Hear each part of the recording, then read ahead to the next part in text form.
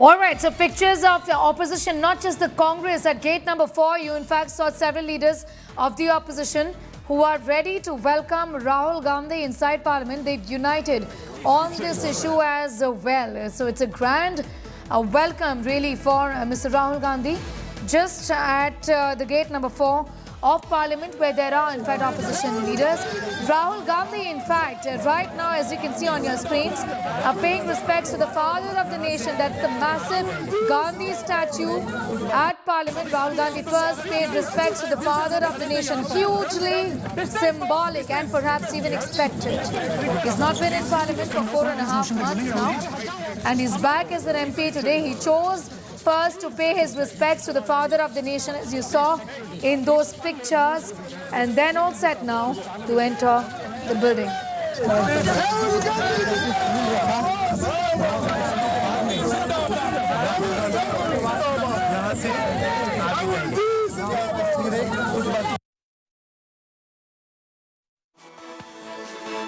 Pictures of Rahul Gandhi. First he's entered a Parliament complex, and then in fact he paid respects to the father of the nation. Now he's going to be moving inside Parliament through gate number 4, where opposition MPs, all of the members of the opposition MPs, the India bloc, are waiting in fact to welcome. Essentially, Gandhi gets a grand welcome inside Parliament, with the India bloc also in fact rallying around this point.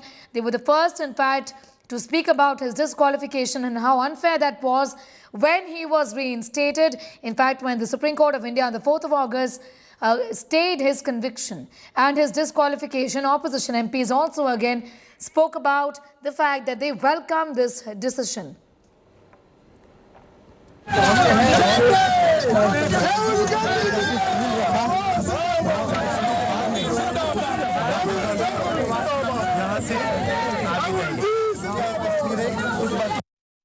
We're bringing to you fresh visuals of Rahul Gandhi as he's just arrived inside the Parliament after almost a 135-day hiatus. Rahul Gandhi now back in action. Of course, this was a long-drawn legal battle, a big relief that's come in from the Supreme Court that stayed the conviction in the criminal defamation case on the Modi surname. The controversy went on for nearly 2.5 months, about 135 days after Rahul Gandhi now back in the Parliament. These are first images of Rahul Gandhi giving the Congress party a good impetus right ahead of the no trust, no confidence motion that will be playing out in the House tomorrow. Today is a big day undoubtedly, as a Delhi Services Bill will be presented in the Rajya Sabha. Rahul Gandhi giving Congress itself as a party a big boost as he arrives, and those are the first images that we flashed to you right here on India Today at the Parliament premises. This is Rahul Gandhi all back in the Parliament with huge celebrations that broke out among the Congress cadre. Across the country we saw celebrations galore. Of course, the opposition, the Congress, claiming that all the attempts by the BJP to suppress Rahul Gandhi, now the Supreme Court has given us justice. He will not be, they will not be able to stop him from speaking the truth, etc. We heard all sorts of narratives playing out, with the Congress accusing the BJP of deliberately trying to hold him back from entering the Parliament. And now they claim they've got justice. Gary.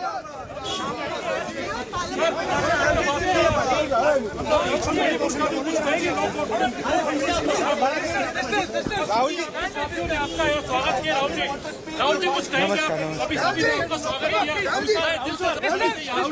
किया। Distance boss, distance request please, humble request. Rahul Gandhi कल तक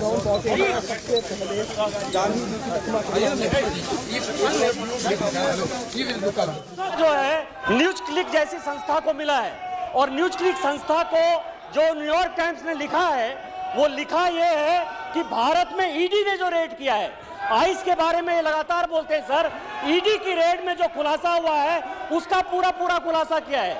और वो जो news click है sir, वो देशद्रोही gang, टुकड़े गैंग जो भारत को खंडित करना चाहते हैं, वो न्यूज क्लिक उस संस्था का जो है हेड कर रहा है, पुरकायस्त उसका मालिक है।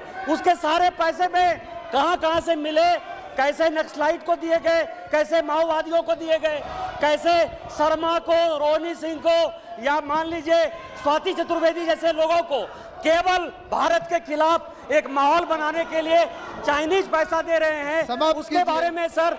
दूसरा, मैं इस सरकार से मांग करता हूं सर कि जब भी भारत में संकट आया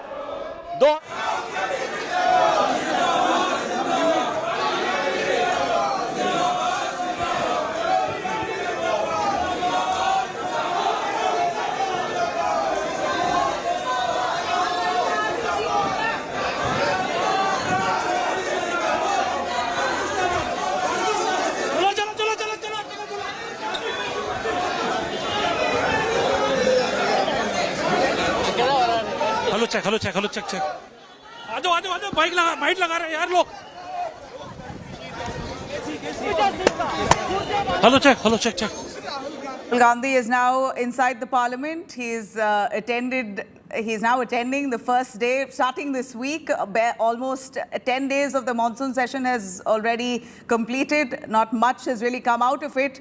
With Rahul Gandhi now in the house, will there be fruitful discussions is the question here. Rahul Gandhi on the right-hand side, we bring you visuals of Rahul entering the parliament.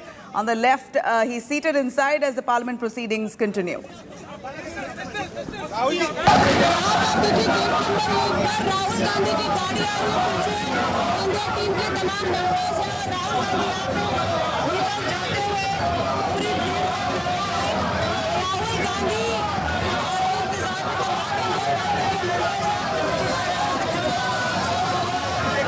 पूरी राहुल गांधी जब उनकी सदस्यता बहाल हो रही है, दौड़ लगी है तमाम सांसदों द्वारा और इंडिया पार्टी तब से राहुल गांधी के स्वागत में यहाँ पे इंतजार कर रही थी। राहुल गांधी सीधे उतर के संजय सिंह जो सांसद है उनसे शायद मिलने के लिए जाए और ये राहुल गांधी की संसद में पहली झलक राहुल जी आप देख रहे हैं।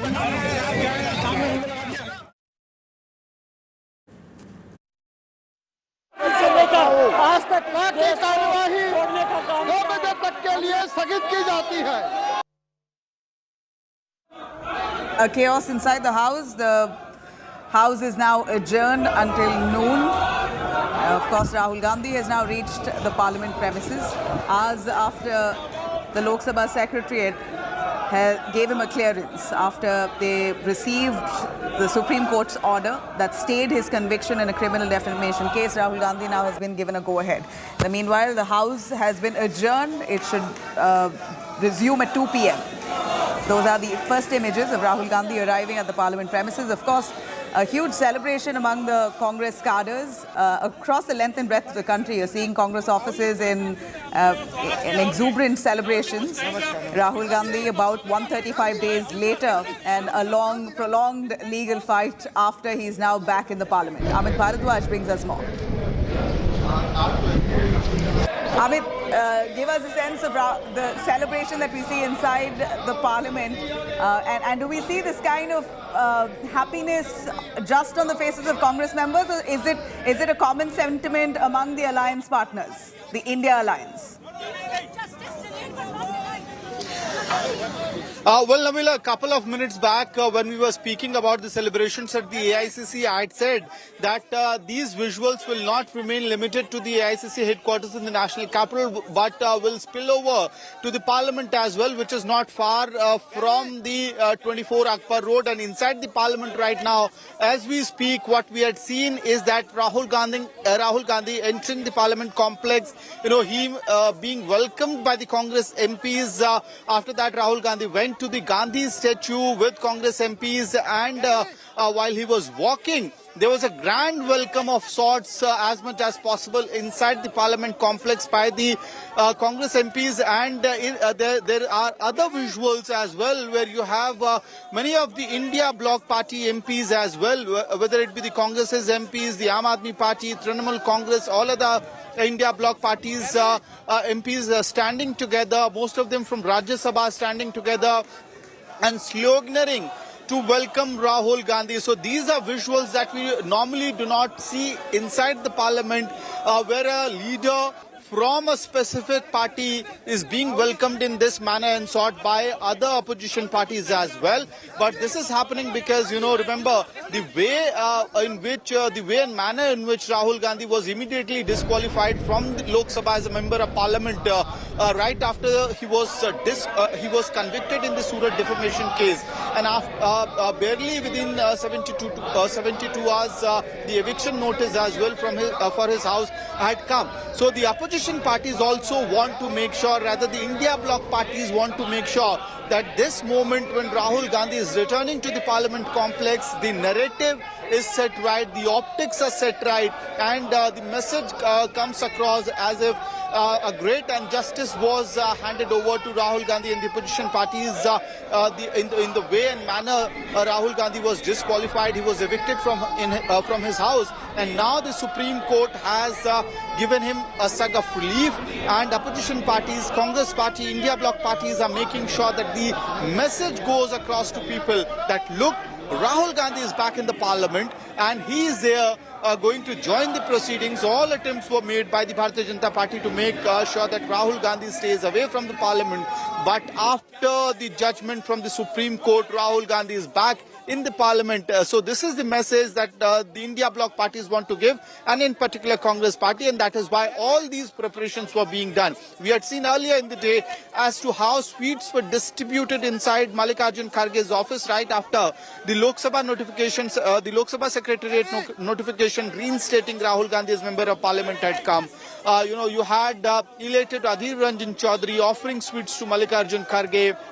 Many of the Congress MPs literally holding bags of sweets inside the parliament complex. And now, the moment Rahul Gandhi had entered the parliament complex, there was a celebration of sorts, not only from the Congress party MPs, but also by other MPs from the India bloc party. So clearly, opposition parties banding together to send across a message that, look, injustice was done, and that has been reversed, and Rahul Gandhi is here back in the parliament. And very interesting developments would unfold tomorrow, Nabila. Remember, the no confidence motion that you were referring to is to happen tomorrow, and Rahul Gandhi is expected to speak during the no confidence motion. That is what we are learning from our sources. And if he speaks, we have to be prepared for a massive firework on the floor of the House and in Lok Sabha as well, where you could, all you could expect is Rahul Gandhi once again tuning guns at the Bharatiya Janata Party, at the central government. Well, there's also a lot of, the BJP is often taking jibes at Rahul Gandhi that he's barely present in the parliament. But now with his reinstatement as an MP, do you think this time around could be slightly different? Have you had a word on that with the Congress netas? Is Rahul Gandhi going to be a lot more regular? Are we going to hear fiery speeches from him in the parliament this time? The strategy, or at least the timing, falls correct as far as the Congress party and the opposition bloc is concerned. You know what more the opposition parties could have asked for, or the Congress in particular could have asked for. On one side, you have the Delhi Services Bill being brought in the parliament, in the upper house of the parliament today, and on that very day, Rahul Gandhi was reinstated, and tomorrow there's going to be a no confidence motion being moved, which has been moved by Gaurav Gogoi of the Congress party itself. And in that moment, you would want your most popular leader to be in the floor of the House and to make that speech. But the question about his regularity, whether he'll be participating in the more of the proceedings or not, is something that the Congress party will have to respond now. But be sure that the last 4 days of this monsoon session, the Congress party and Rahul Gandhi would want to exploit as much as possible to send across a public message, because remember, he has been away from the proceedings because of the disqualification. Now you have the most popular leader of the Congress party, Rahul Gandhi, coming back in the House. He will be speaking as member of the parliament. So the Congress party, Rahul Gandhi himself, as well as the India bloc parties would want to get maximum out of that opportunity. Remember, after the monsoon session, the House will be reconvened normally in the winter session. So there's a long gap between that, and then you will also have the elections in several of the state assemblies, including the Madhya Pradesh, Rajasthan, Chhattisgarh. So what we would expect around that time is that possibly Rahul Gandhi will be busy with the election campaigning, as would be the other leaders from the Congress party and even from the Bharatiya Janata Party for that matter. But rightly so, that question that you asked, whether he'll be regular in the proceedings or not, that is to be seen. But as far as the monsoon session is concerned, there are hardly 4 to 5 days that is left, because the House is expected to go Sandai on 11th of this month, and there's a possibility that after Prime Minister's speech is expected on the 10th of this month. So Right. there are hardly 4 to 5 days left in the monsoon session. But the Absolutely, there's barely been fruitful proceedings in the parliament. We've just more often than not seen sloganeering, chaos with the opposition alliance partners there sticking to their stance on discussing Manipur with the Prime Minister being in the House. But that hasn't happened. On the contrary, you have the BJP insisting that MPs must discuss, opposition must discuss the atrocities against women in Rajasthan, which is a Congress-ruled state. So this logjam has continued. Nothing fruitful has come in both houses of the parliament. Rahul Gandhi, like you said, is likely to speak tomorrow. Any word that we have on what exactly he's going to be raising in his first speech after being back? Well, Nabila, the no confidence motion that was moved by the India bloc MPs, and rather in particular Gaurav Gogoi of the Congress party, was done because the India bloc parties wanted Prime Minister Narendra Modi to come to the floor of the House and speak on issue of Manipur.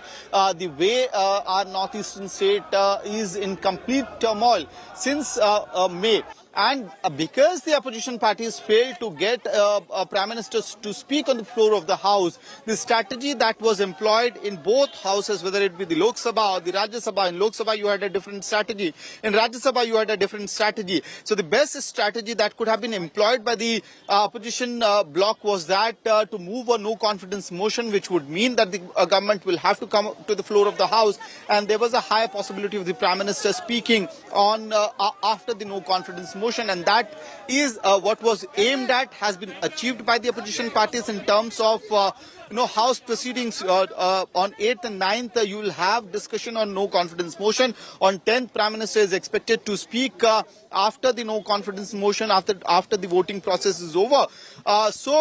In that manner, the speech that we are talking about, or the address that we are talking about, the opposition parties, the Congress MPs, and if at all Rahul Gandhi speaks tomorrow, office, there's a high likelihood. Speech could be focused majorly on Manipur and other policy matters through which Mr. Gandhi could target the government over its policy issues. So that is pretty clear. Manipur is going to remain the top focus for the India bloc parties, for the Congress party, and possibly also for Rahul Gandhi tomorrow. Back to you. That said, as we see the kind of celebration for Rahul Gandhi in the parliament, it's also a very important day for the Aam Aadmi Party, as the Delhi Services Bill is going to be introduced in the Rajya Sabha. Rajya Sabha has been adjourned until 2 p.m. Once it resumes, it's going to be a real litmus test to see if at all the India alliance, the opposition alliance partners, are truly on one page or not, because that's only the place where they could defeat the BJP in numbers.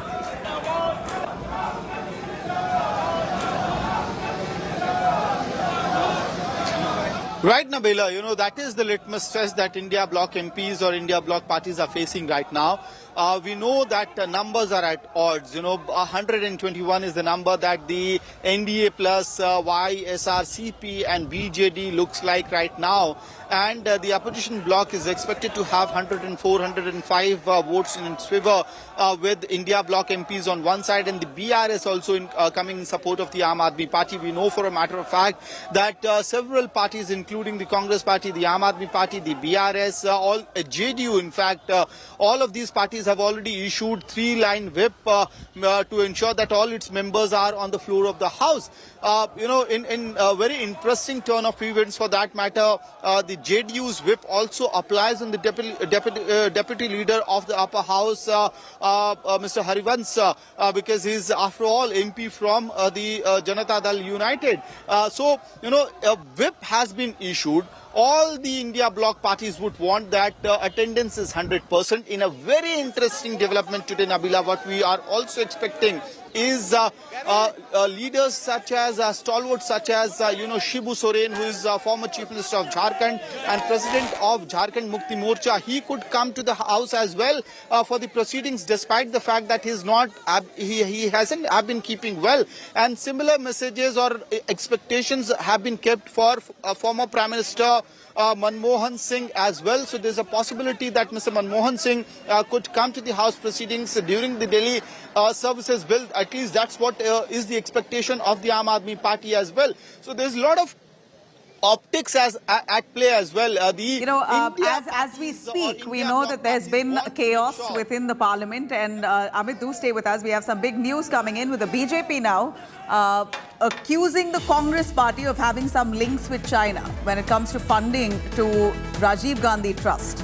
A big allegation surfacing. BJP now accusing the Congress party in the parliament, accusing the Congress itself to have links with China, breaking up the Chinese funds issue for Rajiv Gandhi Trust. After New York Times exposed China propaganda funding, BJP now says probe the Congress-China links. Listen in. जब भी भारत में संकट आया 2005 से लेकर 2014 तक Chinese government ने कांग्रेस को पैसा दिया, जिसका FCRA लाइसेंस भारत सरकार ने कैंसिल किया। 2008 में जब ओलंपिक हुआ, ये कांग्रेस को, ये सोनिया जी को और राहुल जी को बुलाया गया। 2017 में जब डोकलाम हो रहा था, उस डोकलाम के समय सर ये चाइनीज के साथ बातचीत कर रहे थे। चाइनीज के माध्यम से देश में एक अलग तरह का माहौल पैदा करना चाहते हैं। मेरा भारत सरकार से आग्रह है कि जितनी भी फंडिंग हुई है कांग्रेस को, जितनी भी चाइना ने फंडिंग की है, जांच की जाए और जितने लोग हैं उनको सलाखों में डाला जाए और कांग्रेस पार्टी को किया जाए। Right. There you have Nishikant Dubey of the BJP claiming the Congress has links with China. And this is what the BJP has been raising time and again. Issue of Chinese donations to the Congress party. As we see in the latest, Nishikant Dubey, the House raises questions as to why Chinese funding came to Rajiv Gandhi Trust. In fact, the BJP has not missed an opportunity to raise this question. And this time, yet again, Nishikant Dubey making that point on the floor of the House, as you have the opposition trying hard to corner the government on issues like Manipur and wanting a debate on the matter.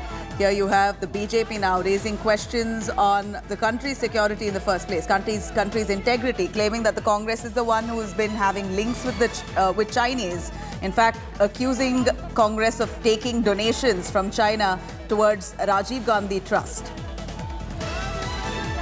Let me cut across to Shehzad Poonawala joining us on the phone line. Shehzad, the reason to why this issue has been raked up in the parliament today?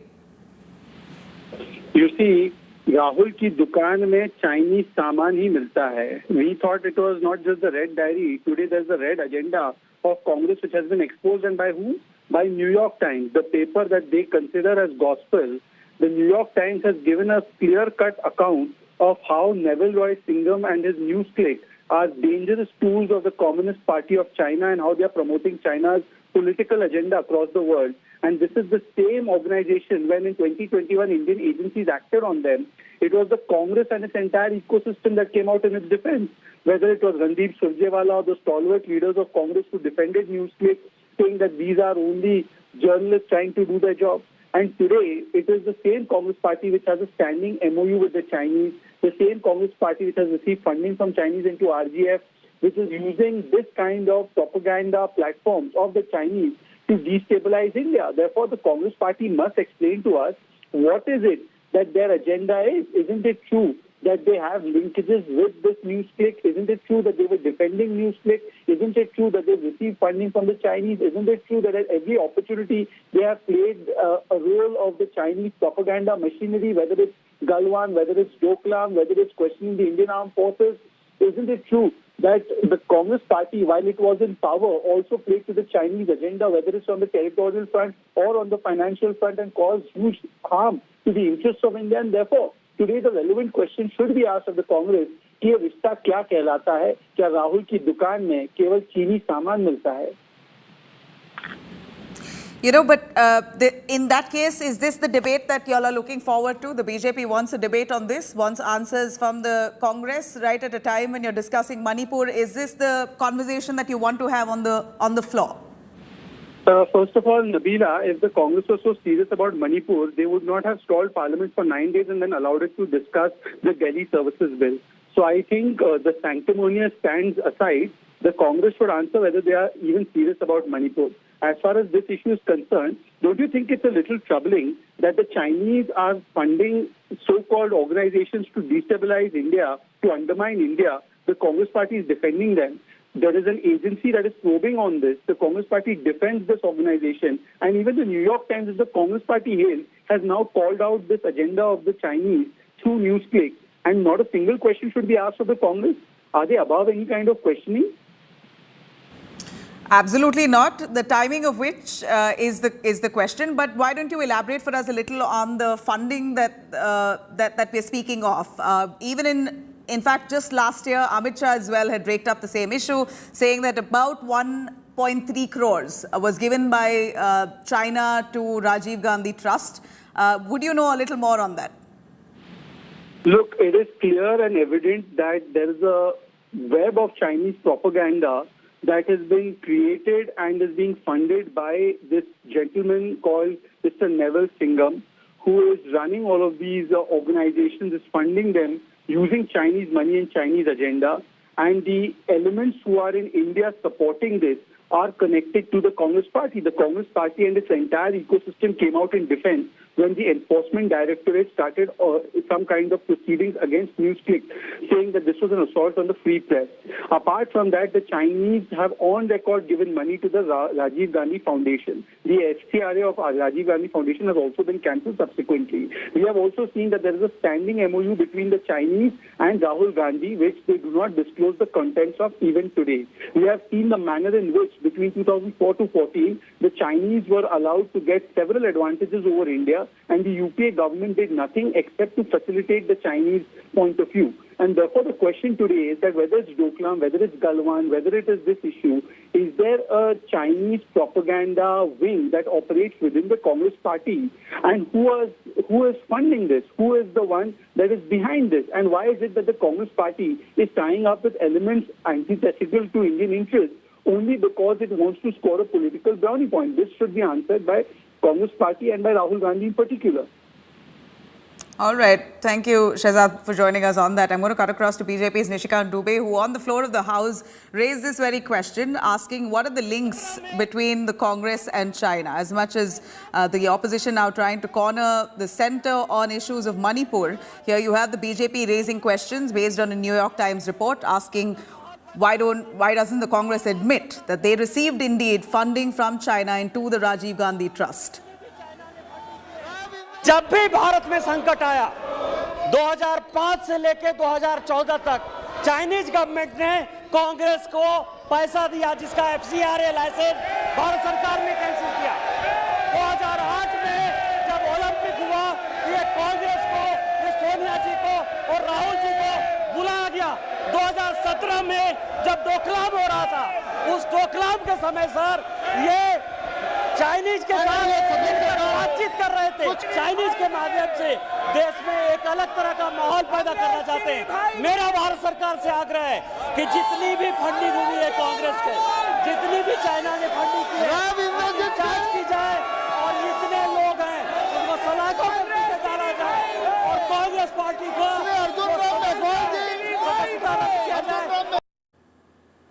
All right, slipping into a short break, coming up on the other side, taking you through all the action on the India bloc, getting ready for the battle in Rajya Sabha. Two tests for the opposition alliance as the Delhi Services Bill is going to be introduced, ailing ex-Jharkhand Chief Minister Shibu Soren also to vote. Stay with us.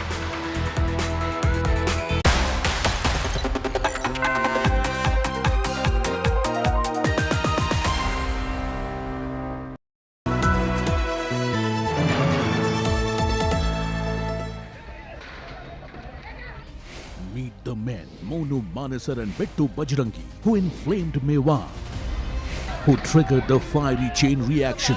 आपके videos ने जो है वो उकसाने का काम करा है इस यात्रा में। कोई उकसाने का कार्य नहीं किया, ना मैं उस यात्रा में गया। The key faces of the new nightmare.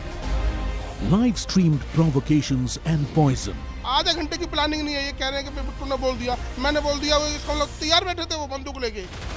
Cops hunt them, but we find them. Listen as they paint the full scary picture. Only on India Today Television.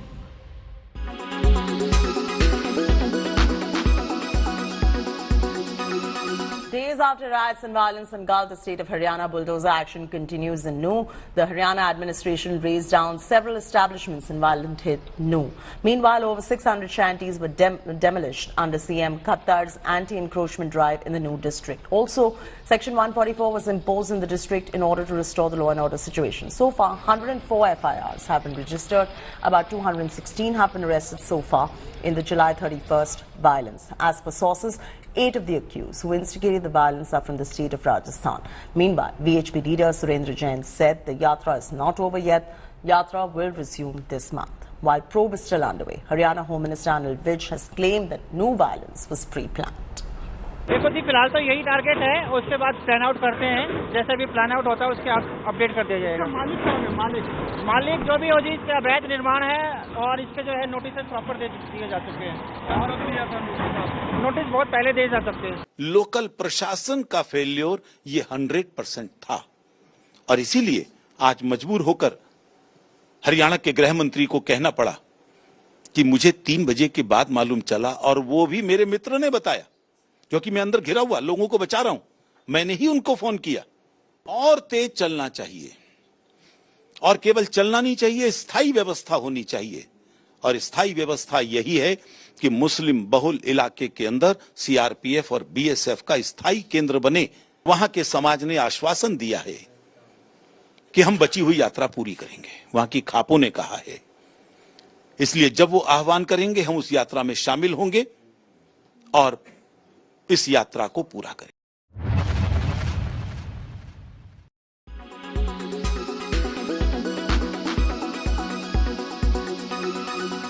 Make your media plan smarter with India Today Live TV on your connected devices.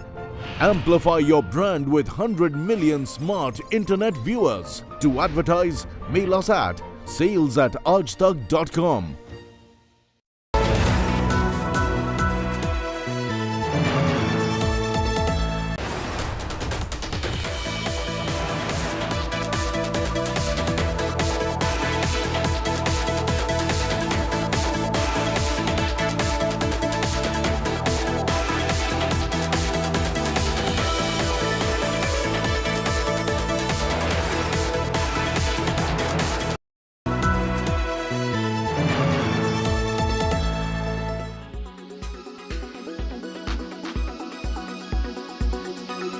Karnataka Minister Dinesh Gundu Rao has stirred a controversy, putting the India alliance in a tough spot. Dinesh Gundu Rao called Aam Aadmi Party's Mohalla Clinic overhyped after visiting Panchsheel Mohalla Clinic in Delhi city. Meanwhile, AAP claims the Karnataka minister changed his stance after receiving a phone call. Here's more. The opposition India alliance is in a spot. War of words erupt between the Aam Aadmi Party and the Congress over Mohalla clinics in Delhi. It started with a guided tour of Mohalla clinic given to Karnataka Minister Dinesh Gundu Rao, shared widely on social media by AAP leaders. But Dinesh Gundu Rao later called Arvind Kejriwal government's Mohalla clinics overhyped and disappointing. It was not like the way it was hyped up to be. So in that way, it was a disappointment. It was not like the way it was set up to be as a model for the whole country. I think there are better models in many other states also. And even in Karnataka also, we've got our own good model. Now, Congress leader Sandeep Dixit has slammed Arvind Kejriwal's governance. जब कभी बड़ा alliance होता है तो उसमें ऐसे सब भी हो जाते हैं। अब ऐसा नहीं है भाई, जंगल में जहाँ शेर रहते हैं, हाथी रहते हैं, वहाँ गीदड़ भी रहते हैं। गीदड़ से भी नहीं करेंगे यार, गीदड़ बेचारे में भी बहुत बढ़िया क्वालिटीज होती हैं, वो भी प्राकृतिक होता है, उसका भी प्रकृति में कोई योगदान होता है। Meanwhile, the Bharatiya Janata Party did not miss out on the opportunity to take a dig at the Kejriwal government. These two parties that cannot see eye to eye have only come together not because they have any mission or vision. It is only because they want to save their corruption, their commission, their politics of division and their obsession and ambition for position. AAP claims Dinesh Gundu Rao changed his position on Mohalla clinics under pressure from some quarters. Dinesh Rao ji बहुत तारीफ कर रहे थे, मोहल्ला clinic देख रहे थे, अखबार वाले साथ में थे, मीडिया साथ में। अचानक एक फोन आया, किसका आया तो वो बता सकता है, और उनकी भाषा बदल गई। The open fight between the Congress and Aam Aadmi Party has come as an embarrassment for the newly forged opposition alliance, India. Will the two parties be able to bury their differences ahead of elections? Bureau Report, India Today.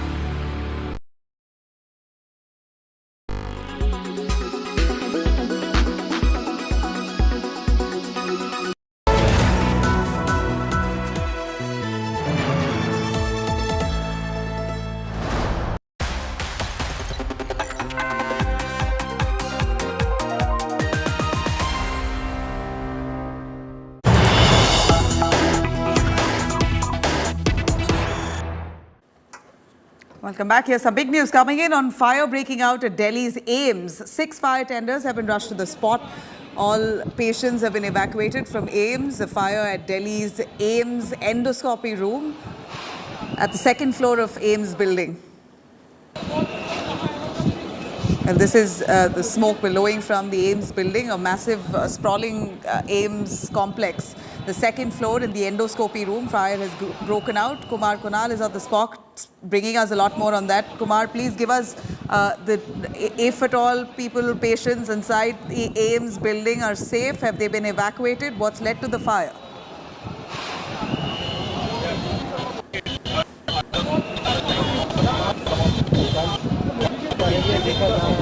Kumar Kunal.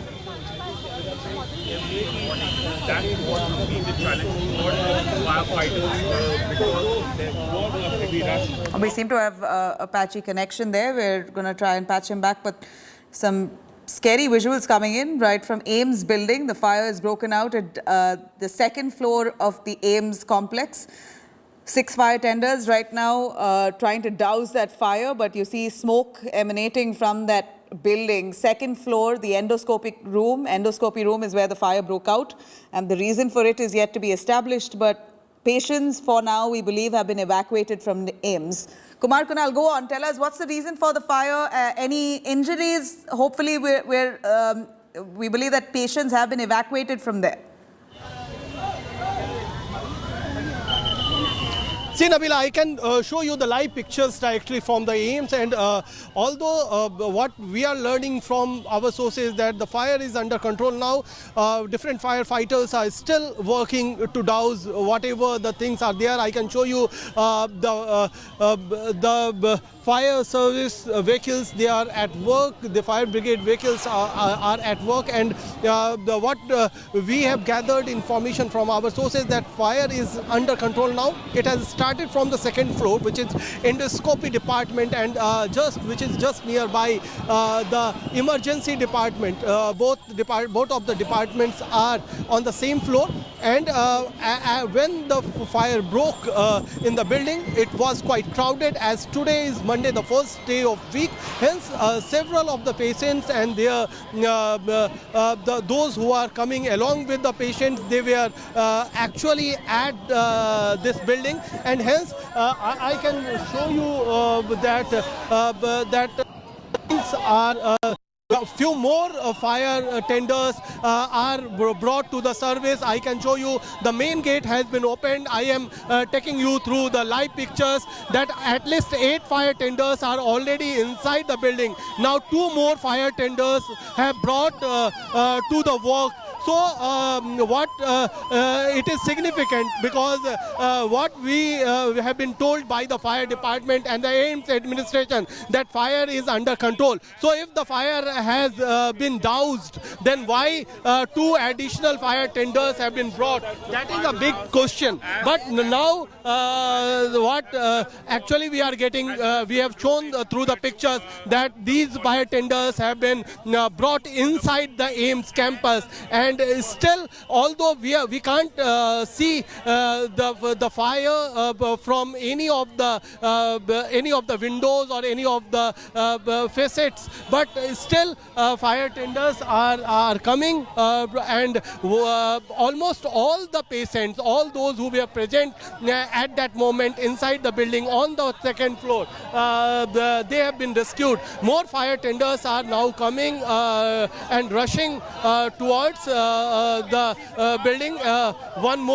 2 more fire tenders are coming inside the building. So this is the situation right now. I can show you the live pictures which are coming directly from the most important, the biggest hospital in the country, which is All India Institute of Medical Sciences. So this is the situation, and firefighters as well fire tenders are continuously rushing to douse the fire. So there were obviously information that fire was controlled, but now the situation is not under.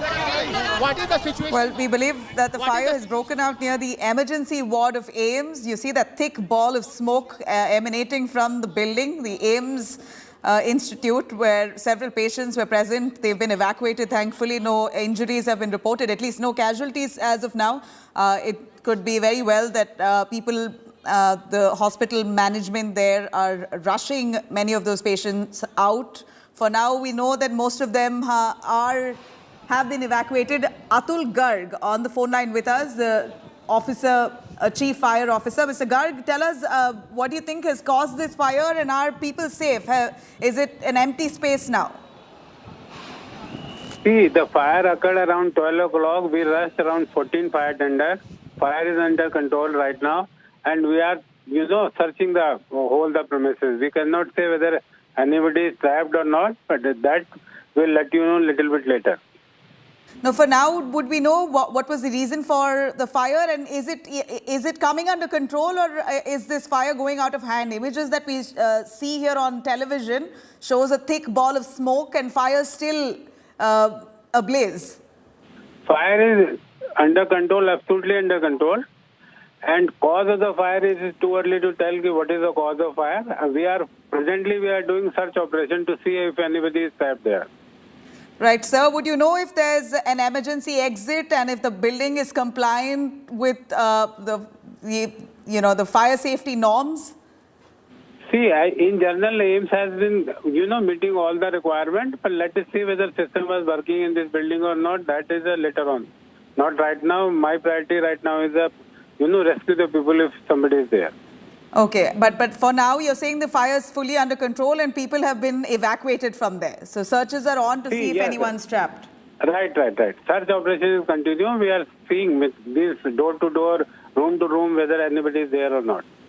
Fire is under control, absolutely under control.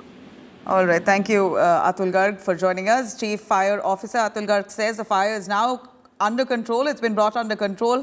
11:54 a.m. That's roughly about 45 minutes ago when the fire tenders were alerted of this fire that broke out in the endoscopic room, very close to the emergency room of AIMS. following which 6 fire tenders were rushed to the spot. In fact, Atul Garg tells us there are nearly 14 teams who are doing everything they can to bring this fire under control. Search operations across the AIIMS complex underway to see if there's anyone trapped. For now, people are safe. Kumar Kunal joins us more. Kumar, here we know that AIIMS is quite a busy area, even on that road that leads up to AIIMS.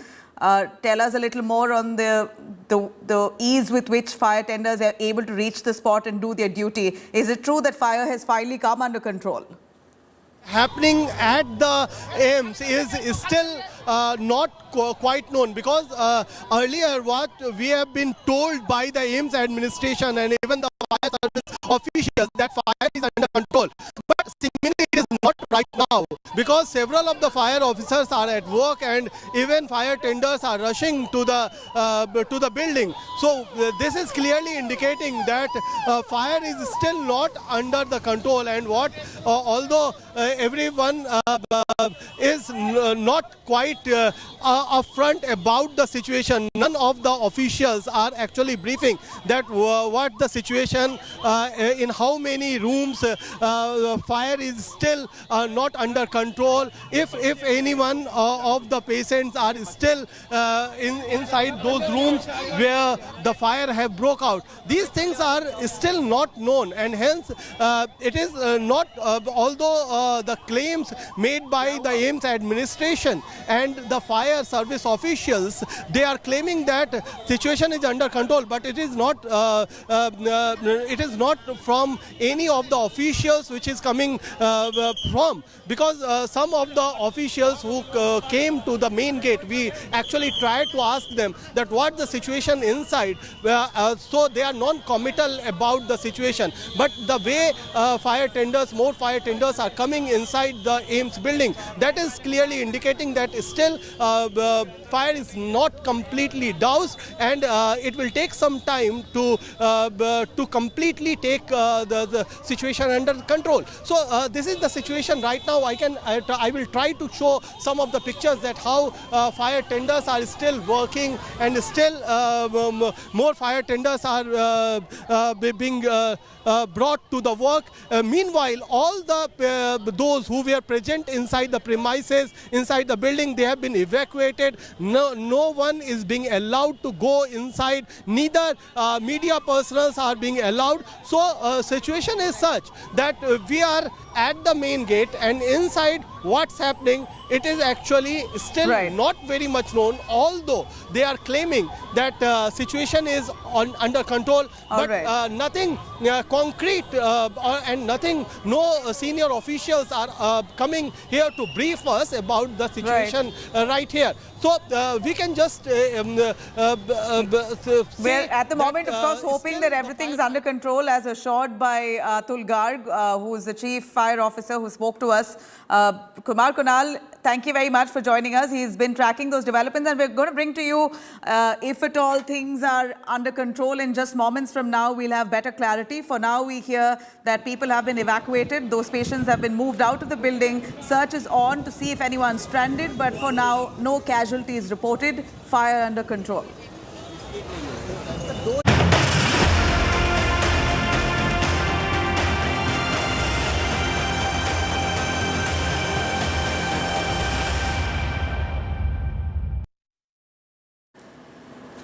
All right, cutting across to new violence, just days after the entire state of Haryana was engulfed in communal clashes. In the New district, where the clashes really broke out, bulldozers were completely razing down many of those constructions which the civic body accused of being illegal. And after much outrage and petitions before the High Court, now you have the Punjab and Haryana High Court asking for officials to stop razing down illegal construction. In fact, demolition of this demolition drive itself in the name of illegal encroachments was carried on in New. It continued for the 4th day straight. Started, in fact, on Sunday, it was already 4 days that these shanties, according to officers there, were illegal. A bunch of houses were broken down. Bulldozers raised it down. A curfew in No now has been lifted, though, for 4 hours on Sunday in an attempt to restore some kind of normalcy. The curfew was relaxed in No even today. So about roughly 4 to 5 hours, curfew is relaxed so that people can move about doing their business. As far as investigation is concerned, Haryana police has now intensified probe.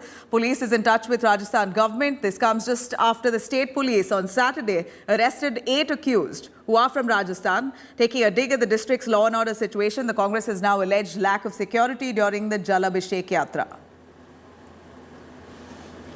नूह से लेकर सोहना तक में जितनी भी हिंसा हुई वो सब कुछ प्री प्लान थी। एक साजिश के तहत इस हिंसा को अंजाम दिया गया था। हरियाणा पुलिस ने राजस्थान से 8 से ज़्यादा आरोपियों को गिरफ्तार किया है और उनसे पूछताछ में यह खुलासा हुआ है कि वो साजिश के तहत हरियाणा की सीमा में दाखिल हुए थे। उन्हें मालूम था कि शोभा यात्रा निकलने वाली है और इसी के तहत वो दाखिल हुए थे और उन्होंने जमकर हिंसा फैलाई थी। इसके अलावा पाकिस्तानी यूट्यूबर के वीडियो में लगातार भड़काऊ कंटेंट थे, उस पर एसपी ने भी ये खुलासा किया है कि इस तरह के वीडियो लगातार पाकिस्तान से जारी किए जा रहे थे, जिस पर हरियाणा पुलिस की नज़र बनी हुई है। कैमरामैन अंकित के साथ अरविंद ओझा। जब ये यात्रा हुई तो उसके पहले ये सुना है कि कोई 2, 4, 5 बड़े खतरनाक और बड़े सांप्रदायिक माहौल को बिगाड़ने वाले वीडियो सर्कुलेट हुए, कहा जाता है, जिस कारण से वहाँ उपद्रव हुआ। तो जब आपको मालूम है कि इस तरीके के वीडियो सर्कुलेट होंगे तो स्थानीय स्तर पर टेंशन तो हो सकती है। तो ये तो मैं नहीं मान सकता कि पुलिस वाले भी उसी समाज में रहते हैं, वहीं रहते हैं, उनके पास ये वीडियोस नहीं आए होंगे। धार्मिक कोई जगह एक ऐसी जगह से जा रहा है जो संवेदनशील है या जहाँ कुछ भी हो सकता है, तो वहाँ आपको पुख्ता इंतजाम करना चाहिए था। अब तक 56 FIR रजिस्टर हो गया डिस्ट्रिक्ट नो में और 147 लोगों को हमने अरेस्ट कर दिया। इन्वेस्टिगेशन हमारा चल रहा है, 4 टीम्स को बनाया। इन्वेस्टिगेशन तेजी गति में प्रोग्रेस चल रहा है। अभी टेक्निकल एविडेंस में जोड़ा जाएगा और इन्वेस्टिगेशन वगैरह आगे बढ़ता जाएगा, सब कुछ खुलासा हो जाएगा। All right, now reacting to violence and riots that broke out in Haryana's Nuh, Brahm Yadav, a Gurugram councillor, has said that Hindus should not give Muslims houses on rent and that the landlords should check the Aadhaar cards of their tenants before renting out their homes. In fact, he's also added that one should boycott shops run by Muslims. मेरा निवेदन ये है भाई कि इन किराएदारों को मत दो, meet मच्छी की दुकान जैसे तिगरा में घुसे हम भाई, ऐसे मुसलमानों को मत दे, भूखे रह लेंगे, लेकिन इनका पैसा हमारा पैसा इनके पास जाता है, इनसे हम ले। तो भाई हाथ जोड़ के निवेदन है सभी ग्रामीण वासियों से जो यहाँ गुड़गांव के कोई भी आए हो, जैसे मैं कातीपुर से आया हूँ भाई, मैं भी अपने गांव वालों से निवेदन करूंगा हाथ जोड़ के सबके आधार कार्ड देखो, जो मुसलमान हो उसको अपना मकान कोई भी जमीन मत दो। और जो हमारे हिंदू भाई है वाल्मीकि है, कोई भी है भाई, वो मीट की दुकान हिंदू भाई करे, बाहर से आके मुसलमान यहाँ कमाते हैं और फिर वही हमारे ऊपर गोलियां चलाते हैं। All right, that was a brazen statement by the BJP councillor in full public glare. Slipping into a short break on that note, coming up on the other side, Assam set to bring ban polygamy law. Hemanta Biswa pledges empowerment for women. Opposition calls the move as communal and diversionary. Stay with us.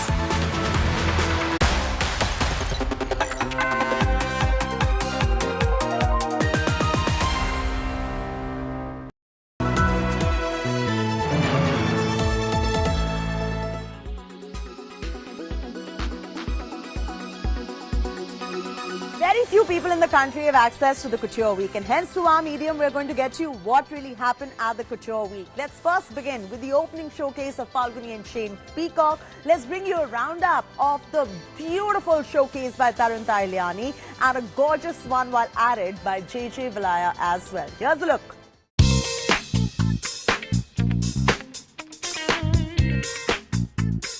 Designer Tarun Tahiliani presented his latest masterpiece capsule, For Eternity, at India Couture Week. With For Eternity, Tarun paid homage to the timeless allure of traditional craftsmanship and art.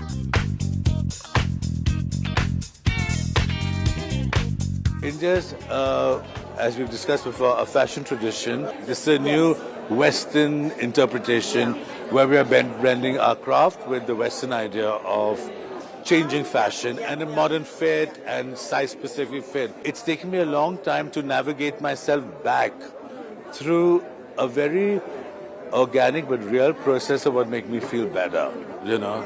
I grew up, I thought Studio 54 was the last word. Falguni and Shane Peacock's show had a strong social commentary. They shattered the glass ceiling with model Victor in a lehenga. So anyone now calling the lehenga bridal should now think twice, as inclusivity is the order of the day. Falguni and Shane Peacock opened the Couture Week and had Kiara Advani as the showstopper. This year we wanted to do a lot of layering. If you noticed, we had a kurta and then we had a short jacket and we had a veil and we had dupattas. We just wanted to make it really dramatic and I think also we wanted to reinvent the Indian bridal scene actually. The modern bride wants to wear a jacket, they want to wear short jackets, they want to look cool. I guess inspiration that comes behind every garment, a lot of detailing, it just makes it look so elegant and yet so glamorous. The House of Valaya by J.J. Valaya celebrate the couture season in its new collection, Baroda. It was a marriage of craft and opulence that unfolded through three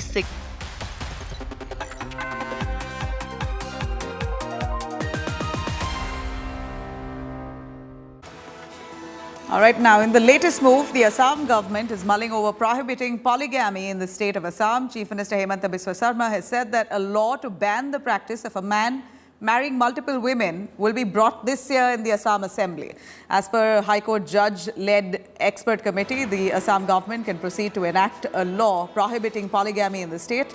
Going by the report submitted by the committee to Chief Minister Biswa Sarma, the state of Assam has the legislative competence to enact a law to end polygamy. This is what the government says. The Chief Minister has added that the law, however, will have to be cleared by the President of India instead of the Governor. Meanwhile, opposition has now slammed the decision of the government, calling this decision itself as diversionary and a communal act, especially at a time when suggestions are being brought in on UCC by the Law Commission. আইন কৰাৰ অধিকাৰ ৰাজ্য চৰকাৰৰ আছে নে নাই সেই সাবজেক্টৰ ওপৰতে আমি কমিটিখন বনাই দিছিলোঁ আজি কমিটিখনে আমাক সৰ্বসন্মতিক্ৰমে ৰায় দিছে যে পলিগমিৰ ওপৰত আইন কৰাৰ অধিকাৰ ৰাজ্য চৰকাৰৰ আছে খালি তাত যেটো ফাইনাল সিগনেচাৰ যেটো এসেন্ট বুলি কয় হেতু ৰাজ্যপালৰ পৰা নহয় ৰাষ্ট্ৰপতিৰ পৰা ল'ব লাগিব whether we will do it in September or December or January that is to be decided but within this financial year this law will definitely come. 4 बार हम लोग बैठा है एक कमेटी बैठने का बाद एक हम लोग रिपोर्ट हम लोग प्रिपेयर किया है और रिपोर्ट प्रिपेयर करके आज हम लोग का रिपोर्ट चीफ मिनिस्टर का ऑफिस में हम लोग चीफ मिनिस्टर का हाथ में दे दिया अभी बाकी गवर्नमेंट का ड्यूटी गवर्नमेंट करेगा पॉलीगमी का ऊपर क्या करना है क्या करना नहीं तो ये सब गवर्नमेंट करेगा. Our agenda was to basically see whether there was legislative competence for the state to enact a law, given the fact that polygamy, and particularly for Muslims, is also governed by the Sharia Act of 1937, which is a central law. So it was keeping this in mind that the committee sat and finally submitted its report and has generally pointed out that the state has the legislative competence to do so subject to the doctrine of repugnancy under Article 254, which means it requires the presidential assent. Would this apply only with regard to the Sharia Act, as in the repugnancy with regard to the Sharia Act, or would the polygamy ban also apply to tribal practices, etc.? In fact, in the report, we have considered that very briefly, because this was specific to the Sharia Act. We've also pointed out that the tribals have a protection under the Hindu Marriage Act of 55. So polygamy, in a sense, or marriage laws, there's been codification of it. Hindu Marriage Act was 55, the Christian Marriage Act is 1872, the Parsi Marriage Act is 1936, and the Sharia Act is 1937. So with regard to that, we've pointed it out and said that this is something also that during the legislative process could be considered.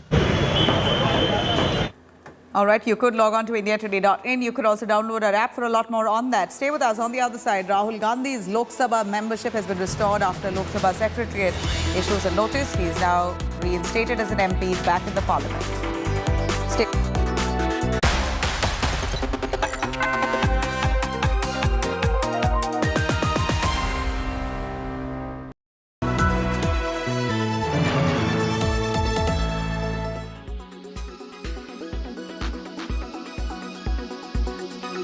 You saw the clothes, you saw the celebrities, you saw the jewelry. Time now for you to see footwear fashion and how to keep it dramatic this season. Here's a look.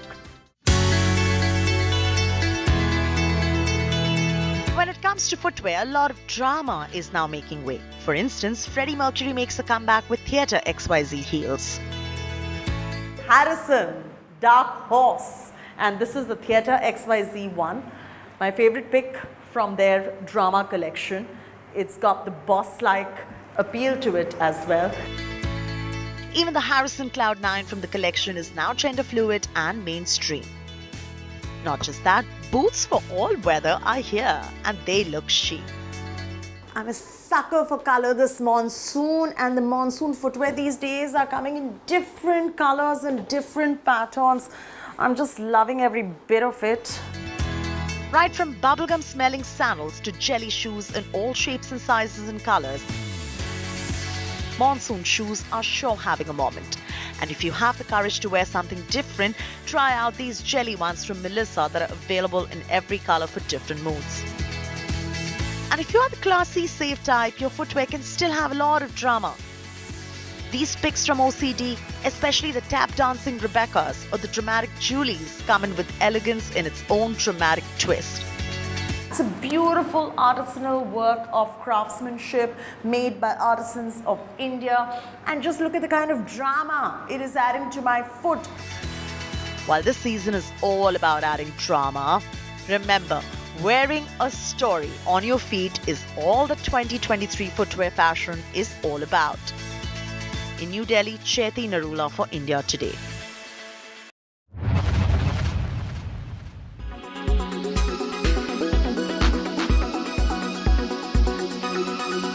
Make your media plan smarter with India Today Live TV on your connected devices.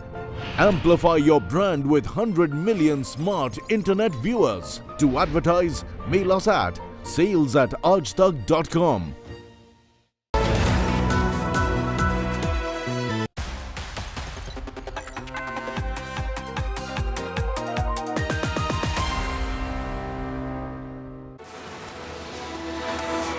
A very good afternoon. You're watching India Today. I'm Nabila Jamal. Rahul Gandhi is now finally back as an MP in the parliament. I'm going to take you through the images of the Lok Sabha, Rajya Sabha, the headlines first. Rahul's Lok Sabha membership finally restored after Lok Sabha Secretariat issued a notice.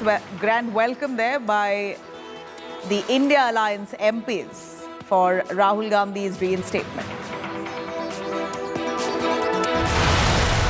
BJP alleges China link in Congress in the parliament. BJP rakes up alleged Chinese funding for Rajiv Gandhi Trust after New York Times exposed China propaganda funding. BJP says the probe, BJP asking now for a probe on Congress's China links.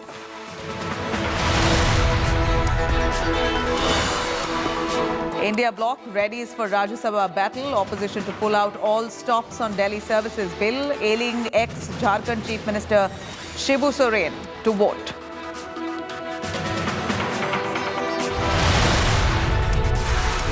Furious BSP MP, BJP MLC verbal spat on stage. Danish Ali stops the BJP MLC's Bharat Mata chant on stage. BJP Neta Vijay Vargiya threatens, says can kill anti-Bharat brigade. Fire breaks out at Delhi's AIIMS endoscopy room near the emergency ward. All patients evacuated. Fire tenders have managed to bring the fire under control.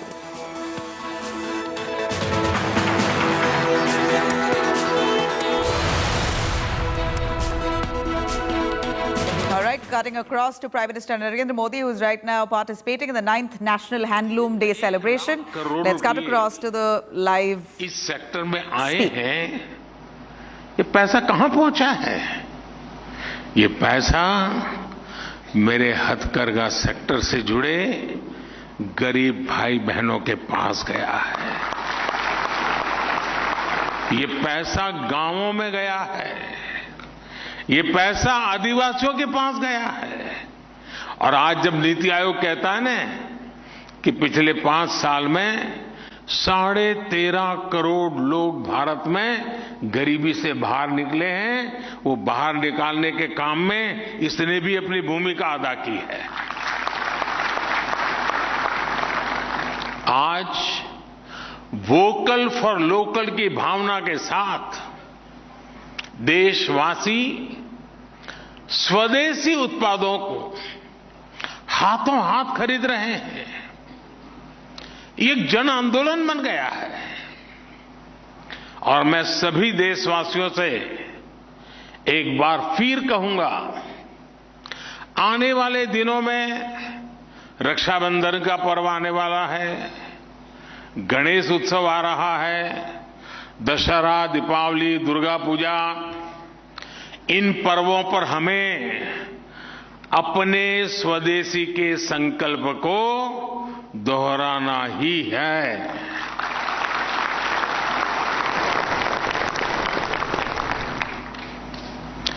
और ऐसा करके हम अपने जो हस्तशिल्पी हैं, अपने बुनकर भाई बहन हैं, हथकरघा की दुनिया से जुड़े लोग हैं, उनकी बहुत बड़ी मदद करते हैं। और जब राखी के त्योहार में,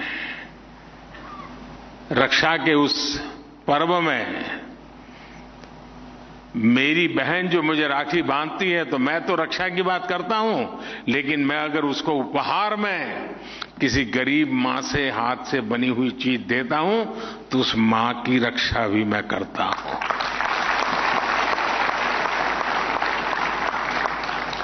साथियों, मुझे इस बात का संतोष है कि टेक्सटाइल सेक्टर के लिए जो योजनाएं हमने चलाई हैं, वो सामाजिक न्याय का भी बड़ा माध्यम बन रही है। आज देश भर के गांवों और कस्बों में लाखों लोग हथकरघे के काम से जुड़े हैं। इनमें ज्यादातर लोग दलित, पिछड़े, पसमानदा और आदि समाजी समाज से आते हैं। बीते 9 वर्षों में सरकार के प्रयासों ने न सिर्फ इन्हें बड़ी संख्या में रोजगार दिया है, बल्कि इनकी आय भी बढ़ी है। बिजली, पानी, गैस कनेक्शन, स्वच्छ भारत जैसे अभियानों का भी लाभ सबसे ज्यादा वहां पहुंचा है। और मोदी ने उन्हें गारंटी दी है मुफ्त राशन की। और जब मोदी गारंटी देता है तो उसका चूल्हा 365 दिन जलता ही जलता है। मोदी ने उन्हें गारंटी दी है पक्के घर की। मोदी ने इन्हें गारंटी दी है 5 लाख रुपए तक के मुफ्त इलाज की। हमने मूल सुविधाओं के लिए अपने बुनकर भाइयों और बहनों को दशकों का इंतजार खत्म किया है। साथियों, सरकार का प्रयास है कि टेक्सटाइल सेक्टर से जुड़ी जो परंपराएं हैं, वे ना सिर्फ जिंदा रहे, बल्कि नए अवतार में दुनिया को आकर्षित करें। इसलिए हम इस काम से जुड़े साथियों को और उनकी पढ़ाई, प्रशिक्षण और कमाई पर बल दे रहे हैं। हम बुनकरों और हस्तशिल्पियों के बच्चों की आकांक्षा को उड़ान देना चाहते हैं। बुनकरों को बच्चों को स्किल ट्रेनिंग के लिए उन्हें टेक्सटाइल इंस्टीट्यूट्स में 2 लाख रुपए तक की स्कॉलरशिप मिल रही है। पिछले 9 वर्षों में 600 से अधिक हैंडलूम क्लस्टर विकसित किए गए हैं। इनमें भी हजारों बुनकरों की ट्रेनिंग दी गई है। हमारी लगातार कोशिश है कि बुनकरों का काम आसान हो, उत्पादकता अधिक हो, क्वालिटी बेहतर हो, डिजाइन नित्य नूतन हो। इसलिए उन्हें कंप्यूटर से चलने वाली पंचिंग मशीनें भी उपलब्ध कराई जा रही है। इससे नए नए डिजाइन तेजी से बनाए जा सकते हैं। मोटर से चलने वाली मशीनों से ताना बनाना भी आसान हो रहा है। ऐसे अनेक उपकरण, ऐसी अनेक मशीनें बुनकरों को उपलब्ध कराई जा रही है। सरकार हथकरघा बुनकरों को रियायती दरों पर कच्चा माल यानी धागा भी दे रही है। कच्चे माल को लाने का खर्च भी सरकार वहन करती है। मुद्रा योजना के माध्यम से भी बुनकरों को बिना गारंटी का ऋण मिलना संभव हुआ है। साथियों, मैंने गुजरात में रहते हुए बरसों मेरे बुनकर साथियों के साथ समय बिताया है। आज मैं जहां से सांसद हूं, काशी, उस पूरे क्षेत्र की अर्थव्यवस्था में भी हैंडलूम का बहुत बड़ा योगदान है। मेरी अक्सर उनसे मुलाकात भी होती है, बातचीत होती है, इसलिए मुझे धरती की जानकारी भी रहती है। हमारे बुनकर समाज के लिए एक बहुत बड़ी चुनौती रहा है कि वो प्रोडक्ट तो बना लेता है, लेकिन उसे बेचने के लिए उन्हें सप्लाई चेन की दिक्कत आती है, मार्केटिंग की दिक्कत आती है। हमारी सरकार उन्हें इस समस्या से भी बाहर निकाल रही है। सरकार हाथ से बने उत्पादों की मार्केटिंग भी जोर दे रही है। देश के किसी न किसी कोने में हर रोज एक मार्केटिंग एग्जीबिशन लगाई जा रही है। भारत मंडपम की तरह ही देश के अनेक शहरों में प्रदर्शनी स्थल आज निर्माण किए जा रहे हैं। इसमें दैनिक भत्ते के साथ ही निःशुल्क स्टॉल भी मुहैया कराया जाता है। और आज खुशी की बात है कि हमारी नई पीढ़ी के जो नौजवान हैं, जो नए नए स्टार्टअप्स आ रहे हैं, स्टार्टअप की दुनिया के लोग भी मेरे होनहार भारत के युवा हथकरघा से बनी चीजें, हस्तशिल्प से बनी चीजें, हमारे कॉटेज इंडस्ट्री से बनी चीजें, उसके लिए अनेक नई नई टेक्निक, नई नई पैटर्न्स, उसके मार्केटिंग की नई नई व्यवस्थाएं, अनेक स्टार्टअप्स आजकल इस दुनिया में आए हैं। और इसलिए मैं उसके भविष्य को एक नयापन मिलता हुआ देख रहा हूं। आज वन डिस्ट्रिक्ट वन प्रोडक्ट योजना के तहत हर जिले में वहां के खास उत्पादों को प्रमोट किया जा रहा है। देश के रेलवे स्टेशनों पर भी ऐसे उत्पादों की बिक्री के लिए विशेष स्टॉल बनाए जा रहे हैं। हर जिले के, हर राज्य के हस्तशिल्प, हथकरघे से बनी चीजों को प्रमोट करने के लिए सरकार एकता मॉल भी बनवा रही है। एकता मॉल में उस राज्य के हस्तकला उत्पाद एक छत के नीचे होंगे। इसका भी बहुत बड़ा फायदा हमारे हैंडलूम सेक्टर से जुड़े भाई बहनों को होगा।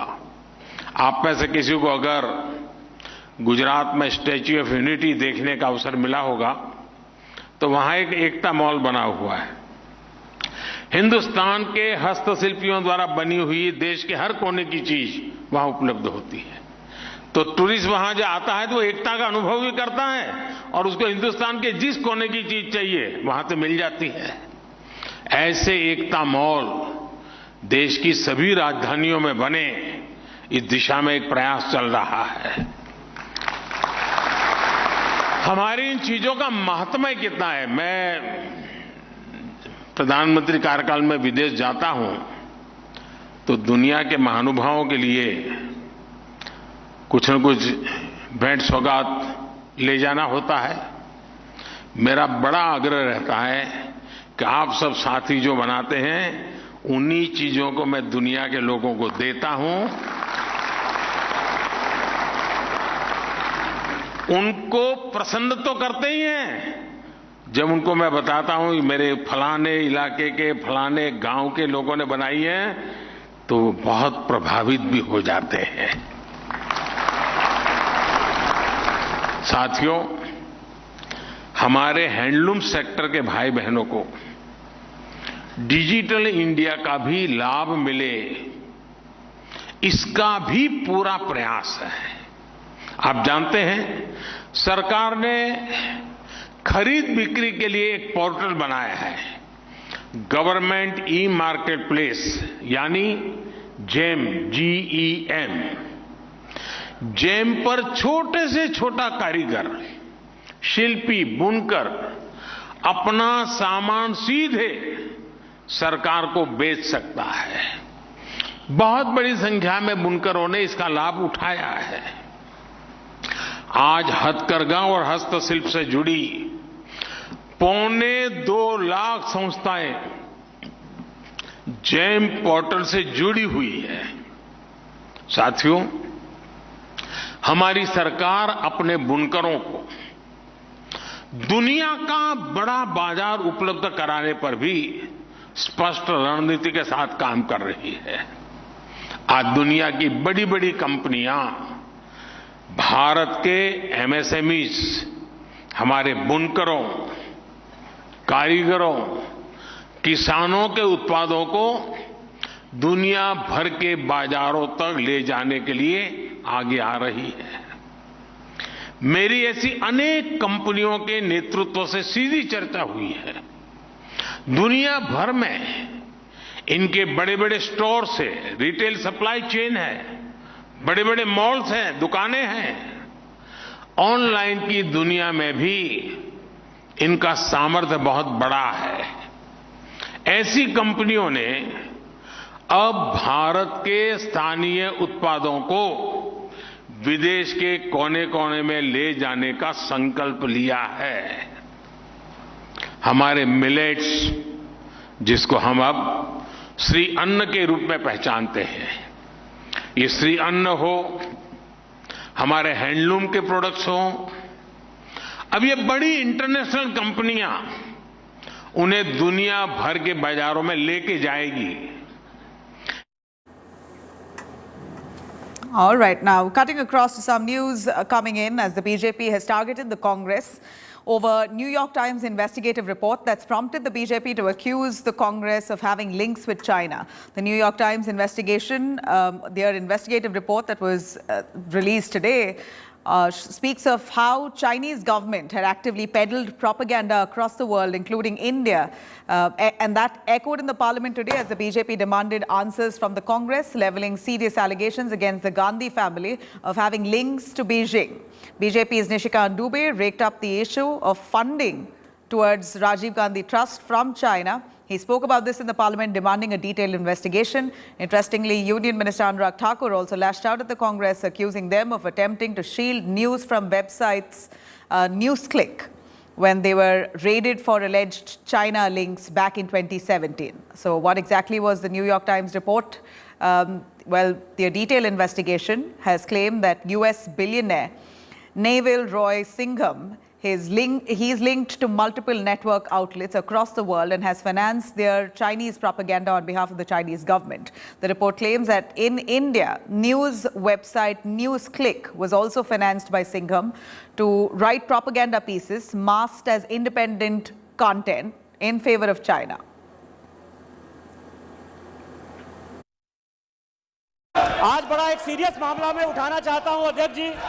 कारण यह है कि न्यूयॉर्क टाइम्स में इन लोगों को जो है केवल विदेशी ताकतों के साथ रहकर उन्हीं के न्यूज़पेपर में, उन्हीं के देश में उनके क्या हो रहा है उसी को यह मानते हैं। न्यूयॉर्क टाइम्स में एक बड़ा अच्छा न्यूज छपा है सर कि 38 करोड़ रुपया जो है न्यूज क्लिक जैसी संस्था को मिला है। और न्यूज क्लिक संस्था को जो न्यूयॉर्क टाइम्स ने लिखा है, वो लिखा ये है कि भारत में ईडी ने जो रेड किया है, आइस के बारे में ये लगातार बोलते हैं सर, ईडी की रेड में जो खुलासा हुआ है उसका पूरा खुलासा किया है।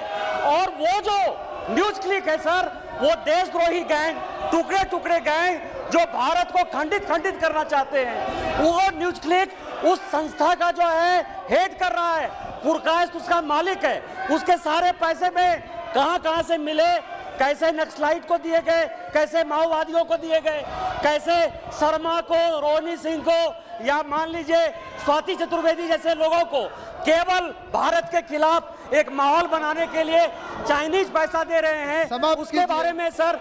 दूसरा, मैं इस सरकार से मांग करता हूं सर कि जब भी भारत में संकट आया 2005 से लेकर 2014 तक चाइनीज गवर्नमेंट ने कांग्रेस को पैसा दिया, जिसका FCRA लाइसेंस भारत सरकार ने कैंसिल किया।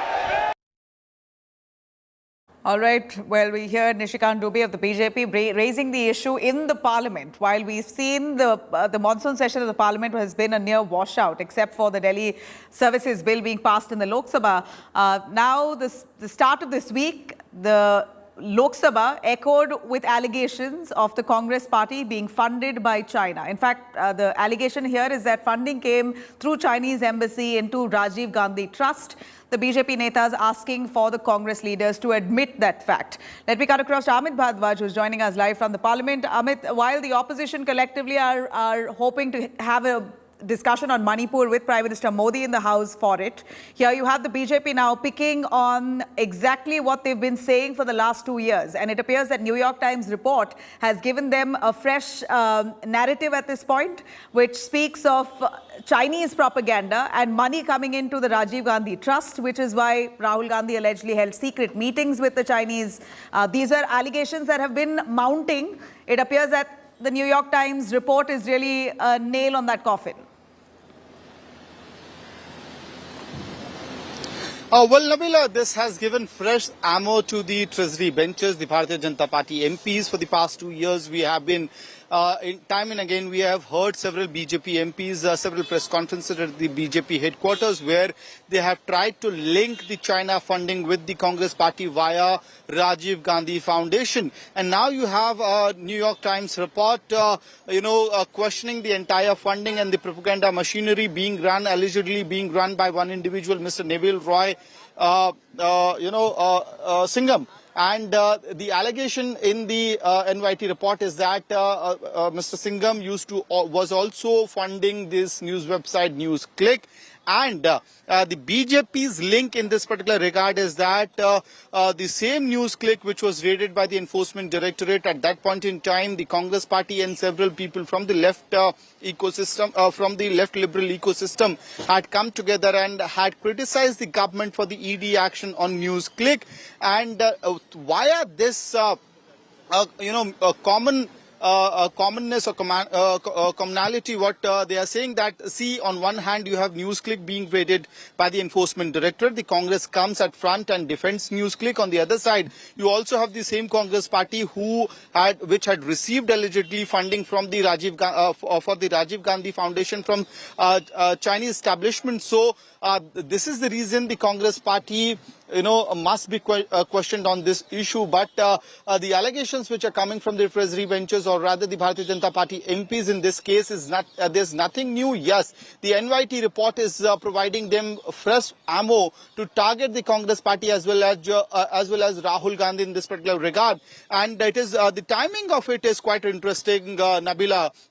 At the very moment when Rahul Gandhi entered the Parliament complex after him being reinstated as MP in the Lok Sabha, that is the time when Nishikant Dubey from the BJP inside the House, inside Lok Sabha, raised this issue about the NYT report, saying that these people referring to the opposition parties keep on talking about the NYT report. Yeah. And here is another NYT report which speaks about as to how Chinese propaganda was being run by this particular website News Click, and they are trying to connect those dots between the and of course the BJP are demanding answers. Well, Amit, stay with us. Shehzad Poonawala of the BJP joining us. Let's have a listen.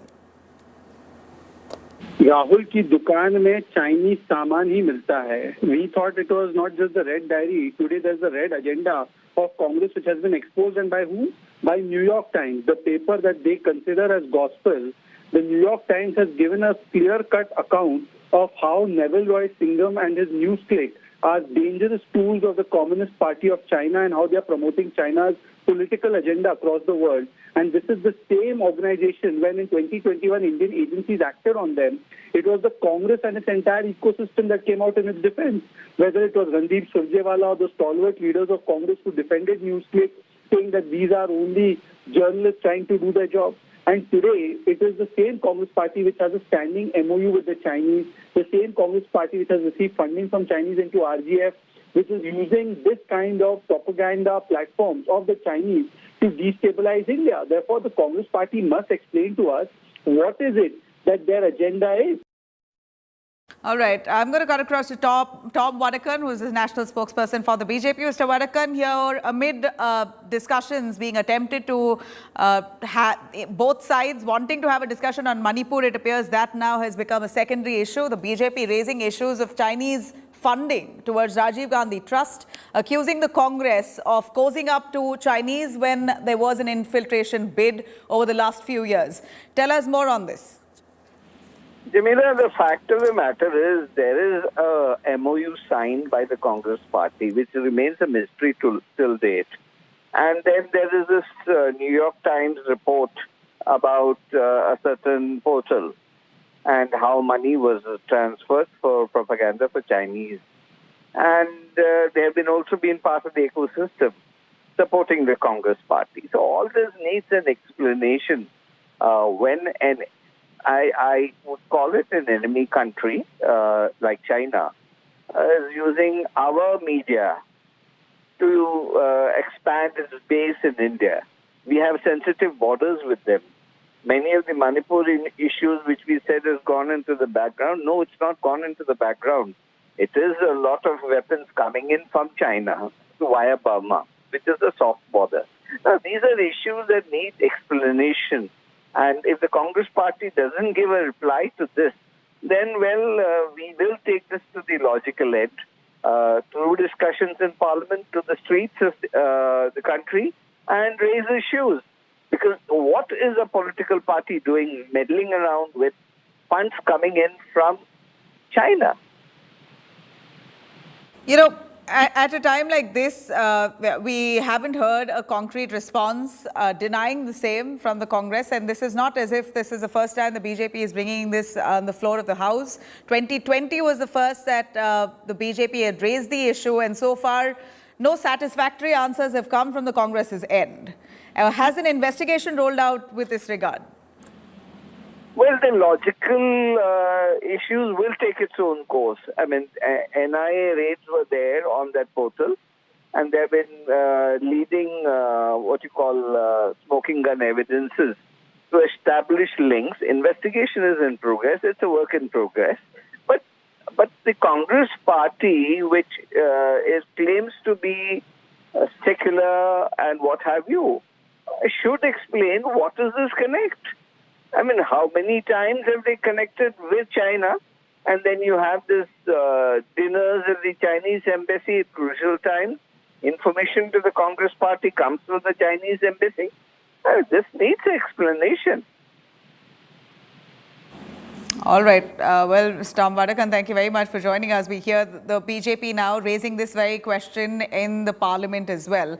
Nishikant Dubey of the BJP questioning the Congress and asking them to admit that they indeed received funding from China into Rajiv Gandhi Trust. What was the need for it? What was the amount taken? And this was precisely around the time when Chinese was trying to infiltrate to the Indian borders. And at a time like that, the Congress was allegedly cozying up with the Chinese.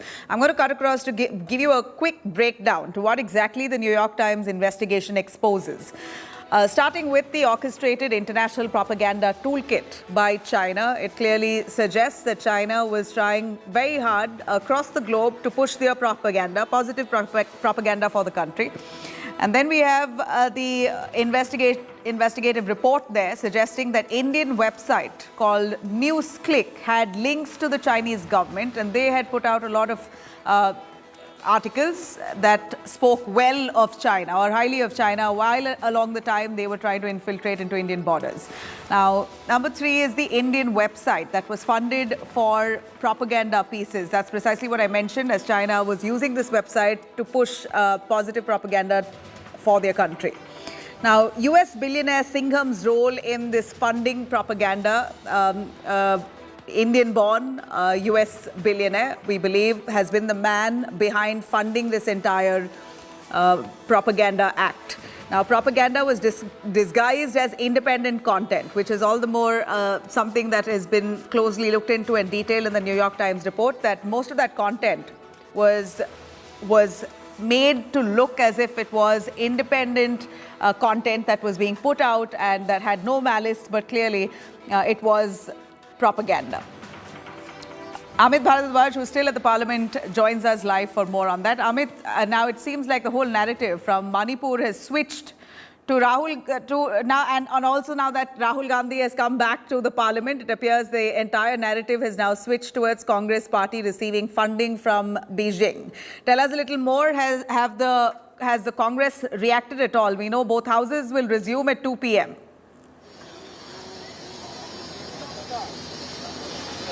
Well, Nabila, you know, what was expected today is that when Rahul Gandhi comes to the Parliament complex and when he is in Lok Sabha, the Congress would again up the ante as far as the Manipur issue is concerned, and maybe further its demand that the Prime Minister should come to the floor of the House and speak on this issue. It was again a shot in the arm for the opposition parties, for the India bloc parties, as well as the Congress party in particular. But what happened the moment when Rahul Gandhi stepped inside the house, inside the Parliament complex, at that point in time, you had Nishikant Dubey from the Bharatiya Janata Party rising in the House and raking up this issue, raising this issue about the Chinese propaganda machinery, as to how this Mr. Singham had funded the website NewsClick, which was pushing, as being reported in NYT, was pushing the Chinese propaganda in India. And there was an attempt made by BJP MP Nishikant Dubey to connect the dots between NewsClick, Mr. Singham, Congress Party, Rajiv Gandhi Foundation, to raise the question as to what is the MOU that was signed between the Congress Party and the China. But so far we are yet to get that response from the Congress Party. Maybe they'll stick to the old narrative and stance that they had taken in the past. Back to you, Nabila. Now, tell us a little more on the year when this controversy escalated. We know BJP raised this in 2020, but what was the year that and Rajiv Gandhi Trust was set up in the 90s? So during which period is the investigation suggesting that there was money pumped into the Rajiv Gandhi Trust for Chinese propaganda in India? Are we looking at the last decade or before that? All right, stay with us. I'm going to cut across to Udit Raj, the Congress leader, joining us on the phone line. Mr. Udit Raj, give us your understanding on the New York Times investigative report that suggests that there was Chinese propaganda that was carried out, money was being pumped into India, and Rajiv Gandhi Trust was the one who received that money to sort of put out propaganda content while at a time when Chinese was trying to infiltrate into Indian borders. BJP raising this in the parliament, demanding answers. See what happened. PM Care Fund also received the Chinese money. And not only that, Vinod Adani, brother of Adani, is a partner of Chinese person. What about that? And Prime Minister explained it that hasn't he received the fund in PM Care Fund from Chinese corporate houses? That is also to be discussed. Let us discuss all together. Why this only? Isolated, make it isolated case. Let all such matters to be discussed. Those who have been funded from China, Chinese forces, And what the Prime Minister said that time that we'll boycott Chinese and they ban this TikTok, etc. And afterwards, business transaction increased and many other relations have increased. And so far, the BJP has not in position to explain that how much money they have got from the Chinese companies. No, but is it true that money was received by the Rajiv Gandhi Trust? Because the BJP claims an MOU was signed in 2008 and therefore there was a lot of money exchange that happened in the years subsequently. So are you admitting that this indeed happened? Will you ask it from the BJP that how could they receive money in PM Care First? How can you define? See, what happened when Congress received, suppose if Congress received, I don't know still, but it's very obvious that the PM Care Fund has received the money from Chinese sources, Chinese companies. Explain that also. If that is wrong, then that is also wrong. Otherwise, you should not question, and I don't think they have a moral ground to raise the question in the parliament. All right. I don't have moral. All right, Udit Raj, thank you very much for joining us. But clearly here, the Congress has taken serious objection to what was said by Nishikant Dubey of the BJP. Leader of Congress in Lok Sabha, Adhir Ranjan Chaudhary, has now shot a letter to Lok Sabha Speaker Om Birla regarding the BJP MP Nishikant Dubey's comments that he made in the Lok Sabha today, precisely on the Congress allegedly receiving funding from China. Adhir Ranjan Chaudhary in that letter has written, and I quote, "We demand under Rule 380 that his remarks be expunged in full and that an inquiry be conducted into how such allegations was permitted to be made and was raised on record." Cutting across to the BJP, who is holding a press conference on the same. लोग कभी भारत का हित नहीं सोच सकते। भारत कैसे कमजोर हो, कैसे भारत के हितों को नुकसान पहुंचाया जाए और कैसे भारत विरोधी एजेंडे को कैसे हवा, खाद, पानी दिया जाए, ये सब चिंता इससे जुड़े लोग करते हैं और इसमें दिन रात लगे रहते हैं। भारत लंबे समय से दुनिया को बता रहा था कि न्यूज क्लिक भी प्रचार का एक खतरनाक वैश्विक जाल है। और आज मैं आपको बताने जा रहा हूं कैसे घमंडिया गठबंधन, अगर मैं कहूं तो कांग्रेस, चीन, न्यूज क्लिक सभी एक भारत विरोधी गर्भनाल से जुड़े हुए हैं। Congress, China, news click a part of a umbilical cord। और ये इससे सिद्ध होता है क्योंकि कुछ लोगों को तो ये भी आदत थी कि, और मैं नाम लेके भी कह सकता हूं, कि राहुल जी की नकली मोहब्बत की दुकान में चीनी सामान ये साफ नजर आने लगा है। चीन के प्रति प्यार ये दिखता था और भारत के खिलाफ दुष्प्रचार ये विदेशी जमीन पर भी और विदेशी न्यूज एजेंसियों के माध्यम से भी प्रोपेगेंडा के तहत होता था। एक एजेंडा था, anti India, break India campaign, ये लोग चलाते थे। और इनके यहां सारा सामान चीनी है और चीन को सम्मान है। और जब मैं न्यूज क्लिक की बात करता हूं तो चीन के द्वारा संपोषित ग्लोबल मीडिया संस्थान जिसके द्वारा ये फंडिंग हुई है, न्यूज क्लिक की अगर मैं बात करूं इसकी फंडिंग की भी, तो जब भारत में इसके खिलाफ जो इसके रेड हुई और वो रेड 5 दिन तक चली, उसमें कहां से पैसा लिया गया, कितने पैसे आए, वो सब जानकारियां भी मैं आपको देने वाला हूं कि क्या क्या उस समय हुआ। उस समय भी प्रश्न उठे थे कि आखिरकार ये फंडिंग एकदम से कैसे और कहां से आई। अगर आप इनकी फंडिंग का जाल देखेंगे तो विदेशी नेविल रॉय सिंघम, ये सिंघम कोई सिंघम फिल्म की बात नहीं कर रहा मैं, ये नेविल रॉय सिंघम ने इसकी फंडिंग की। और फंडिंग उसको कहां से आई? नेविल रॉय सिंघम को चाइना पीछे से करता है। और इसमें नेविल रॉय का जो सीधा संपर्क है कम्युनिस्ट पार्टी ऑफ चाइना के एक प्रोपेगेंडा आर्म के साथ है, जो चाइनीज मीडिया कंपनी माकू ग्रुप के साथ। ऐसा किसने कहा जिसके ऊपर कांग्रेस और अन्य विपक्षी दल बड़ी बड़ी बातें जिन अखबारों के बारे में करते हैं, उन्होंने ही पुष्टि की है। पुष्टि उस बात की कि जो भारत ने 2 साल पहले कह दिया था। हमने 2021 में न्यूज क्लिक के बारे में खुलासा किया कि कैसे विदेशी हाथ भारत के खिलाफ है, कैसे विदेशी प्रोपेगेंडा भारत के खिलाफ है, और ये anti India break India campaign में कांग्रेस और विपक्षी दल भी उनके समर्थन में जुड़कर सामने आए थे। उस समय उनके किन किन लोगों ने ट्वीट किए, ये कांग्रेस के नेताओं के ट्वीट हैं। 1, 2, तीसरा, ये खुलकर उनके साथ थे, ये चौथा। और फिर कांग्रेस आई तो कम्युनिस्ट पार्टी तो जब चाइना का समर्थन करना और उनके लोगों का एजेंडा, तो ये एक और साथ में है। फिर बाकी तृणमूल कांग्रेस कैसे पीछे रहती, वो भी साथ में आ गई, बड़े बड़े पत्रकारों से लेके बाकी सबके नाम। और ये कहते थे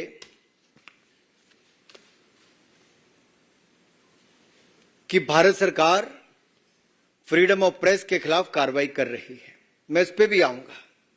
मित्रों, ये जो इसकी फंडिंग है, उसके साथ साथ मैं एक बात ये भी कहना चाहता हूं, फंडिंग तो एक कर रहे थे न्यूज क्लिक को चाइनीज कंपनियां नेवल रॉय सिंघम के माध्यम से, लेकिन जो इनके सेल्समैन थे हमारे हिंदुस्तान के कुछ लोग हो गए थे।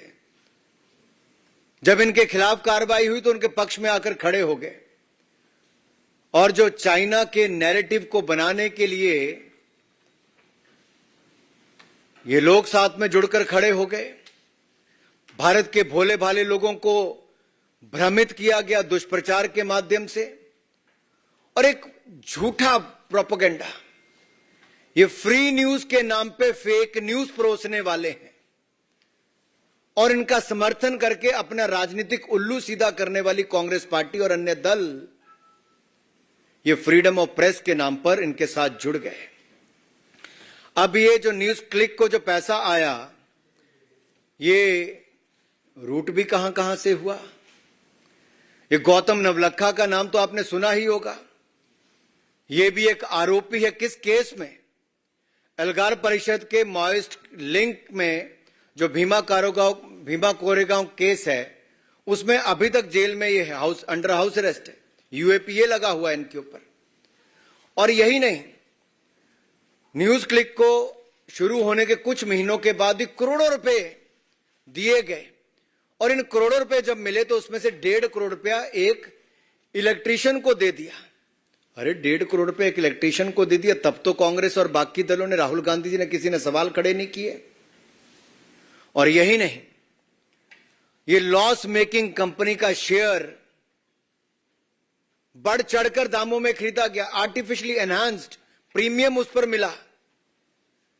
लॉस मेकिंग कंपनी के शेयरों पर जब आर्टिफिशियली एनहांस्ड प्रीमियम मिलता है, बढ़ा चढ़कर पैसा मिलता है, उस पर तो कोई सवाल खड़ा नहीं करते, लेकिन प्रॉफिट मेकिंग कंपनियों के शेयरों पर यह सवाल खड़ा करते हैं। जब भारत इसी कंपनी के ऊपर कार्रवाई करता है, तब तो उस पर सवाल खड़े होते हैं। लेकिन ये चीनी गंध की बदबू जब दुनिया भर में फैलती है, और जो अमेरिका का एक अखबार इसके ऊपर अपनी रिपोर्ट निकालता है, तो दिखाता है कि फॉरेन मीडिया ने कैसे एक्सपोज किया है न्यूज क्लिक को, और चाइना के साथ साथ कांग्रेस पार्टी का हाथ भी इसमें कैसे उसका सहयोग समर्थन करने में है। और ये फॉरेन प्रेस के प्रोपेगेंडा और एजेंडा पर हम भारत को टुकड़े टुकड़े नहीं होने देंगे। चाहे कांग्रेस टुकड़े टुकड़े गैंग के साथ जाकर खड़ी हो जाए। राहुल गांधी जी बीच रात को जाकर उनके साथ खड़े हो गए, बाद में टुकड़े टुकड़े गैंग के लोगों को अपने आप में शामिल भी करा लिया। और इनके समय तो सीबीआई और ईडी पिंजरे में बंद तोता होती थी, लेकिन आज अगर वो ईडी कार्रवाई न्यूज क्लिक जैसी फर्जी संस्थाओं के खिलाफ करती है, तो उसके ऊपर ये प्रश्न चिन्ह खड़ा करते हैं। ये गलत सूचना के खिलाफ, मिस इन्फॉर्मेशन के खिलाफ युद्ध है, और ये युद्ध जारी रहना चाहिए। भारत सरकार की एजेंसियों ने अगर कदम उठाए हैं, तो भारत के खिलाफ दुष्प्रचार करने वाले जो चाइना का एजेंडा लेकर दुनिया भर में नैरेटिव खड़ा करने का प्रयास कर रहे हैं, जो ये अंतर्राष्ट्रीय अखबार ने भी बात कही है, तो उसको मैं आपके सामने रख रहा हूं। और ये anti India break India agenda नहीं चलेगा। आडवाणी जी ने एक बार बहुत पहले पार्लियामेंट में कहा था कि जब देश के खिलाफ कोई खड़ा होता है तो उसमें हम सबको इकट्ठे होकर आना चाहिए। और उन्होंने तो यह भी कहा था कि किस तरह से कौरव और पांडव भी एकजुट हो गए थे जब तीसरा कोई सामने आकर खड़ा हुआ था। लेकिन दुर्भाग्य देश का यह है कि कांग्रेस ने विदेशी लोगों के साथ हाथ मिलाने का प्रयास किया। और यही नहीं, जब इनको निमंत्रण मिला सोनिया जी को, राहुल जी को, कब मिला? जब ओलंपिक्स खेल हुए तो कांग्रेस पार्टी को भी, गांधी परिवार को भी वहां पर न्योता दिया गया। और ये लोग उस समय चाइना भी गए, खेल देखने गए थे, खेल करके आ गए। वहां पर एक एग्रीमेंट साइन करके आ गए जहां पर हाई लेवल एक्सचेंज होना था दो पार्टियों के बीच में। अब पता नहीं किस तरह का हाई लेवल एक्सचेंज होना था। ये तो 2017 में हमको जुलाई में देखने को मिला, जब डोकलाम में अतिक्रमण करने का प्रयास उस समय चीन की सेना ने किया तो हमारे सेना के जवानों ने मुंह तोड़ जवाब उनको दिया। लेकिन राहुल गांधी जी उस समय चीन के अधिकारियों के साथ, डिप्लोमेट के साथ हाथ भी मिला रहे थे, खाना भी खा रहे थे, ना जाने क्या रणनीति और क्या क्या एक्सचेंज कर रहे थे।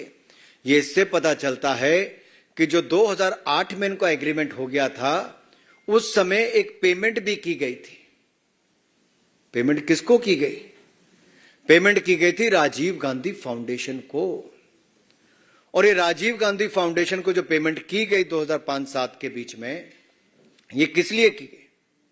और ये उस समय की गई जब सोनिया गांधी जी यूपीए की, और वही यूपीए सरकार जिसके ऊपर लाखों करोड़ के भ्रष्टाचार के गंभीर आरोप भी हैं। वो नैरेटिव के लड़ने के लिए क्या इनको चाइना के लोगों का सहयोग लेना पड़ेगा, या चाइना के समर्थक ऐसी एजेंसियों का सहयोग लेना पड़ेगा जो anti India break India campaign चलाते हैं, उनका सहयोग लेना पड़ेगा? और ये नेशनल एनएसी की जो चेयरपर्सन थी, जो यूपीए में कहूंगा उस समय सोनिया गांधी जी, तो क्या ये पैसा और ये पार्टी उस समय से ही इस काम में लगी है? और ये एग्रीमेंट भी साइन किसी और ने नहीं किया, चाइना के वाइस प्रेसिडेंट, उस समय के स्टैंडिंग कमेटी के मेंबर, सीपीसी पॉलिट ब्यूरो के शी जिनपिंग और उनके कांग्रेस के जनरल सेक्रेटरी राहुल गांधी जी के बीच में हुआ। आखिरकार इस एग्रीमेंट में क्या लिखा है? ये 2017 में भी देखने को मिला कि राहुल गांधी जी देश के साथ तो खड़े नहीं हुए, लेकिन उस समय उनके अधिकारियों के साथ रहे।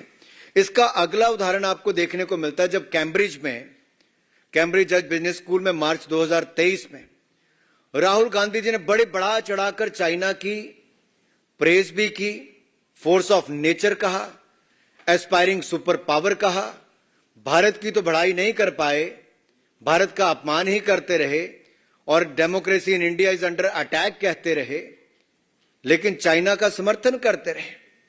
और ये जो हमारा पाक ऑक्युपाइड कश्मीर है, उससे गुजरने वाली वन बेल्ट वन रोड, इसको लेकर भी China belt and road initiative को लेकर उनके जिस तरह से वो गुणगान करते रहे, ये अपने आप में दिखाता है कि ये एक ही गर्भ नाल के तीनों हिस्सा हैं। कांग्रेस, चीन और न्यूज क्लिक क्यों ना हो, ये एक बार नहीं कई बार देखने को मिला।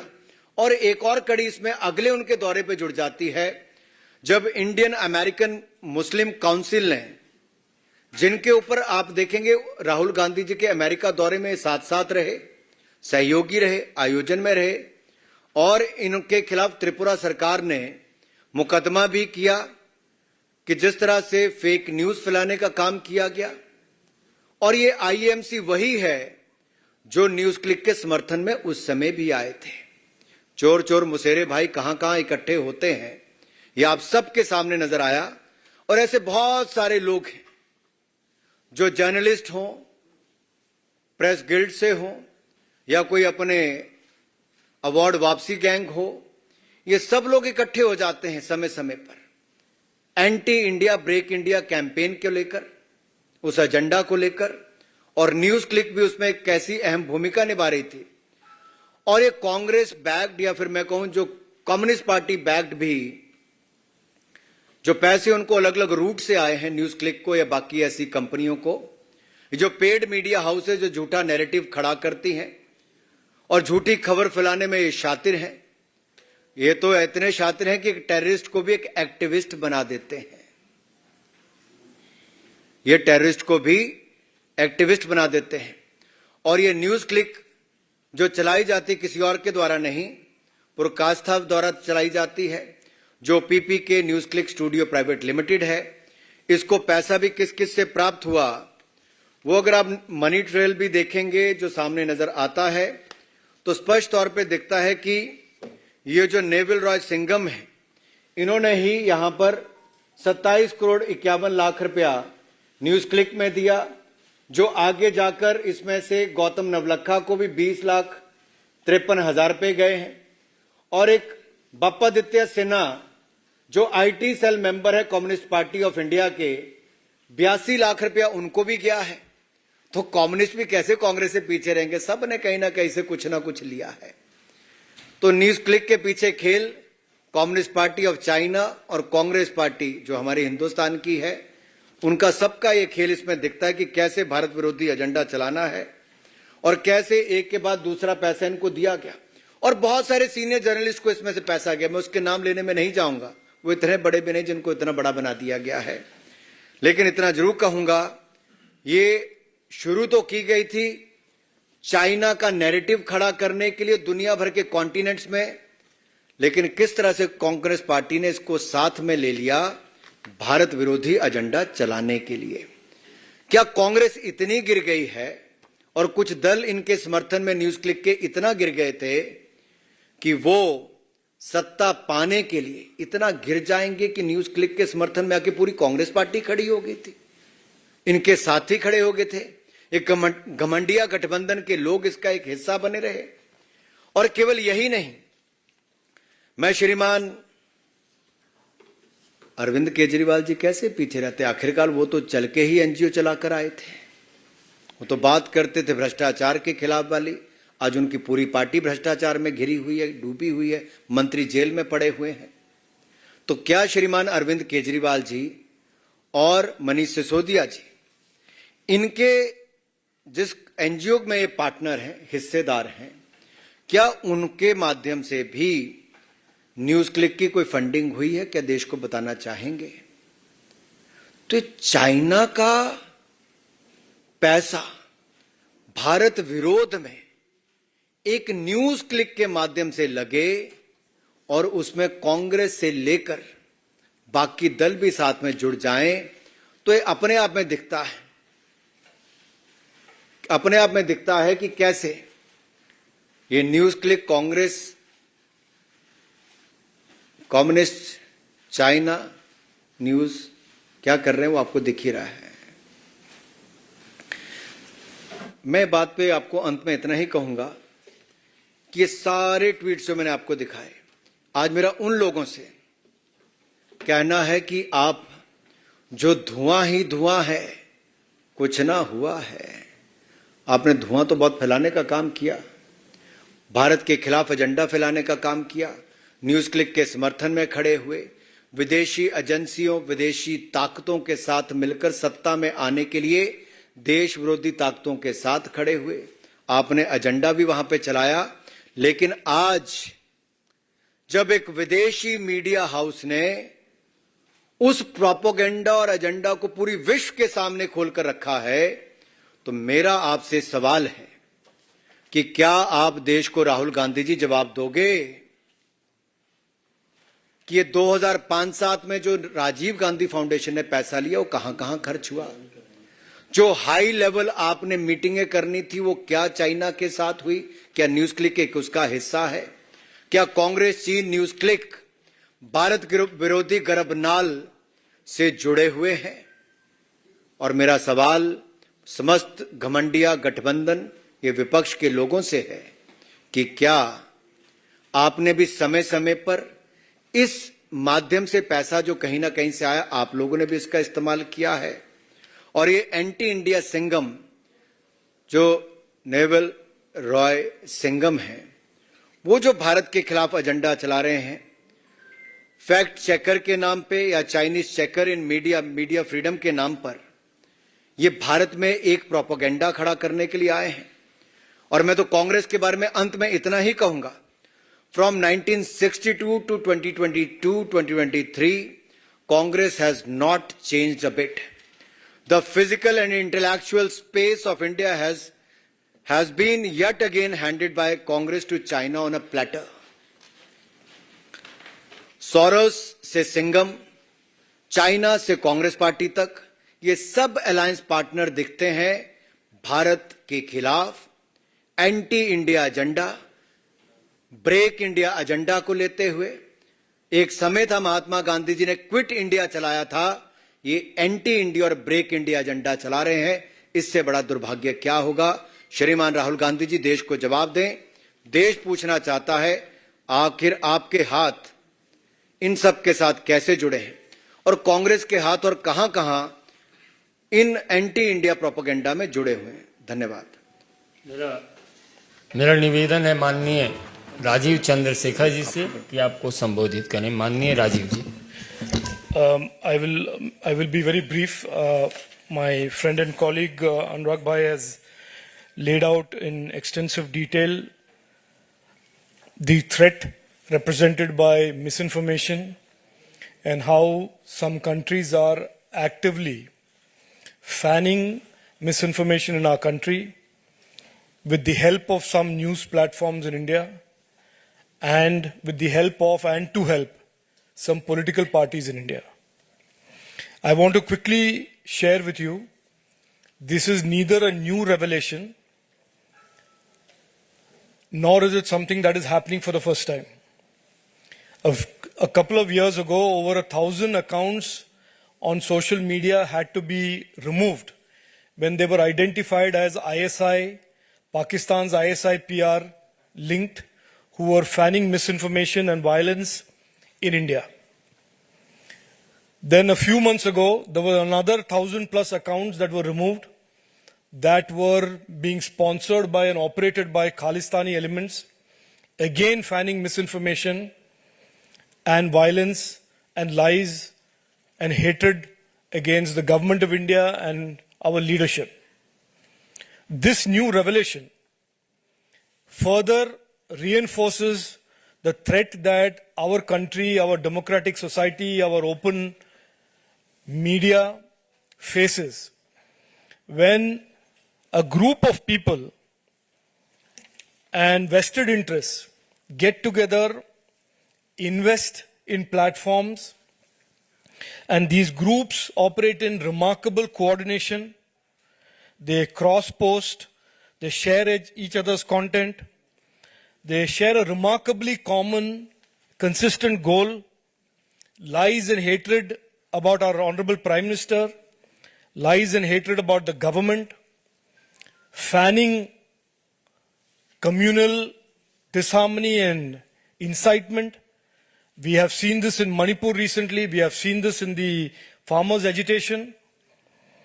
There is a remarkable convergence of strategy. And they fan a consistent narrative. And ironically, as Anurag Bhai said, there is one political leader who is consistent with this narrative.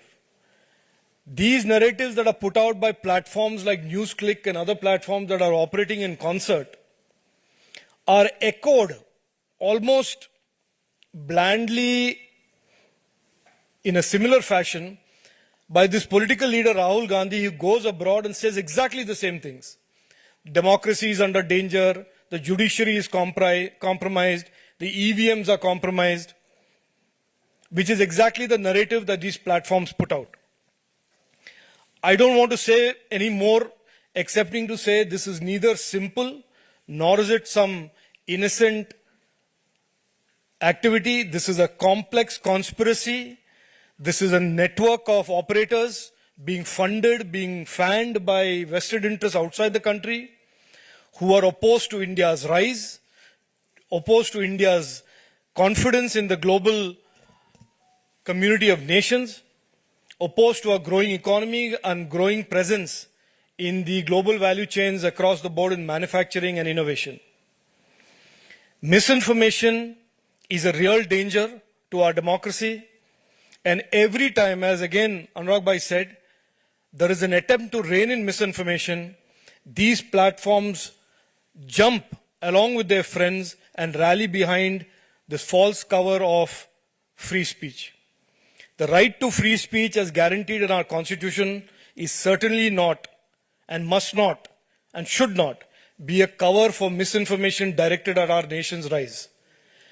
And therefore, this revelation that a foreign country is actively funding platforms that are launching and have launched and continue to launch vitriol against our government, our country, our society, our religion, our faith, is something that all of us should be very aware of, and we should all get together and have a consensus on how to fight misinformation in the coming years and coming days. Thank you. प्रश्न सादर आमंत्रित है। सुजीत ठाकुर, दैनिक भास्कर। आरोप लगाया है, मेरा सवाल ये है कि क्या ये आप भाजपा की तरफ से सिर्फ आरोप लगा देंगे, आप सरकार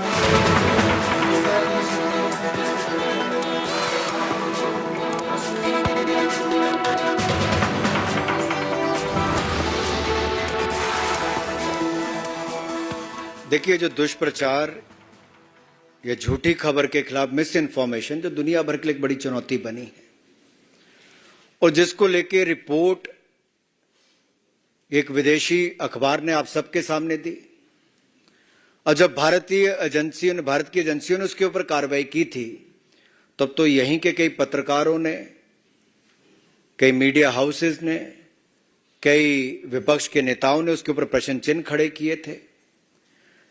लेकिन एक बात मैं कह दूं कि सच ना तब छिपा था ना आज छिप रहा है। ये एजेंडा जो विदेशी है, ये देश के सामने भी आया है, अब दुनिया के सामने भी आया है। लेकिन एक बात तो खुलकर सामने आ गई कि राहुल गांधी जी की विदेश की या देश की स्क्रिप्ट कहां से लिखकर आती है, ये तो अब पता चल ही गया होगा गर्भनाल का हिस्सा कौन कौन है। जहां तक कार्रवाई की बात है, वो कार्रवाई अलग अलग जिनकी जिम्मेदारी है वो अपनी कार्रवाई कर भी रहे हैं, लेकिन सबसे बड़ी बात यह है कि घमंडिया गठबंधन के नेता इस पर अपना स्पष्टीकरण अब देंगे, क्या जवाब देंगे? जो कल इनके समर्थन में आकर खड़े हुए थे, आज उनके ऊपर एक गंभीर आरोप है कि देश विरोधी ताकतों के साथ ये खड़े हैं, सत्ता में आने के लिए किसी भी स्तर तक गिरने के लिए तैयार खड़े हैं, और ये पैसे के द्वारा चलाया गया फेक नैरेटिव, फेक न्यूज एक टेररिस्ट को भी एक एक्टिविस्ट बना देता है, तो क्या उसका हिस्सा ये भी बनते चले जा रहे हैं? पूर्णिमा जोशी।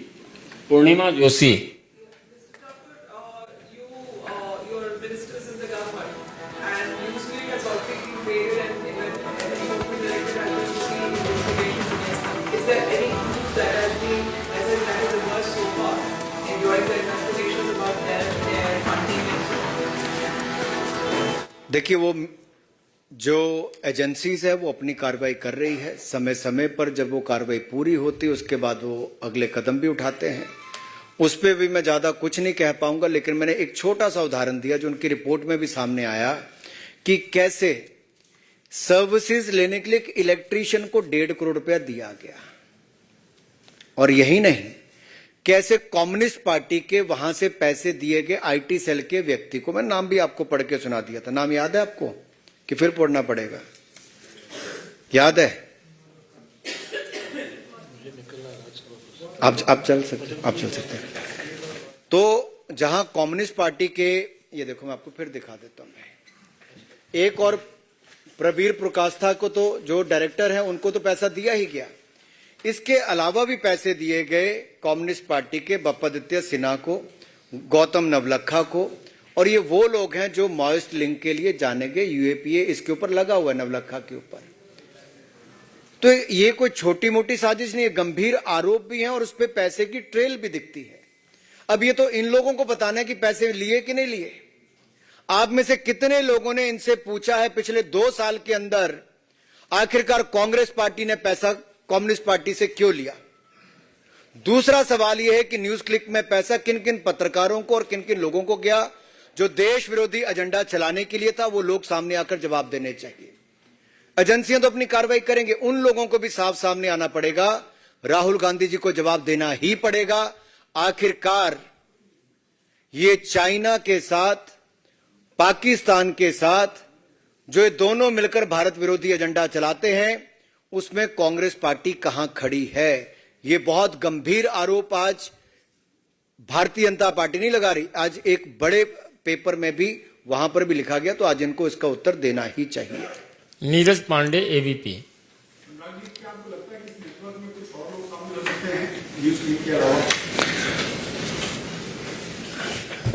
अभी जब राजीव जी अपनी बात कर रहे थे तो उन्होंने एक बात पर आपका प्रकाश डाला है कि समय समय पर देखा गया कि पाक द्वारा प्रायोजित या चाइना द्वारा प्रायोजित ऐसे विदेशी बहुत सारे चैनल्स या फिर ऐसे प्लेटफॉर्म्स जिसके माध्यम से भारत विरोधी एजेंडा चलाया जाता है, anti India, break India campaign चलाया जाता है, उसके खिलाफ नियमों के तहत समय समय पर कार्रवाई की भी जाती है, लेकिन ये लगातार प्रयास जारी है। अरे बाहर से कोई करे तो समझ आ सकता है, देश के अंदर बैठकर उनका टूल बनने वाले जो लोग हैं उनके ऊपर सवाल खड़ा होता है कि उन विदेशी प्रोपेगेंडा के ये एजेंट क्यों बन जाते हैं। ये फ्री न्यूज के नाम पर फेक न्यूज चलाने वालों के लिए समर्थन में कांग्रेस पार्टी और घमंडिया गठबंधन के लोग क्यों खड़े हो जाते हैं। और श्रीमान अरविंद केजरीवाल जी और मनीष सिसोदिया जी ये भी बताएं, जिस एनजीओ के हिस्सेदार हैं, क्या उन्होंने भी न्यूज क्लिक जैसी संस्था को फंड किया है? अरुण सीएन। अनुराग जी, देश में आपकी सरकार है और जिस तरह की अभी बातें आपने कही वो बहुत बड़े लेवल की कॉन्स्पिरेसी लग रही है। आपको नहीं लगता कि should be raised on a diplomatic level as well with China? देखिए, जो बाहर की बातें वो तो करेंगे जो हमें करना है सरकार के नाते, लेकिन जो नकली मोहब्बत की दुकान में चीनी सामान जिनके है राहुल गांधी जी, वो तो देश को बताएं कि आखिरकार ये गठजोड़ जो है, ये जो 2005-7 से पैसा राजीव गांधी फाउंडेशन में ले रहे हैं, अब तक कितना पैसा ले चुके हैं, कहां कहां खर्च किया, जो हाई लेवल इंफॉर्मेशन देनी थी वो क्या दिया, जो विदेशी प्लेटफॉर्म पे जाके भारत विरोधी बातें करते हैं, चाइना की तारीफों के पुल बांधते हैं राहुल गांधी जी और भारत को नीचा दिखाते हैं। क्या वो यहां पर इस बात का जवाब देंगे कि ऐसे और कितने प्लेटफॉर्म हैं जहां पर चाइना फंड कर रहा है और कांग्रेस पार्टी को उसकी जानकारी है? अगर भविष्य में उनके खिलाफ कार्रवाई होगी तो जैसा न्यूज क्लिक के मामले में ये आकर खड़े हुए और फ्रीडम ऑफ प्रेस के नाम पर दुहाई दे रहे थे, क्या उस समय भी कांग्रेस पार्टी भारत विरोधी ऐसे प्लेटफॉर्म्स के समर्थन में ही खड़ा होगी? अदिति त्रिभुवन। Rajiv ji flagged two things. He bracketed the fact that many URLs and many channels, suspect channels, were found during the Pharma agitation movement, and he also said in Manipur violence too. Can you throw some light on whether more suspicious handles have been red flagged for the Manipur violence, because he mentioned it? देखिए, अभी बहुत सारी ऐसी जानकारियां जो शायद मैं आपसे साझा ना भी कर पाऊं, लेकिन इतना जरूर कहूंगा, ये जो भारत को तोड़ने का या भारत विरोधी एजेंडा कुछ लोग कई वर्षों से चला रहे हैं, अब ये न्यू टेक्नोलॉजी का उपयोग करके भी भारत की छवि को खराब करने के लिए, भारत के बारे में दुष्प्रचार करने के लिए, भारत में फेक न्यूज को बढ़ावा देने के लिए, फ्रीडम ऑफ प्रेस के नाम पर ये अपनी दुकान चला रहे हैं और इसके ऐसे बहुत सारे सबूत समय समय पर मिलते हैं और उचित कार्रवाई भी की जाती है। ये विदेशी हमले होंगे भविष्य में भी, लेकिन बात यह है विदेशी हमलों के सामना करने के लिए क्या कांग्रेस पार्टी भारत के लोगों के साथ खड़ी है या ये विदेशी हमले करने वाली एजेंसियों के साथ खड़ी है? सवाल ये है। और आज ये दिखता है कि दिस गमंडिया गठबंधन is a coalition which believes in collusion for corruption, which will lead to collision and collapse. इनका टकराव और पतन होना ही है इस गठबंधन का। कमलेश, भारत एक्सप्रेस। जब ये साबित हो गया कि उसकी एंटी इंडिया प्रोपेगेंडा में शामिल है।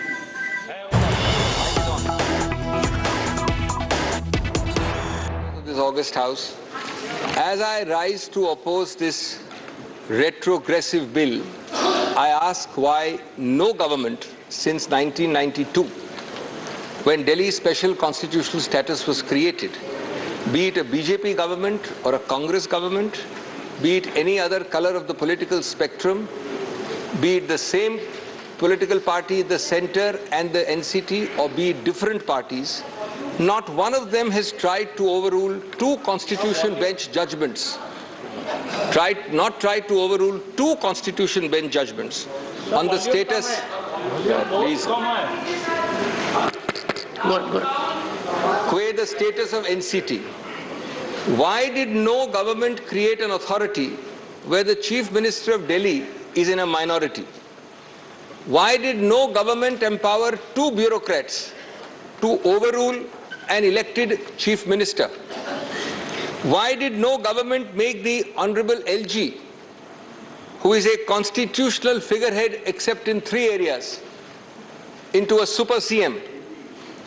And finally, why did no government make it available to the LG's powers to appoint heads of regulatory agencies, large number, all of Delhi, for Delhi, by Delhi, funded and budgeted by the NCT government, but the power of appointment of its heads is with the LG.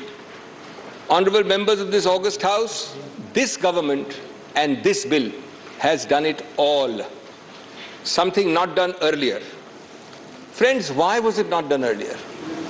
Because unfortunately it is the fitrat of this control freak sarkar, whose vendetta, whose visiting card appears to be vendetta, whose identity badge is of a graceless and fuming electoral loser. Yes. Whose approach is to control by hook or by crook, usually more by crook and less by hook. Yes. So friends, make no mistake about it. As I will demonstrate shortly, this bill is completely unconstitutional. It is fundamentally anti-democratic. It is a frontal assault on the regional voice and aspirations of the people of Delhi. It violates all principles of federalism, all norms of civil service accountability, all models of assembly-based democracy, and of course, it violates, as I will demonstrate, the basic structure. Friends, it is not about this NCT government or that. It is the deliberate regression from a people's government guaranteed to the people of Delhi 30 years ago.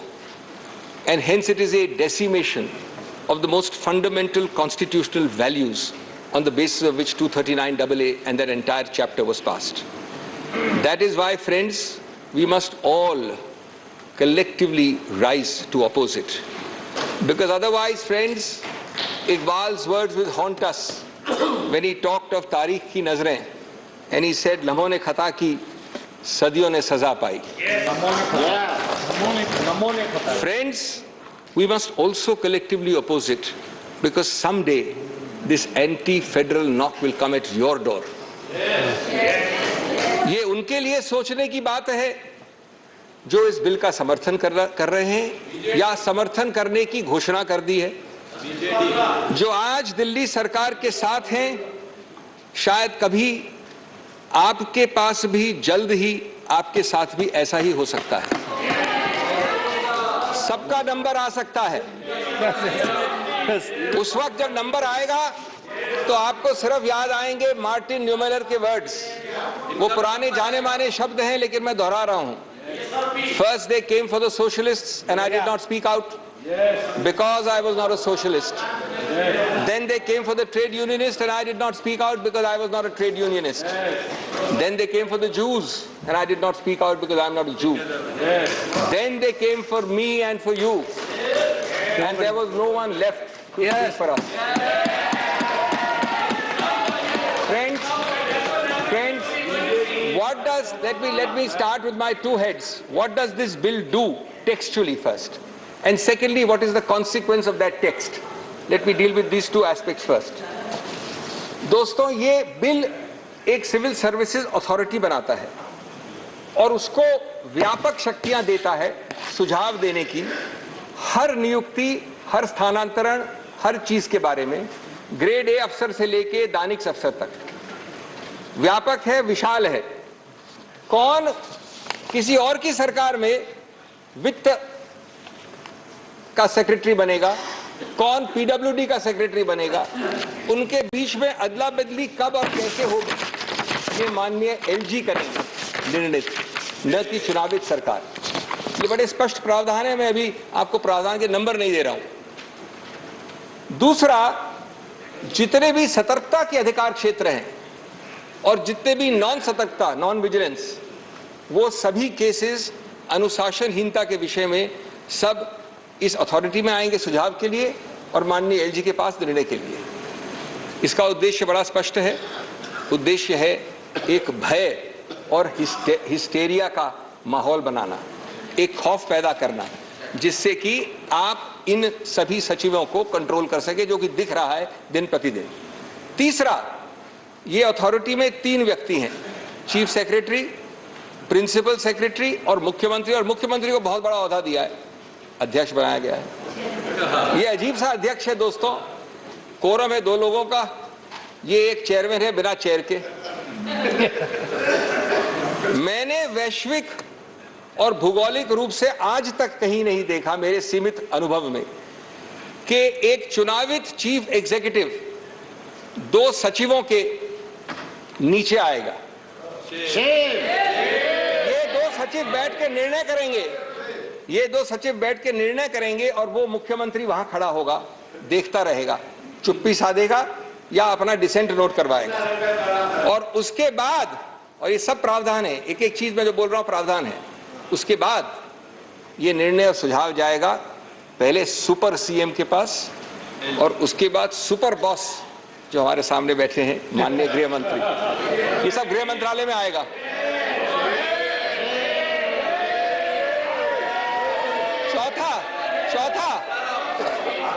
चौथा दोस्तों, बाद में चौथा, जितने boards हैं, समितियां हैं, संस्थाएं हैं, वो सब, और इसमें बहुत हैं, महत्वपूर्ण हैं, अल्पसंख्यक संघ, Delhi सूरेज board, Delhi Jal board, so many, labour welfare board, Waqf board, ऐसे 20 की सूची हमने दी है न्यायालय में। उन सब की बजट बनाएगा ये एनसीटी सरकार, उनके काम होंगे एनसीटी के लिए, एनसीटी के लोगों के लिए, लेकिन उनके अध्यक्ष, उनके हेड को वहीं से अपॉइंट होंगे, सुपर सीएम या गृह मंत्रालय से। 5वां, जो दूरगामी नीतियां हैं सभी सिविल सर्विस के लिए, उनके टेन्योर के लिए, उनके स्थानांतरण के लिए, उनकी नियुक्तियों के लिए, कौन सी पोस्ट नाजुक है, कौन सी पोस्ट सेंसिटिव नहीं है, और उपयुक्तता, वर्ड इस्तेमाल किया सूटेबिलिटी, उपयुक्तता इस अफसर की इस पद के लिए, ये सब, और हेड ऑफ डिपार्टमेंट कौन होना चाहिए, ये सब माननीय सुपर सीएम, और अंततोगत्वा हम जानते हैं कि जो सब चीज करती है नियंत्रण, वो होम मंत्रालय। हर छोटी चीज के लिए, एक हर बड़ी चीज के लिए पूर्ण रूपेण व्यापक निर्बाध टेक ओवर, कब्जा, निर्बाध कब्जा है। माननीय प्रधानमंत्री, माननीय गृह मंत्री, आप जैसे उच्चतम पद पर विराजमान महानुभाव, क्या आप अफसर क्लासेस के लिए निचले से लेके सेक्रेटरी तक नीतियां आप बनाना चाहते हैं? कम से कम वो तो एक छोटे ओहदे वाले मुख्यमंत्री के पास छोड़ दीजिए। Sixthly, friends, the secretary, this is amazing. The annals of history of legislation have not seen bills like this. The secretary of the department is made in charge of preparing and authenticating every memo, including cabinet notes. Not bad yet. Disagreements between the secretary and the minister have to be recorded in writing and then sent to the LG, and the secretary in the act itself, in the bill itself, says that the secretary may write on the note which he sends to the LG why the secretary thinks that the Council of Ministers is taking a decision contrary to law. Any law. Law means any law. Any law of India, in the opinion of the secretary, is being violated by the Council of Ministers, goes to the LG. It makes, friends, the elected government hollow. A chief minister paralyzed, unable to act. Any minister shivering before his or her secretary. And the bureaucracy looking up to the LG even for sneezing. And the LG, of course, looking up to the Home Ministry. ऐसे हालात को देखकर मुझे वो पुराना शेर याद आया दोस्तों, एक काफिले वालों तुम इतना भी नहीं समझे, लूटा है तुम्हें रहजन ने रहबर के इशारे पर. This bill, friends, eliminates 2 out of the 3 interlocking, fundamental, distinct chains and institutions which form the bedrock of any assembly-based democracy, and therefore they hit at the very root of the basic structure. These 3 interlocking chains, which are discussed in 10 paragraphs of the Supreme Court judgment, I wish somebody had read the judgment carefully before drafting the bill, are 1, a political executive through the Council of Ministers answerable to the people; 2, a civil service answerable to the political executive and hence accountable to the people through the political executive; and regulatory agencies which are an integral part of governance in any system. The bill simply eliminates number 2 and 3. Out of 3, it takes away 2. Friends, the object is not to make Hamlet the Prince of Denmark, not even the slave of Denmark, but to take over Denmark itself. It is to make Denmark a hollow shell, substitute NCT for Denmark. Its second impact is that it eliminates the accountability of the civil service completely. In doing so, it eliminates the very concept of Westminster-style democracy, which Delhi is supposed to be fully Westminster-style minus 3 subjects only. The civil service, friends, after this bill will jump, bend, crawl, answer at the behest of an external agency, be it the Home Ministry or the Super Chief Minister. There is not even a token diarchy of powers between the CM and the LG. It converts an impartial civil service into a dictatorial civil service. Shame. It gives a real example of that forgotten serial which I love to watch and all of you have watched. Yes, Minister. The civil servant is saying only no, Minister. Remember what Nehru said about the ICS. That time, Indian Civil Service says this is neither Indian nor civil, nor does it provide service. I'm not sure how accurately it will apply in 2023, but I think he came very close to it. एक म्यान में 2 तलवार नहीं है ये case. म्यान भी LG के पास है और तलवार भी केंद्र सरकार के पास है. मुख्यमंत्री एक कोने में खड़े होकर तमाशा देख सकते हैं सिर्फ. My third head of submission to this august house, friends. This bill seeks to amend the constitution by an act of parliament. The constitution and the debates underlying it all wanted Delhi to have all powers minus 3. This bill adds a 4th to those 3, and it does it magically without a constitutional amendment. It is indeed magic, even if it is black magic, because you can amend a constitution without a constitutional amendment. Absolutely black. 4th, decimating 2 out of the 3 prongs of a Westminster-style democracy, which has an answerable and accountable civil service and a regulatory agency, clearly violates the basic structure, because the basic structure of an assembly-based democracy includes these 3 interlocking chains. I believe that that would be a very likely Supreme Court conclusion if at all this bill is passed. Fifthly, it also violates the basic structure in another manner. the principle of decentralized federal government that has already been a part of the basic structure from the days of Bombay in 1993, around the time, by the way, when 239AA was created. If there is one animating bedrock philosophy underlying 239AA, it is decentralized federal governance. Otherwise, why not keep Delhi as a mere large municipality under central government's control? Advani ji हुआ करते थे बहुत बड़े अधिकारी ऐसे municipal setup में पहले. Why not a mere union territory? You know, there are 10 of them. Delhi is the only one to have been given the constitutional status by a constitutional amendment. No other union territory. Why? Para 77 of the 2023 judgment partly answers that. I quote, "In the spiral of cooperative federalism, the Union of India must exercise its powers within the boundaries created by the Constitution. NCT Delhi, in having a sui generis federal model, must be allowed to function in the domain chartered for it by the Constitution. The Union and the NCT share a unique federal relationship. It does not mean that NCT is subsumed in the Union merely because it is not a state." ये मेरे शब्द नहीं हैं, ये उच्चतम न्यायालय के शब्द हैं. Friends, Delhi alone, out of 10 such territories, was given this constitutional status. Not only because federalism and the aspirations of the people of Delhi were recognized, but the idea was that you will not be able to amend it out of shape, out of character, without a constitutional amendment. You don't have it today. You have a statute. This arrogant government, and this is very interesting, this arrogant government first tried it by invading Delhi's special status in 2016 and 17. Forgotten now, by executive action without even a statute. We argued and we got a 2018 first Constitution Bench judgment which struck it down. It did it again by a second notification without a constitutional amendment and lost it, and the judgment came in 2023, a few months ago. But friends, unfortunately there is no cap on deliberate foolishness. There is no bar to repetitive constitutional error. They have done this again. This time they've upgraded it from a notification to a statute, but still without a constitutional amendment. And even if this bill is passed, which I am sure it will not be, the result will be the same a third time. History will repeat itself.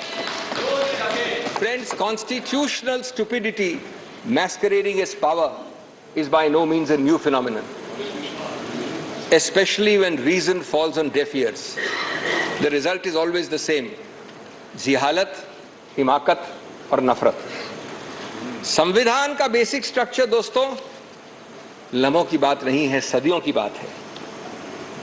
और अगर संविधान को सदियां सुनेगी, लम्हे नहीं, तो हम सबका उत्तरदायित्व बनता है कि हम उस संविधान की आवाज की हिफाजत करें.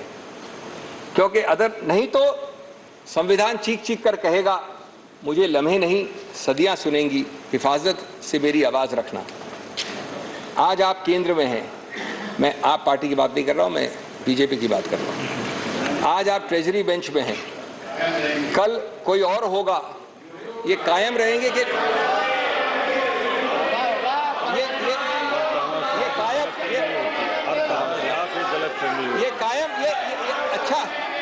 अच्छा किया आपने हस्तक्षेप किया, क्योंकि आपके कायम शब्द के लिए मेरे पास एक जवाब है. तुमसे पहले भी वो जो शख्स यहाँ तख्त नशीन था, तुमसे पहले भी जो यहाँ शख्स तख्त नशीन था, उसको भी अपना खुदा होने का इतना ही यकीन था. बल्कि बशीर बद्र को कृपया भूलिए नहीं. आप लोग सब जानते हैं उसको, मुझे भी कोट करते रहते हैं आप में से कई. बशीर बद्र को उसने ही कहा था, शोहरत की बुलंदी भी पल भर का तमाशा है, शोहरत की बुलंदी भी पल भर का तमाशा है, जिस डाल पे बैठे हो वो टूट भी सकती है. तो इसलिए कायम शब्द का इतना अहंकार नहीं होना चाहिए. Sixthly, friends, let me read some seminal words in the 2023 judgment. Now, these are going to take a little bit of time. It's a longish quotation, but it's very important for this House. 10 paras, and I'm only reading selectively, of the Supreme Court. It's completely forgotten. I'll read a little quickly and fast. This is a unanimous judgment, not a single dissent. And these words have been ignored, and they are not my words. Even though it's long, pardon me, allow me to read it. It's the highest court of the country. In a democracy, each word I'm reading is a quotation, and I can assure you these words will come to haunt you. In a democracy, accountability lies with the people who are the ultimate sovereign. The cabinet, consisting of elected representatives, is collectively responsible for the proper administration of the country and is answerable to the legislature for its actions. The government is responsible for the decisions and policies of each of the ministers and of their departments. This creates a multi-linked chain of accountability where the legislature is accountable to the people who elected them and the government is collectively responsible to the legislature. It's quite amazing. Collective responsibility is an important component of parliamentary democracies. The day-to-day decisions of the Council of Ministers are to be implemented by a neutral civil service under the administrative control of the ministers in order to ensure that the functioning of the government reflects the preferences of the elected ministers and through them the will of the people. It is essential to scrutinize the link of accountability between the civil service professionals and the elected ministers who oversee them. Under the Westminster parliamentary democracy, civil service constitutes an important component of a triple chain of command that ensures democratic accountability. Har shabd ki dhajjiyan uda raha hai ye bill. Har shabd ki. The triple chain of command is as follows. Civil service officers are accountable to the ministers. Ministers are accountable to parliament. And thirdly, parliament legislature is accountable to the electorate. An unaccountable and non-responsive civil service may pose a serious problem for governance in a democracy. It creates a possibility that the permanent executive, consisting of unelected civil service officers who play a decisive role in the implementation of government policy, may act in ways that disregard the will of the electorate. In a federal polity, a fundamental question which arises is which would be the more appropriate authority to whom the civil service officers would be accountable. Everything which the bill is saying is dealt with here. In a democratic form of government, only one more para is left, friends, the real power of administration must reside in the elected arm of the government. Subject to the confines of the Constitution, a constitutionally entrenched and democratically elected government needs to have control over its administration. If a democratically elected government is not provided with the power to control the officers posted within its domain, then the principle underlying the triple chain of command of collective responsibility would become redundant. That is to say, if the government is not able to control and hold to account the officers posted in service, then its responsibility towards the legislature as well as the public is diluted. The principle of collective responsibility extends to the responsibility of officers, who in turn report to the ministers. If the officers stop reporting to the ministers, or do not abide by their directions, the entire principle of collective responsibility is affected. Therefore, GNCT ought to have control over the services. Now, I know there's a statute. I'll deal with their best defense, which has been raised by the government. But first, I've read to you 10 paragraphs. For those interested, from 102 to 111. Clearly, friends, this bill is therefore, in the light of these paragraphs, stillborn. It does not, indeed cannot remove the basis, which is this of the unanimous Constitution Bench judgment. These quotations I have just read are bedrock principles.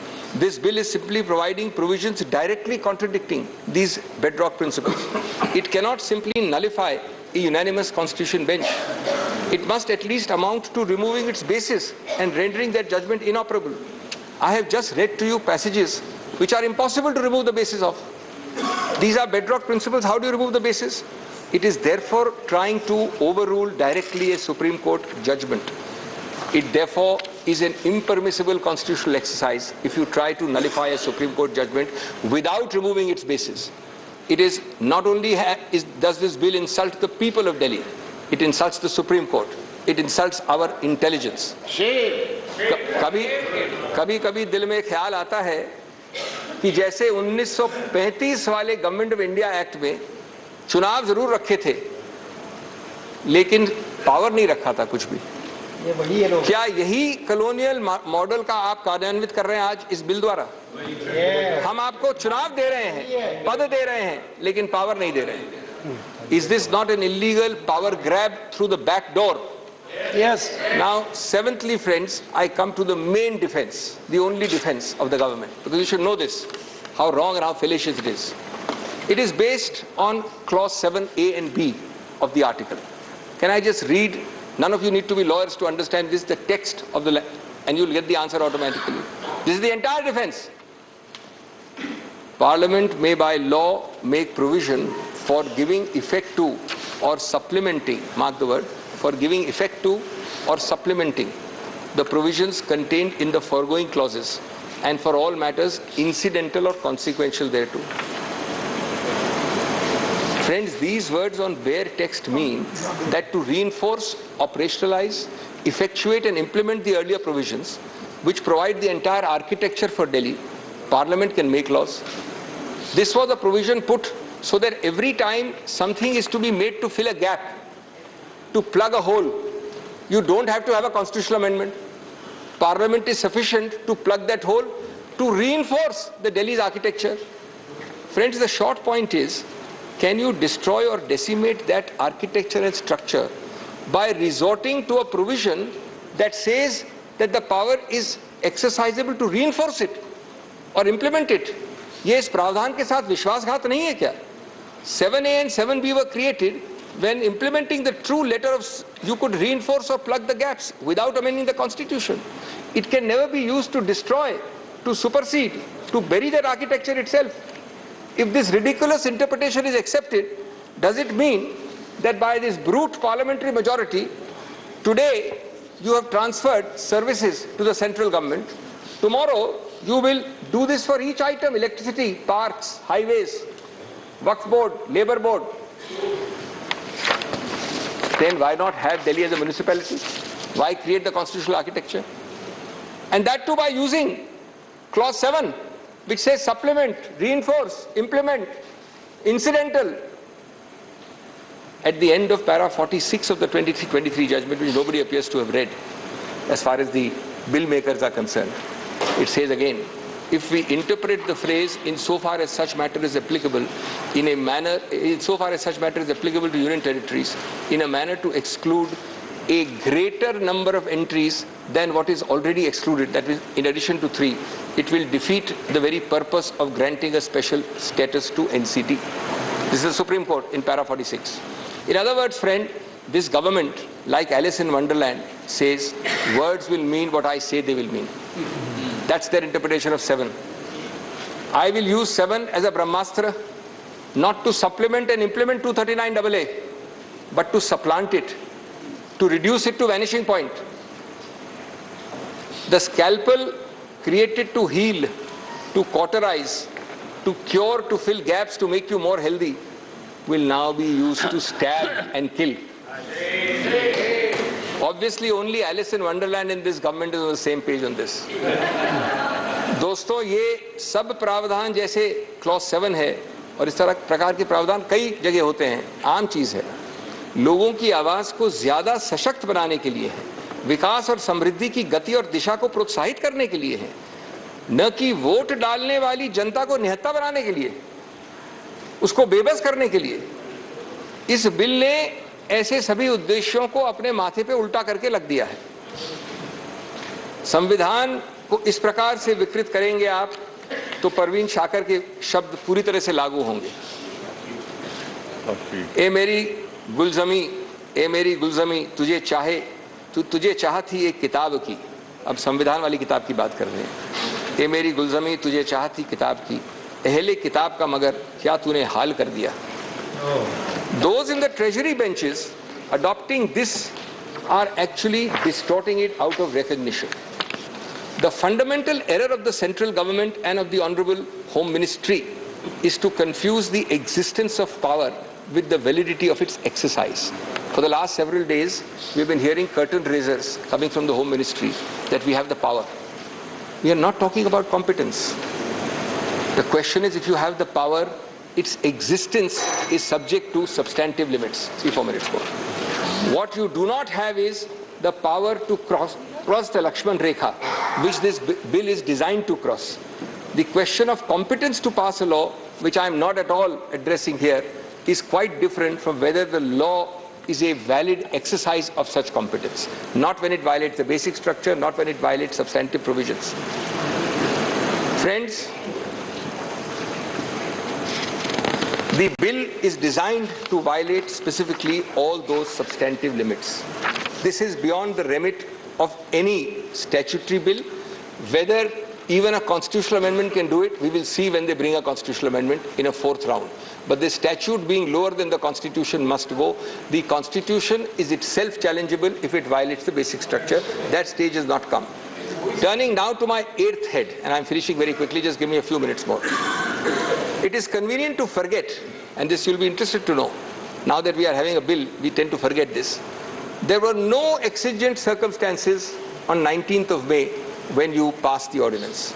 The Supreme Court has said in 100 judgments, you must demonstrate how, quote unquote, it is necessary to take immediate action. Immediate necessity is distinguished from mere desirability. These are not my words, they're Supreme Court words. Expression necessity coupled with immediate action conveys the sense that it is imperative due to an emergent situation to promulgate an ordinance. Now I want to tell you, on 11 May, 2 महीने की जिरे और बहस के बाद ये constitution bench ने निर्णय दिया। 6 दिन बाद 17 मई को कैबिनेट ने अप्रूव कर दिया ऑर्डिनेंस, लेकिन पारित नहीं किया, घोषित नहीं किया, क्योंकि वो जानते थे 2 दिन बचे हैं अभी उच्चतम न्यायालय के बैठने के लिए। 19 तारीख को उच्चतम न्यायालय अवकाश पे जा रही थी। The revised time given to you by the LOC was 1 second. Some of my friends here are prepared to donate some time. 30 minutes. You have left only 13 minutes for Mr. Chidambaram. 2 minutes more. 2 minutes more. So you will leave 11 minutes for him? Yes, yes. And there are other people to donate time to us. There are other people. On 19th May. 1 second. Important legislation रहने के ये जरूरी है कि बहस अच्छी हो रही है। बहुत दिन के बाद बहस अच्छी हो रही है। सभी लोगों को सुनने में आ रहा है और नॉलेजेबल है, तो आप कंसीडर करिए, आपके हाथ में है, और एक 10 मिनट एक्सटेंड कर दीजिए। Every minute used by you, doctor, will cut into the time of Mr. Chidambaram. No. Initially, both were given equal time. Then his time was increased. माननीय अध्यक्ष, Go ahead. माननीय अध्यक्ष महोदय, Last 1 minute. 17 तारीख को ये अप्रूव हो गया कैबिनेट द्वारा। इसको आप 19 की शाम को 5 बजे के बाद जब मैं घर जा रहा था कोर्ट से क्यों लाए? क्योंकि आपको मालूम है कि 19 तारीख लास्ट डे था कोर्ट के फंक्शनिंग का, उसके बाद अवकाश थी। क्या you wait for 2 days fearful that the Supreme Court is sitting till 19th May? Is this not cheap tactics and chicanery at its worst? The deleterious effects of this ordinance were visible in the last 2 or 3 months it's been there. Governance is at a standstill. 2 bureaucrats are threatening to take majority decisions over the Chief Minister's head. The LG daily trespasses in all domains of elected reps. Heads of bodies funded and operated by NCT are approved and controlled by the Home Ministry. NCT is reduced to a fiefdom of the central government. Insubordination is at its peak. हमारी बात आप सुनते, मैं बस अंत कर रहा हूँ 1 मिनट में। हमारी बात तो आप सुनेंगे नहीं, सुनते नहीं हैं। कम से कम अपने मार्गदर्शक मंडल की बात तो सुन लिया करिए, या कभी कभी उनसे बात करते हैं, पूछते हैं, उनको भी भूल गए आप लोग। मार्गदर्शक मंडल से बात कर लीजिए, क्योंकि आपकी सरकार, भारत रत्न अटल बिहारी वाजपेयी की सरकार में आपके मार्गदर्शक गृह मंत्री अडवाणी जी दिल्ली को पूरा स्टेटहुड जाने का बिल लाए थे। और जब आप 2 चुनाव दिल्ली के जीते इस मुद्दे पे कि दिल्ली के पास पूरा स्टेटहुड होना चाहिए, तो मदन लाल खुराना जी, आपके पूर्व मुख्यमंत्री, ने कहा था, quote, full statehood for Delhi is the remedy for all its ills. आज देश और दिल्ली आपसे फुल स्टेटहुड नहीं मांग रहा है। आज सिर्फ वो इतना विनती कर रहा है कि जितना बाएं हाथ दाएं हाथ ने संविधान ने दिया है उतना बाएं हाथ से तो नहीं लीजिए। इतनी छोटी सी विनती कर रहा है।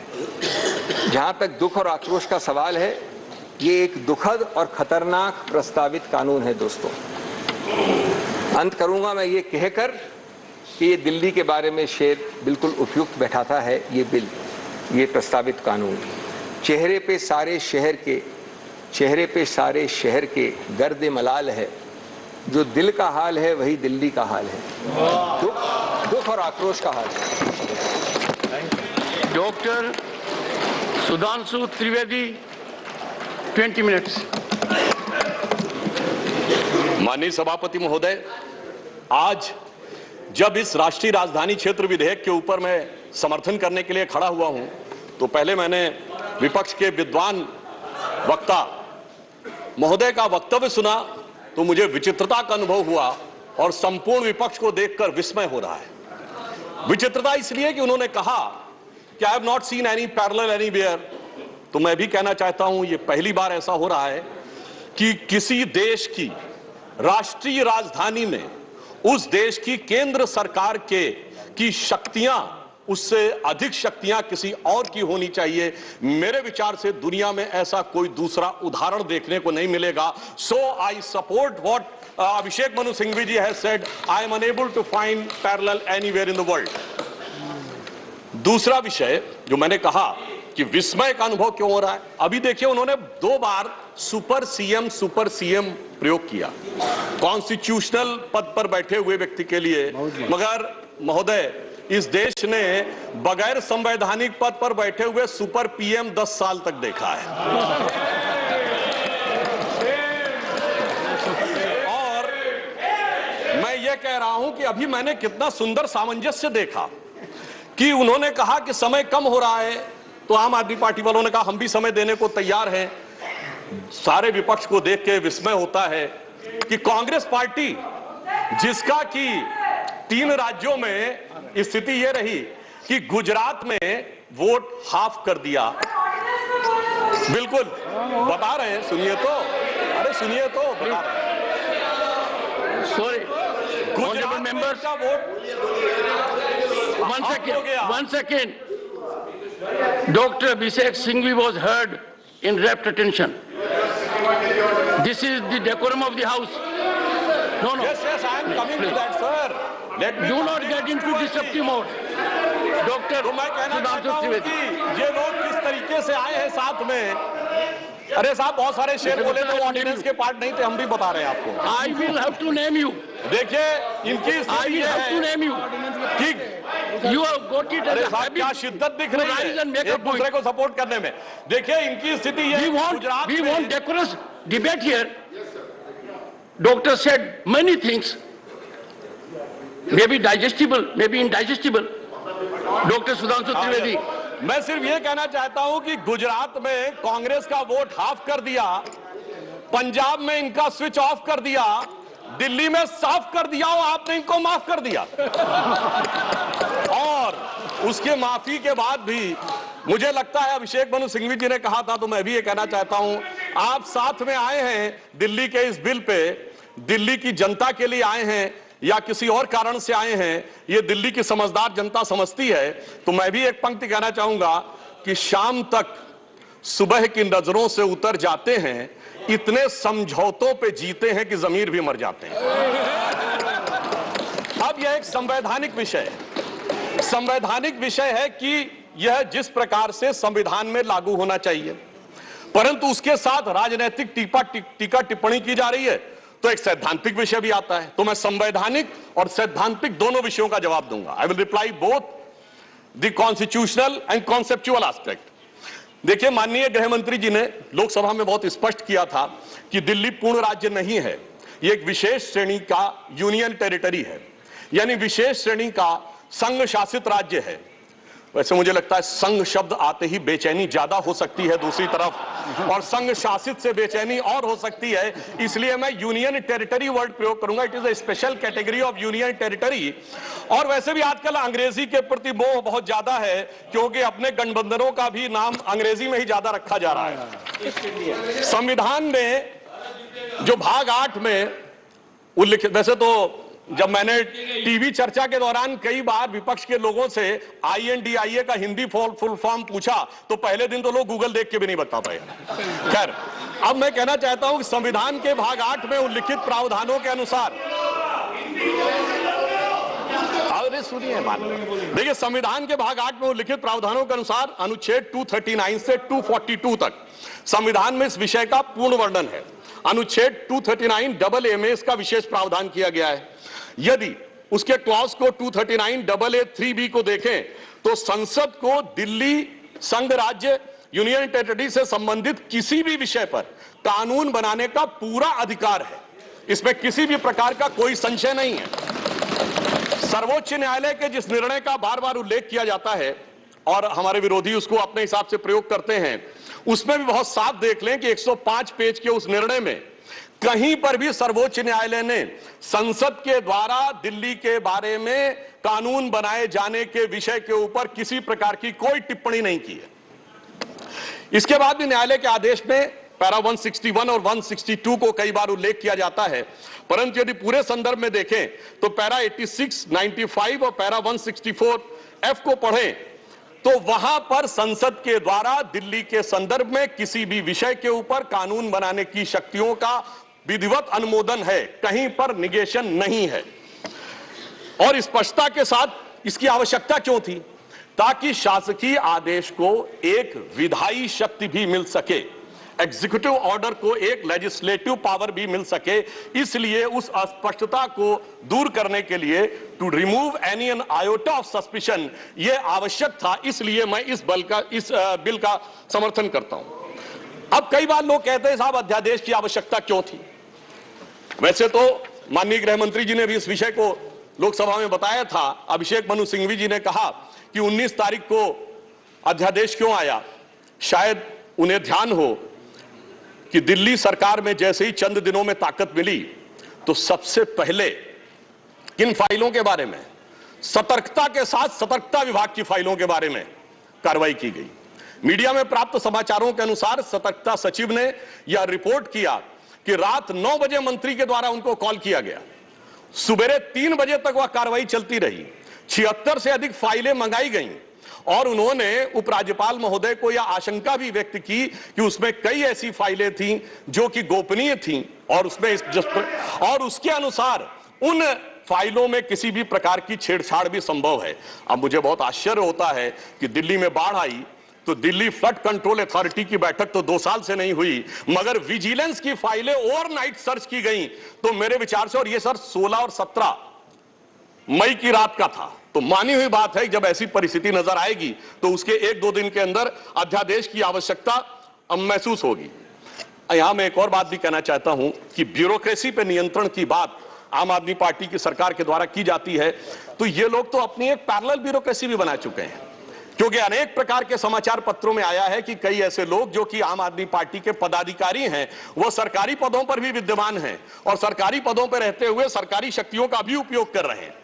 वैसे ये लोग बहुत दावा करते हैं कि इन्होंने बहुत सारी चीजें फ्री दिया, कुछ 100 रुपए दिल्ली की जनता को कुछ मामलों में फ्री मिला और अपने लोगों को कई मौकों पे, कई जगहों पे, दर्जनों से ऐसे लोग हैं जिनको लाख लाख 1.5 लाख की तनख्वाहें मिली। और यदि आरोपों को देखा जाए तो करोड़ों रुपए के घोटालों के आरोप हैं। एक कहावत होती है, माले मुफ्त दिले बेरहम।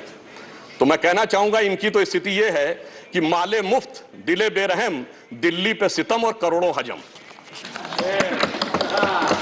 अब एक और बात जो ब्यूरोक्रेसी के नियंत्रण की बात है, तो मैं ध्यान दिलाना चाहता हूं, इस दिल्ली प्रदेश में एकमात्र ऐसा प्रकरण हुआ जो पूरे देश के इतिहास में बहुत विचित्र था कि दिल्ली के मुख्य सचिव ने दिल्ली के मुख्यमंत्री आवास के अंदर अपने साथ मैन हैंडलिंग का आरोप लगाया।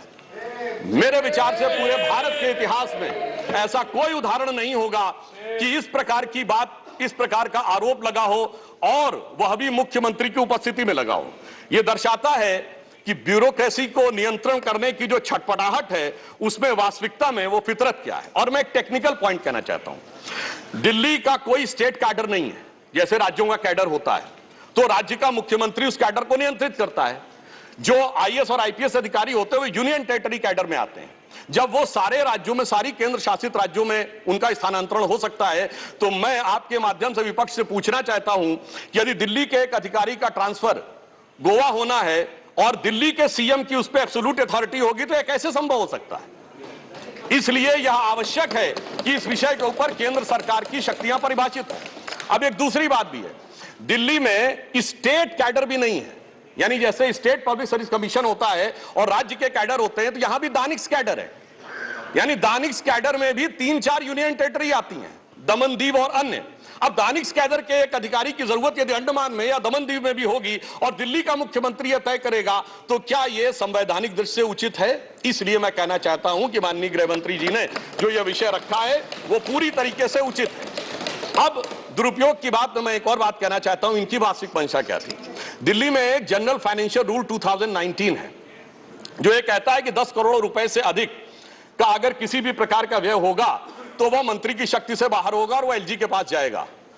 महोदय, इनके मुख्यमंत्री जी का जो मकान या वजीर आला का अजीमुशान महल बनाने के लिए जो बिल बने साहब, वो पूरे उसके एक साथ नहीं बने। 10 करोड़ से कम के 8.5, 8, 7.5, 9 करोड़ रुपए के डिफरेंट बिल बने। और एक मद ऐसा है जिसमें कि मुख्यमंत्री कार्यालय के कर्मचारियों के लिए, महोदय जानते कितने का बिल बना? 9.99 करोड़, यानी 0.01 से कैसे बचा जा सकता है कि टेंडर न करना पड़े, मन मुताबिक खर्चे कर लिए जाएं। यह दर्शाता है कि नियमों के प्रति और ब्यूरोक्रेटिक नियमों के प्रति इनके मन में क्या आस्था है। और इतना ही नहीं, दिल्ली मेट्रो के लिए तो वृक्ष काटने की परमिशन वर्षों तक नहीं मिलती थी, मगर मुख्यमंत्री आवास के लिए वृक्ष काटने की परमिशन उनको मिल जाती थी। अब इसके साथ मैं एक और बात कहना चाहता हूं, एक नैतिकता, सैद्धांतिकता का सवाल उठाया जाता है। तो मैं कोट करना चाहता हूं कि दिल्ली के मुख्यमंत्री जी ने, जिनका वो आलीशान शीश महल बना हुआ है, उन्होंने 27 अक्टूबर 2013 को शीला दीक्षित जी के विषय में लिखा था ट्वीट, और उनको मैं कोट कर रहा हूं। उन्होंने कहा कि दिल्ली की मुख्यमंत्री शीला दीक्षित जी के घर में 10 एसी लगे हैं, मैंने तो सुना है कि बाथरूम में भी एसी लगे हैं, कौन भरता है इस एसी का बिल? और आगे वो कहते हैं, मेरा तो कलेजा कांप उठता है ये सोचकर कि दिल्ली की 40% जनता झुग्गियों में रहती है, तो कोई मुख्यमंत्री ऐसे आलीशान घर में कैसे रह सकता है। मैं कहना चाहता हूं, देखिए, केजरीवाल जी का कलेजा कापा हो या ना कापा हो, रूह कापी हो ना कापी हो, रूह है क्या है, किसकी रूह है, उस पर मैं टिप्पणी नहीं करना चाहता, मगर मैं एक बात जरूर कहना चाहता हूं कि शीला दीक्षित जी जहां भी होंगे उनकी रूह को बहुत तकलीफ हो रही होगी कि जब उनके ऊपर ऐसी बातें करने वालों के साथ वो सारे लोग आज आकर खड़े हुए होंगे। वैसे महोदय, उनके घर में 10 एसी थे, यहां तो 15 टॉयलेट भी हैं। और इतना ही नहीं, 1-1 करोड़ रुपए के पर्दे भी लगे हुए हैं, और 1 करोड़ रुपए के पर्दे का एस्टीमेट है। और इतना ही नहीं, अब सुनिए, उनके सामने एक दूसरी समस्या हो गई है कि अभी तक जो बातें चल रही थी, अब उनके सामने यह समस्या है कि उन चीजों को कैसे छुपाएं। देखिए, मैं इनके लिए कहना चाहूंगा कि अब उनकी फितरत जग जाहिर हो चुकी है। तो आज आम आदमी पार्टी की स्थिति यह है कि अब जो चेहरे से जाहिर है छुपाएं कैसे, तेरी मर्जी के मुताबिक नजर आए कैसे। अब इस घर को सजाने का तसव्वुर हुआ बात की बात, अब तो मुश्किल है कि इस घर की हकीकत को छुपाएं कैसे। और यहां पर इसके बाद मैं कटाक्ष के बाद एक बात करुणा के साथ कहना चाहता हूं कि अन्ना हजारे के आंदोलन से निकली हुई वो पार्टी जो एक कमरे के मकान में रहते थे, और उससे निकली हुई पार्टी आज सैकड़ों करोड़ के इस आलीशान मकान में रहती हैं, तो मैं कहना चाहता हूं कि दिल्ली की जनता और जिन जिन लोगों ने उस आंदोलन का समर्थन किया उनके ऊपर भी एक आघात है। और साथ ही साथ ये एक बात का और भी संकेत देता है, फूड फॉर थॉट है देश के लोगों के लिए, कि एक्सपेरिमेंटल पॉलिटिक्स कई बार बड़े विचित्र परिणाम भी देती है। अब किसी नए नवेले प्रयोग को आजमाने का वक्त नहीं है, बल्कि आजमाए हुए मोदी जी के नेतृत्व को चमकाने का वक्त है। और बहुत से लोग ये कहते हैं, संवैधानिक नैतिकता का प्रश्न उठाते हैं कि अध्यादेश क्यों लाया गया।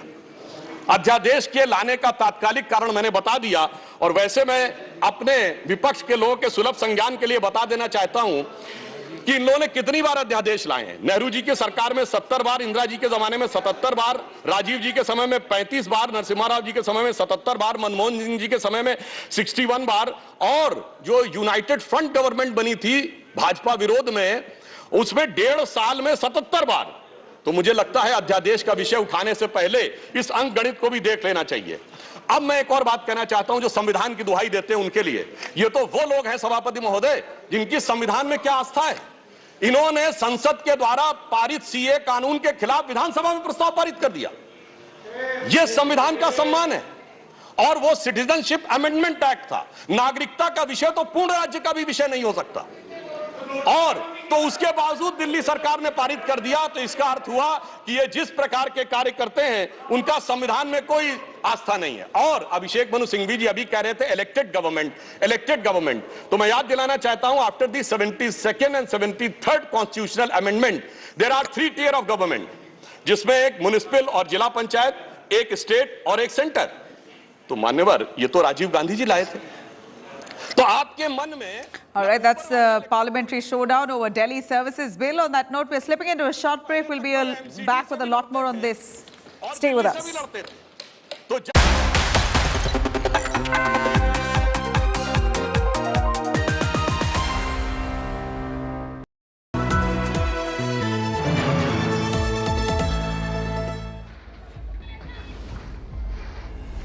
Communal flashpoint at Delhi's doorstep. Amidst the flames and rioting, India Today reporters fearless on the ground. Stone pelting was so aggressive from the both sides. Entire market in the area has been shut right now. Attacked the cyber police station of Noor. Facts, questions, What resulted in the communal clashes? and first-hand reports. एकदम ही पत्थर आए हैं ऊपर से छतों पे से गोली तक चली है, पीछे वाला शीशा टूट लिया। 100% accuracy amidst the blaze. We track the face of every story. India Today. India United.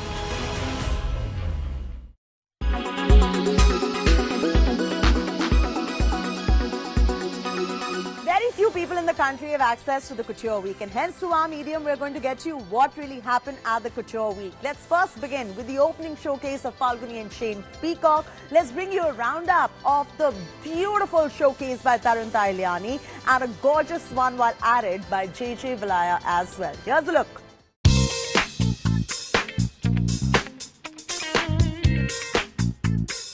Designer Tarun Tahiliani presented his latest masterpiece capsule, For Eternity, at India Couture Week. With For Eternity, Tarun paid homage to the timeless allure of traditional craftsmanship and art.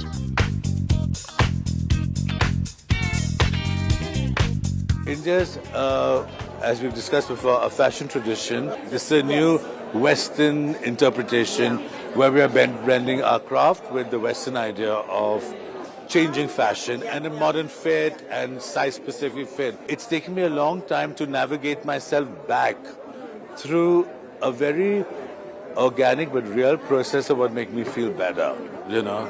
I grew up, I thought Studio 54 was the last one. Falguni and Shane Peacock's show had a strong social commentary. They shattered the glass ceiling with model Victor in a lehenga. So anyone now calling the lehenga bridal should now think twice, as inclusivity is the order of the day. Falguni and Shane Peacock opened the Couture Week and had Kiara Advani as the showstopper. This year we wanted to do a lot of layering. If you noticed, we had a kurta and then we had a short jacket and we had a veil and we had dupattas. We just wanted to make it really dramatic and I think also we wanted to reinvent the Indian bridal scene actually. The modern bride wants to wear a jacket, they want to wear short jackets, they want to look cool. I guess inspiration that comes behind every garment, a lot of detailing, it just makes it look so elegant and yet so glamorous. The House of Vilaya by JJ Vilaya celebrate the couture season in its new collection, Baroda. It was a marriage of craft and opulence that unfolded through 3 signature interpretations. It is based on various very interesting nuances from the past of Gujarat, which involve the Maratha Empire, the Mughal Empire, as well as the Portuguese. Lipan, the Kutch mirror work, everything put together to create a new sort of language and a new dialogue. In New Delhi, with Riya Modi, Chethi Narula for India Today.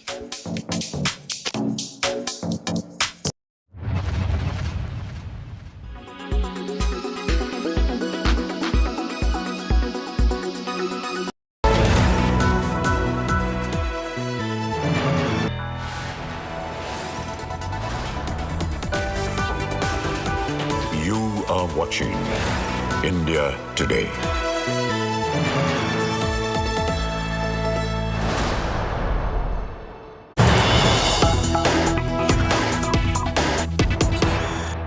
क्षेत्र नहीं है। और फिर इतना ही नहीं, Singapore में इनको बुलाया, इनविटेशन आता मेयर्स कॉन्फ्रेंस का, तो मुख्यमंत्री होते हुए जाना चाहते हैं। तो मेरे विचार से कम इनको थोड़ा पढ़ना लिखना चाहिए।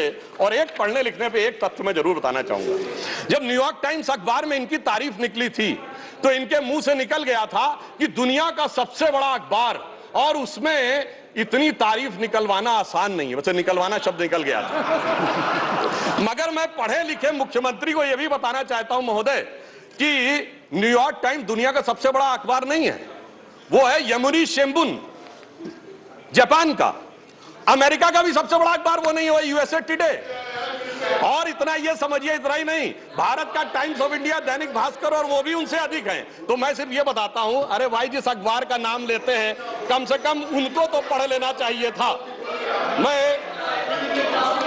मैं आपको अधिक समय न लेते हुए मैं सिर्फ ये कहना चाह रहा हूं महोदय कि इनको ना पढ़ाई से मतलब है, इन्हें ना पढ़ाई से मतलब है, न लिखाई से मतलब है, इन्हें तो बस कमाई से मतलब है, और वो भी ऊपर वाली कमाई से। और अंत में मैं कहना चाहता हूं सर, अंत में एक लाइन और कहना चाहता हूं कि आज सब लोग मिले, आम आदमी पार्टी और कांग्रेस एक साथ मिले, भारत की सबसे पुरानी पार्टी, पुरानी धुरानी पार्टी, नई पार्टी, नई नवेली पार्टी, अजब अलबेली पार्टी, सब मिलकर एक हो गए। मगर प्राप्त क्या किया?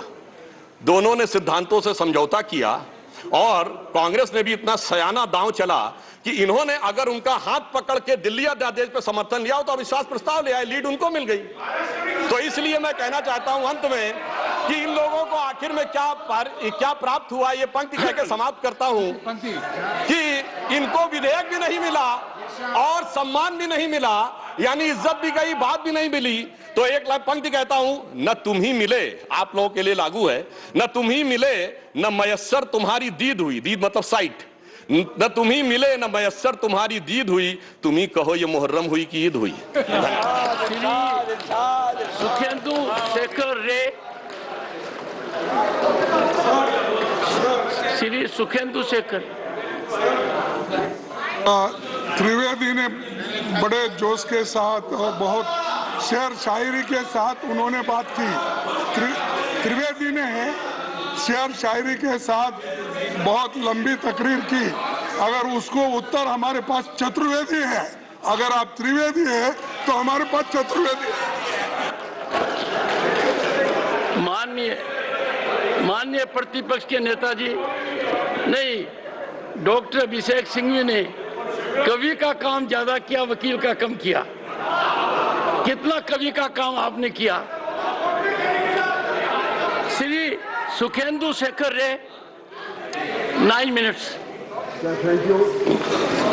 I am not going to make a political speech because the matter relates to a very important bill relating to National Capital Territory of Delhi. Sir, there is no sound from this microphone. I cannot shout. No volume. Volume, sir. No volume here. I can hear. But I cannot shout, sir. I cannot hear. There is no feedback. No feedback to my ear. Yes, some problems, sir. Go ahead. Some problem. As I have stated, that I am not going to make any political statement, but my submission shall be confined within the parameters of this bill. On 19th of May this year, the Honorable President of India promulgated the Government of National Capital Territory of Delhi Amendment Ordinance 2023, which negates a constitution bench judgment of the Supreme Court dated 11th May 2023 that brought services under GNCTD. There could be some symbolism in the ordinance being promulgated in the middle of the night, as already stated by some of my colleagues, just a few hours after the Supreme Court closed for summer vacation. But I am not on that. Meanwhile, the ordinance has been challenged in the Supreme Court, and the matter has since referred to a constitution bench. During the pendency of the matter before a constitution bench of the highest court of the land, the government has introduced this present bill to repeal the ordinance and for further amending the GNCT Act 1991. I wondered as to whether heaven would have fallen had the government waited for the outcome of the Constitution bench where the ordinance is still pending. What is the urgency involved in the matter? What is the urgency? There is no whisper about the urgency in the bill or the statement which have been received just now after the introduction of the bill, that the aforesaid judgment, that is judgment dated 11th of May, posed certain challenges in the efficient administration of the government of NCT of Delhi, which needed to be addressed through appropriate legal interventions. According to me, this is a stigma on the highest forum of our judiciary, which must be deprecated by all conscious citizens of this country. Third, in the year 2021, in the matter of Madras Bar Association, the Supreme Court held inter alia, and I quote one line, "A legislation can be declared as unconstitutional if it is in violation of the principle of separation of powers, the rule of law, and Article 14 of the Constitution, that is arbitrariness." Therefore, once there is such a judgment, which was delivered in 2001, government ought to abide by that judgment of Supreme Court, which is otherwise a requirement under the Constitution. I am coming to that later on. Third, the question is whether the Legislative Assembly of Delhi has powers over all matters in List 2 except the matters in entries 1, 2 and 18, which is public order, police and land. In apparent defiance of the 11th May judgment, this bill seeks to amend the GNCT Act for abridgment of the powers conferred upon the GNCT legislation by the Constitution, because the entry number 41 is sought to be taken away, is sought to be inserted through this bill, so 3 will be 4, rightly pointed out by our senior counsel, Mr. Abhishek Manu Singh Bichi. Now, sir, when a constitutional bench comprising 5 judges of Supreme Court declares or interprets Article 239 AA3A of the Constitution, the same is binding upon all courts and authorities in India in terms of Article 141 and 144 respectively. Neither Article 239 AA3A nor Articles 141 and 144 can be negated without a constitutional amendment. I repeat, without a constitutional amendment, this cannot be done. And if at all the government brings, subsequently will have to bring, if they wish, because this legislation will be declared null and void. As a student of law, I understand. It will be done. But if the government at all in future brings a constitutional amendment bill, that will also hit by the principle of separation of powers, and federalism, which are the basic structures of the Constitution that was held by the Supreme Court right from the Keshavananda Bharati case till Minerva Mill case. Yes. Sir, this bill seeks to render the GNCTD Assembly, or for that matter the Delhi government, virtually toothless and ineffective insofar as the services and service commission are concerned.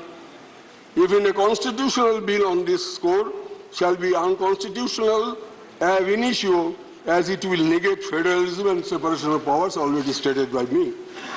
Sir, now let me have a look at the bill once. Possibly that will be the final, because 7 minutes already elapsed. Come to part 4A. It says about provisions relating to the maintenance of democratic and administrative balance in the governance of National Capital Territory of Delhi. What a brilliant drafting. To maintain a balance, the original act came into being in 1991. We are in 2023. So for the last 33 years, there was no balance. There was no balance. That is why, all on a sudden, the Kumbhakarna has risen from the deep sleep to maintain a balance. Yes. Wow. Interestingly, the authority has been proposed to be created. Which authority? Already stated by other members. The Chief Minister, Chief Secretary, Home Secretary. Sir, please give it to us. Please give it to us. Very interesting bill. Chief Minister, Home Minister, Chief Minister, Chief Secretary and Home Secretary. And whatever may be recommended by the Chief Minister, if it is not accepted by the two bureaucrats, then also it will be passed and the Lieutenant Governor will accept it. So, Chief Minister will be what should I say? What should I say? Without any authority. He doesn't have any authority. The bureaucrat will prevail upon him. So in democracy, will of the people is supreme. Vox populi, vox dei. Sabar upore manush satya tahar upore nai. Will of the people. But here, the will of the people, which has been reflected through election, the duly elected, constitutionally elected government, his Chief Minister has no power. The bureaucrat will overrule the recommendations of the Chief Minister. This is a draconian bill. This is against all spirit of the Constitution, and every citizen of this country should oppose this bill in the manner, not only inside Parliament, even outside Parliament, voice is to be raised. Sir, finally, with your kind permission, I would like to quote from judgment online of former Chief Justice Y.V. Chandrachud, the father of the present Honorable Chief Justice of India. Quote, Parliament cannot, under Article 368, expand its amending power so as to acquire for itself the right to repeal or abrogate the Constitution or to destroy its basic essential features. Here is a case where the basic features are being destroyed. And sir, according to me. All right, the BJP and Congress are now at loggerheads at a New York Times investigative report that's prompted the BJP to accuse the Congress of having links with China. The New York Times investigative report on how the Chinese government has actively peddled propaganda across the world, including India, echoed in the parliament and outside, as well as BJP demanded answers from the Congress, leveling serious allegations against the Gandhis of having links to Beijing again. BJP's Anurag Thakur raked up the funding of Rajiv Trust, once again demanding a detailed investigation. Anurag Thakur also lashed out at the Congress party. He accused them of attempting to shield the news website NewsClick when they were raided for alleged China links back in the year 2021. So what exactly was the New York Times report? What did it claim? That detailed investigative report has claimed that a US billionaire, Neville Roy Singham, is linked to multiple network outlets across the world and has financed the Chinese propaganda on behalf of the Chinese government. The report claims that in India, news website NewsClick was also financed by Singham to write propaganda pieces masked as independent content in favor of China. Congress, China, NewsClick are part of a umbilical cord. Rahul ji की नकली मोहब्बत की दुकान में चीनी सामान ये साफ नजर आने लगा है। चीन के प्रति प्यार ये दिखता था और भारत के खिलाफ दुष्प्रचार ये विदेशी जमीन पर भी और विदेशी न्यूज़ एजेंसियों के माध्यम से भी प्रोपेगेंडा के तहत होता था। एक एजेंडा था, anti India, break India campaign, ये लोग चलाते थे। कांग्रेस ने विदेशी लोगों के साथ हाथ मिलाने का प्रयास किया, और यही नहीं, जब इनको निमंत्रण मिला सोनिया जी को, राहुल जी को, कब मिला? जब ओलंपिक्स खेल हुए तो कांग्रेस पार्टी को भी, गांधी परिवार को भी वहां पर न्योता दिया गया, और ये लोग उस समय चाइना भी गए, खेल देखने गए थे, खेल करके आ गए।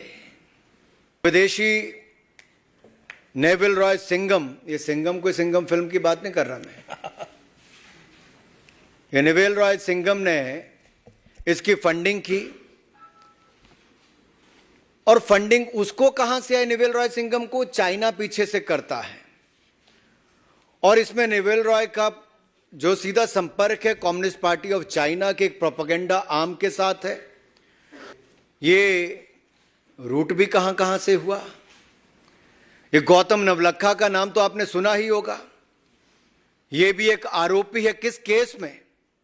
एल्गार परिषद के माओइस्ट लिंक में जो भीमा कोरेगांव केस है, उसमें अभी तक जेल में ये अंडर हाउस अरेस्ट है, यूएपीए लगा हुआ है इनके ऊपर। A couple of years ago, over 1,000 accounts on social media had to be removed when they were identified as ISI, Pakistan's ISI PR linked, who were fanning misinformation and violence in India. Then a few months ago, there were another 1,000 plus accounts that were removed that were being sponsored by and operated by Khalistani elements, again fanning misinformation and violence and lies and hatred against the government of India and our leadership. There is an attempt to rein in misinformation. These platforms jump along with their friends and rally behind this false cover of free speech. The right to free speech as guaranteed in our constitution is certainly not and must not and should not be a cover for misinformation directed at our nation's rise. And therefore, this revelation that a foreign country is actively funding platforms that are launching and have launched and continue to launch vitriol against our government, our country, our society, our religion, our faith, is something that all of us should be very aware of, and we should all get together and have a consensus on how to fight misinformation in the coming years and coming days. See what happened. PM Care Fund also received the Chinese money, and not only that, Vinod Adani, brother of Adani, is a partner of Chinese person.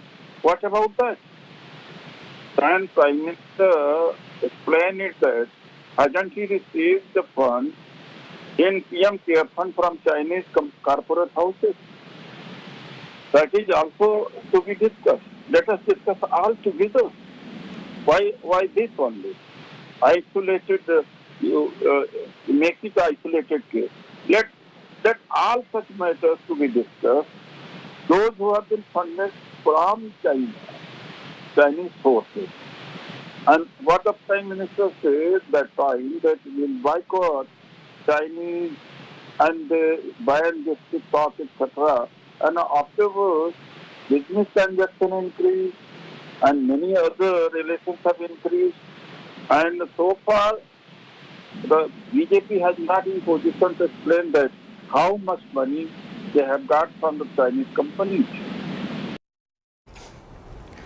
Let's now walk you through what the New York Times investigation exposes. Investigation exposes, number one, it was an orchestrated international propaganda toolkit by China. Point number two, Indian website NewsClick's link to the Chinese government was exposed to. Point number three, the Indian website NewsClick, which I just spoke to you about, was funded for propaganda pieces. The fourth point is that US billionaire Singham's role in funding propaganda was also exposed by this investigation by the New York Times. Point number five, the propaganda was designed disguised as independent content. All right, let's get to the flowchart now. The Chinese money trail and how it has been decoded. ED sources have also spoken to India today. So this is what our ED sources have indicated. You've got the Communist Party of China. You've got Neville Roy Singham. He's a tech billionaire who is living in Shanghai. 38 crore rupees was given to NewsClick. PPK NewsClick Studio Private Limited, they got the money to carry out this particular Chinese propaganda. 21 lakhs was given to Gautam Navlakha. Now, Gautam Navlakha happens to be NewsClick shareholder. So you'll get to know how it is all eventually goes back to be linked to the Communist Party of China as well. Aishwarya now joins us for the very latest development on this. Aishwarya, walk our viewers through this raging debate that is even taking place now in the parliament on the back of this New York Times expose that we're talking about.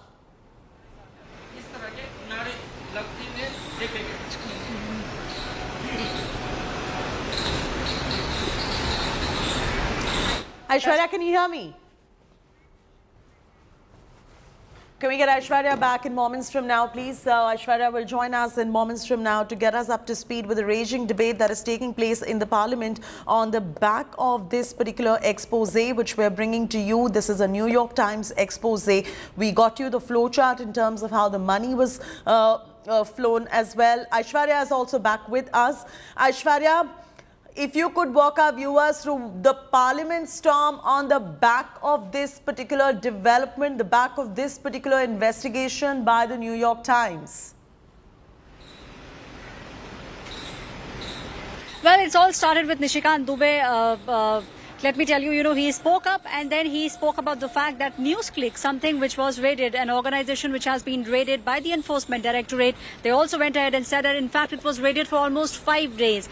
They can now be traced back to China. They can now be traced back to Congress. And that is what the top leaders of the BJP also spoke about in a press conference. Anurag Thakur, who's looking at the INB ministry, also said that they have proof, which now speaks about the fact that there was propaganda which was being given out by NewsClick. In fact, the MOS for IT ministry also very categorically said that they have seen how misinformation was being spread by NewsClick. So clearly, what the ministers and the BJP at the moment is trying to speak is the fact that the government has proof, which is now tying China with Congress and in turn, making sure that both of them also have ties with NewsClick, an organization which, according to the government, was spreading anti-Indian sentiment across the country and also spreading out anti-Indian sentiment globally. So this is what the BJP at the moment is speaking about. Would you call this the biggest media scandal of 2023, and how does the Congress respond to this as well? Well, we are still waiting, for the Congress to respond, because the BJP is now putting Rahul Gandhi in the dock. In fact, they're also spoken about all the trips that Rahul Gandhi has made to China over the past many years. Anurag Thakur categorically speaking about the fact that both Sonia Gandhi and Rahul Gandhi were in fact being invited by China, and both of them also went to China. Also speaking about the fact when Doklam was happening, that was the time when Rahul Gandhi was advocating that India now needs to have diplomatic ties and also needs to have back channel talks with China. So the BJP now putting the Congress party in the dock and saying that you, since the year 1962, have had some kind of back channel talks with China, and when the government has proof and when it has come to the fore that what NewsClick used to do, what China used to do with regards to our country, why you, as the leaders of the Congress party and your party Congress as a whole, are quiet about the entire matter. So now the BJP clearly putting the onus on the Congress party and also onus on those people who, according to the government, were spreading anti-India sentiment globally. All right, this is going to be our top focus. We'll come back to Aishwarya in moments from now, but I'm compelled to take a very short commercial break on that note. When we return, explosive revelation on pre-planned new riots. This and more in moments from now.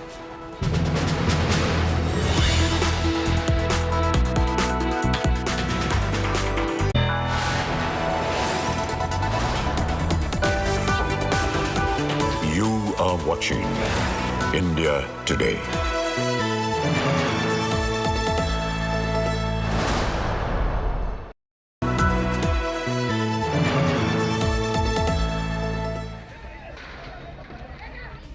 Meet the men Monu Manesar and Bittu Bajrangi who inflamed Mewar, who triggered the fiery chain reaction आपके videos ने जो है वो उकसाने का काम करा है इस यात्रा में। कोई उकसाने का कार्य नहीं किया, ना मैं उस यात्रा में गया। The key faces of the new nightmare. Live streamed provocations and poison. आधे घंटे की प्लानिंग नहीं है, ये कह रहे हैं कि बिट्टू ने बोल दिया, मैंने बोल दिया, वो इसको लोग तैयार बैठे थे वो बंदूक लेके। Cops hunt them, but we find them. Listen as they paint the full scary picture. Only on India Today Television.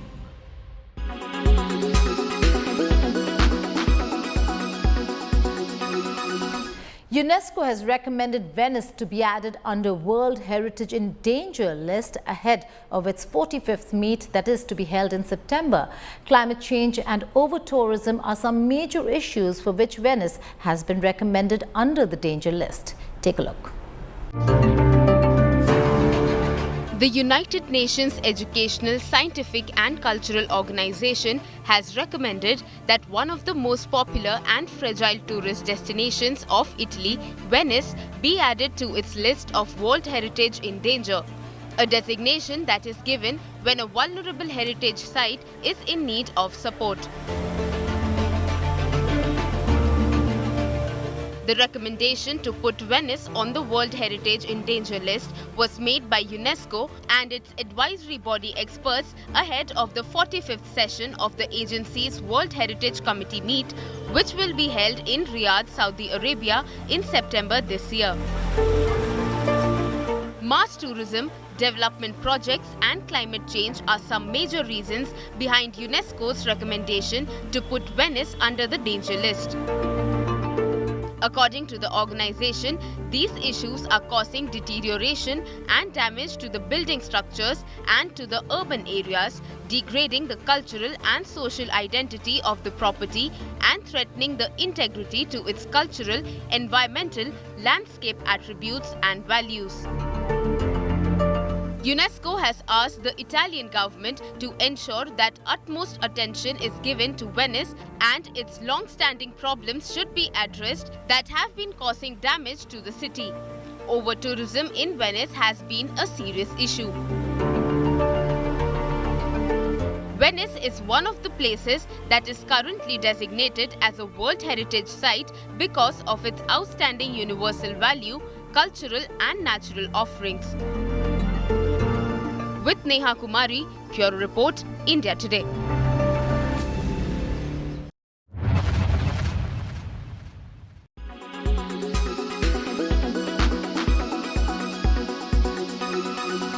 Make your media plan smarter with India Today Live TV on your connected devices.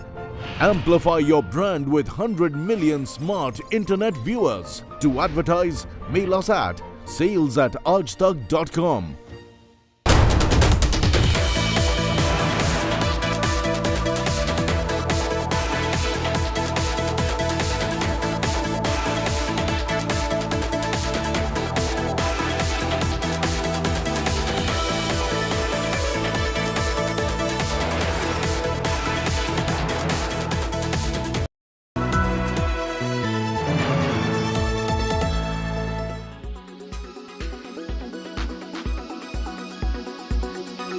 As the Lok Sabha polls approach near, political showdown between opposition BJP is escalating. Prime Minister Modi took a jab at the opposition alliance, recalling that Mahatma Gandhi's Quit India movement was launched on 9th August. The Prime Minister said similarly the country wants dynasty, corruption and appeasement to quit India.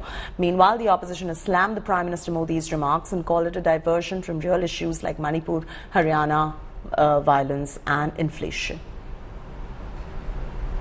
साथियों, 7 तारीख के एक दिन बाद 9 अगस्त आ रही है। 9 अगस्त वो तारीख है जब ऐतिहासिक क्विट इंडिया मूवमेंट की शुरुआत हुई थी। महात्मा गांधी ने मंत्र दिया था और क्विट इंडिया मूवमेंट ने स्वतंत्रता की तरफ भारत के कदमों में नई ऊर्जा पैदा कर दी थी। इसी से प्रेरित होकर आज पूरा देश हर बुराई के लिए कह रहा है क्विट इंडिया। चारों तरफ एक ही गुंज है, करप्शन क्विट इंडिया, यानी भ्रष्टाचार इंडिया छोड़ो, डायनेस्टी क्विट इंडिया, यानी परिवारवाद इंडिया छोड़ो, अपीजमेंट क्विट इंडिया, यानी तुष्टीकरण इंडिया छोड़ो। पूरे हिंदुस्तान ने और पूरे देश ने, पूरी इंडिया ने ये तय किया है कि इस बार 2024 में सिर्फ इंडिया को अपनाएंगे और इंडिया को ही जिताएंगे। इंडिया का मतलब है कि इंडिया जब होगी तो देश के अंदर में बेरोजगारी दूर होगी, महंगाई दूर होगी, यहाँ पे किसानों के सम्मान की बात होगी, महिलाओं के सम्मान की बात होगी। ये इंडिया है और मुझे पूरा विश्वास है इस इंडिया को पूरा हिंदुस्तान अपनाएगा। भारतीय जनता पार्टी को जाहिर सी बात है कि इंडिया से डर लगने लगा है, तभी इंडिया की बातें इतनी करते हैं। मुझे लगता है कि इंडिया की बात न करके अगर मणिपुर पे बोलते तो ज्यादा अच्छा रहता, अगर वो हरियाणा की जो घटनाएं हुई उस पर चर्चा करते तो ज्यादा अच्छा रहता, टमाटर इतना महंगा इस पे बोल देते तो ज्यादा अच्छा रहता। प्राइम मिनिस्टर सेड भ्रष्टाचार भारत छोड़ो, तुष्टीकरण भारत छोड़ो, वोट बैंक की राजनीति भारत छोड़ो। तो why is it the opposition is taking it personally? He has not named the opposition. That means the opposition knows that they represent Bhrashtachar, they represent Tushtikarana, they represent Parivarvad. Therefore, they are taking it personally.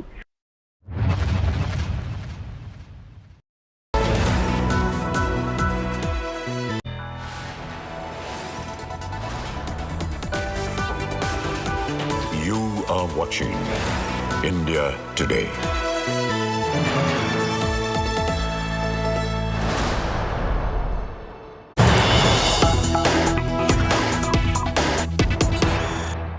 सड़कों पे लाठियां खाई, न जाने क्या क्या किया दिल्ली को पूर्ण राज्य का दर्जा दिलाने के लिए। और अंततः वो दिन आया जिस दिन वाजपेयी सरकार के उप प्रधानमंत्री आदरणीय लाल कृष्ण आडवाणी जी इस सदन के भीतर एक बिल लाए, द कॉन्स्टिट्यूशनल अमेंडमेंट बिल 2003, जो दिल्ली को पूर्ण राज्य का दर्जा देता है। ये बिल आडवाणी जी इस सदन के भीतर लाए और कहा कि दिल्ली को अधिकार देने की जरूरत है, दिल्ली को पूर्ण राज्य का दर्जा भाजपा दिलाएगी। यहां भी बात खत्म नहीं होती सर। इसके बाद 2013 के अपने मैनिफेस्टो में बीजेपी ने कहा हम पूर्ण राज्य का दर्जा देंगे। इनकी जून 2013 में नेशनल एग्जीक्यूटिव की मीटिंग हुई, उसमें मता पास कर कहा हम दिल्ली को पूर्ण राज्य का दर्जा देंगे। यहां तक कि इनके सांसद डॉक्टर हर्षवर्धन ने बयान दिया कि जब आदरणीय नरेंद्र मोदी जी देश के प्रधानमंत्री बनेंगे हम दिल्ली को पूर्ण राज्य का दर्जा देंगे। ये इन सब ने सर लगातार बातें कही और दिल्ली को पूर्ण राज्य का दर्जा दिलाने की मांग लगातार भारतीय जनता पार्टी दिल्ली वालों के सामने रखती रही। सर ये बिल सिर्फ संविधान का और लोकतंत्र का अपमान नहीं है, ये बिल लाल कृष्ण आडवाणी जी का, अटल बिहारी वाजपेयी जी का, मदन लाल खुराना जी का, सुषमा स्वराज जी का, अरुण जेटली जी का, सबका अपमान करने का और उनके 40 साल के संघर्ष को मिट्टी में मिलाने का काम करता है। सर मैं माननीय गृह मंत्री जी का बयान लोकसभा में सुन रहा था। उन्होंने कहा कि पंडित नेहरू ने यह बात रखी थी कि दिल्ली को पूर्ण राज्य का दर्जा नहीं मिलना चाहिए। मैं माननीय गृह मंत्री जी से कहना चाहता हूं, नेहरूवादी मत बनिए, आडवाणीवादी बनिए, वाजपेयीवादी बनिए और दिल्ली को पूर्ण राज्य का दर्जा देने का आज आपके पास ऐतिहासिक मौका है। दिल्ली को पूर्ण राज्य का दर्जा दीजिए। सर इस बिल को लाने का असल कारण क्या है? यह बिल क्यों लाया गया है? पिछले 25 साल में दिल्ली में 6 बार विधानसभा के चुनाव हुए। 6 के 6 चुनाव भारतीय जनता पार्टी बुरी तरीके से हारी। यहां तक कि 2015 और 20 में आजाद भारत के इतिहास की सबसे बड़े जनादेश की सरकार अरविंद केजरीवाल ने दिल्ली में बनाई। क्योंकि ये पिछले 25 साल चुनाव नहीं जीत पाए और अरविंद केजरीवाल और आम आदमी पार्टी के आने के बाद ये जानते हैं कि अगले 25 साल भी ये लोग चुनाव नहीं जीत पाएंगे, तो सरकार को नष्ट करने का काम कर रहे हैं। क्या ना रहेगी सरकार और ना रहेगा चुनावों का महत्व, ना रहेगा बांस, ना बजेगी बांसुरी। लेकिन मैं आज इस मंच से भाजपा से अनुरोध करूंगा कि कम से कम लाल कृष्ण आडवाणी जी को न्याय दीजिए, कम से कम उनकी इच्छा पूरी करिए, दिल्ली को पूर्ण राज्य का दर्जा दीजिए। सर मेरा दूसरा भाग कि कैसे यह बिल एक संवैधानिक पाप है।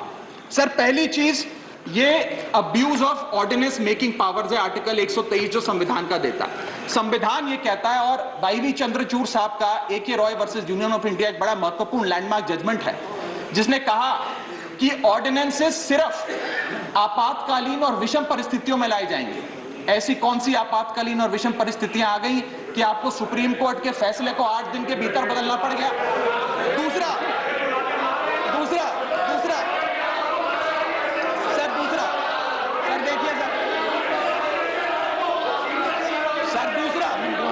सुप्रीम कोर्ट, दूसरा बिंदु, यह सुप्रीम कोर्ट का अपमान है। सुप्रीम कोर्ट के फैसले को 8 दिन के भीतर 5 जजों के संवैधानिक पीठ के सर्वसम्मति के फैसले को बदल के आज भारतीय जनता पार्टी ने एक मैसेज दिया है कि हम सुप्रीम कोर्ट को भी चैलेंज करते हैं, सुप्रीम कोर्ट के फैसले को भी नहीं मांगते, आपको जो ऑर्डर जारी करना है करो, हम चंद दिनों के अंदर ऑर्डिनेंस लाकर उस फैसले को बदल देंगे। They have challenged the majesty of the Honorable Supreme Court, sir. और मैं आपको ये कहना चाहता हूं कि आजकल जो ऑर्डिनेंस लाने की जो एक फेटिश इस सरकार ने देखी, चाहे वो लैंड एक्विजिशन बिल हो, चाहे वो फार्म बिल हो, चाहे ईडी के डायरेक्टर का एक्सटेंशन हो, जो ये सारी चीजें ऑर्डिनेंसेस के माध्यम से इन्होंने करी थी, इस बिल का हश्र भी वही होगा जो सारे पुराने बिलों का हुआ था।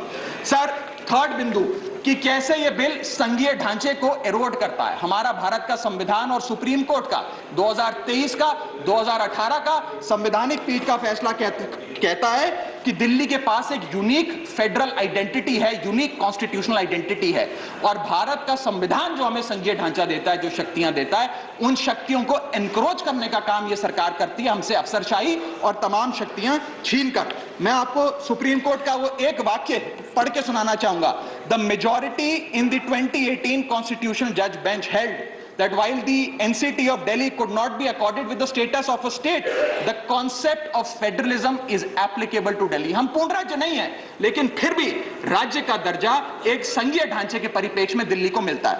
उसके बाद सर, इन लोगों ने तो कमाल ही कर दिया, आज बिना संवैधानिक संशोधन लाए संविधान को बदल दिया, मात्र एक एक्ट ऑफ पार्लियामेंट से, जो आज तक शायद भारत के इतिहास में कभी नहीं हुआ। सर, इसके बाद ये बिल पार्लियामेंट्री अंडरमाइन करता है प्रिंसिपल्स ऑफ कलेक्टिव रिस्पॉन्सिबिलिटी को। भारत का संविधान कहता है सर कि परमानेंट एग्जीक्यूटिव और पॉलिटिकल एग्जीक्यूटिव मिलके लेजिस्लेचर के प्रति जवाबदेही होंगे, ये प्रिंसिपल ऑफ कलेक्टिव रिस्पॉन्सिबिलिटी है। इसमें से परमानेंट एग्जीक्यूटिव यानी कि अफसरशाही को छीनकर ये पूरी तरीके से कलेक्टिव रिस्पॉन्सिबिलिटी का प्रिंसिपल जिसपे सरकारें चलती हैं देश में, उसे ध्वस्त करता है। और आखिरी बिंदु, संवैधानिक अपराध का, ये ट्रिपल चेन ऑफ अथॉरिटी को तार-तार करता है sir. Triple chain of accountability ये होती है कि अफसरशाही की जवाबदेही मंत्री को, मंत्री की जवाबदेही लेजिस्लेचर को, और लेजिस्लेचर की जवाबदेही जनता को। इसमें से अगर आप अफसरशाही हटा देते हो तो फिर जवाबदेही की जो ये ट्रिपल चेन ऑफ अकाउंटेबिलिटी है ध्वस्त हो जाती है। तो ये काम करके संवैधानिक अपराध एक प्रकार से सरकार ने किया है। सर, मेरा आखिरी भाग, ये कैसे एक एडमिनिस्ट्रेटिव हाराकिरी, एक एडमिनिस्ट्रेटिव गतिरोध पैदा करता है। यह कहता है सिर्फ उपराज्यपाल ही ट्रांसफर पोस्टिंग करेंगे एक समिति के माध्यम से, यानी कि अफसर अब मुख्यमंत्री की नहीं सुनेगा, मंत्रियों की नहीं सुनेगा। अगर अब दिल्ली में किसी के घर में बिजली नहीं आ रही, पानी नहीं आ रहा, किसी के बच्चे का स्कूल में दाखिला नहीं हो रहा, तो वो उपराज्यपाल के पास जाएगा, अपने मंत्री मुख्यमंत्री के पास नहीं जाएगा। क्या लोग जानते हैं उपराज्यपाल कहां रहता है? उपराज्यपाल कौन सी विधानसभा से चुनाव लड़ा, उपराज्यपाल ने कौन सा चुनाव जीता? लेकिन सारी शक्तियां एक चुनी हुई सरकार से निकालकर उपराज्यपाल को देता है। यह आगे कहता है सर ये बिल कि हम एलजी को सोल डिस्क्रिशन देते हैं, स्वयं के विवेक से फैसले लेने की तमाम शक्तियां। आज तक उपराज्यपाल और गवर्नर काउंसिल ऑफ मिनिस्टर्स की एड एंड एडवाइस से बाध्य थे, लेकिन यह बिल उपराज्यपाल को सुपरसीडिंग पावर देता है। आगे सर, यह बिल जितने भी ब्यूरोक्रेट्स हैं उन्हें एक जुडिशियल अथॉरिटी बना देता है। यह कहता है अफसरशाही तय करेगी कि मंत्री का फैसला सही है कि मंत्री का फैसला गलत है, और अगर अफसर को मंत्री का कोई फैसला पसंद नहीं आया तो अफसर मंत्री का फैसला लागू करने से मना कर सकते हैं। और सर, यह बिल अथॉरिटी, कमीशंस और कॉरपोरेशंस बनाने की, तमाम गठन करने की, नियुक्ति करने की शक्तियां सारी की सारी केंद्र सरकार को दे देता है, यानी कि सरकार की चाबी एक प्रकार से केंद्र सरकार को हाथ में पकड़ा देता है। सर, माननीय गृह मंत्री जी ने कहा था कि आम आदमी पार्टी एक सुपारी सी जितनी पार्टी है, एक सुपारी जितनी छोटी सी पार्टी है। सर, ये वो सुपारी जितनी पार्टी है जो आजाद भारत के इतिहास का फास्टेस्ट ग्रोइंग पॉलिटिकल स्टार्टअप कहलाती है। ये वो सुपारी जितनी पार्टी है जिसने 3 बार भाजपा को दिल्ली में हराया और 2 बार 2015 और 20 में आजाद भारत के इतिहास की सबसे बड़ी जनादेश की सरकार बनाई। ये वो सुपारी जितनी पार्टी है जिसने पंजाब में भाजपा को लगभग शून्य पर लाकर खड़ा कर दिया। ये वो सुपारी जितनी पार्टी है जो 10 साल में राष्ट्रीय पार्टी बनी। ये वो सुपारी जितनी पार्टी है जिसके 161 विधायक और 11 सांसद है। और ये वो सुपारी जितनी पार्टी है जिसका काम देखने के लिए first lady of United states of America और यूनाइटेड जनरल के पूर्व प्रमुख बान की मून आते हैं। सर, मैं आज अपने साथी जो आंध्र प्रदेश और उड़ीसा की सरकार चलाते हैं उन्हें कहना चाहूंगा, आपकी जरूर कुछ मजबूरियां रही होंगी जिसके चलते आपने ये फैसला लिया इस सरकार के इस बिल का समर्थन करने में। कुछ तो मजबूरियां रही होंगी, यूं ही कोई बेवफा नहीं होता।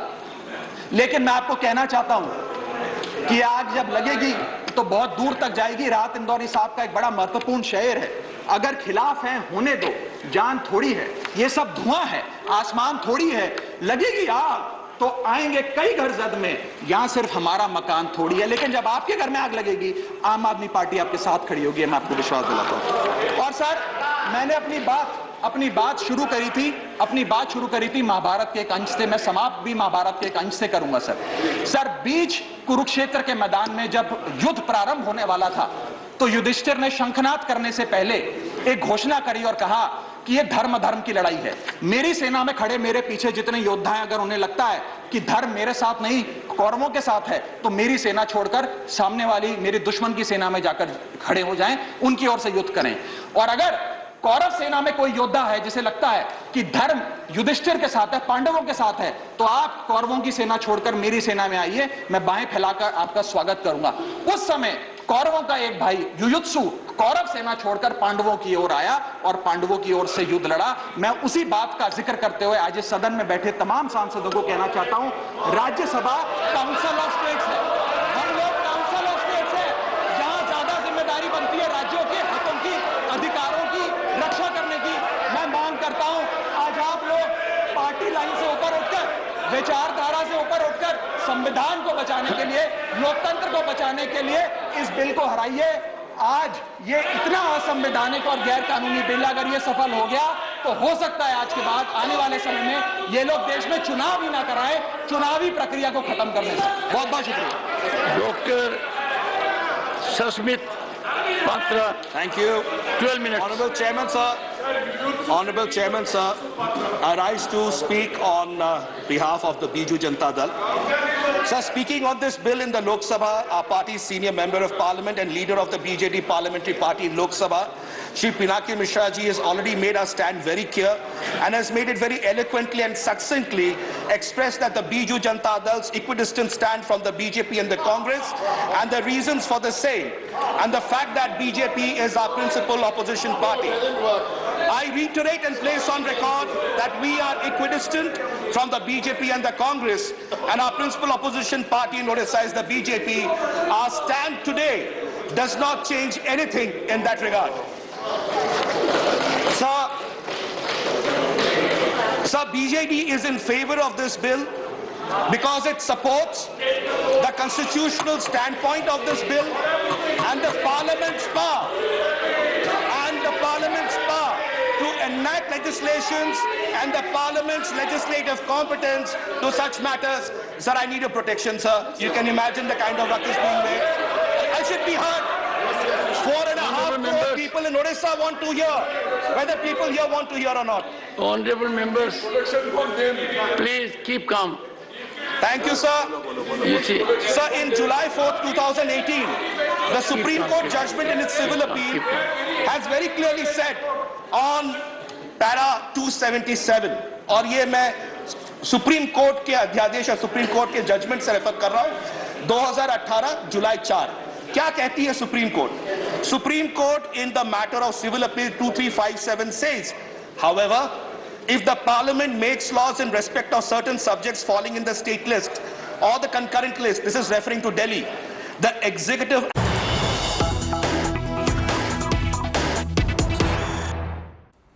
There's breaking news coming in. Rahul is going to speak tomorrow at 12 noon in the Lok Sabha. Rahul Gandhi is going to be leading the Congress charge during the No Trust debate. Big news coming in. Rahul Gandhi will be speaking tomorrow. He will be speaking at noon tomorrow in the lower house of the parliament in Lok Sabha. Rahul Gandhi is going to be the one leading the Congress's charge during the No Trust debate.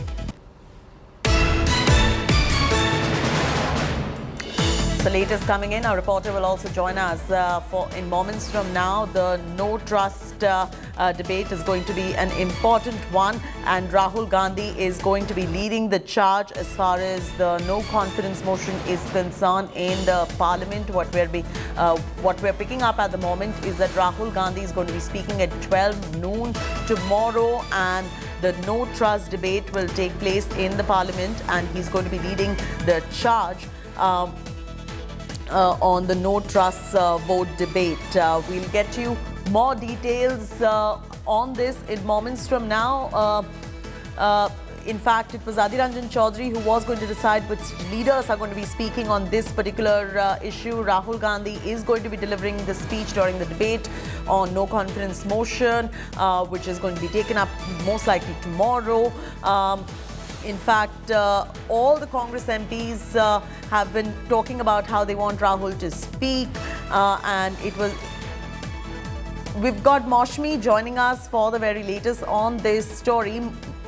Maushmi, if you could walk our viewers through the no confidence motion, the no trust vote debate, and Rahul Gandhi's speech tomorrow at 12 noon in the Lok Sabha.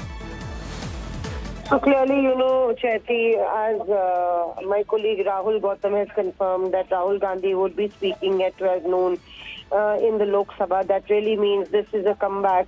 After his comeback, Rahul Gandhi will make his first speech after his membership has been reinstated. So clearly the Congress and the India Party trying to corner the government and pitch it as a battle between the India Party and versus the NDA. Clearly Rahul Gandhi would, since the entire matter comes on in the backdrop of the Manipur crisis that is unfolding, Rahul Gandhi is expected to launch a frontal attack on Prime Minister Narendra Modi. He did meet a member delegation of Manipur Congress leaders today and took an update of what's happening in Manipur. So perhaps he is gearing up to in fact make his first speech after becoming the Member of Parliament again. And this is going to be his first speech. Like you said, this is his comeback. And he obviously, we know, Maushmi, that he attended his first Lok Sabha session also after 4.5 whole months. So all eyes are going to be on what he has to say tomorrow noon. Absolutely, because Rahul Gandhi, as far as, the no confidence motion is concerned, and this particular one, everybody knows that the numbers are stacked heavily against the opposition, and it's not about the number game. And then it is about the issue that the opposition parties want to rake up, and that is the Manipur issue. So Rahul Gandhi would be laying threadbare the attack of the opposition on the government, the complacency and the allegations of, large-scale violence and crime against women. Remember, Prime Minister Narendra Modi has not spoken in the House, and that's been one of the primary demands of the opposition parties, that the PM should answer in the well. And having left no choice, the opposition parties say that they had to move the no confidence motion to get the government and the Prime Minister to speak on this entire issue. So we'll have to wait and see how long does he really speak, whether it's a speech extended to 1 hour. The equation between the opposition and the government will be there for all to see on a topic that has seen several adjournments in this monsoon session. So we will have to wait and see how Rahul Gandhi, with the Congress party in an upbeat mood, with a fresh alliance between the India we'll come back members. to you for more on this, Maushmi. Thanks so much for joining us on this breaking news. Rahul Gandhi, of course, as Maushmi was also mentioning, has got his parliament membership back. Congress MP Rahul Gandhi did attend his first Lok Sabha session after 4.5 months today. Right after he entered the Sansad, he paid tribute at the Gandhi statue. He got a grand welcome by India bloc as soon as he stepped inside the parliament premises. The Lok Sabha secretariat also cleared Rahul's return 3 days after Supreme Court stayed his conviction. Congress hailed his comeback as a moral victory. With his return now, the stage is all set for Rahul's participation in no-trust motion debate against Prime Minister Modi. Celebrations also erupted outside Congress headquarters moments after his membership was restored. Congress cadres rejoiced with dhol, dance and firecrackers for Rahul Gandhi. Rahul Gandhi was disqualified, remember, on 23rd of March after Gujarat court convicted him in a defamation case over his Modi surname remark and sentenced him to 2 years in jail.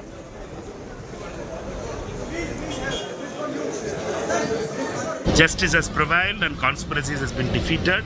We are very happy that Rahul Gandhi's return in Lok Sabha and Parliament will give a lot of energy for the opposition and the India Alliance particularly. It's a welcome decision by Honorable Speaker.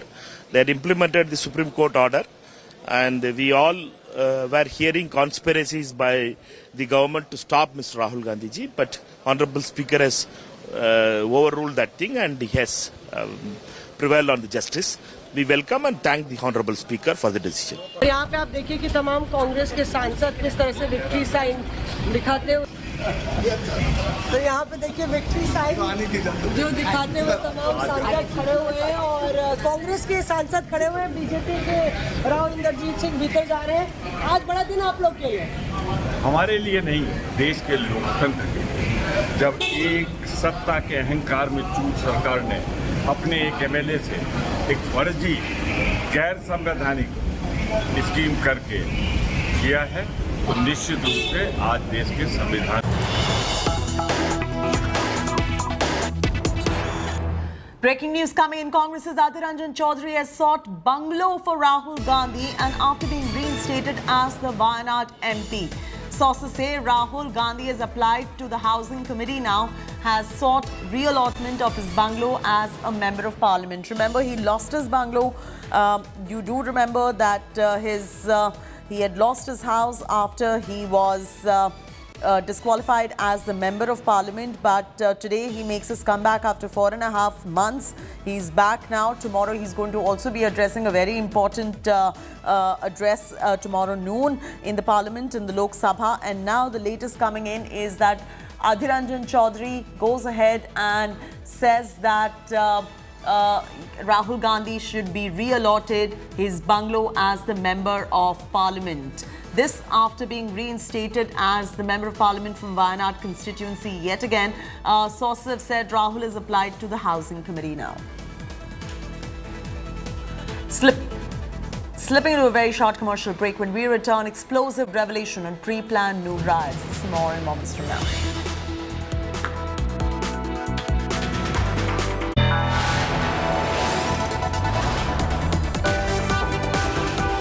You are watching India Today.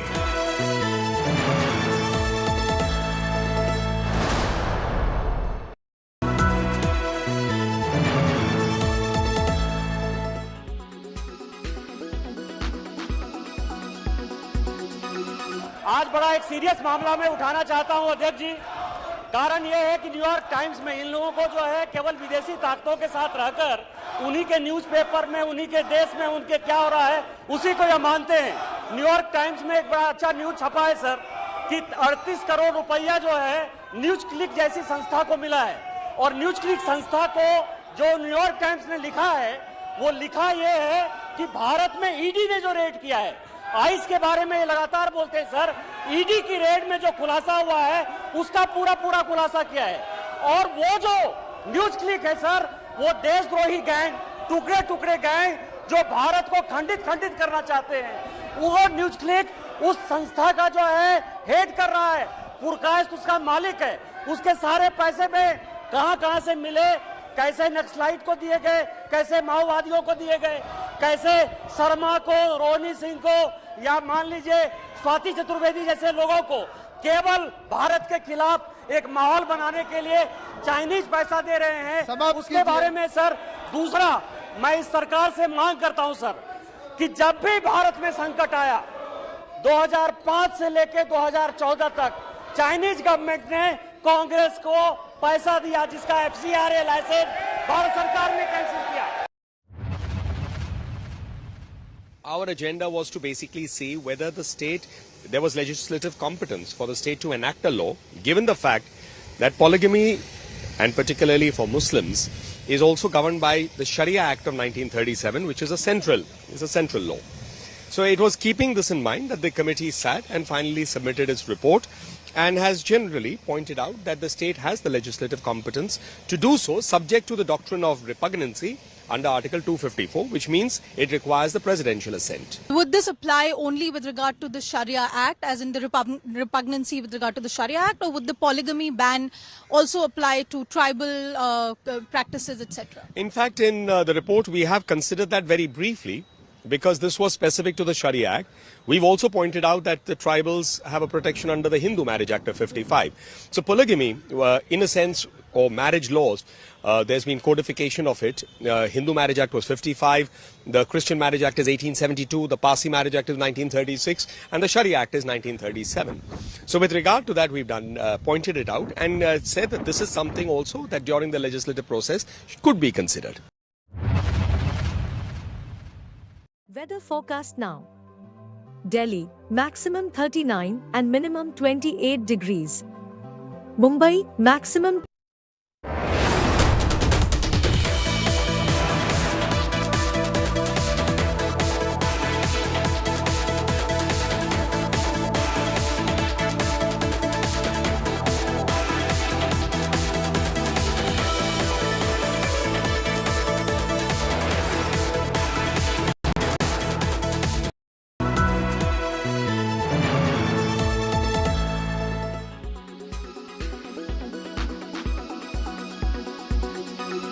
As the Lok Sabha polls approach near, political showdown between opposition BJP is escalating. Prime Minister Modi took a jab at the opposition alliance, recalling that Mahatma Gandhi's Quit India movement was launched on 9th August. The Prime Minister said similarly the country wants dynasty, corruption and appeasement to quit India. Meanwhile, the opposition has slammed the Prime Minister Modi's remarks and called it a diversion from real issues like Manipur, Haryana, violence and inflation. साथियों, 7 तारीख के एक दिन बाद 9 अगस्त आ रही है। 9 अगस्त वो तारीख है जब ऐतिहासिक क्विट इंडिया मूवमेंट की शुरुआत हुई थी। महात्मा गांधी ने मंत्र दिया था और क्विट इंडिया मूवमेंट ने स्वतंत्रता की तरफ भारत के कदमों में नई ऊर्जा पैदा कर दी थी। इसी से प्रेरित होकर आज पूरा देश हर बुराई के लिए कह रहा है क्विट इंडिया। चारों तरफ एक ही गुंज है, करप्शन, क्विट इंडिया, यानी भ्रष्टाचार, इंडिया छोड़ो, डायनेस्टी, क्विट इंडिया, यानी परिवारवाद, इंडिया छोड़ो, अपीजमेंट, क्विट इंडिया, यानी तुष्टीकरण, इंडिया छोड़ो। पूरे हिंदुस्तान ने और पूरे देश ने, पूरी इंडिया ने ये तय किया है कि इस बार 2024 में सिर्फ इंडिया को अपनाएंगे और इंडिया को ही जिताएंगे। इंडिया का मतलब है कि इंडिया जब होगी तो देश के अंदर में बेरोजगारी दूर होगी, महंगाई दूर होगी, यहाँ पे किसानों के सम्मान की बात होगी, महिलाओं के सम्मान की बात होगी। ये इंडिया है और मुझे पूरा विश्वास है इस इंडिया को पूरा हिंदुस्तान अपनाएगा। भारतीय जनता पार्टी को जाहिर सी बात है कि इंडिया से डर लगने लगा है, तभी इंडिया की बातें इतनी करते हैं। मुझे लगता है कि इंडिया की बात न करके अगर मणिपुर पे बोलते तो ज्यादा अच्छा रहता, अगर वो हरियाणा की जो घटनाएं हुई उस पर चर्चा करते तो ज्यादा अच्छा रहता, टमाटर इतना महंगा इस पे बोल देते तो ज्यादा अच्छा रहता। प्राइम मिनिस्टर सेड भ्रष्टाचार भारत छोड़ो, तुष्टीकरण भारत छोड़ो, वोट बैंक की राजनीति भारत छोड़ो। तो why is it the opposition is taking it personally? He has not named the opposition. That means the opposition knows that they represent भ्रष्टाचार, they represent तुष्टीकरण, they represent परिवारवाद. Therefore they are taking it personally. Weather forecast now. Delhi, maximum 39 and minimum 28 degrees. Mumbai, maximum 28 and minimum 26 degrees. Kolkata, maximum 29 and minimum 25 degrees. Bangalore, maximum 30 and minimum 21 degrees. Chennai, maximum 35 and minimum 28 degrees. Hyderabad, maximum 29 and minimum 22 degrees.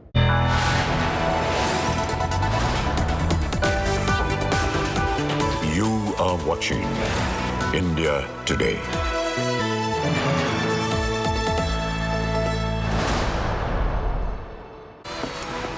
Hey, good evening and thank you for being with us here on India Today. I'm Chaiti Narula joining you with all the top stories. Let's start with the headlines first. Rahul's Lok Sabha membership restored after Lok Sabha Secretariat issues notice. Grand welcome by India MPs for Rahul in the parliament. BJP alleges China linked to Congress in Parliament. BJP rakes up alleged Chinese funding for Rajiv Gandhi Foundation. After New York Times exposed Chinese propaganda funding, BJP says probe Congress's China links. China, news clip, a part of a umbilical cord. Rahul ji की नकली मोहब्बत की दुकान में चीनी सामान ये साफ नजर आने लगा. Explosive revelation on pre-planned new riots, chilling WhatsApp chats, exposed conspiracy, communal poison spewed to mobilize mob, sinister attack on Shobha Yatra orchestrated. The Delhi Services Bill debate rages on in the Parliament. Aam Aadmi Party hits back at Amit Shah, alleges bill gives centre to control Delhi.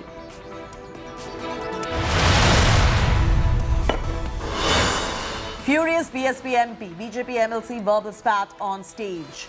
Danish Ali stops BJP MLC's Bharat Mata chant on stage. BJP Neta Vijay Vargiya threatens, says can kill anti-Bharat brigade.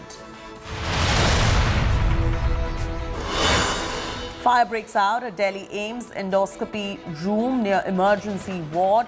All patients evacuated. Fire tenders douse fire.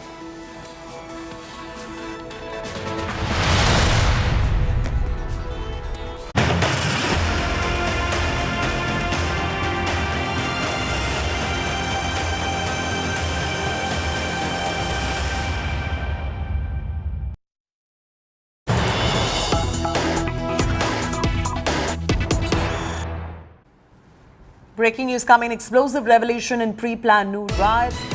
2 minutes 50 seconds of sinister mob planning. Here how VHP Yatra was targeted. Chilling WhatsApp chats are now exposing conspiracy. The plot was to kill and bleed. New temple attack plan on WhatsApp group. The communal poison spewed to mobilize the mob is what we're picking up. Voice that incited mob killings in new. Scary, disturbing and blood-curdling. Listen in. अस्सलाम वालेकुम रहमतुल्लाह. अरे भाई तुमनो बताओ ये मेवात कहा इतने एक बुज़दिलन किए के कम से 100-200 आगे होंगे कहा 10-20 भी ना टपके इनमें से कम से कम जैसे गाड़ी जलाई गाड़ी इनके साथ में कहा 10-20 ने टपका था कहीं चोड़ी पहन रखी है मेवात ने. जितने भी हैं तमाम की तमाम जो है सिंगार के मंदिर पे इकट्ठे हो जाओ फटाफट. ठीक है, गुजारिश है ये आपसे. आज मौका है. देखो हाथ अड़ाओगे तो भी इतनी गाड़ भीड़ आएगी. अगर जान से भी मार दोगे 10-20 तो भी उतनी आएगी. या मत सोचिए ना से. हाँ तो यानी आज मौका है अपने आप है पेश कर लो. ठीक है, मरना तो एक दिन जब भी आज भी मरना और कल भी मरना. ठीक है भाई, जितने भी है ग्रुप में ज्वाइन हैं ये बंदे 10 हैं 20 हैं 50 हैं 150 हैं जितनों भी हैं इनसे भी मेरी हाथ जोड़ के रिक्वेस्ट है कि ये भी इन पर अगर मेमन के ग्रुप हैं ना चाहे 1000 ग्रुप हैं उन 1000 में बांट दीजिए. चाहे सऊदी अरब तक ग्रुप हैं समन में बांट दीजिए. ठीक है, देखो आज तो तुम मोहब्बत कर लो काई सु कर लो चाहे बीवी से कर लो बच्चे से कर लो दौलत से कर लो धन से कर लो किसान से कर लो. एक ना एक दिन ही तो सारी छूटेगी. या तो खुद छोड़ दे जो चीज़ से मोहब्बत कर रहे हो या खुद तुम छोड़ दो. या मौत आने से छूट जाए या वो चीज़ वैसे बर्बाद होने से छूट जाए. या मत सोचियो कि मेरी मेहरबानी रह रही है मेरे बालक रह रहे हैं या मेरी दौलत रह रही है. या मत सोचियो. ठीक है, जब मैं अपनी कौम पे बात बने तो बिल्कुल निडर होकर खड़े हो सामने। ठीक है, मैदान में भागनो पसे पुष्ट भागनो ये बुजदिलन को काम है। या सो बढ़िया तुम जो है चूड़ी पहन लियो वो बढ़िया है। ठीक है, जब यार खुदा के बंदे नो सोचो जो मेवात को गढ़ मानो जावे वहाँ में से ये लोग बच के चले जाऊँ, कम से भी कम एक आध 20 तो इनमें से एक बार दफन ना हो जाऊँ जब तक कि कमेटी निचावली ना बैठे रहूँ। और एक ख़ास तौर से बहुत गंदी आदत हमारे मेवन में, दुनिया चल रही है आप वीडियो बनाने में लगे। अरे खुदा के बंदे तुम नो बताओ वीडियो बना ली गए कौन, कम से भी कम याद छोड़ दो अपनी कौम में बचाओ। ठीक है, इन्हें शेयर करने में मत लगे रहो, वीडियो बना के नहीं छोड़ दी वीडियो बनाने में। अरे 100 एक आदमी 32 वीडियो बना लिया, हज़ारों आदमी वीडियो बनाने में लगे हैं, तो आगे का काम कौन देखोगे तुम वीडियो बनाएंगे तो। Arvind Oja is getting us these updates from Nu. Arvind, ये जो ऑडियो क्लिप हमारे पास एक्सेस किया है हमने और इससे जो खुलासा हुआ है उसके बारे में और बताइए। ये जो राइटर जो बात कर रहा है वो कौन है, कौन सी साइड से है, इसके बारे में थोड़ी और जानकारी दीजिए जिस ऑडियो क्लिप को हमने अभी लिसन किया है। देखिए, ये जो ऑडियो है मेवात के एक व्हाट्सएप ग्रुप में डाला था एक शख्स ने और उसके बाद ये ऑडियो जो है काफी वायरल हुआ। इस ऑडियो में दरअसल 31 जुलाई को सिंगार एक मंदिर है, शिव मंदिर, वहां पर लोगों को इकट्ठा करने के लिए कहा जा रहा था। और लगातार ये भी अगर आप सुने इस ऑडियो में जो इंडिया टुडे ने एक्सेस किया है, इसमें बात कही जा रही है कि 100 से 200 लोग ही वहां पर हैं, कम से कम 10-20 लोगों को तो मारना ही चाहिए या 10-20 लोगों को की हत्या करनी चाहिए। इस तरह की ये ऑडियो है और साथ ही साथ भीड़ को ये कहा जा रहा है कि वो सिंगार मंदिर के पास पहुंचे। दरअसल सिंगार मंदिर वो नू से 45 किलोमीटर दूर एक इलाका है, वहां पर शिव मंदिर है जहां पर शोभा यात्रा जो नू से स्टार्ट होनी थी वो वहां पर आकर खत्म होनी थी। और जैसे ही ये ऑडियो वायरल होता है उसके बाद जो श्रृंगार मंदिर है उसके आसपास वायलेंस स्टार्ट हो जाती है। इंडिया टुडे के पास 31 जुलाई की वो तस्वीरें भी हैं जब इस ऑडियो के वायरल होने के बाद वहां पर वायलेंस हुई, आम लोग थे उन पर स्टोन पेल्टिंग हुई, कई लोग उसमें जख्मी हुए थे। और उसके बाद ये जो श्रृंगार मंदिर है उसके अंदर 2 बार अटेम्प्ट हुआ, भीड़ उसके अंदर दाखिल होने की कोशिश की। दरअसल देखिए ये ऑडियो क्लिप ये दिखाता है कि ये जो वायलेंस है वो अचानक से नहीं हुआ था, बल्कि कहीं ना कहीं एक बड़ी कॉन्स्पिरेसी थी और नूह में स्टार्ट हुआ था। अगर ये सडन वायलेंस था, अगर कोई अचानक से वायलेंस होता तो नूह तक ही ये वायलेंस सिमट करके रह जाता। लेकिन जैसे ही नूह में ये इंसिडेंट शुरू होता है 45 किलोमीटर दूर सिंगार में ऑडियो क्लिप एक व्हाट्सएप ग्रुप में डाला जाता है, उसके बाद वायलेंस स्टार्ट हो जाता है। तो ये पूरी कॉन्स्पिरेसी कहीं ना कहीं लगती है और हरियाणा पुलिस इसी एंगल पर जांच कर रही है। लेकिन ये काफी शॉकिंग ऑडियो क्लिप है जो इंडिया टुडे ने एक्सेस किया है। ये बताता है कि कितनी डीप रूटेड ये कॉन्स्पिरेसी है मेवात को हिंसा में झोंकने की। की आवाज है इसमें, जो लोग बात कर रहे हैं उनके नाम के बारे में या कोई और डिटेल्स पता लगा है? नहीं, देखिए पुलिस जो सोर्स बता रहे हैं पुलिस ने जरूर इनको आइडेंटिफाई किया है। और जो व्हाट्सएप ग्रुप जिसमें ये ऑडियो क्लिप डाली जा रही थी, अगर आप सुने तो जो बंदा है जिसने अपनी ऑडियो डाली है उसमें डर नाम की बिल्कुल भी चीज नहीं है। उसका कहना है कि ये ऑडियो है इसको और भी ज्यादा से ज्यादा उस 31 जुलाई को ये ऑडियो और उस 31 जुलाई को बोल रहा है कि ज्यादा से ज्यादा व्हाट्सएप ग्रुप में इस ऑडियो को शेयर किया जाए, यहाँ तक कि सऊदी अरब तक शेयर किया जाए। और उसमें नंबर 1, नंबर 2 सिंगार मंदिर पर पहुंचने की बात की जा रही है। और इस ऑडियो क्लिप के तुरंत बाद इंडिया टुडे की टीम, आज मैं खुद ग्राउंड पर गया था पूरी ये इन्वेस्टिगेशन को कंप्लीट करने के लिए, हमने देखा कि 31 जुलाई को वहां पर वायलेंस हुआ था, वहां जो लोग पासरबाई गुजर रहे थे उन पर अटैक्स हुआ था, कई लोग बुरी तरह से इंजर्ड हुए थे। उसके बाद मंदिर के आसपास जो है वो भी भीड़ अटैक करने की कोशिश कर रही थी। ये ऑडियो क्लिप पुलिस के पास पहुंच चुका है, पुलिस अक्यूज को आइडेंटिफाई कर रही है। क्योंकि एक नहीं, आपको बताऊं कि सिर्फ हरियाणा और मेवात के लोग नहीं बल्कि राजस्थान से, हरियाणा से सटे जो राजस्थान के डिस्ट्रिक्ट है वहां से भी मॉब अंदर आई थी। तो क्यों ये ऑडियो क्लिप व्हाट्सएप ग्रुप में डाला गया, क्यों ये ऑडियो ज्यादा से ज्यादा वायरल करने के लिए कहा गया, ये इन्वेस्टिगेशन का सब्जेक्ट है और हरियाणा पुलिस को कुछ लीड भी इस मामले में मिली हुई है।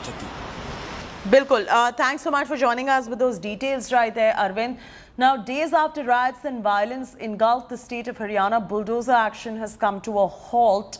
After an order from the Punjab and Haryana High Court, the Deputy Commissioner has ordered officials to stop razing down illegal construction. The High Court passed these orders while taking a suo motu cognizance of the demolition drive carried out by the state government after no violence. The court also questioned the Haryana government's demolition drive launched without serving any notice period to affected parties. In an attempt to restore normalcy, curfew is going to be relaxed for 4 hours in New today.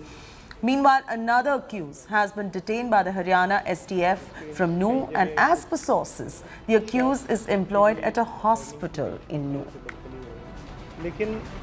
The Punjab and Haryana High Court, after taking a cognizance of the demolition drive launched by the Haryana government in Noon district, has stayed the drive. The court has also expressed surprise and questioned the state government why the state government launched the drive without issuing any notices to the affected parties. After receiving the court orders, the Noon district administration has now stopped the drive. And during the 4-day drive, dozens of illegal structures built in and around Noon were removed. The people were in anger against the state government and had questioned the drive. सुरक्षा की दृष्टि से हमने नाका लगाया है, checking कर रहे हैं, कोई संदिग्ध व्यक्ति आगे ना जाए, कोई संदिग्ध सामान ना लेके जाए, सेफ्टी दृष्टि से हमने लगाया। धीरे धीरे हालात सामान्य होते जा रहे हैं, आप भी देख रहे हो, और लगभग मुझे लगता है गाड़ी अब पटरी पे है। आज से मुझे लगता है सरकारी ऑफिस भी खुल जाएंगे, ATM भी खुल रहे हैं, गाड़ियां भी चल रही हैं, रोडवेज की बसें भी चल रही हैं, हालात सामान्य हैं। Reacting to the violence and riots that broke out in Haryana's New, Brahm Yadav, a Gurugram councillor, said that Hindus should not give Muslims houses on rent, and that the landlord should check the Aadhaar cards of their tenants before renting out their houses. In fact, he also added, shockingly, that one should boycott the shops run by Muslims as well. And this is the hate rant that is going on. मेरा निवेदन ये है भाई, इन किराएदारों को मत दो, meet मच्छी की दुकान जैसे तिगरा में घुसे हम भाई, ऐसे मुसलमानों को मत दे, भूखे रह लेंगे, लेकिन इनका पैसा अपने हमारा पैसा इनके पास जाता है, इनसे हम ले। तो भाई हाथ जोड़ के निवेदन है सभी ग्रामीण वासियों से, जो यहाँ गुड़गांव के कोई भी आए हो, जैसे मैं कातीपुर से आया हूँ भाई, मैं भी अपने गांव वालों से निवेदन करूंगा, हाथ जोड़ के सबके आधार कार्ड देखो, जो मुसलमान हो उसको अपना मकान, कोई भी जमीन मत दो। और जो हमारे हिंदू भाई है, वाल्मीकि है, कोई भी है भाई, वो मीट की दुकान हिंदू भाई करे, बाहर से आके मुसलमान यहाँ कमाते हैं और फिर वही हमारे ऊपर गोलियां चलाते हैं। The Assam government is mulling over prohibiting polygamy in the state. The Chief Minister Himanta Biswa Sarma said that a law to ban the practice of a man marrying multiple women is going to be brought this year in Assam Assembly. As per a High Court judge-led expert committee, the Assam government can proceed to enact a law prohibiting polygamy in the state. Now, going by the report submitted by the committee to Chief Minister Himanta Biswa Sarma, the state of Assam has the legislative competence to enact a law to end polygamy. The Chief Minister, however, added that the law has to be cleared by the President instead of the Governor. Meanwhile, opposition has slammed the decision of the government and calling it a diversionary tactic and a communal one, especially at a time when suggestions on the UCC are being received by the Law Commission. কৰাৰ অধিকাৰ ৰাজ্য চৰকাৰৰ আছে নে নাই সেই সাবজেক্টৰ ওপৰতে আমি কমিটিখন বনাই দিছিলো। আজি কমিটিখনে আমাক সৰ্বসন্মতিক্ৰমে ৰায় দিছে যে পলিগমিৰ ওপৰত আইন কৰাৰ অধিকাৰ ৰাজ্য চৰকাৰৰ আছে, খালি তাত যেটো ফাইনেল সিগনেচাৰ যেটো এসেন্ট বুলি কয় হেতু ৰাজ্যপালৰ পৰা নহয় ৰাষ্ট্ৰপতিৰ পৰা ল'ব লাগিব। Whether we'll do it in September or December or January, that is to be decided. But within this financial year, this law will definitely come. 3-4 बार हम लोग बैठा है एक कमेटी बैठने का बाद एक हम लोग रिपोर्ट हम लोग प्रिपेयर किया है और रिपोर्ट प्रिपेयर करके आज हम लोग का रिपोर्ट चीफ मिनिस्टर का ऑफिस में हम लोग चीफ मिनिस्टर का हाथ में दे दिया। अभी बाकी गवर्नमेंट का ड्यूटी गवर्नमेंट करेगा। पॉलीगैमी का ऊपर क्या करना है क्या करना नहीं तो ये सब गवर्नमेंट करेगा। Our agenda was to basically see whether there was legislative competence for the state to enact a law, given the fact that polygamy, and particularly for Muslims, is also governed by the Sharia Act of 1937, which is a central law. So it was keeping this in mind that the committee sat and finally submitted its report, and has generally pointed out that the state has the legislative competence to do so, subject to the doctrine of repugnancy under Article 254, which means it requires the presidential assent. Would this apply only with regard to the Sharia Act, as in the repugnancy with regard to the Sharia Act, or would the polygamy ban also apply to tribal practices, etc.? In fact, in the report, we have considered that very briefly, because this was specific to the Sharia Act. We've also pointed out that the tribals have a protection under the Hindu Marriage Act of 55. So polygamy, in a sense, or marriage laws, there's been codification of it. Hindu Marriage Act was 55, the Christian Marriage Act is 1872, the Parsi Marriage Act is 1936, and the Sharia Act is 1937. So with regard to that, we've pointed it out and said that this is something also that during the legislative process could be considered. It is day 5 of the Gyanvapi survey. The court-ordered survey of Gyanvapi, excluding Buzukhana, is being carried out to determine if the mosque was built on a pre-existing temple or not. In a big claim made by the Muslim side, the lawyer asserted that the Trishul symbol that's there on the wall of the Gyanvapi is actually Allah written on the wall and not a Hindu symbol. He even stated that finding swastika symbols should not come as a surprise, since Mughals also had swastika symbols on their coins. The Hindu side, however, has claimed that they found remains of Hindu idols in Gyanvapi and the primary stage of survey is over. ये एक scientific सर्वे है और scientific सर्वे advocate commission के सर्वे से अलग होता है। यहाँ पे अगर ये सोचना कि हर दिन कुछ मिलेगा वो गलत है, क्योंकि इसकी डिटेल पूरे स्ट्रक्चर की, यहाँ के आर्किटेक्चर की, इसके नीचे क्या है, हर एक चीज़ की बड़ी डिटेल्ड साइंटिफिक स्टडी की जा रही है। और जब एएसआई की रिपोर्ट आएगी तब पता चलेगा कि एएसआई की फाइंडिंग्स क्या हैं। जो मस्जिद के अंदर का भाग है, वजू टैंक के ठीक सामने जो 3 डोम है, उसके नीचे डिटेल स्टडी की जा रही है। तो ये सारा काम चल रहा है। ज्ञानवापी मस्जिद नहीं है, पहले तो ये कहना बंद कर दीजिए। ज्ञानवापी भगवान शंकर का मंदिर है। हर मुगल पीरियड में बहुत से इस तरह के सिक्के चलाए जाते थे जिसमें स्वास्तिक भी बना हो, ओम भी बना हो। तो ये कह देना कि ये फिक्स है कि नहीं साहब, कमल का फूल जो है अगर बना है किसी मस्जिद के पिलर पर तो साहब वो सिर्फ हिंदुओं के इस्तेमाल, ऐसा तो है नहीं कि फूल किसी के लिए स्पेसिफिक बना हुआ है कि नहीं साहब गुलाब का फूल है तो ये फलां इस्तेमाल करेगा और कमल का फूल है तो ये कम्युनिटी इस्तेमाल करेगी, बेल का फूल है तो ये करेगी, ऐसा तो है नहीं। फूल तो सभी के लिए कोई बना सकता है। इस्लाम में सिर्फ त्रिशूल की बात हो रही है, डमरू की बात हो रही है। हम कहते हैं कि आप कहते हैं त्रिशूल लिखा, हम कहते हैं अल्लाह लिखा, हम भी तो अल्लाह उसी तरह लिखते हैं। हम भी तो अल्लाह लिखने का यही वही सिस्टम है जिस तरह से त्रिशूल बनाने की बात करते हैं। Samarth Srivastava is now joining us live for the latest on this. Samarth, if you could tell us about what is going on as far as the ASI survey is concerned, because what's going to matter here are facts. See, we are present at the Majestic Kashi and the survey is still on. It's the day 5 in the Gyanvapi complex when ASI team have entered inside and began survey. Though it was a bit late today due to Savan, as large number of devotees throng Kashi Vishwanath temple. We are present at this particular spot. What cameraman Neeraj will show you the visuals out here. A lot of policemen, police barricades out here, and amid the tight police security, you would be seeing a large number of devotees thronging the Kashi Vishwanath temple. This is the area. This is the way towards the Kashi Vishwanath temple because it's the way day of Savan. And that is why it's a huge public coming in for the darshan purposes. But the ASI survey is still on. It has been around more than 5 hours because the survey began at 11 a.m. and it would stop at 5 p.m.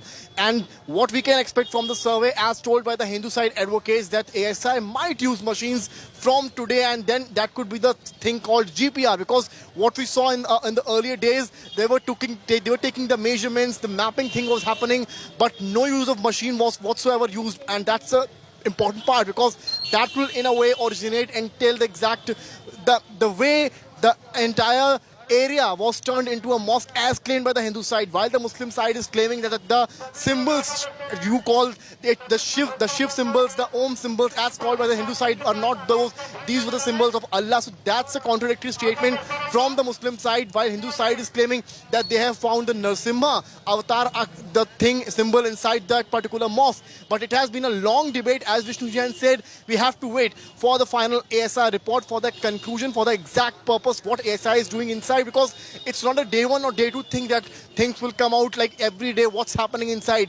The compiled report would be submitted on September to the district court by the ASI. But what's important is the survey work is going on full swing. Absolutely. They are just taking a break for an hour for the lunch in the afternoon, and it remains continued till 5 p.m. every day. All right, leave it at that, Samar. Thanks so much for joining us with those details right there. Shifting focus now, Rahul's Lok Sabha membership has been restored after Lok Sabha Secretariat, bringing you all of this and more in moments from now, slipping into a very short commercial break, but bringing you all about the grand welcome by India MPs for Rahul Gandhi in the Parliament in moments from now.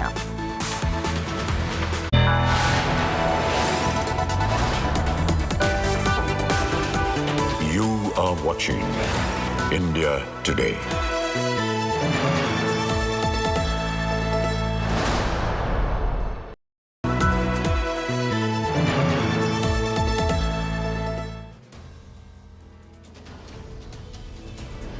In politics, everyone has an opinion, but I have the data. Whose stock is rising? Whose graph is falling? Track India's political stock exchange. Unmatched, unmissable data analytics. The only show on News TV when numbers do the talking. India's most credible poll tracker. The Political Stock Exchange with Rahul Gandhi only on India Today.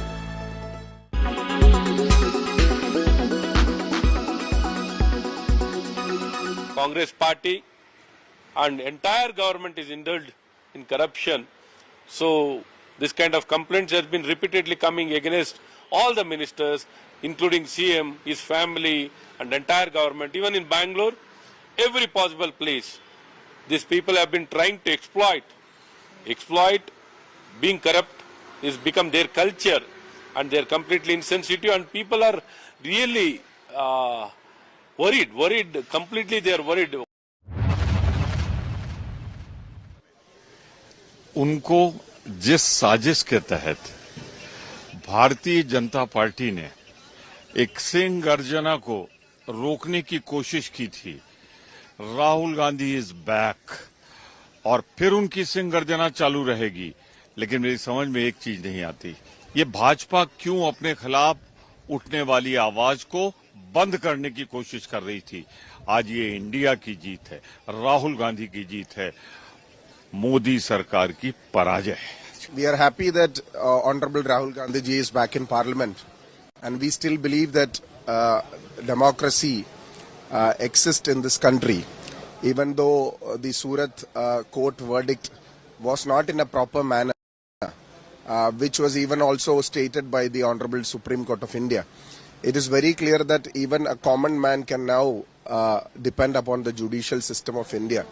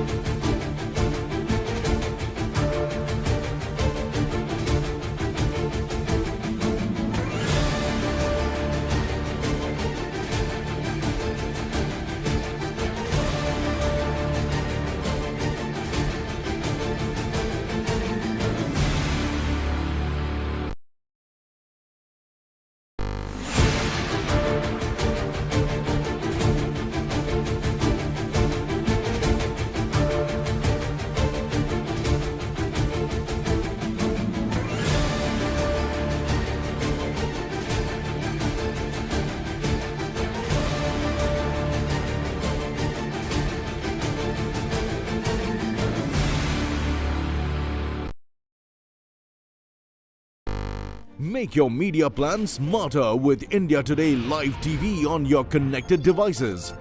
Amplify your brand with 100 million smart internet viewers. To advertise, mail us at sales@aajtak.com.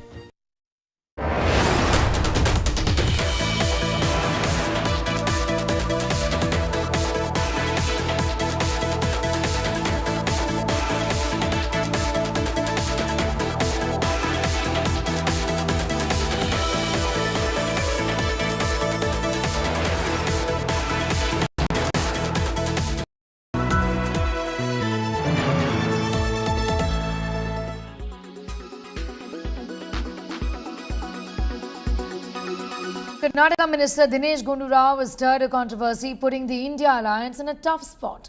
Dinesh Gundu Rao called Aam Aadmi Party's Mohalla Clinic overhyped after visiting Panchsheel Mohalla Clinic in Delhi city. Meanwhile, AAP claims the Karnataka minister changed his stance after receiving a phone call. Here's more. The opposition India alliance is in a spot. War of words erupt between the Aam Aadmi Party and the Congress over Mohalla clinics in Delhi. It started with a guided tour of Mohalla clinic given to Karnataka Minister Dinesh Gundu Rao, shared widely on social media by AAP leaders. But Dinesh Gundu Rao later called Arvind Kejriwal government's Mohalla clinics overhyped and disappointing. It was not like the way it was hyped up to be. So in that way it was a disappointment. It was not like the way it was hyped up to be as a model for the whole country. I think there are better models in many other states also. And even in Karnataka also we've got our own good model. Now Congress leader Sandeep Dixit has slammed Arvind Kejriwal's governance. जब कभी बड़ा alliance होता है तो उसमें ऐसे सब भी हो जाते हैं। वो ऐसा नहीं है भाई, जंगल में जहाँ शेर रहते हैं, हाथी रहते हैं, वहाँ गीदड़ भी रहते हैं। गीदड़ से भी नहीं करेंगे यार, गीदड़ बेचारे में भी बहुत बढ़िया क्वालिटीज होती हैं, वो भी प्राकृतिक होता है, उसका भी प्रकृति में कोई योगदान होता है। Meanwhile, the Bharatiya Janata Party did not miss out on the opportunity to take a dig at the Kejriwal government. These two parties that cannot see eye to eye have only come together not because they have any mission or vision. It is only because they want to save their corruption, their commission, their politics of division and their obsession and ambition for position. AAP claims Dinesh Gundu Rao changed his position on Mohalla clinics under pressure from some quarters. Dinesh Rao ji बहुत तारीफ कर रहे थे, मोहल्ला clinic देख रहे थे, अखबार वाले साथ में थे, मीडिया साथ में, अचानक एक फोन आया, किसका आया तो वो बता सकता है और उनकी भाषा बदल गई। The open fight between the Congress and Aam Aadmi Party has come as an embarrassment for the newly forged opposition alliance, India. Will the two parties be able to bury their differences ahead of elections? Bureau Report, India Today.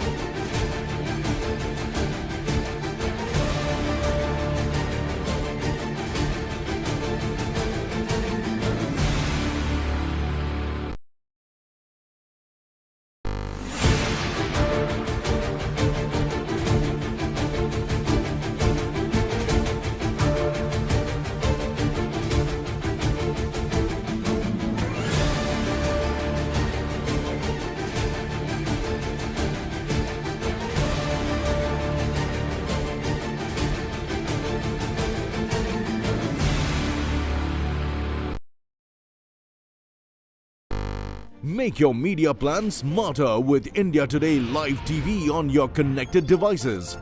Amplify your brand with 100 million smart internet viewers. To advertise, mail us at sales@aajtak.com.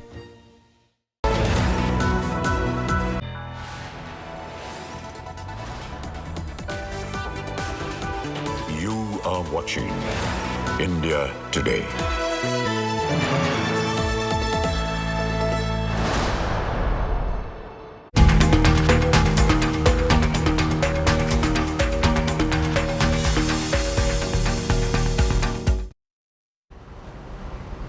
Rahul Gandhi gets his parliament membership back. Congress MP attended his first Lok Sabha session after 4.5 months today. Right after he entered Sansad, he paid tributes at Gandhi's statue.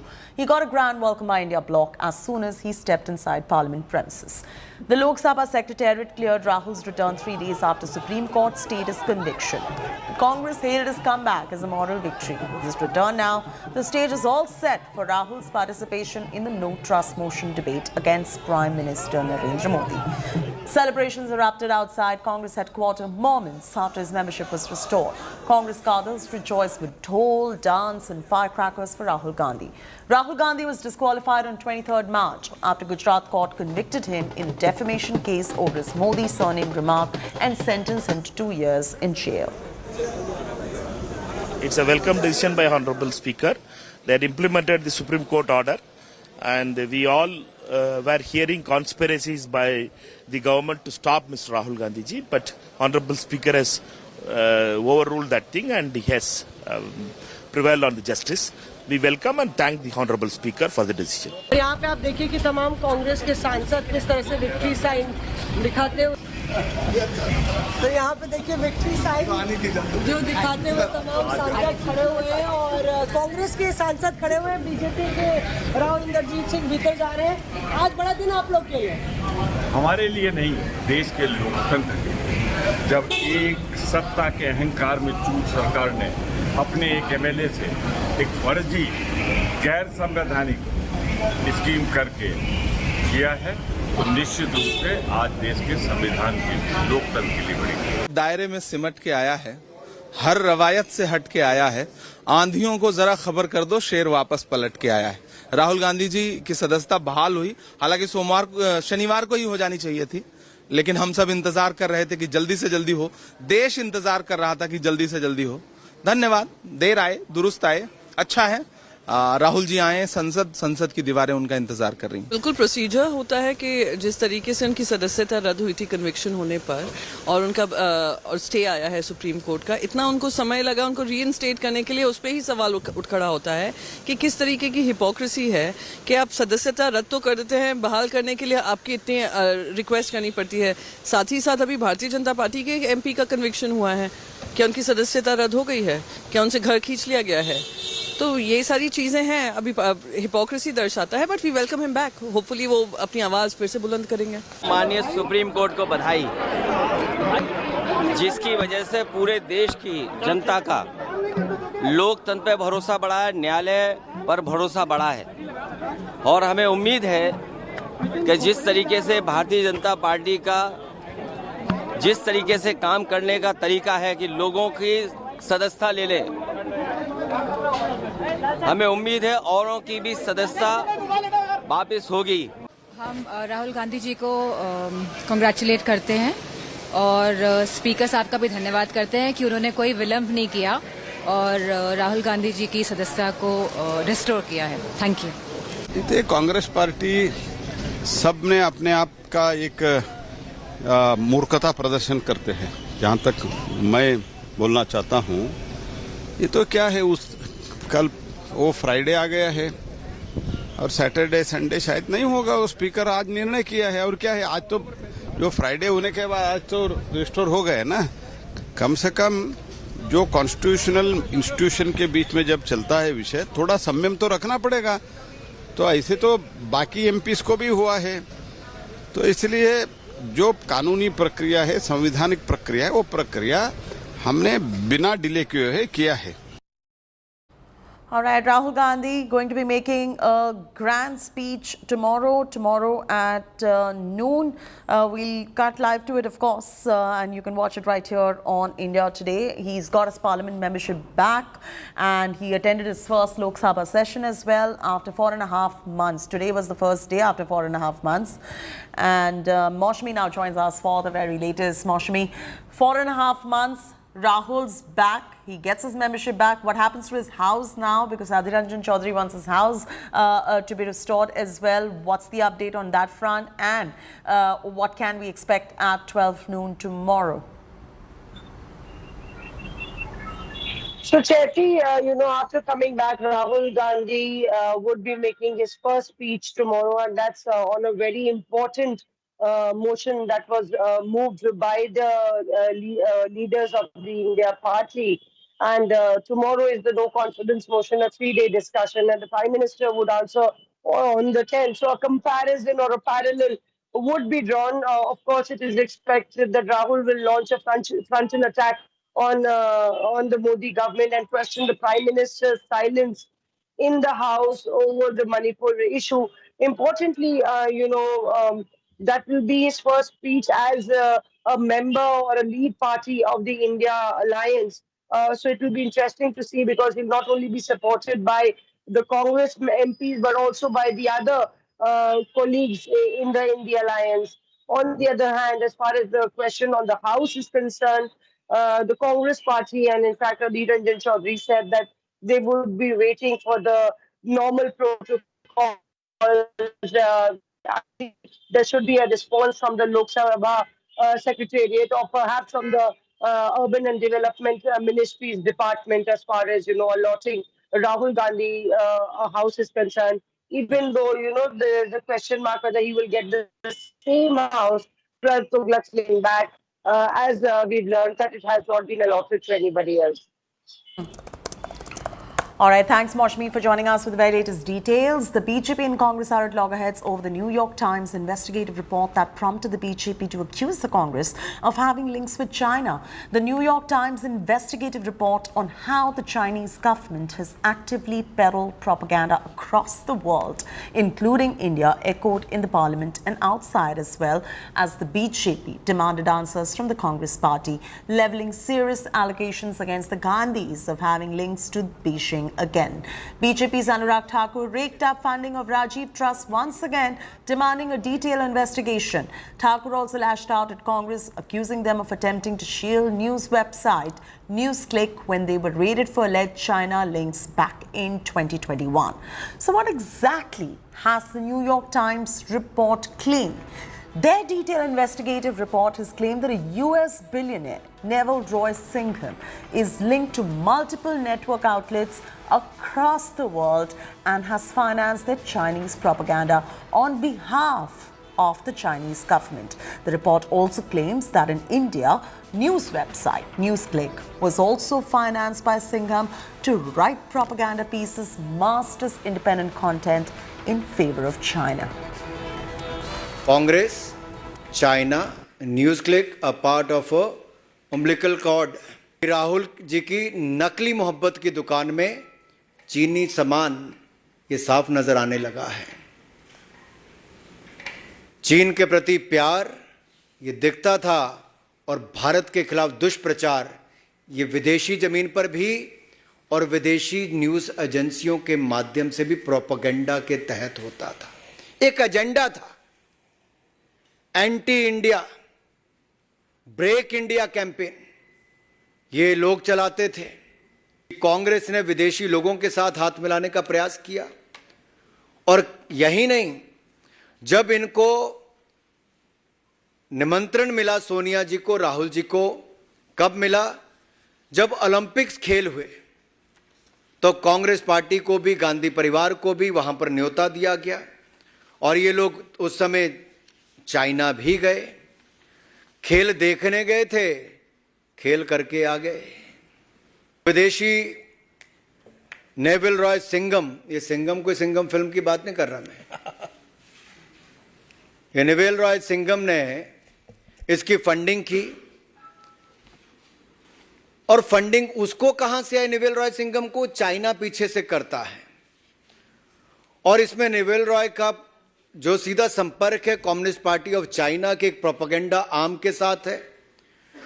ये root भी कहां कहां से हुआ?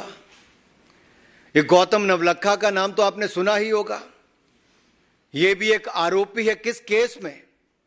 एल्गार परिषद के Maoist link में जो Bhima Koregaon case है, उसमें अभी तक जेल में ये हाउस अंडर हाउस अरेस्ट है, यूएपीए लगा हुआ है इनके ऊपर। A couple of years ago, over 1,000 accounts on social media had to be removed when they were identified as ISI, Pakistan's ISI PR linked, who were fanning misinformation and violence in India.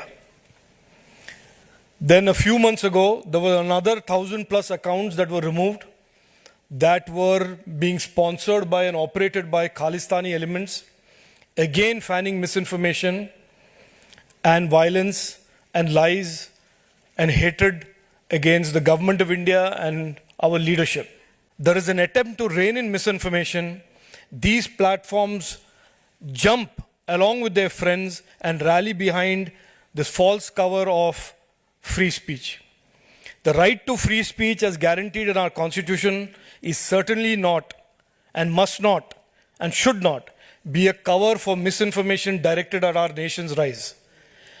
And therefore, this revelation that a foreign country is actively funding platforms that are launching and have launched and continue to launch vitriol against our government, our country, our society, our religion, our faith, is something that all of us should be very aware of, and we should all get together and have a consensus on how to fight misinformation in the coming years and coming days. See what happened. PM Care Fund also received the Chinese money, and not only that, they know the Adani, brother of Adani, is a partner of Chinese person. What about that? And Prime Minister explained it that hasn't he received the fund in PM Care Fund from Chinese corporate houses? That is also to be discussed. Let us discuss all together. Why this only? Isolated, make it isolated case. Let all such matters to be discussed. Those who have been funded from China, Chinese forces. And what the Prime Minister said that time that will boycott Chinese and ban this TikTok, etc. And afterwards, business transaction increased and many other relations have increased. And so far, the BJP has not in position to explain that how much money they have got from the Chinese companies. All right, let's get you what the New York Times investigation actually ends up exposing. Number one, it's an orchestrated international propaganda toolkit by China.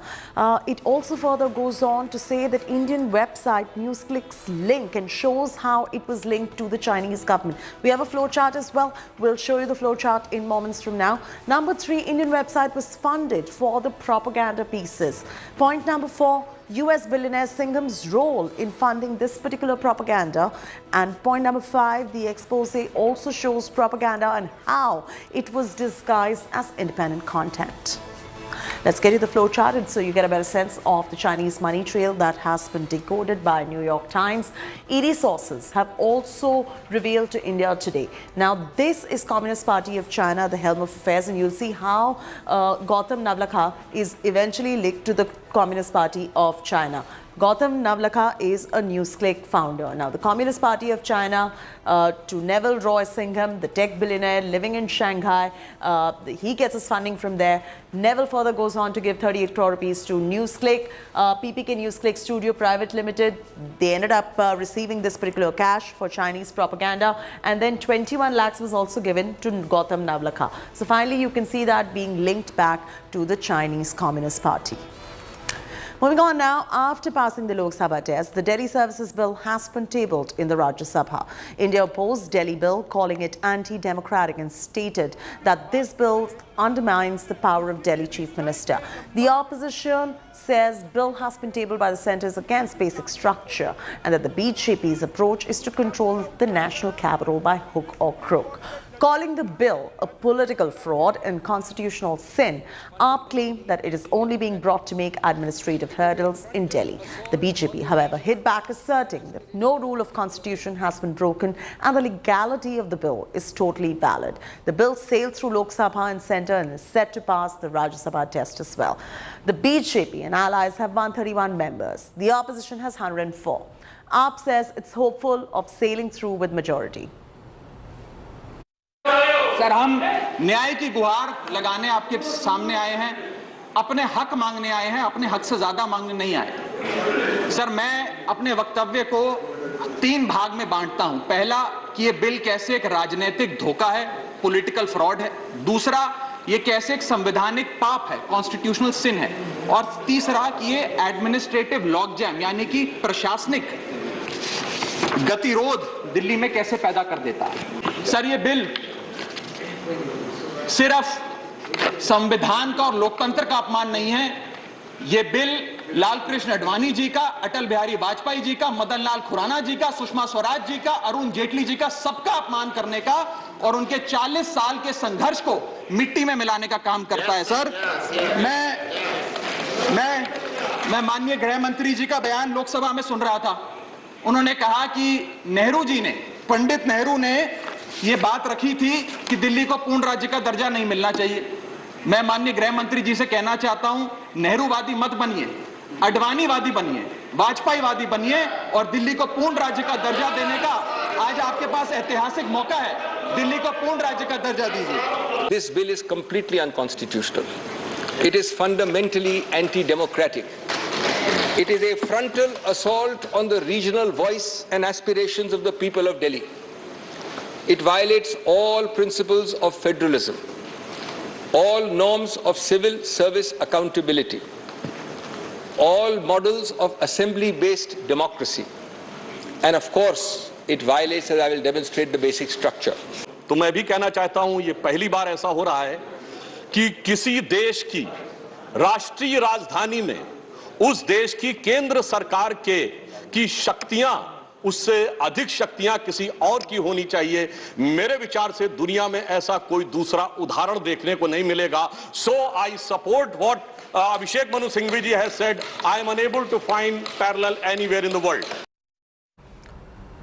Siddaramaiah government is under lens yet again. The sitting agricultural minister in Karnataka has been slammed with corruption charges. In a letter to the governor, the agriculture department claimed that Cheluvaraswamy demanded 6 to 8 lakh rupees from the officials. The agricultural department added that if the charges are not looked into at the earliest, the officials from agricultural department shall consume poison. Demanding an inquiry, the governor office has now written to Chief Secretary of Karnataka. Meanwhile, Minister Cheluvaraswamy has dismissed the allegations, claiming that the letter doing the rounds is fake. It's not just him. The department that allegedly shot off the letter has also denied the same. India Today spoke to Joint Director from Mandya town, who claimed that no such letter had been written. Meanwhile, BJP continues to claim that this is not the first time that corruption charges were levied against Siddaramaiah-led government. ನನಗೆ ಗೊತ್ತಿಲ್ಲ, JD ಏನೋ ಕೇಳಿದ್ದಾರೆ ಅಂತ. ಈಗ JD ಹತ್ರ ಮಾತಾಡಿದೆ, ನಾನು ಯಾರ ಹತ್ರನೂ ಮಾತಾಡಿಲ್ಲ ಸರ್. ಯಾವುದೋ ಫೇಕ್ ಲೆಟರ್ ಅಂತ ಹೇಳ್ತಾ ಇದ್ದಾರೆ. ಪಾಪ ಭಾಳ ಜನ ಇದನ್ನ ಹುಡುಕಿ ಏನೇನೋ ಮಾಡ್ತಿರ್ತಾರೆ. ಆ ಥರ ಇದ್ರೆ ನನ್ನ ಇಲಾಖೆಯ ಕಾರ್ಯದರ್ಶಿಗಳಿಗೆ ಎಂಕ್ವೈರಿ ಮಾಡಲಿಕ್ಕೆ ನನ್ನ ಜಾಯಿಂಟ್ ಡೈರೆಕ್ಟರ್ ಕೇಳಿದೆ. ಫೇಕ್ ಲೆಟರ್ ಇರ್ಬೋದು ಸರ್, ನಮ್ಮಲ್ಲಿ ಯಾರು ಆ ಥರದ್ದಿಲ್ಲ ಅಂತ ಹೇಳ್ತಾರೆ.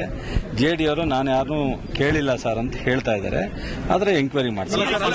ಈ ರೀತಿ ಫೇಕ್ ಬರೆಯೋದು ತನಿಖೆಗೆ ಆಗ್ರಹಿಸ್ತೀರಾ ಅಥವಾ ಎಂಕ್ವೈರಿ ಮಾಡ್ತೀವಿ. ಫಸ್ಟ್ ಅದು ಸತ್ಯನ ಅಸತ್ಯನ ಎಂಕ್ವೈರಿ ಮಾಡಿದ್ಮೇಲೆ ತನಿಖೆ. Sir, good morning.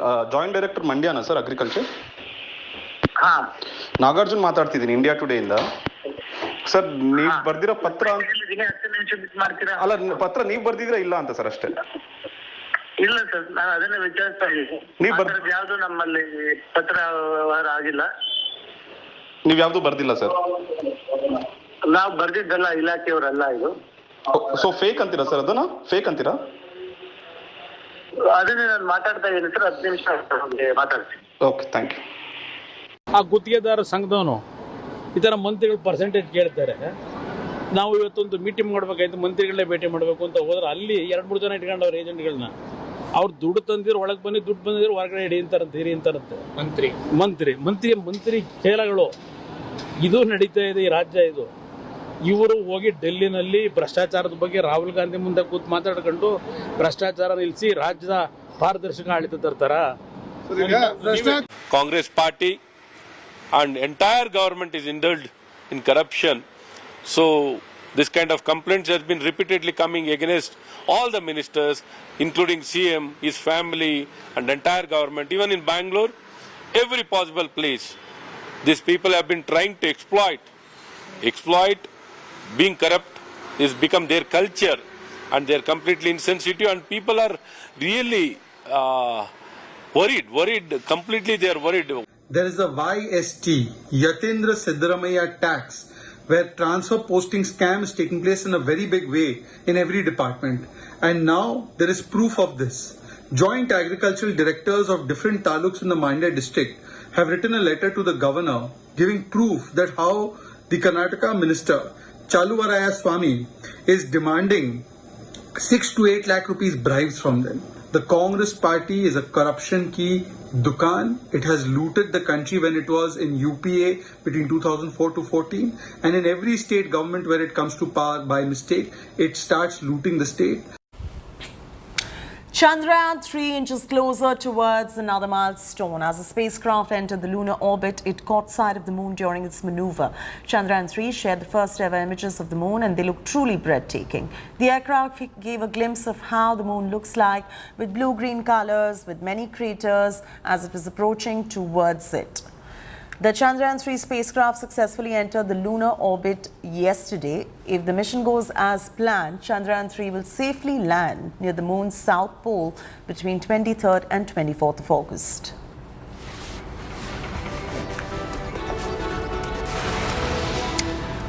Slipping to a very short commercial break. When we return, Rahul's Lok Sabha membership restored after Lok Sabha Secretariat issues notice grand welcome by India MPs for Rahul in the parliament.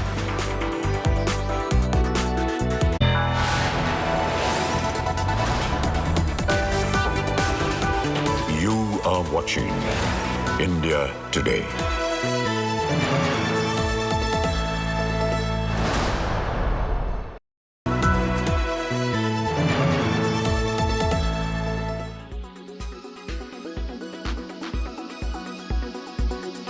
जब भी भारत में संकट आया 2005 से लेकर 2014 तक Chinese government ने कांग्रेस को पैसा दिया, जिसका FCRA लाइसेंस भारत सरकार ने कैंसिल किया।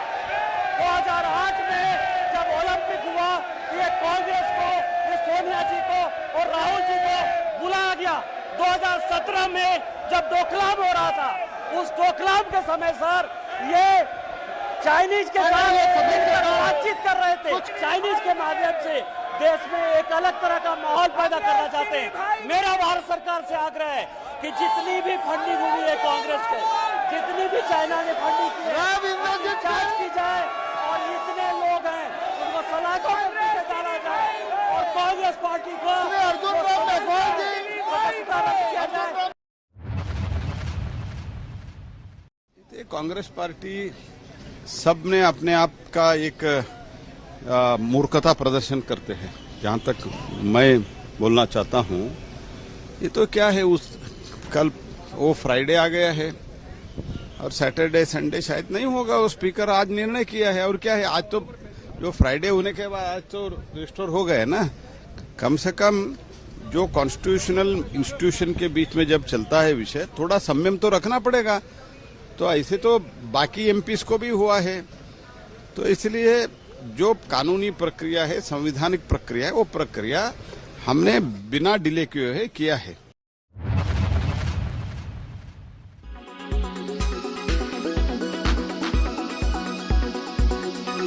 Weather forecast now. Delhi, maximum 39 and minimum 28 degrees. Mumbai, maximum 28 and minimum 26 degrees. Kolkata, maximum 29 and minimum 25 degrees. Bangalore, maximum 30 and minimum 21 degrees. Chennai, maximum 35 and minimum 28 degrees. Hyderabad, maximum 29 and minimum 22 degrees.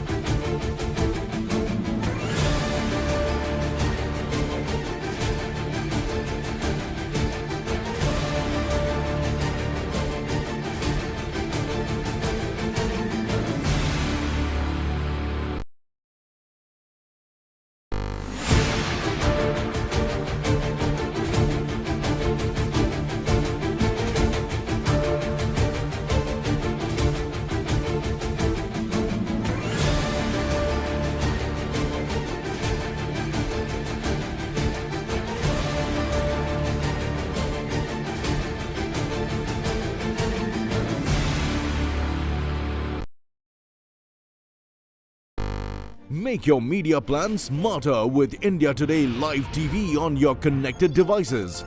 Amplify your brand with 100 million smart internet viewers. To advertise, mail us at sales@aajtak.com.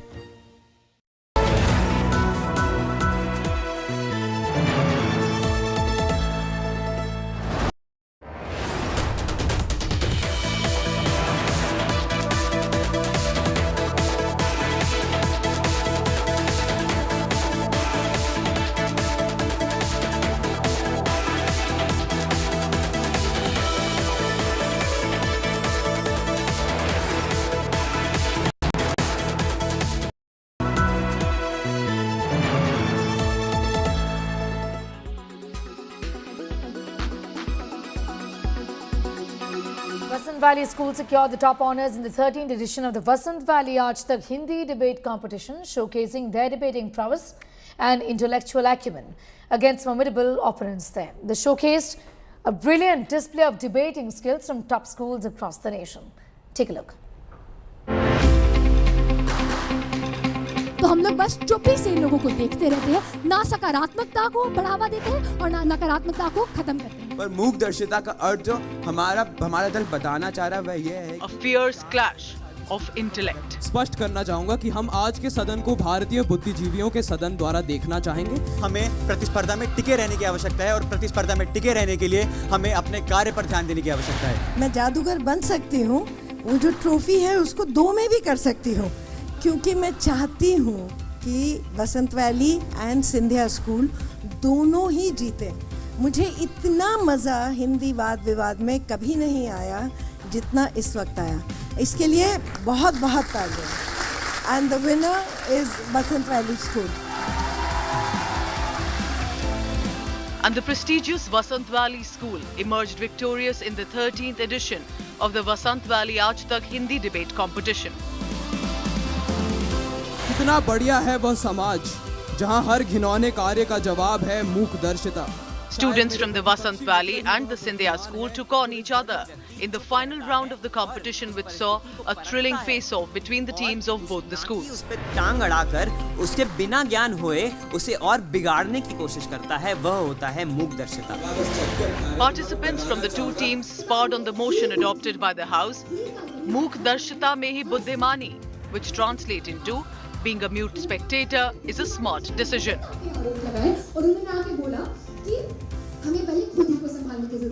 The competition saw an enthusiastic participation from 26 renowned schools from all corners of the country. While students representing the Scindia school debated for the motion, तो जिस आदर्शवाद की भावना से, जिस मूक दर्शक का चयन ना करने से हमारे ऊपर संकट आ रहा है, हमारे परिवार पर संकट आ रहा है, हम उसका चयन क्यों करें महोदय? महोदय, आज बुद्धिमान वही है जो स्वयं का जीवन संचालन करने में सक्षम हो, जो स्वयं की परिस्थिति को सुधार सके, स्वयं सफलता हासिल कर सके।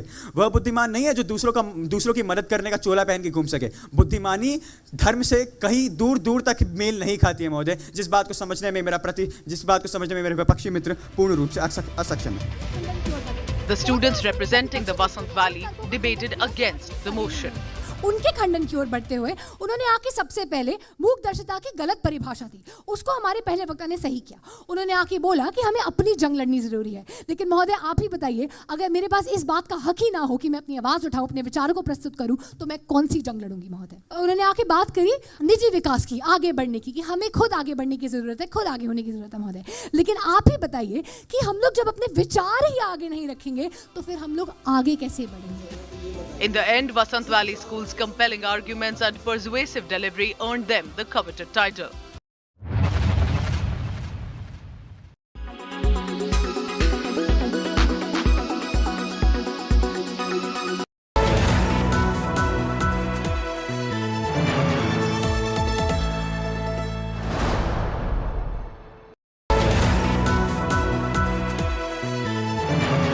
Co-powered by the new Kia Seltos, the badass reborn. Airtel Extreme Fiber.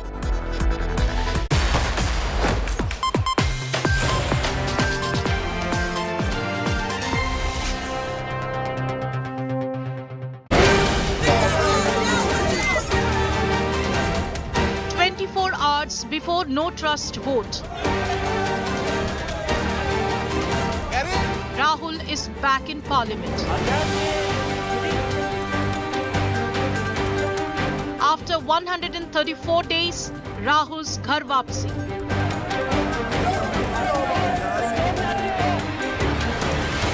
Grand welcome by opposition bloc.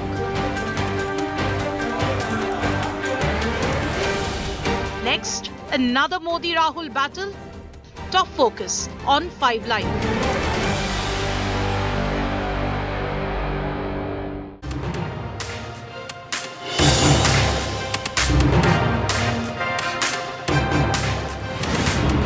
After 134 days in suspension, Rahul Gandhi is back in parliament. It's a good day for democracy because the no confidence motion led by the Congress party begins tomorrow. And as we confirm to you first here on India Today, Rahul Gandhi will be speaking tomorrow at noon, pretty much leading the charge on that no confidence motion. We'll tell you what all of this means. We'll put up the political blocks and make it clear for you from both sides of the political fence what Rahul's return really means for politics on the road to 2024. Remember, only 9 months to go. I'm Shiv. This is 5 Live. Let's get straight to the headlines.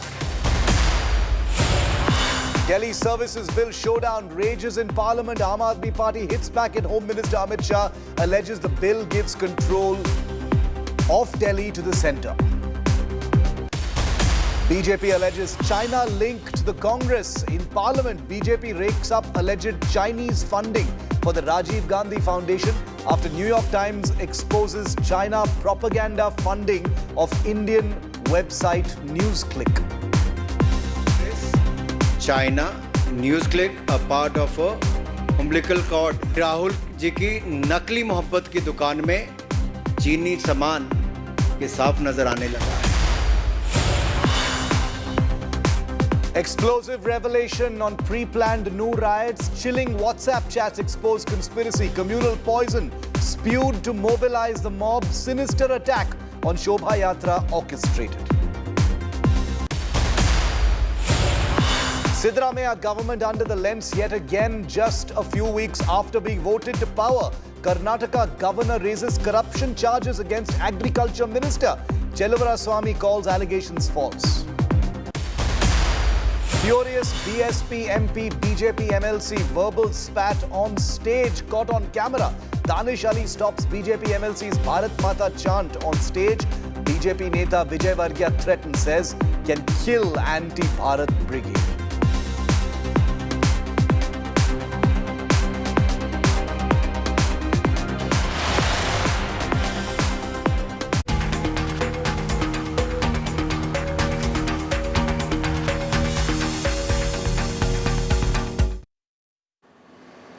The grand ghar wapsi of Rahul Gandhi couldn't have possibly been celebrated with greater fervour by opposition parties than it was today. Each and every picture coming out of Parliament from outside, from inside showed that the opposition was uniting in its swagatam of Rahul Gandhi, who returns to Parliament as Lok Sabha MP from Wayanad after 134 days in suspension. Remember, there was quite a bit of suspense and some politics over whether Rahul Gandhi would be reinstated as a member of Parliament ahead of the big no-confidence motion that kicks off tomorrow in the Parliament. But all of that is settled now with Rahul Gandhi back in Parliament.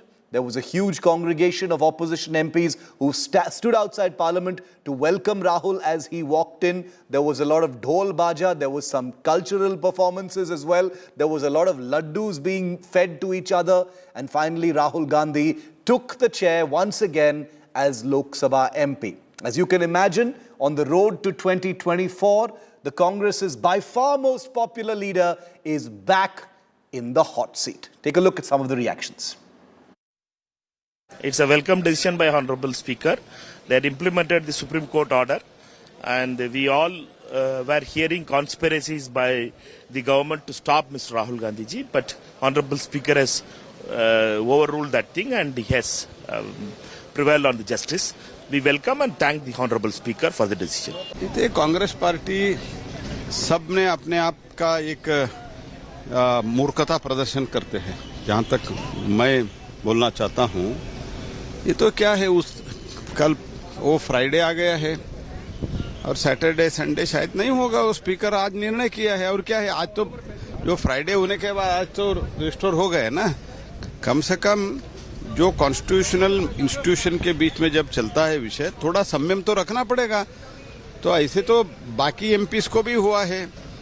तो इसलिए जो कानूनी प्रक्रिया है, संवैधानिक प्रक्रिया है, वो प्रक्रिया हमने बिना डिले किया है। बिल्कुल प्रोसीजर होता है कि जिस तरीके से उनकी सदस्यता रद्द हुई थी कन्विक्शन होने पर, और उनका और स्टे आया है सुप्रीम कोर्ट का, इतना उनको समय लगा उनको रीइंस्टेट करने के लिए। उस पर ही सवाल उठ खड़ा होता है कि किस तरीके की हिपोक्रेसी है कि आप सदस्यता रद्द तो कर देते हैं, बहाल करने के लिए आपकी इतनी रिक्वेस्ट करनी पड़ती है। साथ ही साथ अभी भारतीय जनता पार्टी के एमपी का कन्विक्शन हुआ है, क्या उनकी सदस्यता रद्द हो गई है, क्या उनसे घर खींच लिया गया है। तो ये सारी चीजें हैं, अभी हिपोक्रेसी दर्शाता है। But we welcome him back. Hopefully वो अपनी आवाज फिर से बुलंद करेंगे। माननीय सुप्रीम कोर्ट को बधाई, जिसकी वजह से पूरे देश की जनता का लोकतंत्र पर भरोसा बढ़ा है, न्यायालय पर भरोसा बढ़ा है। और हमें उम्मीद है कि जिस तरीके से भारतीय जनता पार्टी का जिस तरीके से काम करने का तरीका है कि लोगों की सदस्यता ले ले, हमें उम्मीद है औरों की भी सदस्यता वापस होगी। Now let's just do a quick SWOT analysis. Strengths, weaknesses, opportunities and threats for all sides, with Rahul Gandhi now returning to Parliament. Let's first look at the strengths for the Congress. Rahul Gandhi is by far the Congress's most popular leader. He gets to lead the charge ahead of 2024. As it stands confirmed, he's going to be leading the charge tomorrow in Parliament at that no confidence motion as well. And let's face it, Rahul Gandhi is perhaps, in the constellation of the opposition, best suited to amplify the issues of Manipur, price rise, riots, unrest, etc. Now let's look equally at the weaknesses, because there are also many. Number one, Rahul in Parliament has consistently proven to be advantage BJP no matter which way you look at it, not least because of Rahul Gandhi's own performance so far in Parliament. Number two, Rahul Gandhi back in Parliament gives the BJP a chance to make it Modi versus Rahul Gandhi, which is what the Congress wants to avoid at all costs. Number three, every single speech, every utterance by Rahul Gandhi will push the notion of a presidential battle. His persona, his words will all push the idea that the Congress is projecting Rahul Gandhi against the Prime Minister, which is what the BJP wants, which the Congress definitely does not want. Now let's come to the opportunities.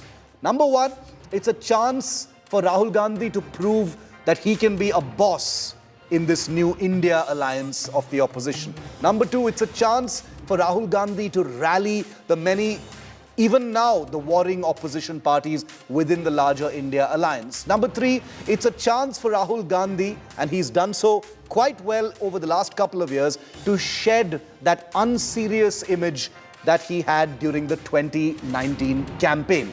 There are, however, opportunities, but there are also threats now. Since this is a SWOT analysis, let's look at three threats now. It gives the BJP a chance to make this entire election about Rahul Gandhi, which is what the Congress does not want. It runs the risk of Rahul's words being used by the BJP to completely divert. Rahul Gandhi back in Parliament means he gets to speak. Each and everything he says can be used by the BJP to twist and turn and divert from what the Congress is hoping will be the main issues at hand. And finally, Rahul Gandhi is now exposed and vulnerable to a very familiar attack that has been pointed at him for a long time. He gets to be labelled as a disgruntled dynast who is attempting to become Prime Minister for the third time against a hyper-popular leader like Narendra Modi. So these are the strengths, weaknesses, opportunities and threats that you had better keep in mind when Rahul Gandhi opens up and makes his first speech after his suspension tomorrow in Parliament. Now, one of the most viral moments involving Prime Minister Modi and Rahul Gandhi in Parliament so far is an incident that I hardly need to revive or jog your memory about. It happened in 2018 during the no trust vote at that time, in the vote of thanks, when Rahul Gandhi's infamous hug and wink episode. Everyone remembers how Rahul Gandhi had walked across the aisle, hugged the Prime Minister, gone back, sat in his seat, and then winked at his then colleague Jyotiraditya Scindia, who since then has moved, of course, to the BJP. This incident in many people's eyes is a signature moment as far as Modi-Rahul relations are concerned. Let's look at it once in full. No, this is not necessary. No. Nirmala ji.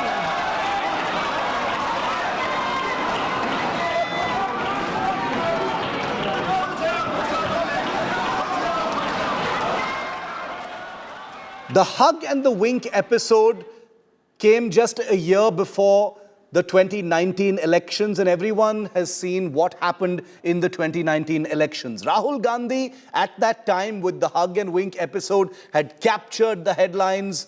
It had looked very charismatic. He had talked all about pyar ka dukaan, etc., etc. But at the end of the day, it only amplified Rahul Gandhi's reputation of being an unserious politician. That is the aftertaste of this entire episode. Since then, Rahul Gandhi has worked on nurturing a much more serious persona, not one that treats Parliament like his living room, but rather someone who embarked on a very, very high-profile Bharat Jodo Yatra, someone who is seen to have been involved in some way or the other in the big success of the Congress party in Karnataka. And a great amount of the image, messaging and effort around Rahul Gandhi over the last 5 years has been to try and get the Indian electorate to forget this image of a winking Rahul in Parliament, because that was an image that became stuck in people's eyes and people's minds. Now Rahul Gandhi, looking much more disheveled with a beard and hair, etc., is looking to be taken much more seriously. Will his re-entry into Parliament now bring about that seriousness, and will that give the Congress the advantage, or will it give the BJP the advantage, is a question that I cannot answer. Only the people of India will answer over the next 10 months. Now, the last Rahul Gandhi versus Prime Minister Modi showdown was in February this year, just before Rahul Gandhi was suspended. The setting was the reply to the president's motion of thanks. Rahul Gandhi's speech focused only on the Adani issue, big parts of which had then to be expunged. In 2022, the previous year, the motion of thanks saw a direct Rahul versus Modi debate. We've pulled out the most fiery bits of those two exchanges. Take a look.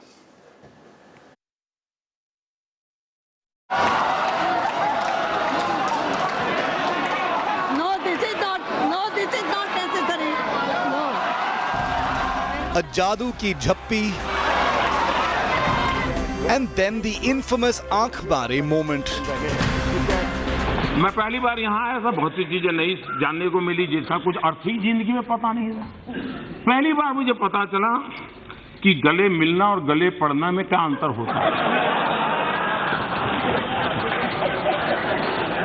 ये पहली बार पता चला मुझे। पहली बार मैं देख रहा हूं कि सदन में आंखों से गुस्ताखियां होती हैं।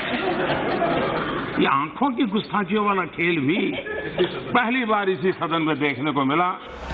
These viral images were back in July 2018, the last time Rahul Gandhi and Modi crossed swords in Parliament. A flashback that remains a viral talking point in India's roller coaster politics. But unlike the 2018 hug-wink episode, however, Modi was absent for Rahul's offensive. आपके अंदर मेरे लिए गुस्सा है, आपके लिए मैं पप्पू हूँ, आपके लिए मैं अलग अलग गाली दे सकते हो, मगर मेरे अंदर आपके खिलाफ इतना सा भी गुस्सा, इतना सा भी क्रोध, इतनी सी भी नफरत नहीं है। मैं कांग्रेस हूँ और ये सब कांग्रेस हैं। And Rahul returned the favour by staying away from Parliament when Modi mounted his lengthy counter-attack. अध्यक्ष जी, आप देखिए कि ये डिस्टर्ब तब करते हैं कि उनको अंदाजा आता है चोट बड़ी गहरी होने वाली है। उनको मालूम है कि मुसीबत में फंसे हैं आज, और कुछ लोग बोल करके भाग जाते हैं और जेल ना ऐसे बेचारों को पड़ता है। Very much in keeping with election atmosphere, both leaders have invoked their most aggressive campaign avatars. There is another vision, a centralizing vision, the vision of a king. The idea of a king, which the Congress removed in 1947. We smashed that idea of a king. Now that idea of a king has come back. That there is a king, a Shahin Shah, a ruler of rulers, a master of masters. No matter what fantasies you might have, you will never ever rule over the people of the states of India. सवाल चुनाव नतीजों का नहीं है, सवाल उन लोगों की नीयत का है, उनकी नेक दिली का है कि इतने बड़े लोकतंत्र में इतने साल तक शासन में रहने के बाद देश की जनता हमेशा हमेशा के लिए उनको क्यों नकार रही है। और जहां भी ठीक से लोगों ने राह पकड़ ली, दोबारा आपको प्रवेश करने नहीं दिया है। इतना सारा होने के बावजूद भी, इतना सारा पराजय होने के बावजूद भी ना आपका अहंकार जाता है, ना आपकी इकोसिस्टम आपके अहंकार को जाने देती है।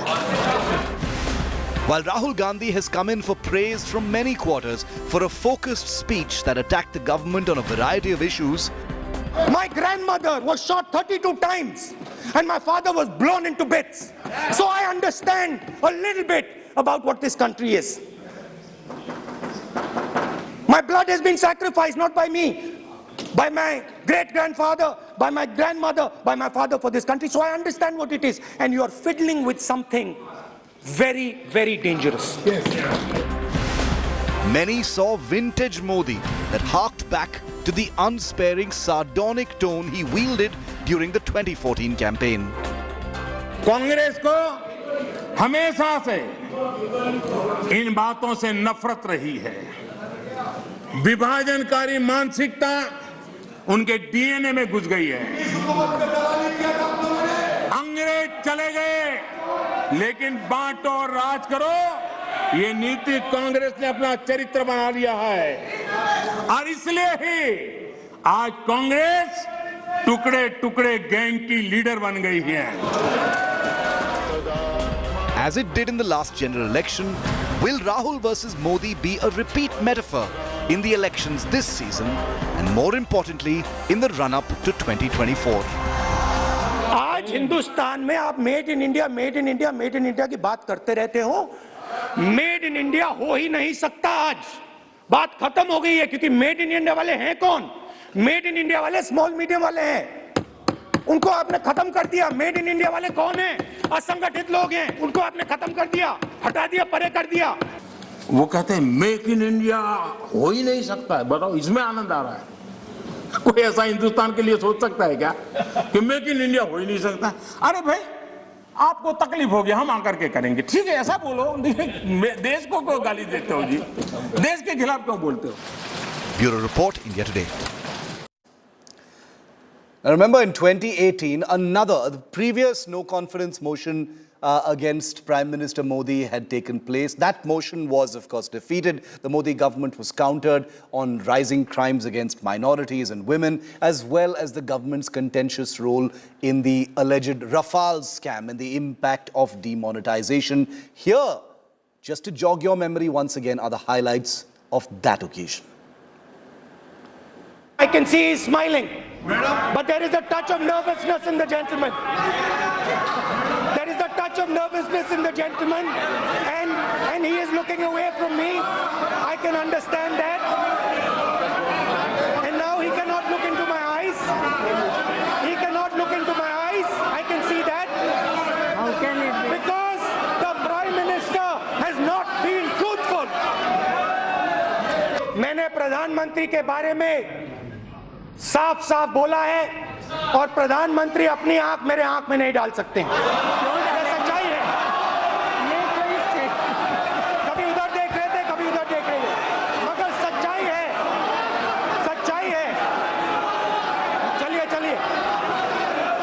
प्रधानमंत्री अपनी आंख में मेरी आंख भी नहीं डाल सकते। माननीय अध्यक्ष महोदया, सही, हम कौन होते हैं जो आपकी आंख में आंख डाल सके? कोई गरीब माँ का बेटा, पिछड़ी जाति में पैदा हुआ, गांव से आया है। आप तो नामदार हैं, नामदार, हम तो कामदार हैं। आपकी आंख में आंख डालने की हिम्मत हमारी नहीं। आंखों की बात करने वालों की आंखों की हरकतों ने आज टीवी पे पूरा देश देख रहा है कैसे आंख खोली जा रही है, कैसे बंद की जा रही है। ये आंखों का खेल। So there's a great deal of viral subject matter when it comes to the Modi-Rahul Takkar in Parliament. I want to get a perspective in from India Today's National Affairs editor Rahul Srivastav, who's had a ringside view of many of these things that most of us have only seen on YouTube, and they still have millions of views. Rahul, when it comes to Modi versus Rahul in Parliament, I mean, there is so much content. There is, there's the hug and wink episode. There is the vote of thanks fight that they had earlier this year. We had the big fight over Adani as well. Now with Rahul coming back in, do you think it's going to be different? Because the last time we saw it, Rahul Gandhi had rolled up his sleeves. He was extremely combative. But then there is also that lesson learned of not making it Modi versus Rahul, which is what the BJP is hoping to do. Shiv, Shakespeare in The Tempest has said that what's past is prologue. So in 2018, the script for 2023 was written. July 26, and we are in August, so it's the same monsoon session. Yeah. Now, in 2018, what were the circumstances? Let's analyze that. Rahul Gandhi was feeling upbeat about Rafale, and Chaukidar Chor hai, all those elements had already come in. Bhagidari, and all those templates were used in Parliament. Rahul Gandhi was definitely feeling much more upbeat compared to 2014 after that loss. But then Pulwama and several other things happened, and the advantage was lost. But the fact is that compared to that, today you have Rahul Gandhi through his Bharat Jodo Yatra and his foreign visits and these statements, perhaps has positioned himself as a slightly better position as a more accomplished leader, that he has been around in the country. The opposition, which was splintered at that time, is slightly more united with the 26 odd parties. They may not have as many MPs in terms commensurate manner. They have more. But the fact is that though India says that coalition says that no personality cult, will fight it as a collective, Rahul Gandhi, reinstated as a member of parliament, will be out there to prove a point. Yeah. That Mohabbat ki Dukaan and the hate factory, his trip to Manipur last time, he will like to build on that. The Congress party will like to showcase Rahul Gandhi.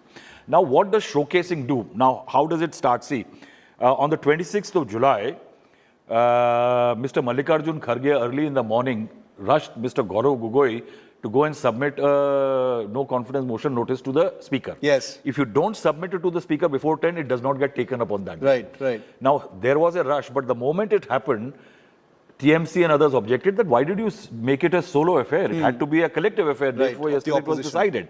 So that was the first problem which they ran into. Now, when they get onto the floor of the House, yes, Rahul Gandhi, we can expect a very aggressive Rahul Gandhi on the issues that the Congress wants to raise, because they will like to set up a perception battle. This is the first time, the 28th no confidence motion, first time you'll have a no confidence motion brought in not to corner the government, but to make a prime minister speak. So the idea is not the trust vote, they are going to lose that, but to set a perception battle. Right. Now, in that, if Rahul Gandhi does not position himself as ahead of the pack, then what's this whole thing about? And he is going to be speaking at 12. He's going to be speaking.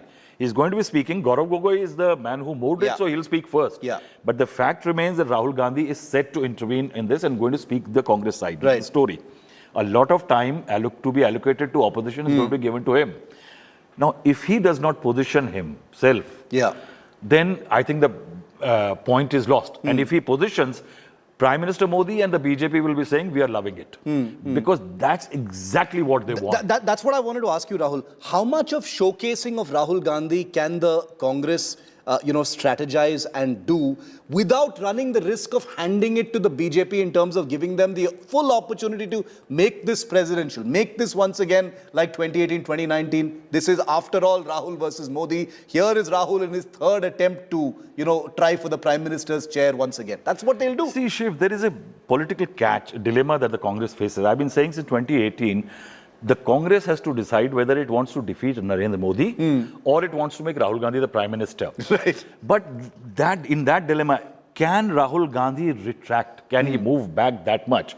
But if Rahul Gandhi moves back, means Congress moves back. Yeah. And that's not a very politically wise move because barring few states where there is a direct fight between BJP and the regional satraps, it is Congress versus the BJP. Yeah. If Rahul Gandhi moves back, then he's moving back in states where the Congress is in a direct fight. Absolutely. For a strong opposition, the first say is that the Congress has to be strong. Say, for example, 1996, when the UF government came to power, the Congress had 150 odd seats. Yeah. So without Congress getting 150, there is no dream of an opposition government. Yeah.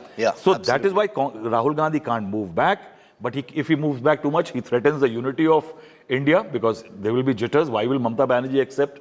Or Nitish Kumar accept? Or Arvind Kejriwal? Absolutely. I think I think they will be walking a very thin line tomorrow. Very, very interesting. But Rahul Gandhi is going to be front and center. All eyes in many ways are going to be on him. 12 o'clock is when he begins his speech as part of that no confidence motion. Remember, our coverage starts early tomorrow. Rahul is going to be with us on our panel as we bring you the most watched coverage, and I'm already saying that, of the big no confidence motion. Rahul, thank you very much for getting us your insight into what's going to be a very big day tomorrow and Rahul's role in Parliament and beyond on the road to 2024. We're taking a very quick break here on 5 Live. On the other side, from politics, we're switching to something else that happened in Parliament.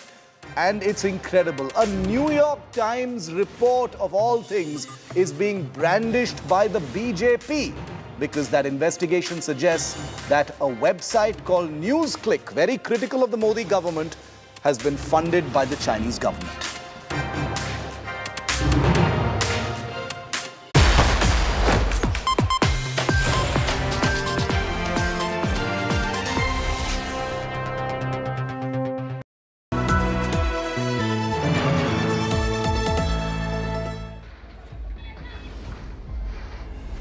Communal flashpoint at Delhi's doorstep.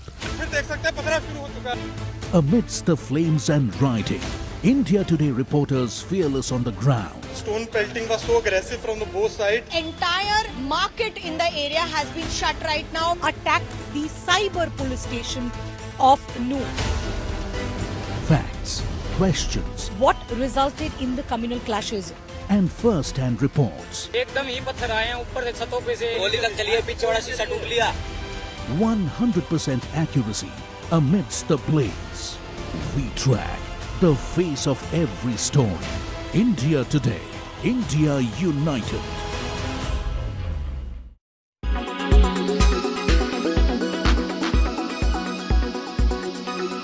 निवेदन ये है भाई कि इन किराएदारों को मत दो, meet मच्छी की दुकान जैसे तिगरा में घुसे हम भाई, ऐसे मुसलमानों को मत दे, भूखे रह लेंगे, लेकिन इनका पैसा हमारा पैसा इनके पास जाता है, इनसे हमले। तो भाई हाथ जोड़ के निवेदन है सभी ग्रामीण वासियों से जो यहाँ गुड़गांव के कोई भी आए हो, जैसे मैं कातीपुर से आया हूँ भाई, मैं भी अपने गांव वालों से निवेदन करूंगा, हाथ जोड़ के सबके आधार कार्ड देखो, जो मुसलमान हो उसको अपना मकान, कोई भी जमीन मत दो। और जो हमारे हिंदू भाई है, वाल्मीकि है, कोई भी है भाई, वो मीट की दुकान हिंदू भाई करे, बाहर से आके मुसलमान यहाँ कमाते हैं और फिर वही हमारे ऊपर गोलियां चलाते हैं। Congress party and entire government is indulged in corruption.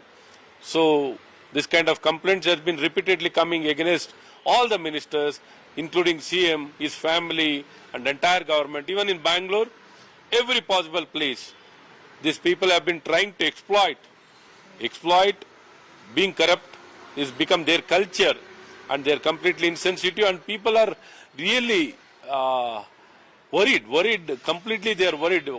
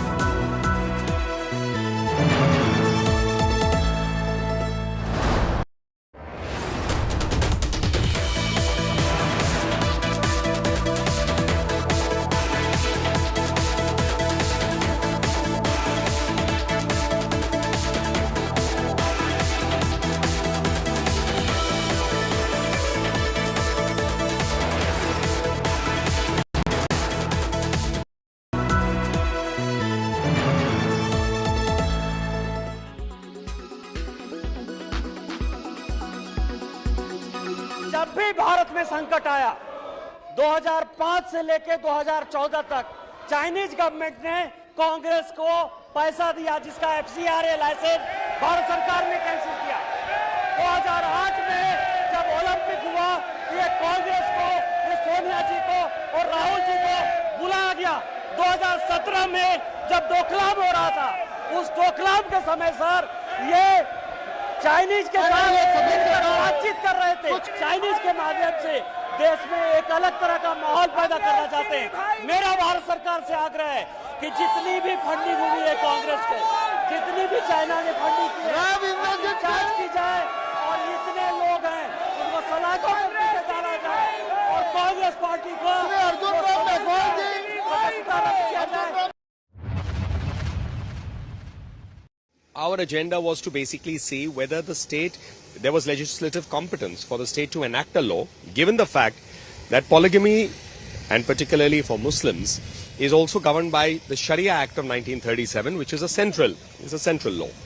So it was keeping this in mind that the committee sat and finally submitted its report and has generally pointed out that the state has the legislative competence to do so, subject to the doctrine of repugnancy under Article 254, which means it requires the presidential assent. Would this apply only with regard to the Sharia Act, as in the repugnancy with regard to the Sharia Act, or would the polygamy ban also apply to tribal practices, etc.? In fact, in the report, we have considered that very briefly, because this was specific to the Sharia Act. We've also pointed out that the tribals have a protection under the Hindu Marriage Act of 55. So polygamy, in a sense, or marriage laws, there's been codification of it. Hindu Marriage Act was 55, the Christian Marriage Act is 1872, the Parsi Marriage Act is 1936, and the Sharia Act is 1937. So with regard to that, we've pointed it out and said that this is something also that during the legislative process could be considered.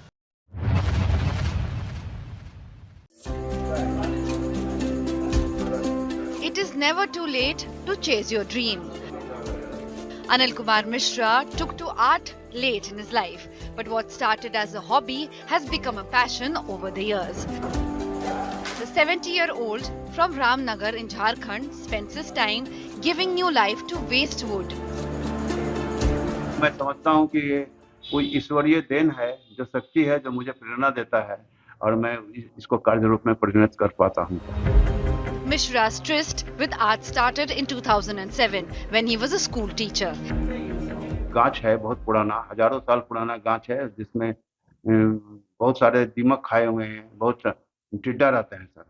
और उसी गाछ का टुकड़ा से एक प्रेरणा जगी हमको, और उसी गाछ के टुकड़ा से मैं एक बर्ड का भाव आया और मैं उसमें क्रिएशन का शुरुआत वहीं से हुई। In the beginning, not everyone was his fan. तो मुझे तो काफी बुरा लगता था, कभी कोई लड़ाई झगड़ा हो ही जाता था कि पुराना लकड़ी क्यों लेके आ रहे हैं। लकड़ी लाके जब इकट्ठा करना शुरू किए तो थोड़ा हो जाता था झगड़ा। जब बनाना शुरू किए तो जब पूरा बनने लगा तब बन के फिर बहुत अच्छा लगने लगा। अब तो खैर जान गए तो अब कोई बात नहीं। Now his family and friends bring the raw materials for him.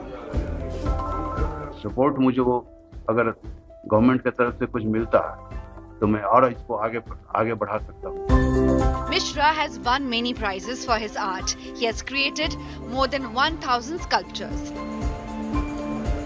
With Rajesh Verma in Ramgarh, Bureau Report, India Today.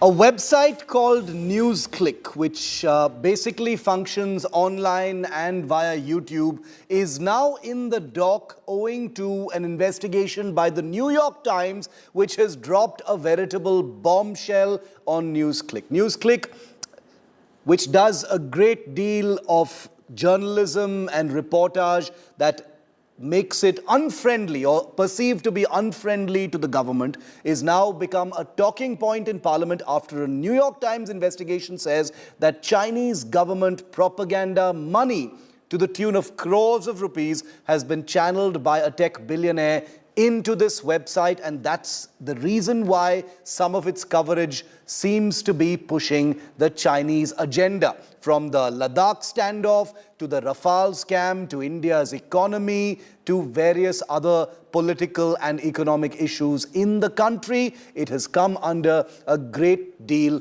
of scrutiny now. Remember that NewsClick, this website, was raided by the Enforcement Directorate back in 2021, and now it's the New York Times itself that has pointed a finger through an investigation to say that this Indian website received funding from the Chinese government. The BJP and the Congress are at angry loggerheads over this NYT investigative report that has prompted the BJP to accuse the Congress of having links with China. The NYT investigative report on how the Chinese government has actively peddled propaganda across the world, including India, has echoed in Parliament inside and outside. Take a look.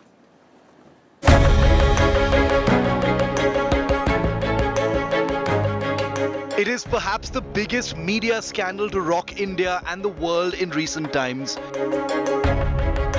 A New York Times investigation has blown the lid off Chinese propaganda being passed off as independent content, courtesy million-dollar deals. And yes, there's an alleged Indian puppet as well. Indian news website NewsClick, the same company that was raided in 2021, has been named by the New York Times investigation report as having received 38 crore rupees to run Chinese puff pieces. The NewsClick site put up videos and articles like China's history continues to inspire the working class, all because of an alleged shady deal with the Chinese Xi Jinping government. And the man who made these payments to NewsClick allegedly and many other international media platforms is reportedly Neville Roy Singham, a US tech billionaire based in Shanghai. Singham, according to the report, acted as a front for the Chinese government and paid several networks to run China-positive pieces, including Indian news site NewsClick. The rot runs deep, as Enforcement Directorate sources back in 2021 had revealed how the money had been sent to NewsClick's shareholder, Gautam Navlakha. If we go by the allegations, basically Communist Party of China, the person who was involved in this entire deal is Neville Roy Singham. He has 4 non-profits in USA and he is a tech billionaire living in Shanghai. Through Singham, 38 crore rupees traveled to NewsClick. Out of these 38 crore rupees, this becomes extremely important. Out of 38 crore rupees, 9 crore came through foreign direct investment via inward remittances. Apart from 9 crore rupees, almost 28 crore rupees also travelled, and according to NewsClick, it was in exchange of some of the services which they provided. But when Enforcement Directorate raided their premises, when they got hold of certain documents in this entire investigation, what they got to know, there was no logical explanation of that 38 crore rupees. Out of 38 crore rupees, again, extremely important, 21 lakh rupees went to Gautam Navlakha. He is also a shareholder, and along with Gautam Navlakha, there were certain individuals, certain journalists who also got that money. This explosive investigative report has sparked off a massive political fight as the BJP has raked up the Rajiv Gandhi Trust's alleged funding from China and questioned why the Congress was quick to jump to NewsClick's defense back in 2021 during the Enforcement Directorate raids. 2008 में इनका agreement हो गया था, उस समय एक payment भी की गई थी। पेमेंट किसको की गई? पेमेंट की गई थी राजीव गांधी फाउंडेशन को। और ये राजीव गांधी फाउंडेशन को जो पेमेंट की गई 2005-7 के बीच में, ये किस लिए की गई? और ये उस समय की गई जब सोनिया गांधी जी यूपीए की, और वही यूपीए सरकार जिसके ऊपर लाखों करोड़ के भ्रष्टाचार के गंभीर आरोप भी हैं। The BJP has also put the focus on how misinformation was being spread rapidly on social media to create an anti-India narrative. There is an attempt to rein in misinformation. These platforms jump along with their friends and rally behind this false cover of free speech. The right to free speech as guaranteed in our constitution is certainly not and must not and should not be a cover for misinformation directed at our nation's rise. The Rajiv Gandhi Trust has been accused of receiving donations from Chinese entities between 2005 and 2009 under the leadership of Sonia Gandhi. As the BJP Congress political fight blazes on, the question over whether some journalists have become Ji Huzuris to Xi Jinping has sparked a massive international debate. With Munish Pandey in Delhi, Bureau Report, India Today.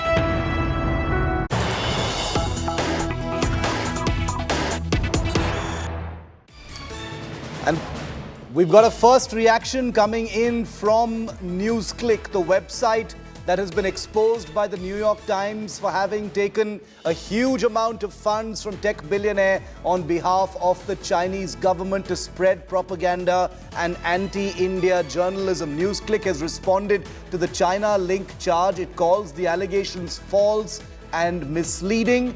NewsClick has said in a statement that China link charges are fake.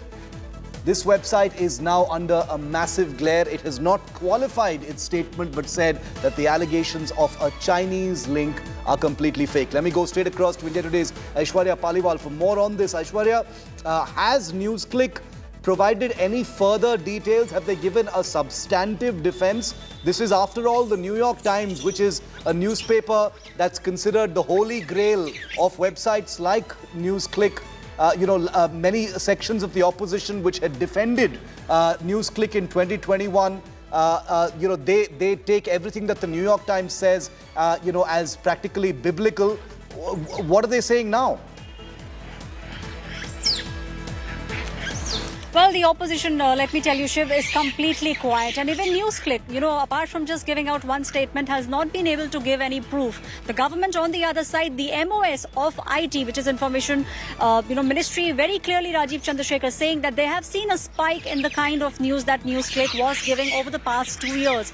Also, the INB Minister Anurag Thakur very clearly saying that the government has proof of the funding. Also saying that all those people, especially the Congress party, they were all standing in favor of NewsClick, but investigation by the government has found out that massive anti-India things were going on the website. Unfortunately, no substantial proof from the website apart from just that statement. Shiv. Okay, Aishwarya, thank you very much for getting us that. Let's go straight into our face-off because it has become immediately and explosively political, not just on the airwaves, but literally inside Parliament as well, with an angry exchange of fire over this NewsClick revelation erupting in the Lok Sabha today. courtesy BJP MPs like Nishikant Dubey and certain others. Let's go straight to our political guest, Anila Singh, spokesperson of the BJP, but starting with Mohan Kumar Mangalam, spokesperson of the Congress Party. Welcome to you both. Thank you for your time. Mohan, to you first. The BJP has kind of clubbed the whole news click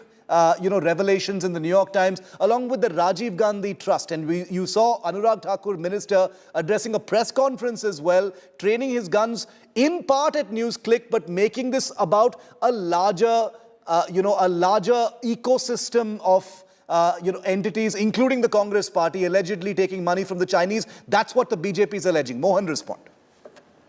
First, let me say that I find it amusing that Mr. Anurag Thakur will actually quote anything from the New York Times. I mean, let me quote him on Twitter from March 2023, when he said New York Times had long back dropped all pretensions of neutrality while publishing anything about India. He called it mischievous and fictitious, and this isn't the only article they've criticized of the New York Times. So I guess they've changed their minds about the reporting authenticity of that particular publication.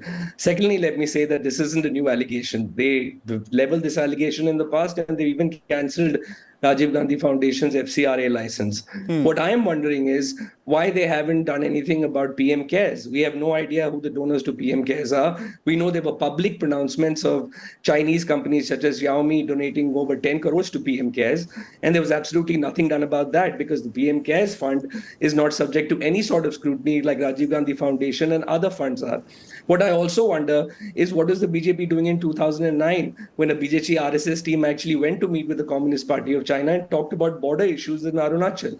What I also wonder is why the BJP government has allowed imports from China to grow from somewhere around 50 to 60 billion in 2004 to now about $100 billion. What I also wonder is why the External Affairs Minister's son's organization, which is the Observer Researcher Foundation, that has received money from the Chinese embassy, not once, not twice, but several times over, is not subject to the same kind of scrutiny like the Rajiv Gandhi Foundation is. And for the BJP to talk about receiving money from nefarious sources, they should be the last ones talking about it because they got money in 2014-15 of an amount of 10 crores from a company called RKW Developers that had links with Iqbal Mirchi alias Iqbal Menon, who was accused in the 93 Mumbai blast and a close associate of Dawood Ibrahim.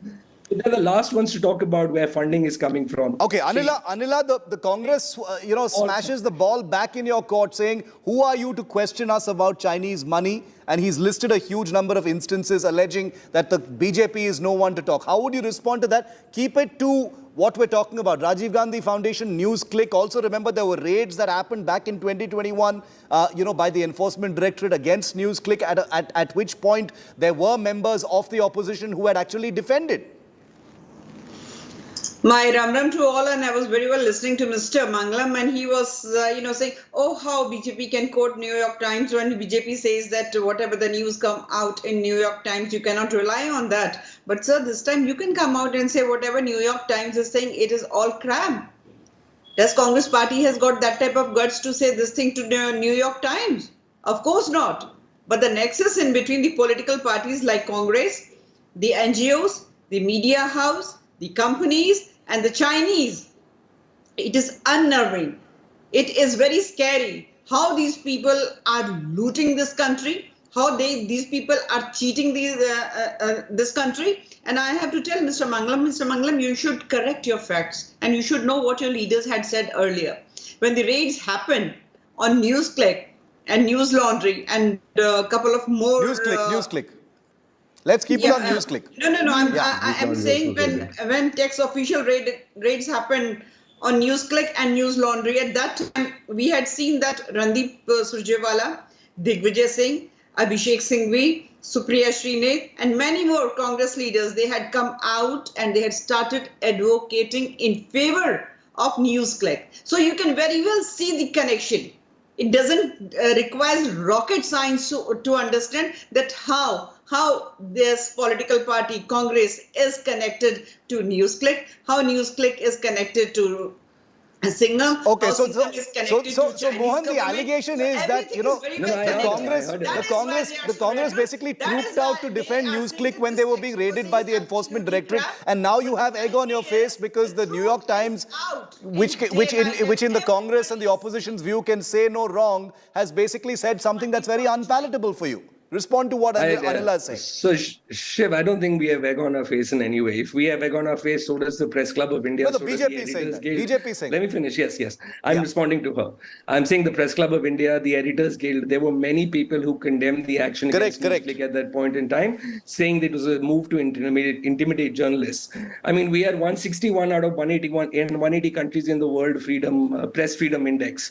So if someone goes ahead and raids an agency that is publishing news critical about the government, which is a rarity these days, let me add, I would say that anybody in opposition will get up and say, you are actually trying to intimidate journalists. I'm not sure why this is surprising.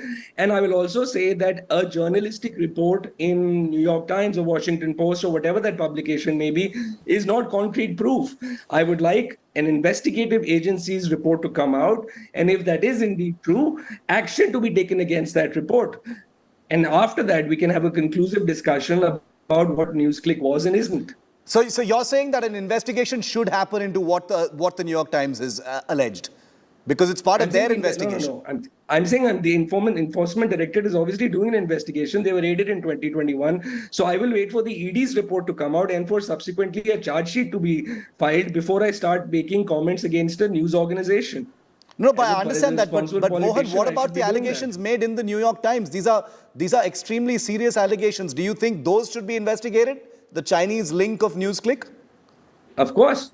I think if there is a drawable link, if there is a money trail, so to speak, that is evident and that is easy to find, I'm sure the Enforcement Directorate will seek that information from whatever report has been published from the respective foreign agencies. Understood. And Anila, final word to you then. You know, we've seen all the fire and brimstone, the politics, the finger pointing, etc. Will there be an investigation now? You know, if the New York Times is being brandished now by the BJP, will the BJP put its money where its mouth is and actually investigate? Yes, the Enforcement Directorate has already taken action against NewsClick, but this issue of Chinese money funding them, will this also be investigated now, or will it only just be politics?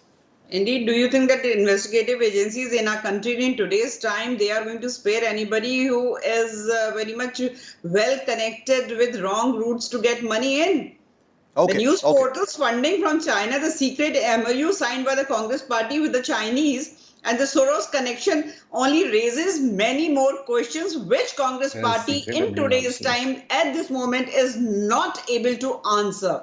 Because now Bharat understands that Chinese fund Indian National Congress. That is a reality. I'm out of time. 10 seconds. Only 10 seconds to you, Mohan. 10 seconds. I just want to offer a piece of advice to the founders of NewsClick. If they want to get away from this investigation, the best way to do so is to join the Bharatiya Janata Party. As history has proven time and again. Okay, jibe delivered, but who knew that the BJP would be quoting from the New York Times and the Congress would be saying, let's wait for more information. That's what the media is these days, especially in an election year. We leave it there. Thank you very much to the both of you for your time here on 5 Live. It's a wrap. I'll see you at the same time tomorrow, 6 p.m. Prime with Akshita comes up next. The Delhi Services Bill showdown is raging in Parliament. And boy, if you've missed some of the big highlights, we've got them lined up for you next.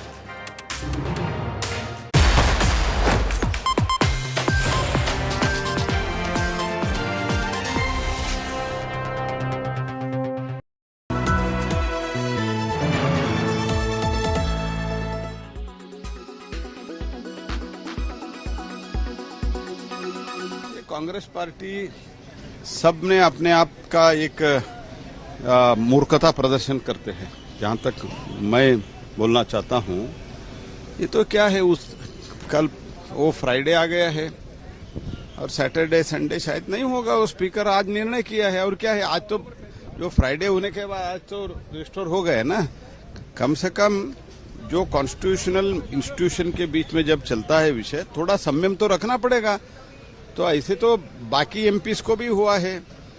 तो इसलिए जो कानूनी प्रक्रिया है, संवैधानिक प्रक्रिया है, वो प्रक्रिया हमने बिना डिले किया है।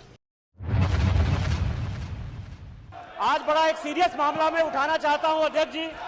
कारण यह है कि न्यूयॉर्क टाइम्स में इन लोगों को जो है केवल विदेशी ताकतों के साथ रहकर उन्हीं के न्यूज़पेपर में, उन्हीं के देश में उनके क्या हो रहा है उसी को ये मानते हैं। न्यूयॉर्क टाइम्स में एक बड़ा अच्छा न्यूज छपा है सर कि 38 करोड़ रुपया जो है न्यूज क्लिक जैसी संस्था को मिला है।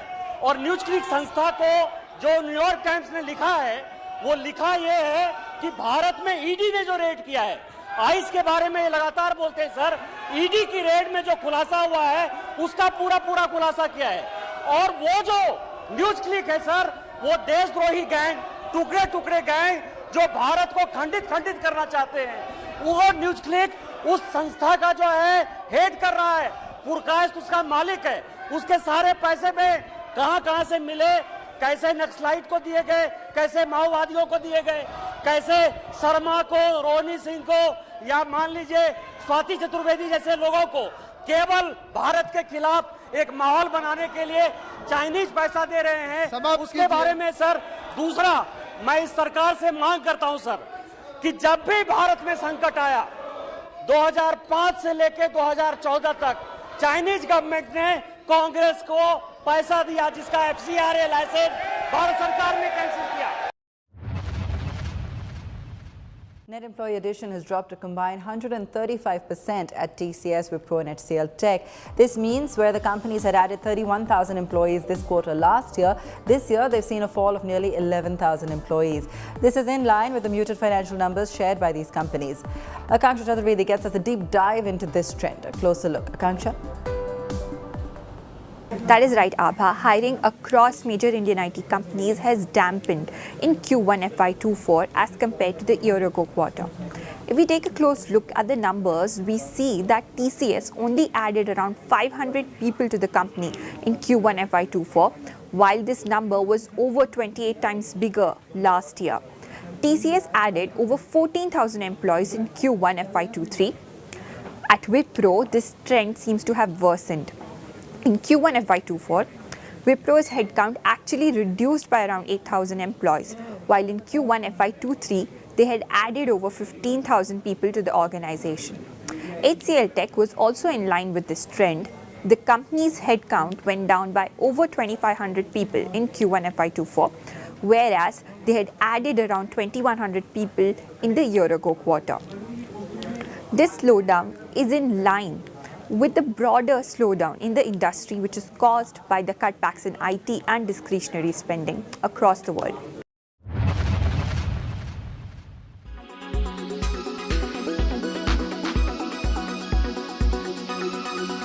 Make your media plan smarter with India Today Live TV on your connected devices. Amplify your brand with 100 million smart internet viewers. To advertise, mail us at sales@aajtak.com.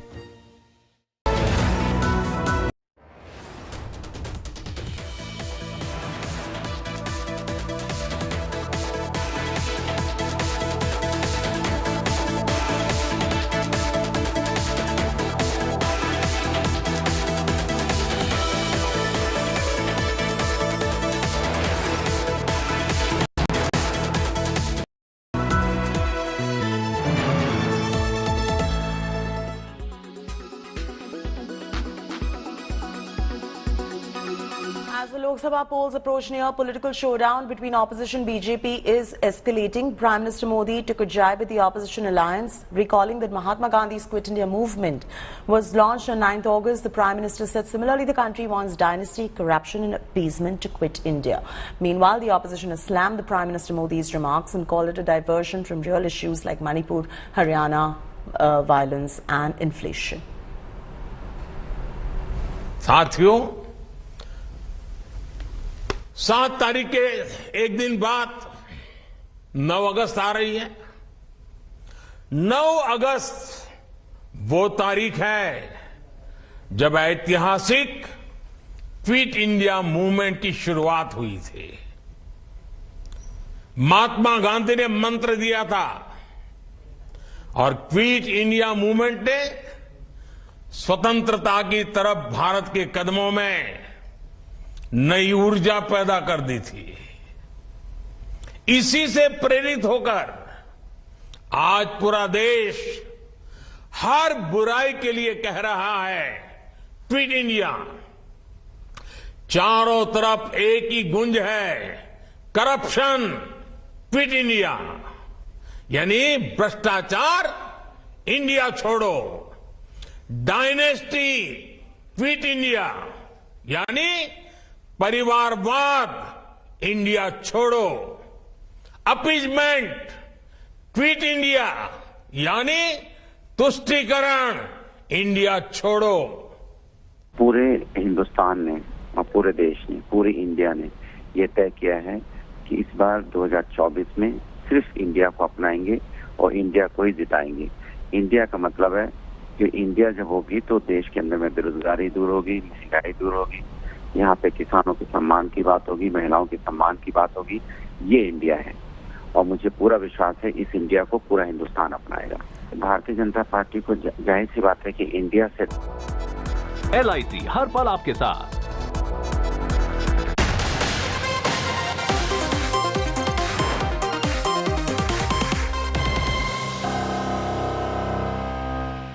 एक अधिनियम शुद्ध विधेयक का पूरा नाम विधेयकांग है जो सदस्य के पक्ष में आ गए हैं।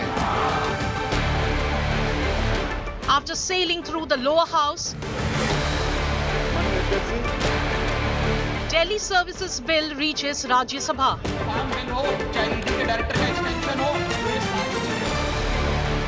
War of words over bill erupts. This bill is completely unconstitutional. It is fundamentally anti-democratic. दुनिया में ऐसा कोई दूसरा उदाहरण देखने को नहीं मिलेगा। So I support what Abhishek Manu Singhvi ji has said. I am unable to find parallel anywhere in the world. AAP, Congress lead opposition's defense. Ordinances सिर्फ आपातकालीन और विषम परिस्थितियों में लाए जाएंगे। ऐसी कौन सी आपातकालीन और विषम परिस्थितियां आ गई कि आपको सुप्रीम कोर्ट के फैसले को 8 दिन के भीतर बदलना पड़ गया? Delhi Parliament dangle, our top focus on 6 p.m. Prime.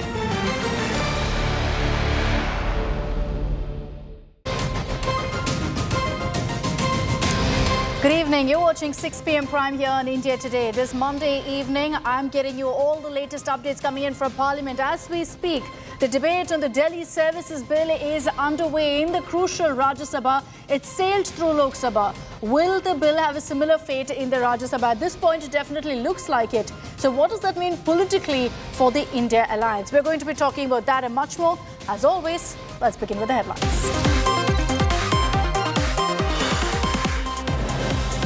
Rahul's Lok Sabha membership restored after Lok Sabha Secretariat issues notice. Grand welcome by India MPs for Rahul in Parliament.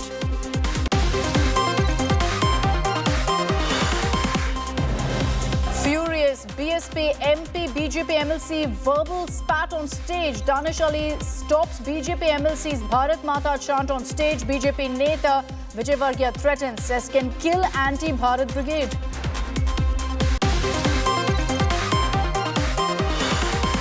BJP alleges China linked to Congress in Parliament, rakes up alleged Chinese funding for Rajiv Gandhi Foundation after the New York Times exposed China propaganda funding. NewsClick, Indian website, accused of getting Chinese funding response, calls allegations false and misleading. Chris, China, NewsClick, a part of a umbilical cord. Rahul ji की नकली मोहब्बत की दुकान में चीनी सामान ये साफ नजर आने लगा है। Explosive revelation on pre-planned new riots, chilling WhatsApp chats, exposed conspiracy, communal poison spewed to mobilize mob, sinister attack on the Shobha Yatra orchestrated.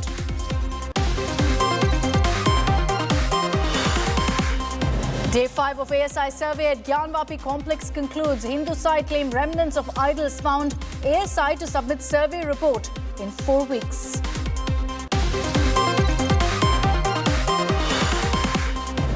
And Siddaramaiah government under lens yet again. Karnataka governor raises corruption charges against the agriculture minister. Cheluvaraya Swamy calls all allegations baseless and false.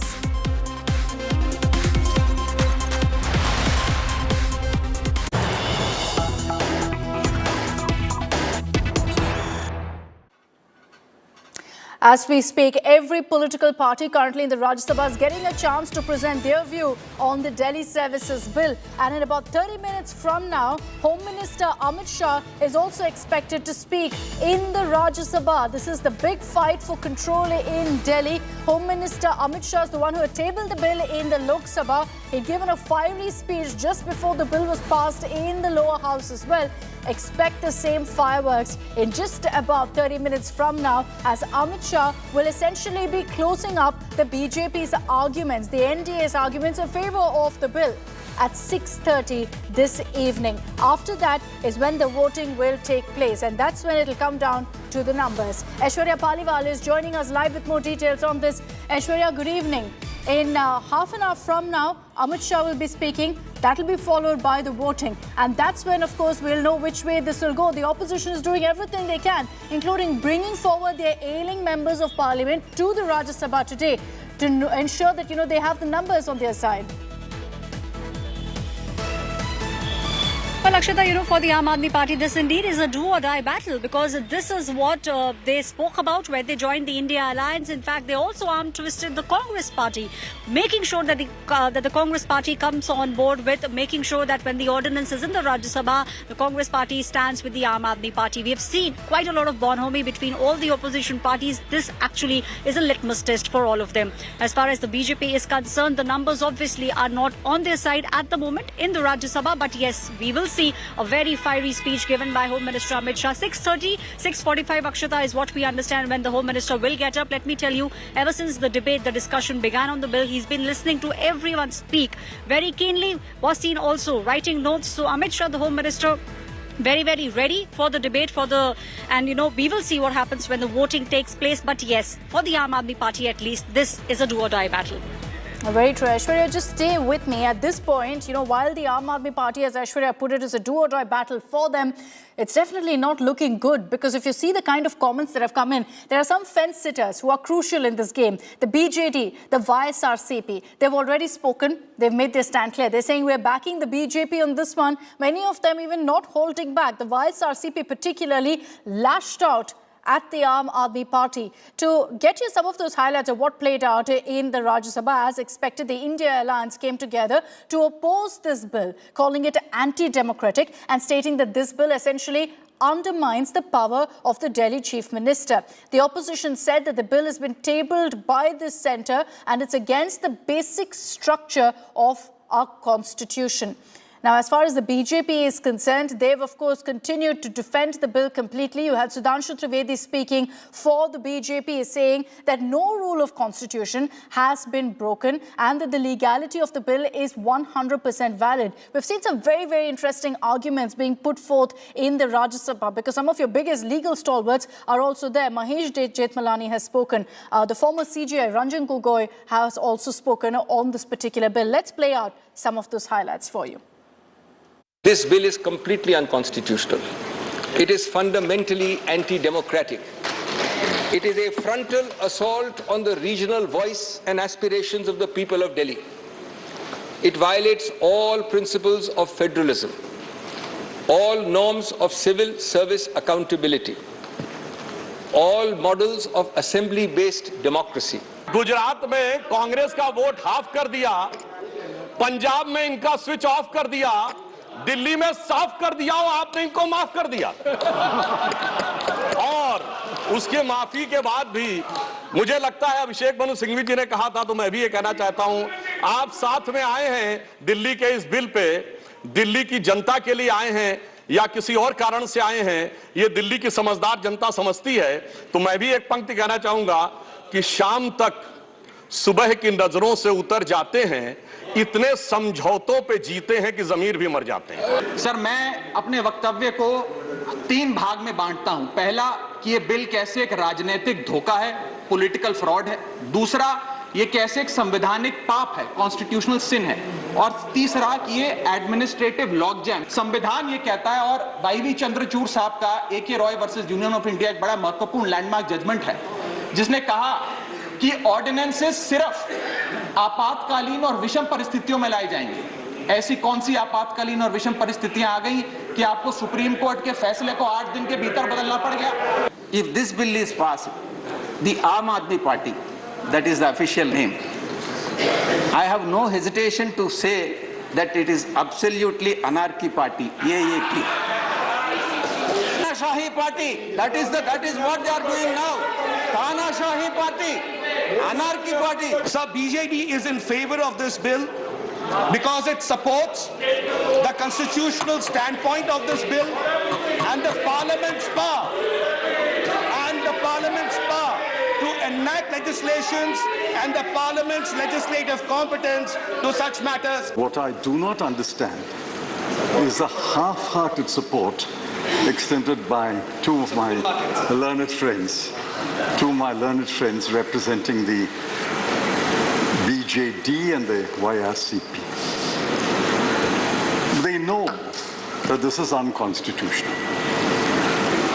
I think the Law Ministry knows it is unconstitutional. But the respective parties who are chiefly concerned with this change are Congress and the BJP. Is that the Congress, who never had any problem with this issue about control of services, has now, like a batsman who has lost form and hasn't scored a half century for 10 years, is now seeking an alliance so that it can inch towards its first 50. The AAP is like a cricket team whose captain has been caught ball tampering. A vigilance report exists, and suddenly they want to become vigilant about the vigilance report. The BJP's present government is the third umpire. We want to stop this nefarious practice. A convention, a wholesome convention for better administration and for effective administration of the Union Territory of Delhi by the Union government now needs to be made into law, lest people subvert the services and hide their corruption. I wholeheartedly and with all the vigor at my command support this. Thank you, Chairman. What is pending before the Supreme Court is the validity of the ordinance, and specifically 2 questions referred to the Constitution bench. That has nothing to do with what is being debated in the House.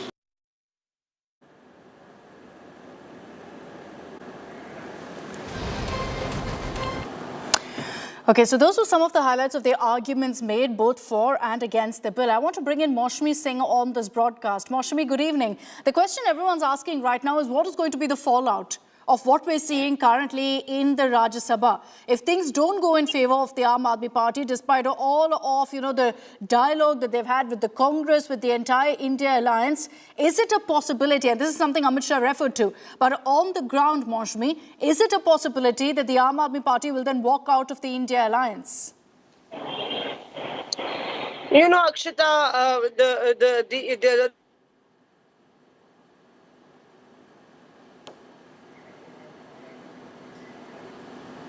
Apologies. We'll just reconnect with Maushami in just a few moments there. At this point, with the arguments continuing in Rajya Sabha, the question that I put forth on what this would really mean for the political future of the India alliance is what everyone's asking at this point. Aishwarya Paliwal is also with us. Aishwarya, that question to you. Are you picking up really from your sources some hints, some buzz that the AAP is actually considering that move of leaving the India alliance if this doesn't go in their favor?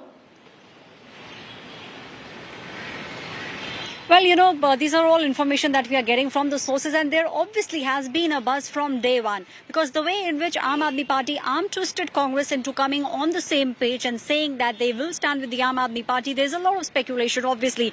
The political circles are abuzz with the fact that if things don't go the way the Aam Aadmi Party wants it, they will be the first party to walk out of the India alliance. We also saw, Akshita, if you remember what happened in Patna. That was the place where Nitish Kumar had invited everyone. We saw the visuals of those mangoes going happening inside the house, but it was in fact Arvind Kejriwal who did not even have dinner there. So obviously a lot of speculation at the moment going on, but one thing that the India Alliance will try to do, and that is if they want to fight unitedly against Prime Minister Narendra Modi and the BJP, is to make sure that they stick together till at least 2024. So if the Aam Aadmi Party walks out now, then this entire alliance, the India Alliance, will be standing on very weak footing. The next meeting is in Mumbai. So, they will all have to make sure that they stick together. Everything depends now, Akshita, on the voting that will take place. The BJP also has made sure that they have all the MPs in the House. Right. The opposition also issued a whip. The Aam Aadmi Party, in fact, had issued a whip wanting to make sure that they have numbers with them. Akshita. And if you look at the numbers right now and how they stand really at this point, the BJP and its allies are about 131 members, while the opposition has 104. So if the Aam Aadmi Party right now is putting up a show where they claim they still have the numbers, well, you see on your screens how it's playing out. It's definitely not in their favor. They're just putting up a brave face at this point. Moshmi is back with us. Moshmi, that question to you once again. What are you picking up from your sources? Is there a possibility of the Aam Aadmi Party leaving the India Alliance? Are the India allies right now worried that that's something they have to consider? Akshita, I think it's a bit too early to actually deduce that them not being able to get the bill through, vote against the bill, and the BJP getting the bill passed in the House would actually make the Aam Aadmi Party walk out of the alliance, because this is also an issue of credibility of the Aam Aadmi Party. Yes, they have been a difficult partner to ally with. We saw that they held the entire presser in Patna to ransom, and Arvind Kejriwal made it very clear that the interest of Delhiites was his priority, and the Congress took its stand. But we've seen a lot of bonhomie after that. We've seen a lot of support for Sanjay Singh, who was suspended by the chair, and the entire India Party members are still sitting with him and protesting with him. So we will have to wait and see. It's too early to read between the lines right now. All right, we'll see what is the impact. We'll possibly know come tomorrow itself, considering that the voting will be happening in just about 1 hour from now after Home Minister Amit Shah speaks. Breaking news that's coming in, you can expect a reaction from Delhi Chief Minister Arvind Kejriwal almost right after the proceedings of the Rajya Sabha. Now, Arvind Kejriwal has tweeted, and I quote here, "I will address on the black bill today immediately after the Rajya Sabha debate ends." He's referred to the Delhi Services Bill as the black bill, but is confirmed that soon after the Rajya Sabha debate comes to an end, which is followed by a voice vote, Arvind Kejriwal will speak. By then, it will be very clear whether the bill has been passed or not. So accordingly, of course, Kejriwal will be making his comments. But it's detrimental to him, to his government, so he will be tracking very closely what's really happening. Home Minister Amit Shah is expected to speak in about 15 minutes from now, and after that, the voice vote will take place. Right after that, we're expecting that Arvind Kejriwal will also speak. Let's cut across to more breaking news that's coming in.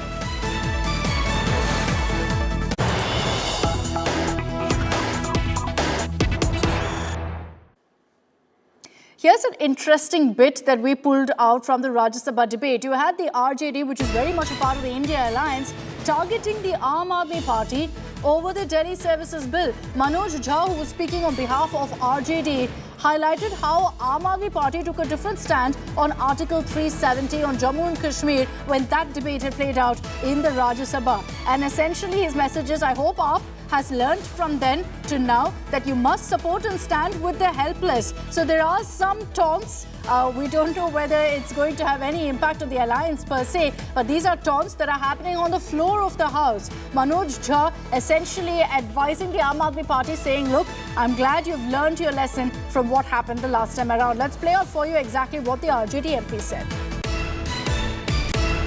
Sir मैं तो अरविंद केजरीवाल जी का bill ही नहीं मानता हूं, Delhi government का bill ही नहीं मानता हूं। मैं तो ये मानता हूं कि सर अगर ये प्रयोग सफल हुआ, अगर सांप ने रास्ता देख लिया, तो कल को उन पर भी गाज गिरेगी जो आज न्यूट्रलिटी और इक्विडिस्टेंट के नाम पर न जाने क्या क्या सोच रहे हैं। सर हम तब भी आपके साथ होंगे, ये तो गारंटी है सर, हमारे पास कोई विकल्प ही नहीं है। परेशान हताश लोगों के पक्ष में खड़ा होना, हम तो कश्मीर चल रहा था, उस वक्त आम आदमी पार्टी ने कोई और पोजीशन लिया था। आज उनको समझ में आ रहा होगा कि क्यों उस वक्त वो पोजीशन लिया, और आज मैं ये कह रहा हूं कि कल को किसी राज्य के साथ होगा, हम आपके साथ होंगे। So that was the comment made by Manoj Jha. But even as, in fact, he gave that particular advice to the Aam Aadmi Party, there's no doubt which way the RJD will vote. They've made it very clear that they will back the AAP at this point. But as I mentioned those numbers earlier, it's not looking good for the Aam Aadmi Party. It looks like the NDA has the numbers on their side, and that's largely because of parties like the BJD and the YSRCP who've taken a stand favouring the BJP on this particular bill.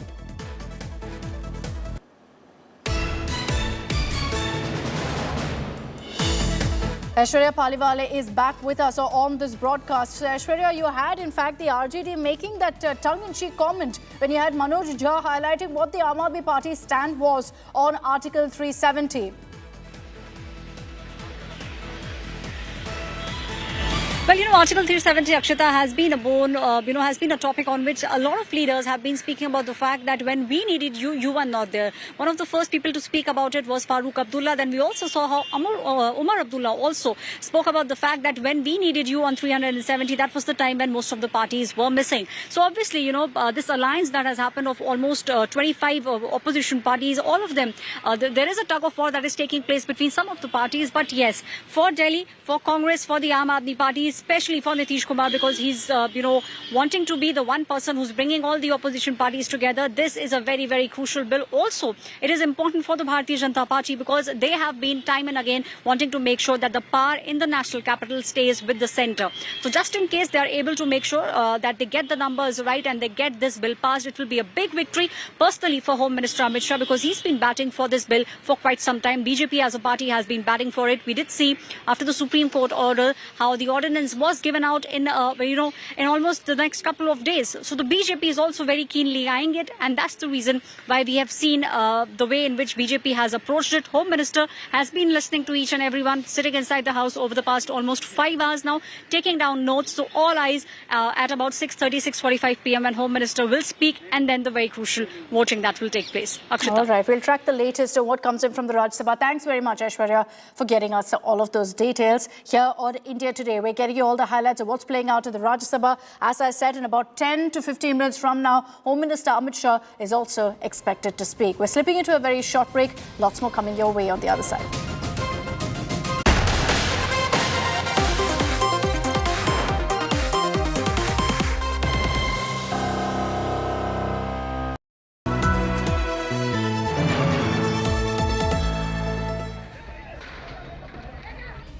Meet the men Monu Manesar and Bittu Bajrangi who inflamed Mewa, who triggered the fiery chain reaction. आपके videos ने जो है वो उकसाने का काम करा है इस यात्रा में। कोई उकसाने का कार्य नहीं किया, ना मैं उस यात्रा में गया। The key faces of the new nightmare. Live streamed provocations and poison. आधे घंटे की प्लानिंग नहीं है, ये कह रहे हैं कि बिट्टू ने बोल दिया, मैंने बोल दिया, वो इसको लोग तैयार बैठे थे वो बंदूक लेके। Cops hunt them, but we find them. Listen as they paint the full scary picture. Only on India Today Television.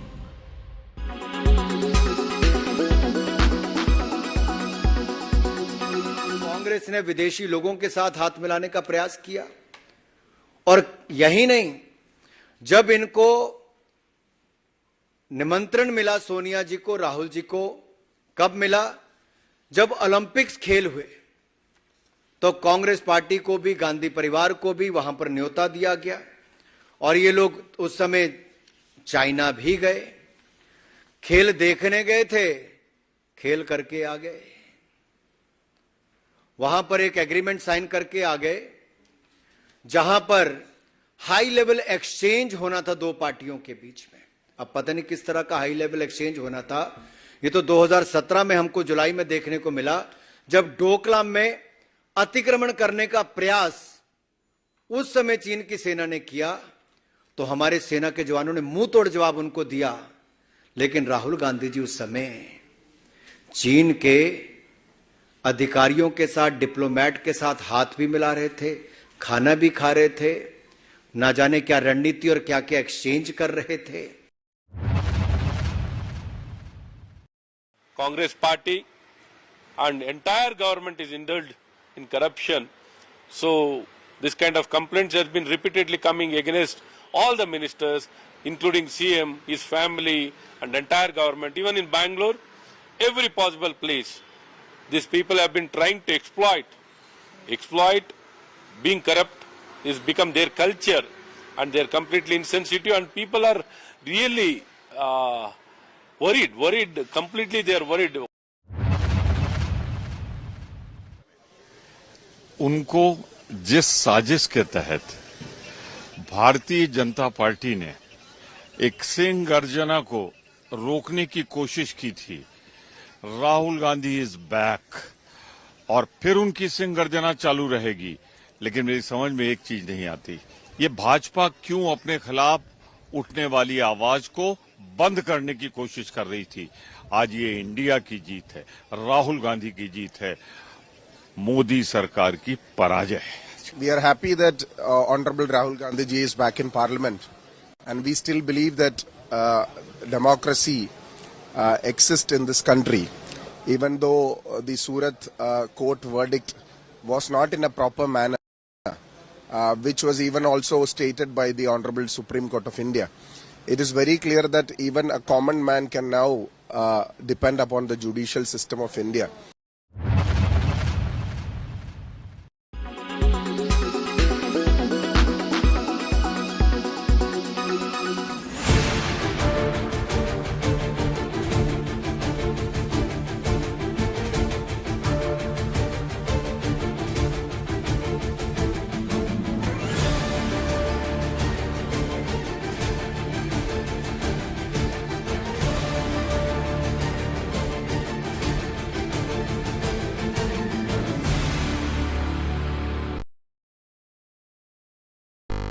Make your media plan smarter with India Today Live TV on your connected devices.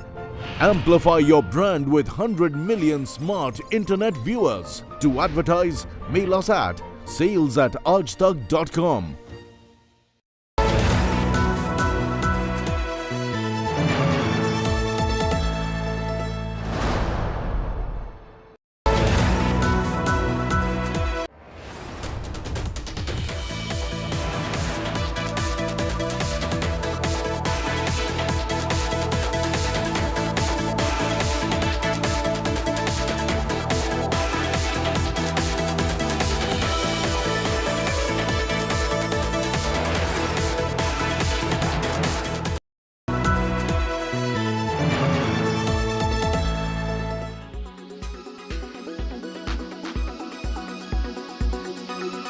Karnataka Minister Dinesh Gundu Rao has stirred a controversy, putting the India alliance in a tough spot.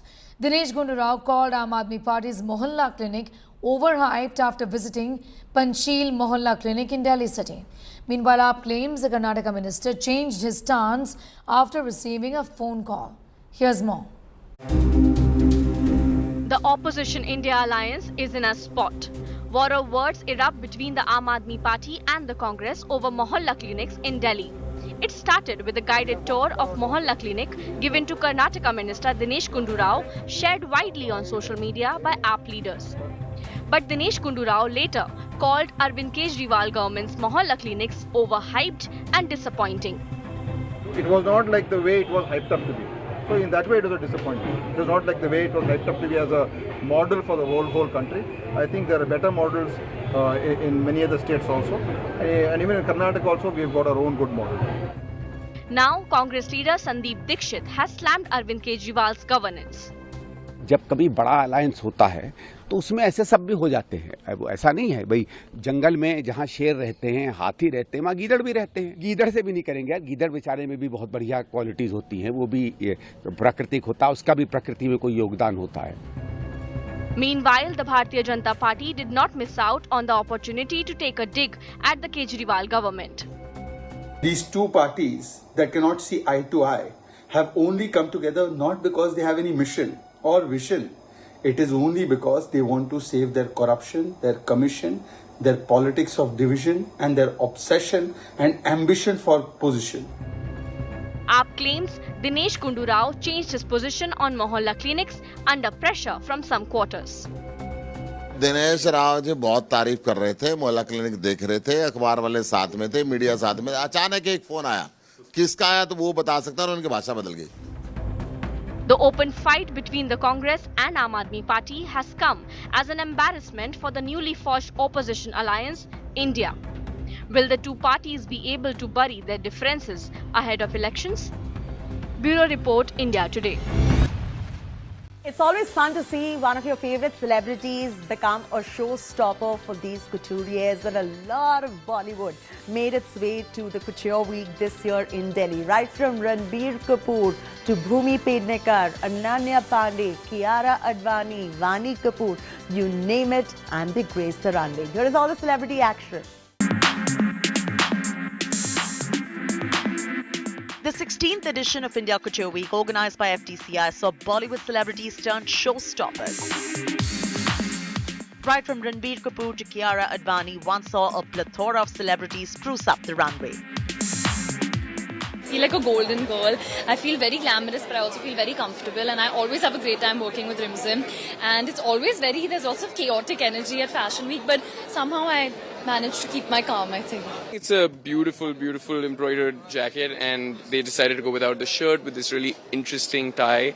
And they have a nice little emblem on it, and I think it's elegant and cool and suave and new all at once. It feels like it's just growing on my body, the textile, the fabric. It's so sexy. I love the way it hugs my curves. It just makes me feel strong, like I can conquer anything. It's about imagination coming to life. Literally about imagination coming to life. And for that, I mean, just look at this. We can literally sit here and stare at it. While the focus is never on the celebrities, but the celebration of art and craft in India, it never really hurts to see celebrities glam up the runway. Indian influencers spruced up the front rows. Bahar Dhawan to Sukhneet Wadhwa, there were plenty of them adding glamour. So, I mean, I was like literally like, oh my God, what a moment for us. Such great designs, the intricate work, absolutely stunning collection. In New Delhi with Riya Modi, Lifestyle Bureau, India Today.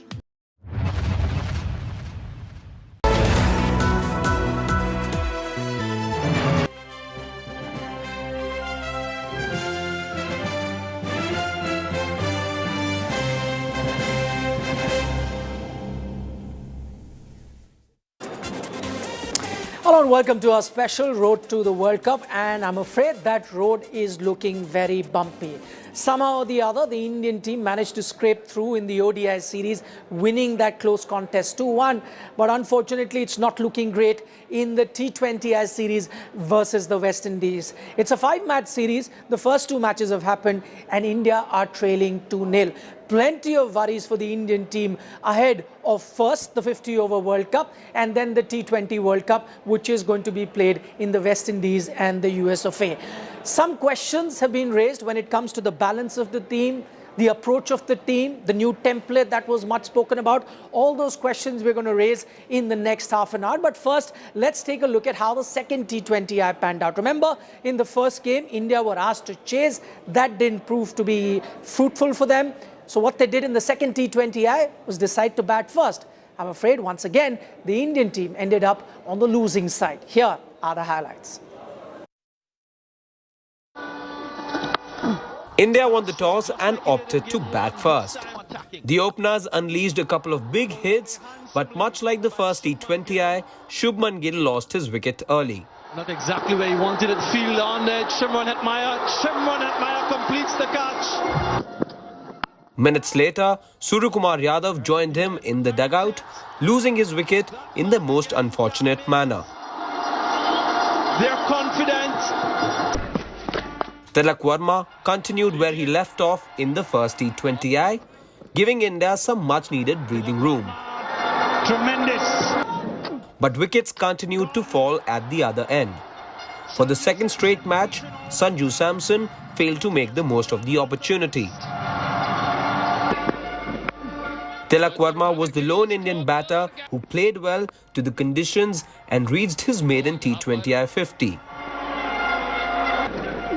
The hosts, however, got another opportunity to stop the run flow when Tilak Verma was dismissed by Akil Hussain.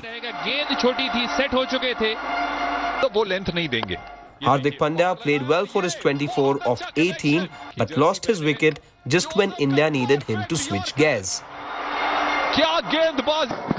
India had lost momentum, but the tailenders scored a couple of vital boundaries in the last over and the visitors finished with 152. Defense of their 152. Captain Pandya decided to open the bowling for India and gave India a dream start. Brandon King and Johnson Charles were dismissed in the very first over. Pandya is having a sensational first over. Nicholas Pooran and Kyle Mayers steadied the ship for the hosts and took the attack to the Indian bowlers. This one he connects. Arshdeep Singh bowled a superb knuckle ball to deceive Mayers, and with that, the Windies lost their third wicket. They'll consider reviewing. But despite the fall of wickets, the momentum did not drop for the hosts, and Nicholas Pooran was the key for that to happen. He dispatched the ball to different corners and gave West Indies the edge. India needed Pooran's wicket, and it was Mukesh Kumar who got it for the visitors. Absolutely smashed it. Although West Indies had done enough to be in the driving seat, but they found a way to complicate things. India came back into the match as 3 wickets fell in a Yuzi Chahal over. Maybe just short. However, despite the late drama, the Windies found a way to eke out a win and have now gone 2-0 up in the series. Sports Bureau, India Today. Let's take you to ground zero because that's where all the action is. That game was played in Guyana. We'll take you live now to Guyana. Joining us, freelance cricket journalist in Vimal Kumar.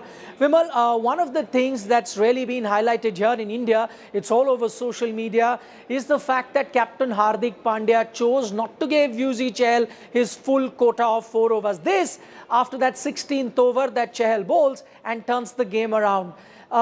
I know the captain wasn't asked this question at the post-match press conference, but what's the general opinion there amongst journalists, the fans that turned up, even former players, in commentators? What is everyone saying? Can anyone make sense of that decision? Thank you so much, first of all, Nikhil, for having me once again on your show. Actually, after the defeat, and that was a little shocking because, you know, back-to-back win, back-to-back loss against West Indies, against this West Indies side, which is number 7 in ICC ranking and India number 1. No disrespect to West Indies side, and especially the way Indian team has dominated this tour. They won a test series. They almost won by 2-0. Just rain saved them on the last day. Then obviously ODI series was dominated by India once again. But nobody would have thought by going into the third game India would be 0-2 down. And this is the new team. And what is more shocking, you know, India were in a great position despite not batting at their best. Yuzvendra Chahal with his over, you know, just 1 run and a couple of wickets. India it just looked like India were in the driving seat. And strangely, Yuzvendra was not asked to bowl either 18th or 19th over, and that has you know left everyone wondering. Even the journalists in the press box, the fans, they were just asking why Pandya did not ask Chahal to bowl. You can understand, and in hindsight, we always say is the best side, that maybe he could have done that. Maybe Pandya thought that, you know, he will use his experience in the 20th over, which was going to be the most crucial. But here is the difference. You see, unlike India thinks that, you know, they're batting normally after number 8. Their batting ends, but in a team like West Indies, and we have seen the whether it's Alzari, Joseph or Hussain, they all are capable batters down the line, and this is something India needs to do. That I think that fearless approach we have been talking about, this new T20 template we have been talking about, but the fact that India is fielding, you know, 5 bowlers, and most of them, like 4 of them, like number 8. Number 11, like at number 8, your virtually your number 11 starts coming to bat. So that is the problem. But yes, the decision not to bowl Yuzvendra Chahal, and not only that, even someone like Akshar Patel not bowling a single over was also baffling. Yes, you can always argue that there were too many left-handed, and in fact one left-hander was batting until the 16th over, but Akshar Patel is too good a bowler that it's, I have never understood this logic of whenever Indian captain has used Ashwin differently or Jadeja differently. I always believed a quality bowler, a good bowler is always a good bowler. We talk about matchups and all that, but if you go to the Mahendra Singh Dhoni's school of captaincy, he defies all that. Pandya idolizes Dhoni, and something he can do that from that school of thought. Okay, as Vimal points out, one is that decision about Yuzi Chahal, a few other question marks over the Indian team. Now, as you know, the Indian team is staring at a rare defeat in a bilateral T20I series. Now, the big T20 World Cup is still a fair distance away, but there are some big issues that have started to surface for the men in blue. There are question marks over the strike rates of the top order. There is a clear lack of balance in the composition of the side too. In this special report, we take a look at 4 big questions that are staring India ahead of the next T20 World Cup, which interestingly will be played in the same region where India are playing at the moment. 2 straight defeats for the new look team India, and it's not a happy tale at the moment. Plenty seems to be going wrong at the moment, and India will have to find answers soon. At a time when other teams have upped their game, the Indian batters can't seem to up the tempo.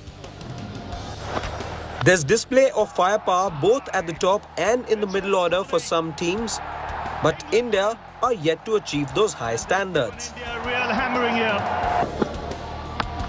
Nicholas Pooran, for instance, took the second T20I away from the Indians with his imperious hitting. Straight to the field and taken on the second attempt. Pooran scored 67 runs off just 40 deliveries, meaning that he batted at a strike rate of 167.50. In comparison, the Indian batters were way off the mark. Of 3 batters who made in excess of 20 on Sunday, Hardik Pandya's strike rate was the highest at 133.33. The Indian team has opted to go with 7 batters and 4 bowlers, which has affected the team's balance. The Indian team didn't have batting options after Akshar Patel. The need for an 8th batter was evident and would have propelled India to a bigger score. The inclusion of 3 spinners in the 11 has taken away the room to field an 8th batter. And with the top order misfiring at the moment, India are a batter short. Completes the catch. Questions are now being asked about the depth of the Indian team. Attacking. India are now looking at young players for the 2024 T20 World Cup. But with the tournament just 10 months away, the youngsters need to step up. Those who've lit up the IPL need to start replicating their efforts at the big stage. The Indian skipper too has been found guilty of making some elementary mistakes. Pandya made a huge mistake by not going with Yuzi Chahal in the 18th over of the innings. Chahal had single-handedly turned the match in India's favour, but in the end, he didn't even complete his full quota of overs. There are problems aplenty for the Indian team, who find themselves in a position of losing a rare T20 series against the West Indies. Sports Bureau, India Today.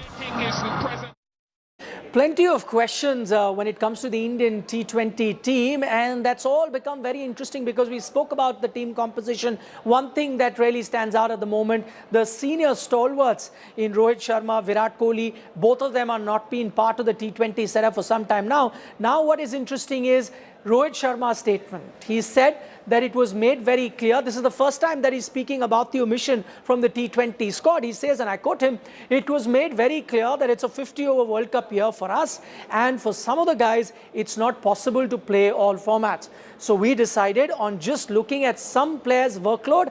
I definitely fall in that category as well. What this statement tells you is that as far as Rohit Sharma is concerned, and he says few of us, I'm inferring from that he's talking about someone like a KL Rahul as well as a Virat Kohli. For them, it's workload management. It's not that they're out of the scheme of things when it comes to T20 cricket, but probably after the 50-over World Cup, the selectors might go back to someone like Rohit Sharma and Virat Kohli, and considering the fact that the youngsters aren't doing well, that might just be a real possibility. Vimal Kumar is still with us from Guyana. Vimal, you know, we are talking about this team composition. This young team has been given a chance to do well, show that they can be the future of T20 cricket without the seniors. Unfortunately, it's not really turned out that way for this young team. Where is that new template, people are asking?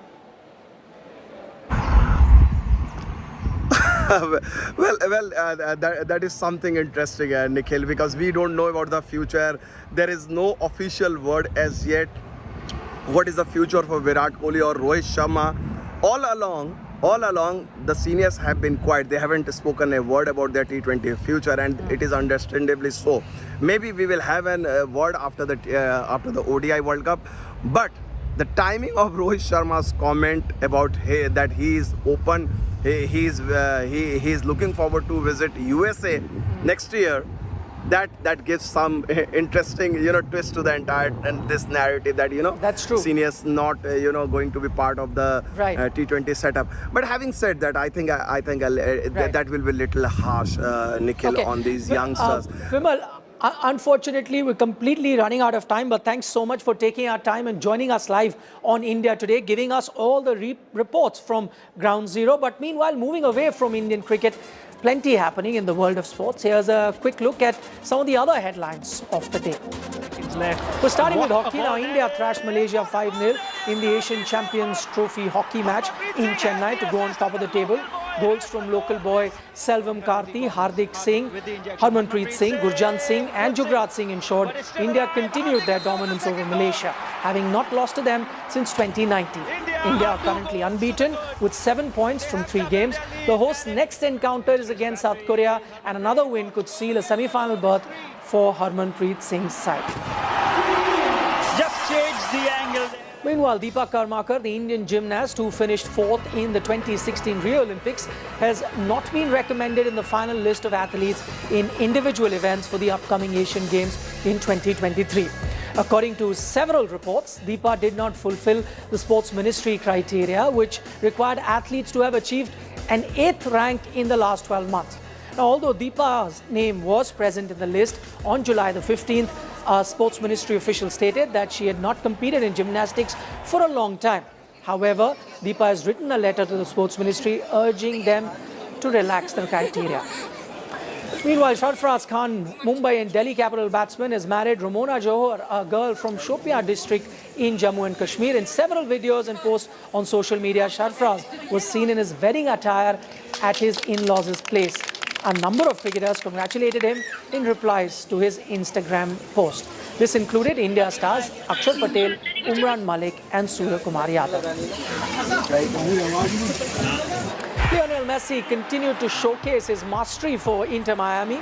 During the League's Cup round of 16 clash against Dallas, Messi scored a spectacular free kick to thrill the audiences. The free kick was the high point in the match between Inter Miami and Dallas, with both teams playing out a 4-4 draw. But Messi was not finished yet. In the penalty shootout, he scored to help Inter Miami reach the quarterfinal. With a goal scored, Messi became the leading goal scorer in the League's Cup with 7 goals from 4 games. And finally, former Pakistan skipper and batter Inzamam-ul Haq has been appointed as the chief selector for the Pakistan Cricket Board. This is the second time that he will don this role, having held the position from 2016 to 2019. Inzamam has worked with current Pakistan director Mickey Arthur during his previous tenure that included the 2017 Champions Trophy triumph and the 2019 World Cup.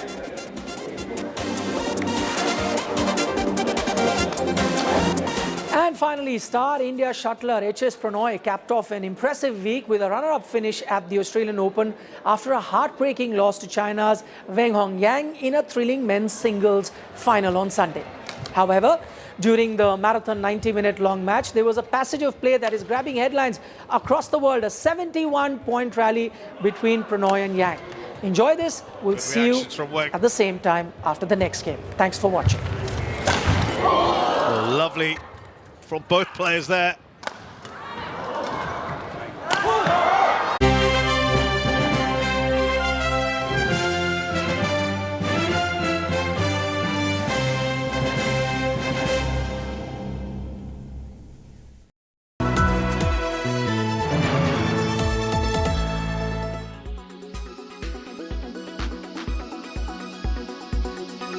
Fact of the matter is, there is a MOU signed by the Congress party, which remains a mystery till date. And then there is this New York Times report about a certain portal and how money was transferred for propaganda for Chinese. And they have been also been part of the ecosystem supporting the Congress party. So all this needs an explanation when I would call it an enemy country like China is using our media to expand its base in India. We have sensitive borders with them. Many of the Manipur issues which we said has gone into the background, no, it's not gone into the background. It is a lot of weapons coming in from China via Burma, which is a soft border. Now, these are issues that need explanation. And if the Congress party doesn't give a reply to this, then, we will take this to the logical end through discussions in Parliament to the streets of the country and raise issues. Because what is a political party doing meddling around with funds coming in from China?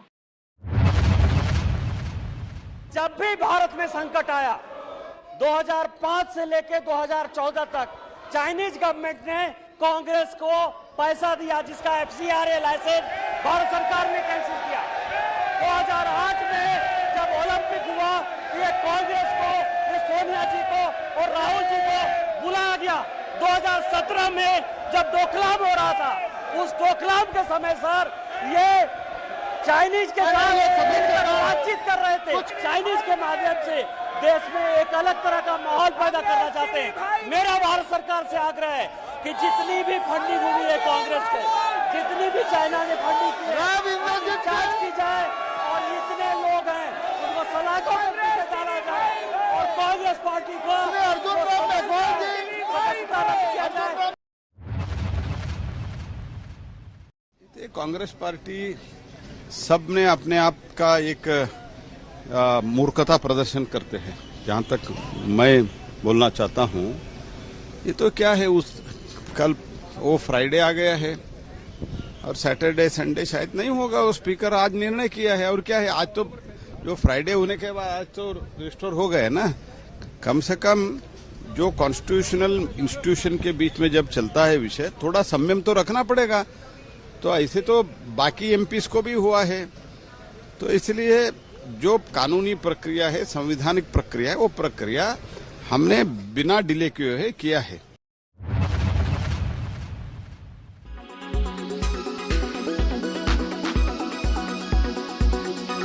Weather forecast now. Delhi, maximum 39 and minimum 28 degrees. Mumbai, maximum 28 and minimum 26 degrees. Kolkata, maximum 29 and minimum 25 degrees. Bangalore, maximum 30 and minimum 21 degrees. Chennai, maximum 35 and minimum 28 degrees. Hyderabad, maximum 29 and minimum 22 degrees.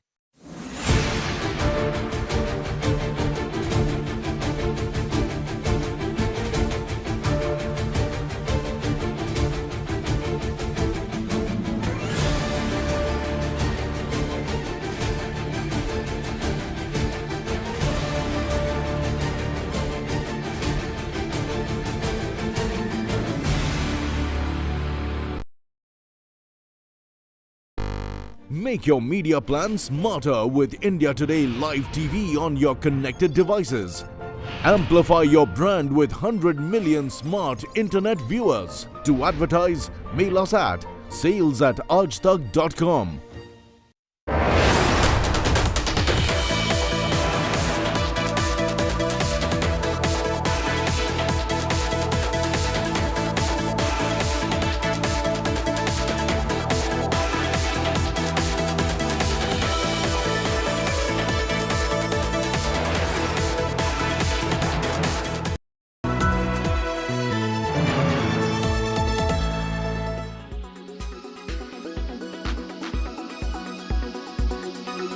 Vasant Valley School secured the top honours in the 13th edition of the Vasant Valley Aaj Tak Hindi debate competition, showcasing their debating prowess and intellectual acumen against formidable opponents there. They showcased a brilliant display of debating skills from top schools across the nation.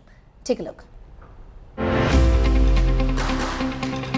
तो हम लोग बस चुप्पी से इन लोगों को देखते रहते हैं, ना सकारात्मकता को बढ़ावा देते हैं और ना नकारात्मकता को खत्म करते हैं। पर मूक दर्शिता का अर्थ जो हमारा दल बताना चाह रहा है वह यह है, A fierce clash of intellect. स्पष्ट करना चाहूंगा कि हम आज के सदन को भारतीय बुद्धिजीवियों के सदन द्वारा देखना चाहेंगे। हमें प्रतिस्पर्धा में टिके रहने की आवश्यकता है और प्रतिस्पर्धा में टिके रहने के लिए हमें अपने कार्य पर ध्यान देने की आवश्यकता है। मैं जादूगर बन सकती हूँ, वो जो ट्रॉफी है उसको 2 में भी कर सकती हूँ, क्योंकि मैं चाहती हूँ कि वसंत वैली एंड सिंधिया स्कूल दोनों ही जीते। मुझे इतना मज़ा हिंदी वाद विवाद में कभी नहीं आया जितना इस वक्त आया। इसके लिए बहुत बहुत तालियां। And the winner is Vasant valley school. And the prestigious Vasant Valley School emerged victorious in the 13th edition of the Vasant Valley Aaj Tak Hindi debate competition. कितना बढ़िया है वह समाज जहां हर घिनौने कार्य का जवाब है मूक दर्शिता।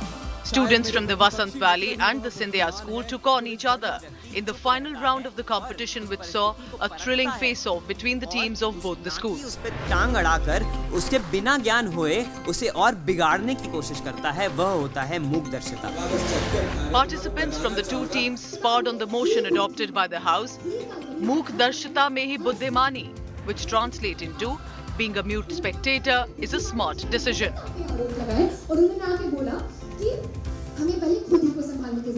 The competition saw an enthusiastic participation from 26 renowned schools from all corners of the country. While students representing the Scindia school debated for the motion, तो जिस आदर्शवाद की भावना से, जिस मूक दर्शक का चयन ना करने से हमारे ऊपर संकट आ रहा है, हमारे परिवार पर संकट आ रहा है, हम उसका चयन क्यों करें महोदय? महोदय, आज बुद्धिमान वही है जो स्वयं का जीवन संचालन करने में सक्षम हो, जो स्वयं की परिस्थिति को सुधार सके, स्वयं सफलता हासिल कर सके।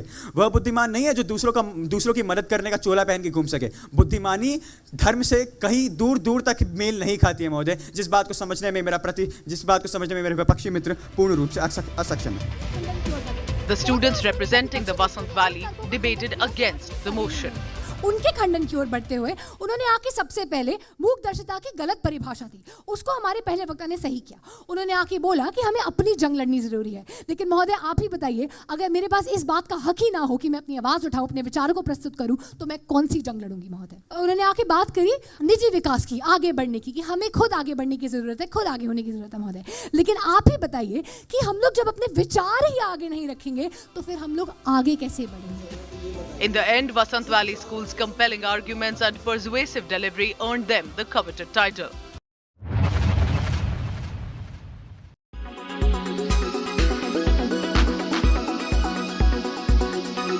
Weather forecast now.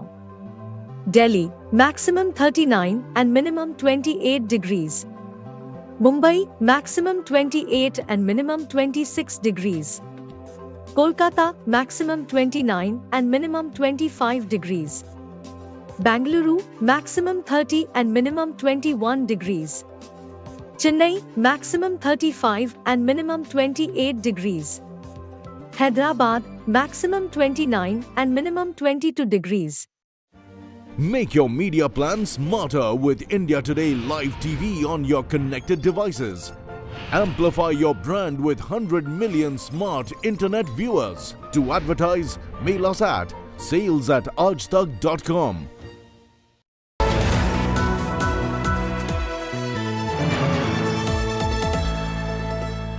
Co-powered by Nippon India Mutual Fund. Wealth sets you free.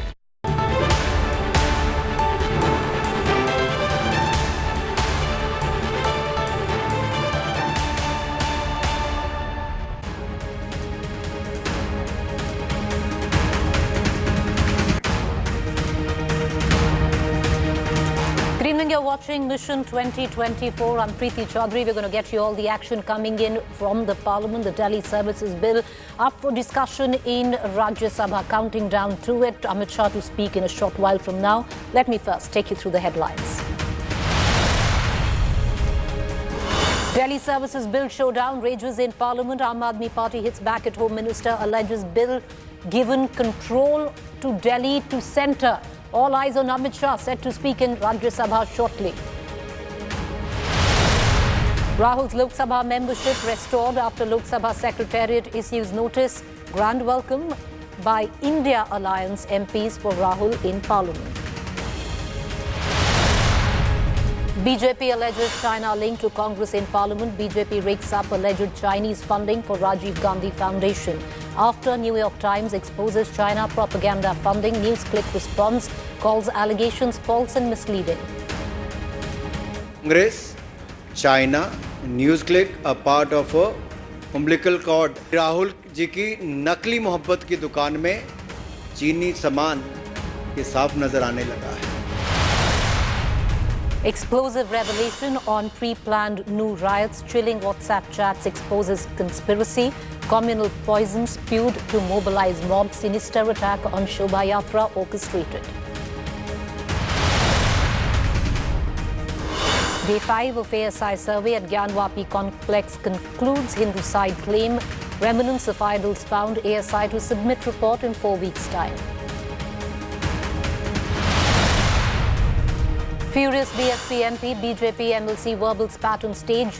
Danish Ali stops BJP MLC's Bharat Mata chant on stage. BJP Neta Vijay Varghya threatens, says can kill anti-Bharat brigade.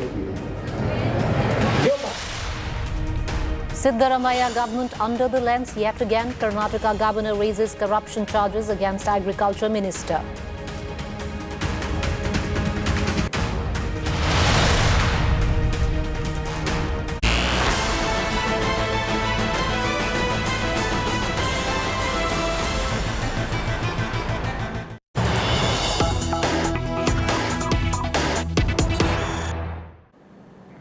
So who will win the Rajya Sabha Delhi dangle, where the Delhi Services Bill is being discussed? The latest coming in, massive uproar, sloganeering, pandemonium in Rajya Sabha. Home Minister Amit Shah to speak shortly. The big fight for control in Delhi. Will bill pass the Rajya Sabha test? In all probability, yes. Why is that? Well, the Aam Aadmi Party earlier was hoping that with the help of the India Alliance MPs in Rajya Sabha, it would reach the halfway mark. However, with the YSRCP and the BJD staying with the government, voting with the NDA on this bill, it seems that the Delhi Services Bill will sail through the Rajya Sabha as well. On Friday, it was tabled in Lok Sabha, passed without a hitch with the brute majority of the Bharatiya Janata Party itself as well as the NDA alliance in Lok Sabha. In Rajya Sabha, the fate practically the same, but what has transpired has been a heated debate on the floor of the House where the MPs from the India alliance coming out speaking up for statehood for Delhi, calling it trying to control a democratic elected government where the federal democracy comes into question. Let's listen in to all the reactions coming in. This bill is completely unconstitutional. It is fundamentally anti-democratic.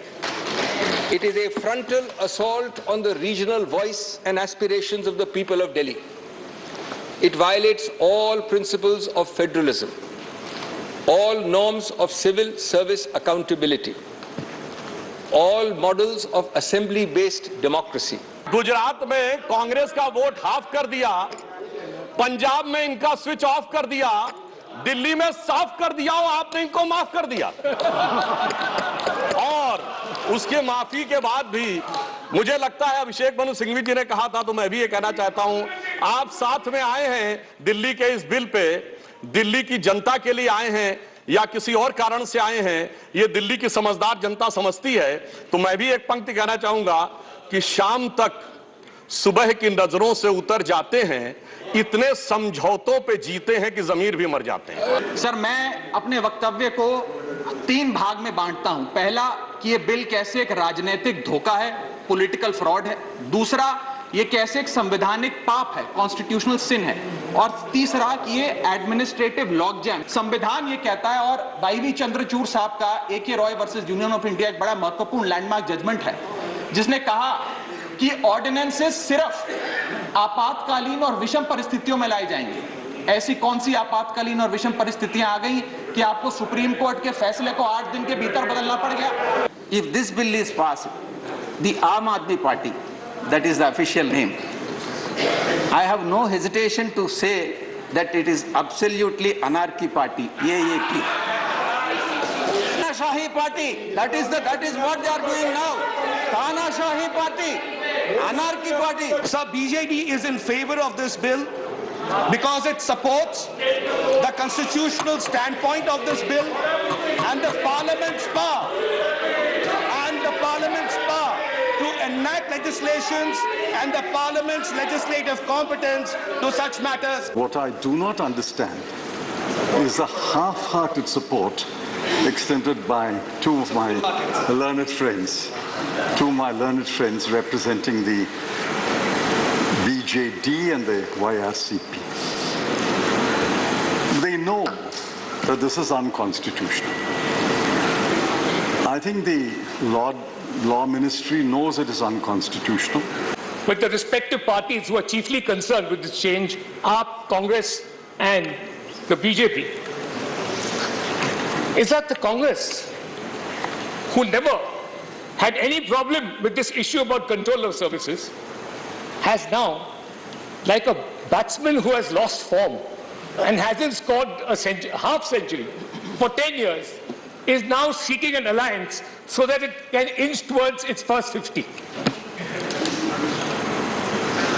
The AAP is like a cricket team whose captain has been caught ball tampering. A vigilance report exists and suddenly they want to become vigilant about the vigilance report. The BJP's present government is the third umpire. We want to stop this nefarious practice. A convention, a wholesome convention for better administration and for effective administration of the Union Territory of Delhi by the Union government now needs to be made into law, lest people subvert the services and hide their corruption. I wholeheartedly and with all the vigor at my command support this. Thank you, Chairman. The state legislature makes laws for the states, the parliament makes laws for the union territories.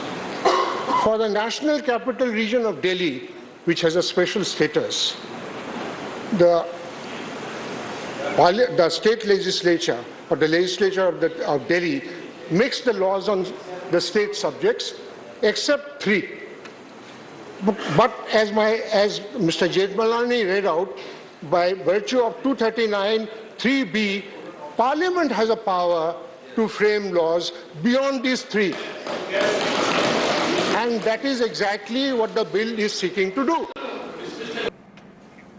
All right, let's cut across right now to Rahul Srivastav, our national affairs editor, breaking it down in terms of numbers. Rahul, interesting because it was very smooth sailing in Lok Sabha. The bill was passed by a voice vote last Friday.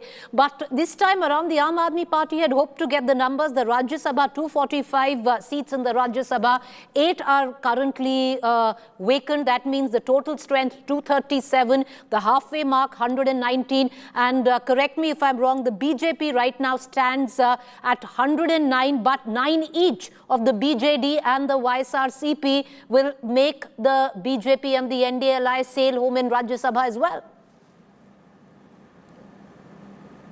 Yeah, the numbers are definitely tight for the government as far as the Rajya Sabha is concerned.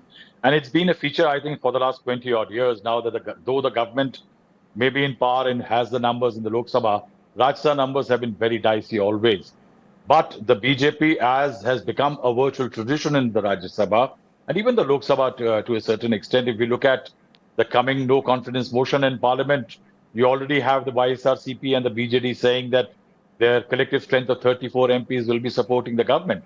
And that's likely to be the feature. Now, what has been happening is that there have been a lot of back-channel talks between the government. The government is not taking it easy. I'm told that interlocutors are in conversation constantly with the BJD and the YSRCP to ensure that every MP is there. Every member needs to be there, and that is how the numbers can be made up. Now, the real problem for the opposition is that to pose any sense of challenge, the opposition has to ensure that its MLAs are there. If they have to portray that a collective strength of the India coalition is on or is in full force there. And what I am told that conversations will go on till late in the night, till late as long as the vote doesn't take place, because nobody wants a setback on this, and especially this bill, because it's not just a bill being passed, it is a Supreme Court order being overturned with a bill kind of situation for the government. And the government last time around, if you recall, in 2014, had a setback on the National Judicial Appointment Commission. That was a setback that the government doesn't want, that once the Supreme Court has overturned one of the situations, then the government doesn't want a setback. Well, it would be interesting. We are going to expect Amit Shah to speak in a short while from now. But Rahul, you know, to break it down in terms of the support, the Aam Aadmi Party would have hoped that the likes of BJD, though not coming in and voting in favor of the Aam Aadmi Party, would have staged a walkout, which would have meant favor Aam Aadmi Party. But that's not to happen, because one thing is very clear, that whoever is working the back channel talks, they've convinced the BJD and the YSRCP with their 9 MPs each to be in the House and vote in favor. Yes, Preeti. Arvind Kejriwal would have hoped that there would have been an opposition sense of unity. But I think the, what do you call, the opposition lines is now looking like very clear. That's so much so that if you see the meeting in Bangalore, which took place with 26 political parties, where no invites were sent to the BJD or the YSRCP. And in that scenario, that floating group, say 63 odd in the Lok Sabha, and a similar group in the Rajya Sabha, that group will align with the government. Remember, these are political parties which are rather more in rivalry to the Congress than the BJP, and they do not want a revival of the Congress party in their respective states. And the centre has very tacitly and carefully assisting these governments. Say, for example, the cases against YSRCP leaders, not much is happening. As far as the aid to the Polavaram project is concerned, aid has been going, 12,000 crore has gone. Also significantly, as far as bank loans and other guarantees are concerned, to the YSRCP government, they have been flowing in. So what one can say is that the government has been keeping some of its allies very happy, so that the number game remains on its side as far as the Rajya Sabha is concerned. Though, if anybody looks at the bill, the kind of sweeping power it gives the central government via the LG is very clear that this is undermining the powers of a chief minister. It's virtually a lame duck government if you have all the bureaucrats appointed by the center looking towards the LG and eventually delivering what the LG and the central government want. There is a situation in which a chief minister is looking at a majority decision in which 2 of the people are appointed by the center. So it's a very unfair situation right now. All right, you know, Rahul, stay with me. What we're going to do is we're going to break it down. What does this Delhi Services Bill actually mean, and what would be the key changes that one would witness in terms of administration-wise, where Delhi comes into question? Now, what's been dropped? Section 3A removed, preventing the Delhi Assembly from making laws. This is huge. The other annual report, next NCCSA doesn't need to present annual report. The changes in appointment process dilutes provision of appointment of members of statutory bodies. What's new? Powers of appointment. LG now to make appointments in boards formed by Delhi government. That practically takes away every political administrative power where the Delhi government comes into question. And Rahul, I want to bring you in on this, because somewhere down the line, if one has to, in very layman simple terms, explain on what this really bill means, is that we, by the virtue of this bill becoming a law, will make sure that the administration or bureaucracy presides over elected members where, you know, the chief minister or his band of ministers are concerned. See, Preeti, delivering its order, the Supreme Court had said something very interesting. The order talked about 3 filters to a system of accountability. The bureaucrats or the civil servants being accountable to the elected government to the legislature, and the legislature being accountable to the public. Now, this three-filter system has been altered, primarily because if you look at it, the bureaucracy will now be accountable not to the elected government of Delhi, but to the LG and center. Now, the LG is an appointee, not an elected authority. So what it does, now it leads to a formation, this bill will lead to a formation of a National Civil Services Service Authority, which will be recommending to the Lieutenant Governor. What it will be recommending, if there is any rule which is under the central rules, then the president becomes the appointing authority. If it is any law under the Delhi government, then the LG has a place. So in both the places, the center had a role. Now, if the national, that authority which is going to be created has a chief minister, a chief secretary, and the home secretary and the chief secretary are appointees of the center. They can, in a majority decision, override a chief minister. Then the LG decision can prevail over the authority in case there are differences. Now, imagine if there is an appellate authority which is taking decisions, the LG has powers even over that.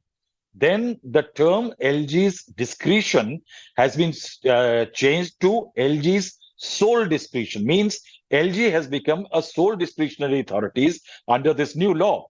As far as peace and tranquility, state government powers and others is concerned, matters related to center, Supreme Court, High Court or state, LG is now the final say. The department secretaries can actually go directly to the LG, chief minister or chief secretary, bypassing their ministers. So the ministers have been undermined. If the Delhi government has no control over civil spirit, then how do you imagine a government can be functioning? Well, stay with me, Rahul. Let's listen into other political reactions, especially on the floor of the Rajya Sabha. We're going to come right back. This particular insertion in 1991 and 239, what does it seek to do? It acknowledges the sui generis character of Delhi. The honorable member mentioned there was a reality. It is a union territory, yet it has a legislature, elected government. So he used the term escalated union territory. But that sui generis character needs to be acknowledged, it needs to be fleshed out, and that is precisely what the bill that the government has brought is seeking to do. Now, the Civil Service Authority which is being established, I found it appalling that someone can get up here and say one member is the supreme. Yes, he's an elected chief minister. He deserves full respect. He deserves to have his position as primus inter pares in this three-member committee acknowledged and respected. But to say that the other two are against the whole system, or they have been appointed and their integrity is in doubt, is an outlandish statement, if I may submit. Neither Article 239A, 3A, nor Articles 141 and 144 can be negated without a constitutional amendment. I repeat, without a constitutional amendment, this cannot be done. And if at all the government brings, subsequently will have to bring, if they wish, because this legislation will be declared null and void. As a student of law, I understand. It will be done. All right, we're going to keep a keen eye on all developments in Rajya Sabha. Any minute now, Amit Shah would be speaking, the Home Minister concluding, and then it would be up to vote where the Rajya Sabha is concerned. Getting you all of that, a quick break to stay with us.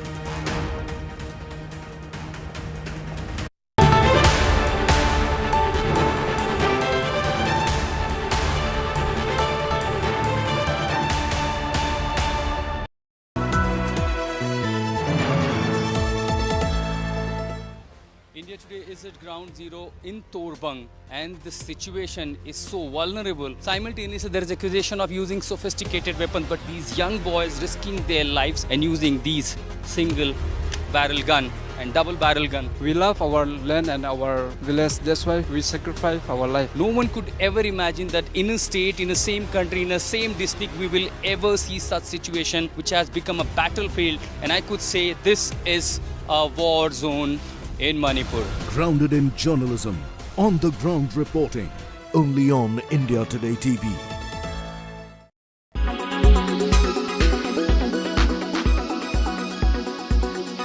This bill is completely unconstitutional. It is fundamentally anti-democratic. It is a frontal assault on the regional voice and aspirations of the people of Delhi. It violates all principles of federalism, all norms of civil service accountability, all models of assembly-based democracy, and of course, it violates, as I will demonstrate, the basic structure. तो मैं भी कहना चाहता हूं, ये पहली बार ऐसा हो रहा है कि किसी देश की राष्ट्रीय राजधानी में उस देश की केंद्र सरकार की शक्तियां, उससे अधिक शक्तियां किसी और की होनी चाहिए। मेरे विचार से दुनिया में ऐसा कोई दूसरा उदाहरण देखने को नहीं मिलेगा। So I support what Abhishek Manu Singhvi ji has said. I am unable to find parallel anywhere in the world. मेरा निवेदन ये है भाई कि इन किराएदारों को मत दो, मीट मच्छी की दुकान जैसे तिगरा में घुसे हम। भाई ऐसे मुसलमानों को मत दे, भूखे रह लेंगे, लेकिन इनका पैसा हमारा पैसा इनके पास आता है, इनसे हम ले। तो भाई हाथ जोड़ के निवेदन है सभी ग्रामीण वासियों से, जो यहाँ गुड़गांव के कोई भी आए हो, जैसे मैं कातीपुर से आया हूँ, भाई मैं भी अपने गांव वालों से निवेदन करूंगा, हाथ जोड़ के सबके आधार कार्ड देखो, जो मुसलमान हो उसको अपना मकान, कोई भी जमीन मत दो। और जो हमारे हिंदू भाई है, वाल्मीकि है, कोई भी है, भाई वो मीट की दुकान हिंदू भाई करे, बाहर से आके मुसलमान यहाँ कमाते हैं और फिर वही हमारे ऊपर गोलियां चलाते हैं। Congress party and entire government is indulged in corruption. So this kind of complaints has been repeatedly coming against all the ministers, including CM, his family and entire government. Even in Bangalore, every possible place, these people have been trying to exploit. Being corrupt is become their culture and they are completely insensitive, and people are really worried, completely they are worried.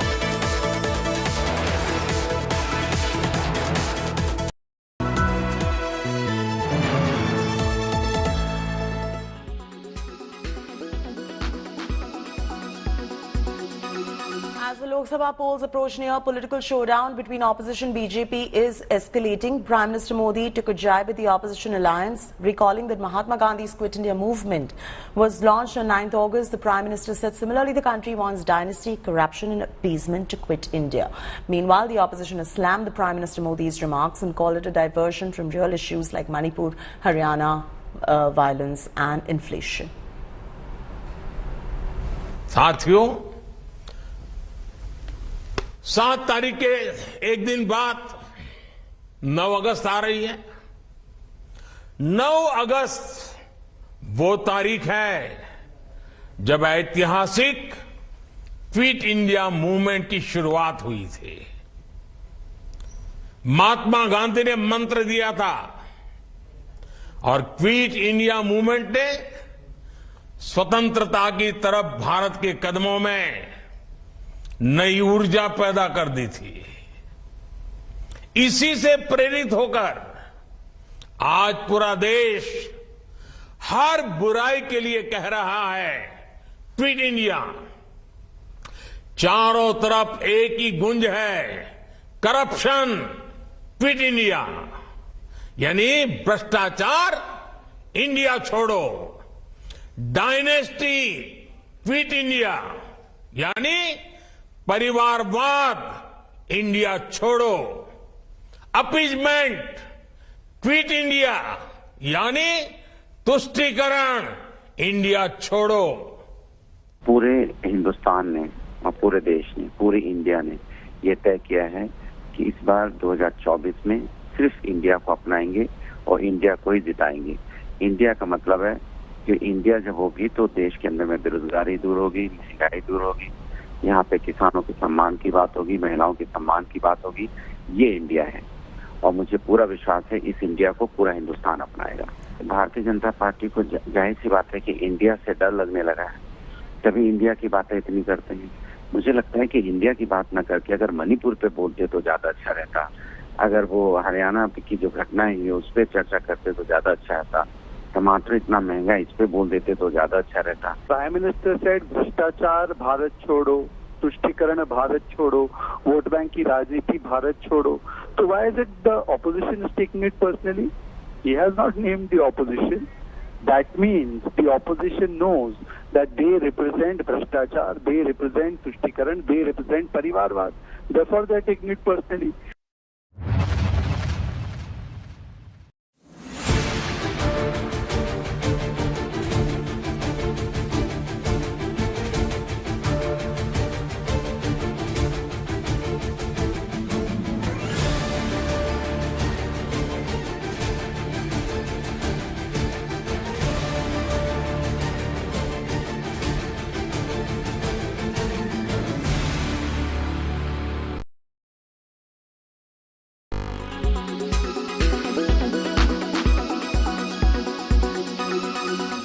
Make your media plan smarter with India Today Live TV on your connected devices.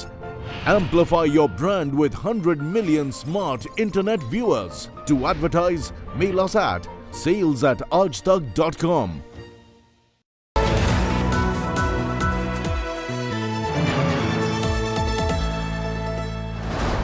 Powered by New Hero Zoom. Go big, go Zoom. Co-powered by PolicyBazaar.com. Her family होगी insured. G, there's only one.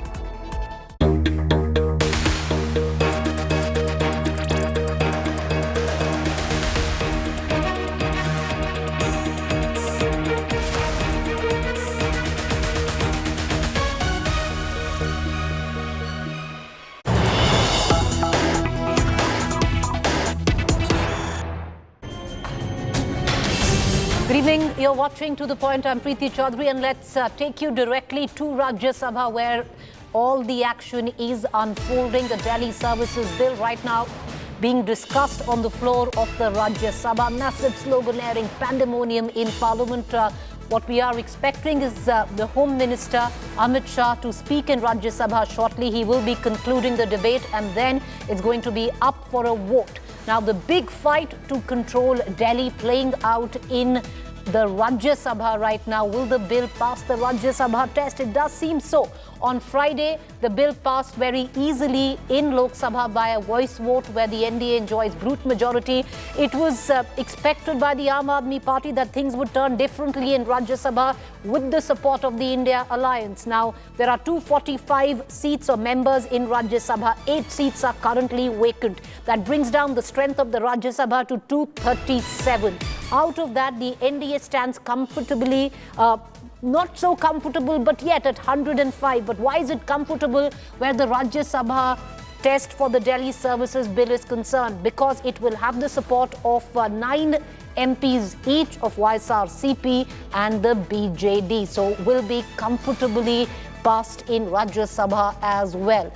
Having said that, the Aam Aadmi Party and the opposition has made it more of a debate where federal democracy under threat and an attempt by the government to override a democratically elected government, which is Delhi. You had Raghav Chadha, who also invoked the Constitution, what the Supreme Court said on the bill, and not just that, what the Supreme Court said on the ordinance, not just that, also invoking Bharatiya Janata Party's own leadership of Vajpayee and Advani. All right, we're going to continue to get you more. I want to cut across right now to Rahul Srivastava, National Affairs Editor, joining us, breaking it down on the latest taking place in Rajya Sabha. But before I do that, let me quickly bring in Reena Gupta, National Spokesperson, Aam Aadmi Party. Reena Gupta, will the Aam Aadmi Party ask for a division of votes?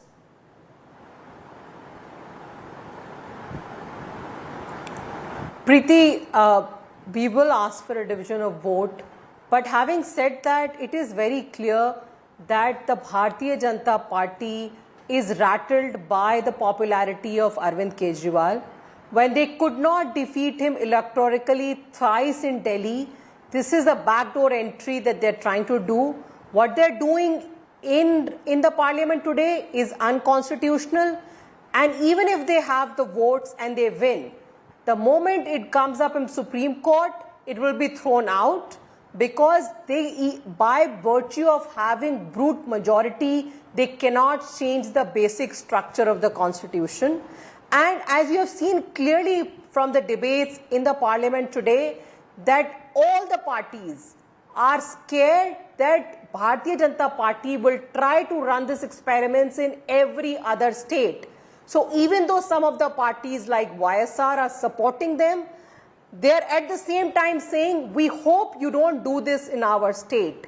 So it is clear this is the most unconstitutional, the most vindictive central government we've ever had in the history of But there are two legal purviews to that, Reena Gupta. You had many today in court, the likes of Mr. Gogoi, who also came out, said nothing constitutionally wrong with that. I'm going to come right back. We're also going to include Charu Pragya, National Spokesperson, Bharatiya Janata Party, in this debate. But before I do that, let's listen in to Raghav Chadha. Let's listen in to Abhishek Manu Singhvi, who here representing the Congress, but represents the Aam Aadmi Party in court where this case is being fought. And let's also listen in to what key members of the Bharatiya Janata Party had to say on the floor of the Rajya Sabha. Getting in all reactions and cutting across to Charu Pragya and Rahul Srivastava. This bill is completely unconstitutional. It is fundamentally anti-democratic. It is a frontal assault on the regional voice and aspirations of the people of Delhi. It violates all principles of federalism, all norms of civil service accountability, all models of assembly-based democracy. Gujarat में कांग्रेस का vote half कर दिया, पंजाब में इनका switch off कर दिया, दिल्ली में साफ कर दिया और आपने इनको माफ कर दिया। और उसके माफी के बाद भी मुझे लगता है अभिषेक मनु सिंघवी जी ने कहा था, तो मैं भी ये कहना चाहता हूं, आप साथ में आए हैं दिल्ली के इस बिल पे, दिल्ली की जनता के लिए आए हैं या किसी और कारण से आए हैं, ये दिल्ली की समझदार जनता समझती है। तो मैं भी एक पंक्ति कहना चाहूंगा कि शाम तक सुबह की नजरों से उतर जाते हैं, इतने समझौतों पे जीते हैं कि जमीर भी मर जाते हैं। सर, मैं अपने वक्तव्य को 3 भाग में बांटता हूं। पहला कि ये बिल कैसे एक राजनीतिक धोखा है, पॉलिटिकल फ्रॉड है। दूसरा, ये कैसे एक संवैधानिक पाप है, कॉन्स्टिट्यूशनल सिन है। और तीसरा कि ये एडमिनिस्ट्रेटिव लॉकजैम। संविधान ये कहता है, और वाईवी चंद्रचूड़ साहब का AK Roy versus union of India एक बड़ा महत्वपूर्ण लैंडमार्क जजमेंट है, जिसने कहा कि ऑर्डिनेंसेस सिर्फ आपातकालीन और विषम परिस्थितियों में लाई जाएंगे। ऐसी कौन सी आपातकालीन और विषम परिस्थितियां आ गई कि आपको सुप्रीम कोर्ट के फैसले को 8 दिन के भीतर बदलना पड़ गया?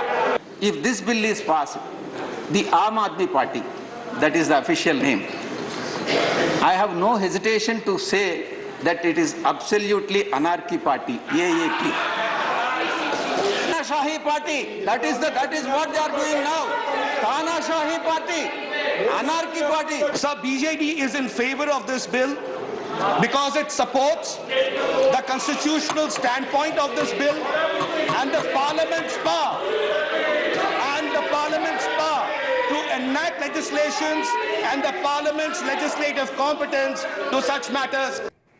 All right, viewers, to break it simply, what this bill aims to do is practically the bureaucracy will run Delhi, will make the final decision, and that decision will not lie with the likes of the Chief Minister and his cabinet members. And that is what the Aam Aadmi Party says, that it will dilute a democratically elected government. Having said that, I want to quickly cut across to Charu Pragya, National Spokesperson, Bharatiya Janata Party. But before I do that, I want to bring in Rahul Srivastava, our National Affairs Editor, getting us the latest from Parliament. Rahul, we are expecting to hear from the Home Minister shortly.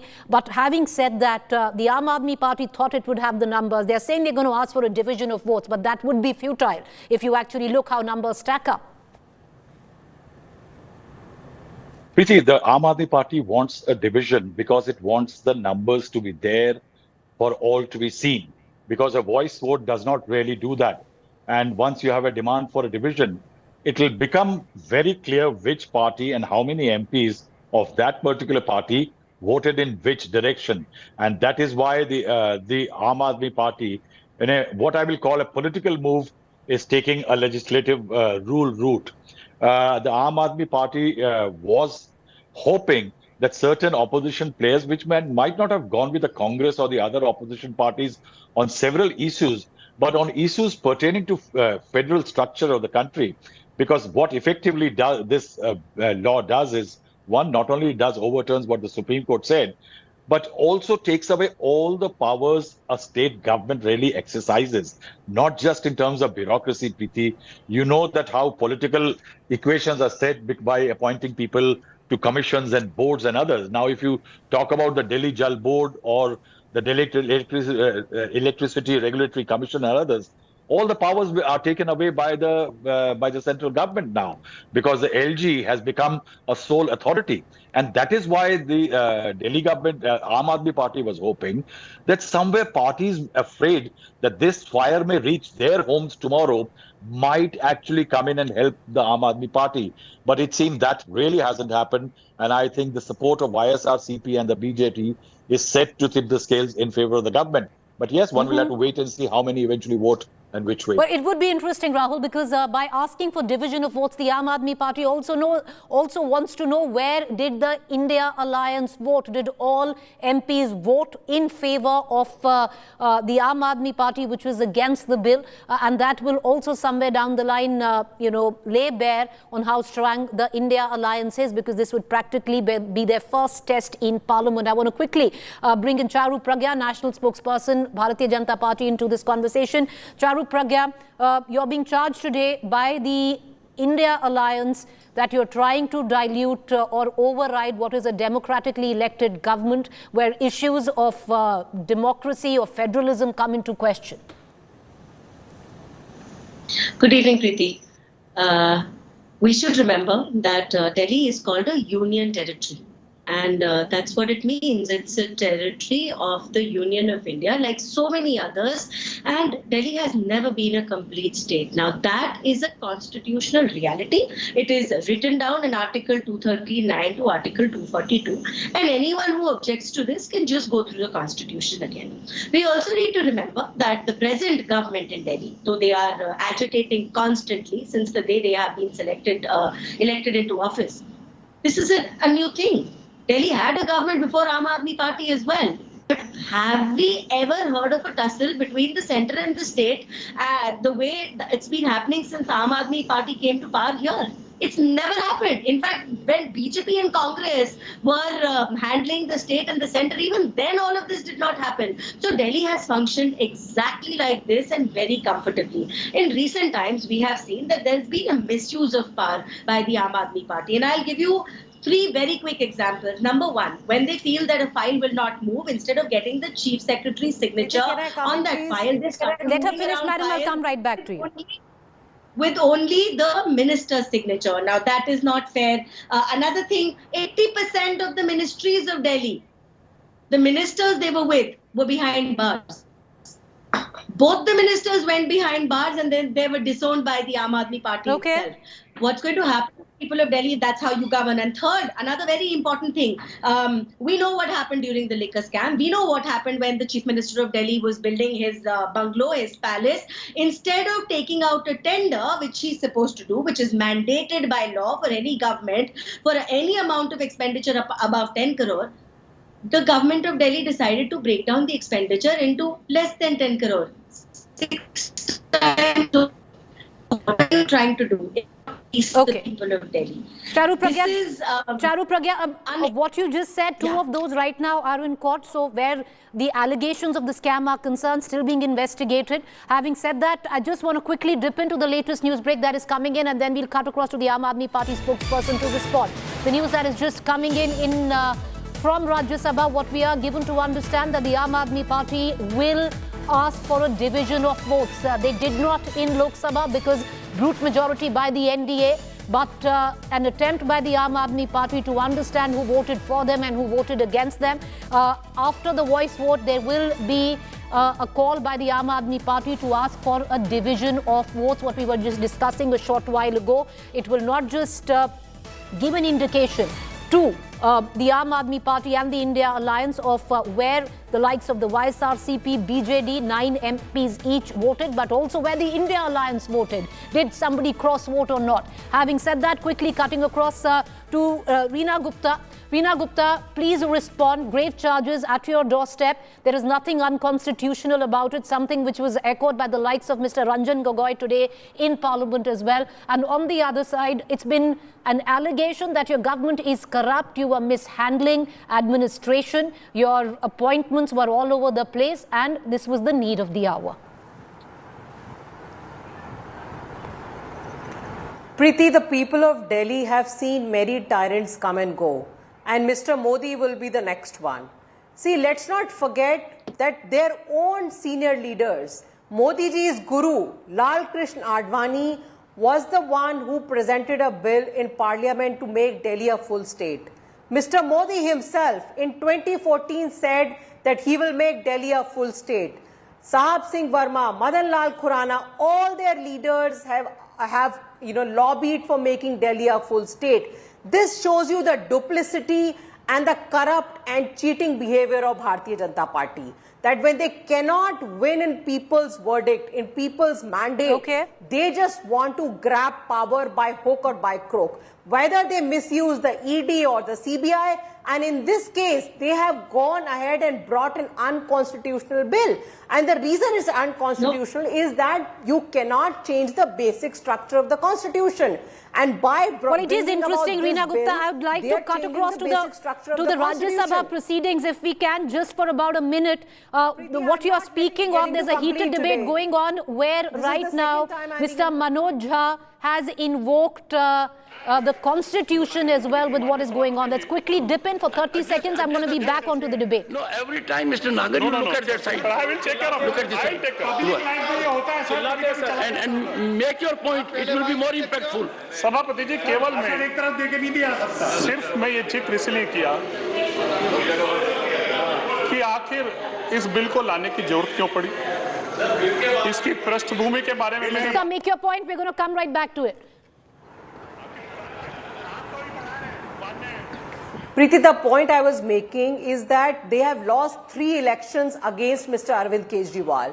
And they know that nowhere in the near future will they ever be able to win the hearts of people of Delhi. That is the reason for this backdoor entry. Now, coming back to the constitution, 239 AAA very clearly delineates the powers of Delhi's Legislative Assembly and the powers of the central government. There was no confusion whatsoever, and we are very sure that the moment this comes up in the Supreme Court, the court will throw it out. Because the court has said again and again that the constitution's basic structure cannot be changed by the parliament. And by bringing about this bill, they're trying to change the basic structure of the constitution. I would just urge them that, why don't you just go back to the people and ask for their votes rather than doing Charu Pragya, you couldn't defeat the Aam Aadmi Party 3 times over. Therefore, these are all attempts to take over a government by undemocratic means. Okay, Preeti, 2 points. What I am about democratic representative vote. Charu Pragya, there's a problem with your audio link. Will you please get it fixed? We can't hear you. There's a problem with your audio link. Please get it fixed. We're going to come right back. I want to go across to Rahul Srivastava in the interim being. Rahul, interesting how things are playing out in Rajya Sabha. Expected lines, the numbers are going to, in all probability, lie with the NDA. But going from here on, do you see the fight in Supreme Court being long and protracted? Nothing that's going to come off anytime soon? Preeti, one can't comment on how long the proceedings in the court can take, because one doesn't want to prejudge the mind of the courts. But the fact is that given the current law, if it becomes a law, I see a certain amount of problem for Arvind Kejriwal and the Aam Aadmi Party and advantage BJP. And I think a complete breakdown between the centre and the Delhi government. Why I say that? You see, it does not, the bureaucracy and the systems don't follow the constitution or the rule book. Bureaucracy always functions by understanding where the powers lie. The bureaucrats in this country operate on the basis that where the butter on their bread actually comes from. Now, the appointing authority is the center. The deciding authority is the LG appointee of this center. The punishing authority, the probing authority, the vigilance authority, everything is the center. Now, in that scenario, the bureaucracy's loyalties will lie more with the center. True. And that's not a very happy situation. Well, it's got, whatever one might say or suggest at this point of time, you have the Aam Aadmi Party and the Delhi Chief Minister in a corner once this becomes a law. We're going to expect to hear from him shortly after we see the bill in all probability be passed in Rajya Sabha. Once again, let's try and connect to Charu Pragya, who was trying to make her point. Charu, if you can hear us, please go ahead. Yeah, I can hear you. Am I audible now? Yes, go ahead. Thank you. So, yeah, I just wanted to make two points very clear. First of all, a democratically elected representative voting in parliament for any bill makes it democratic. I don't understand what this whole hue and cry is about. And secondly, tell me one instance in Delhi where the city of Delhi was functioning as a full state. That's never happened. Delhi is a union territory. And because it is the capital of the country, it has a chief minister in place, which none of the other union territories do. But please understand, it is a union territory. Your whims and fancies is not going to change that. And if that is what you need to challenge, why don't you go to the Supreme Court asking for that aspect to be changed instead of complaining? Today, you are debating in parliament because it suits you. You do not want to debate on any other issue. But let's see how your so-called alliance holds after this specific vote, because there has been mixed reactions from MPs of political parties that are kind of supporting you otherwise. So you also had to take a stand and say that we'll be a part of IADIA only if you speak out against the ordinance. It's not really happened, not completely. So I'm also going to wait. No, but okay, whoever is in the alliance, whoever is been in the alliance, Charu Pragya has spoken up for the Aam Aadmi Party, be it the Congress, who was sitting on the fence for a while. They've spoken out vociferously, both in the Lok Sabha and Rajya Sabha. And we'll know today once the vote comes to a pass. Reena Gupta, please respond. You've always been a union territory. What's the hue and cry right now? We've always been a union territory with a legislative assembly. And Article 239AA gives Delhi the powers, the Delhi Legislative Assembly some powers. It gives some powers to the central government, which has been always very clear, Preeti. But I'll give you an example. Tomorrow, if there is a problem with electricity in your house, or there's a problem with water in your house, whom will you go to? Will you go to the Babu and say, will you go to the LG? Are the LG's doors open to the general public of Delhi? We've always gone to our elected representatives for these small problems. Now with this new change, we will have nobody to go to because the Babus will continue to get paid even if they don't do the job. If our MLAs, our elected representatives are not doing their job, we had the option of voting them out in 5 years. We don't have that option anymore. And this is not just Delhi, Preeti. The point which was being discussed in the parliament, the reason everybody from various political parties spoke is because everybody is sure that once I'm going to go into a quick break, but Charu Pragya, I want to get you in on one very quick aspect of it all. 2014, this was part of your own manifesto when Delhi went into election in 2013. You've had the Prime Minister, you've had LK Advani, you've had even Mr. Vajpayee ji come out and propose exactly what the Aam Aadmi Party is fighting for in Parliament today. Yes, and I realize Aam Aadmi Party continues to quote that at us. But at the same time, we've got evidence, we've got RTI replies which have been sent to us by people who are working in the government. And these RTI replies show us that there has been massive misappropriation of funds. There have been utilization of funds which is for the benefit of the people of Delhi, which is being used elsewhere. And those things you have to be responsible for. Now, you are to keep on, even though he's in jail endlessly for months, but sack the other one because it suits you. So they will continue to quote Nehru now. They've deserted their own leaders. With that, I'm going to go into a quick break. To stay with us while live visuals coming in there. You see Derek O'Brien on the floor of the House, Rajya Sabha. Very shortly, you'll hear from the Home Minister as well. But we're going to leave you with these visuals from the Rajya Sabha. Quick break to stay with us. All eyes on what is taking place. The centre will also have to truly respect the federal nature of our constitution, quote unquote.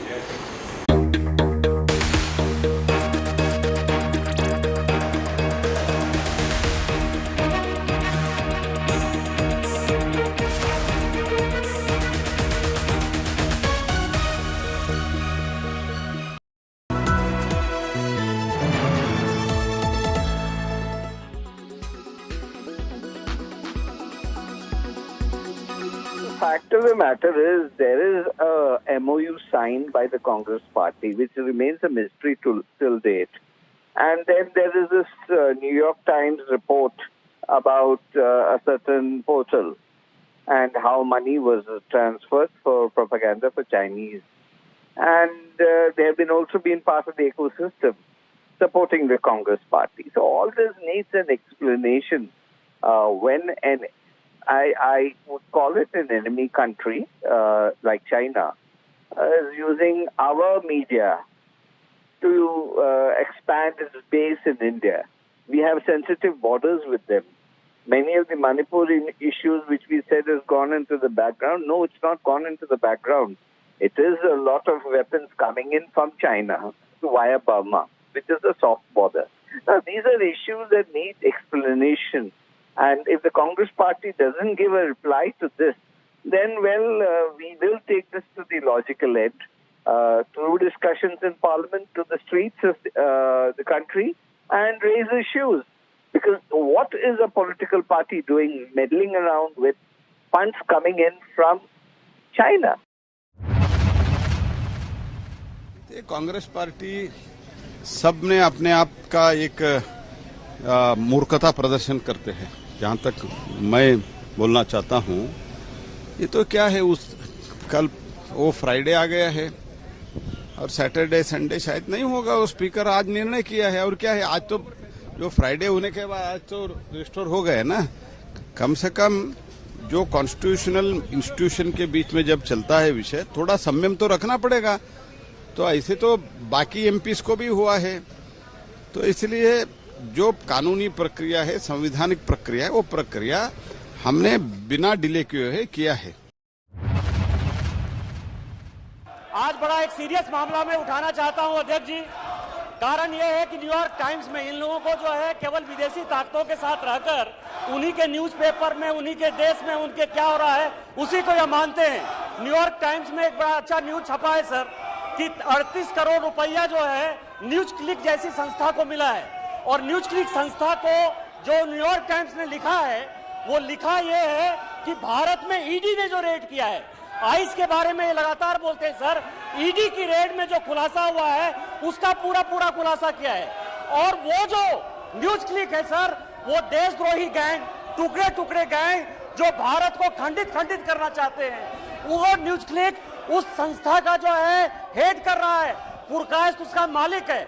उसके सारे पैसे में कहां से मिले, कैसे naxalite को दिए गए, कैसे माओवादियों को दिए गए, कैसे शर्मा को, रोहिणी सिंह को, या मान लीजिए स्वाति चतुर्वेदी जैसे लोगों को केवल भारत के खिलाफ एक माहौल बनाने के लिए चाइनीज पैसा दे रहे हैं, उसके बारे में sir.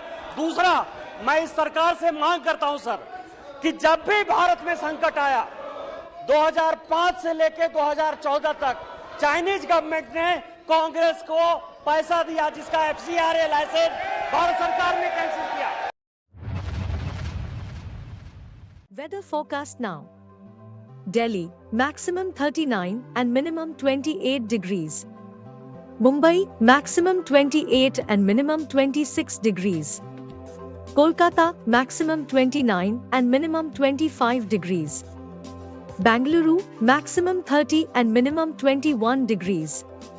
Chennai, maximum 35 and minimum 28 degrees. Hyderabad, maximum 29 and minimum 22 degrees.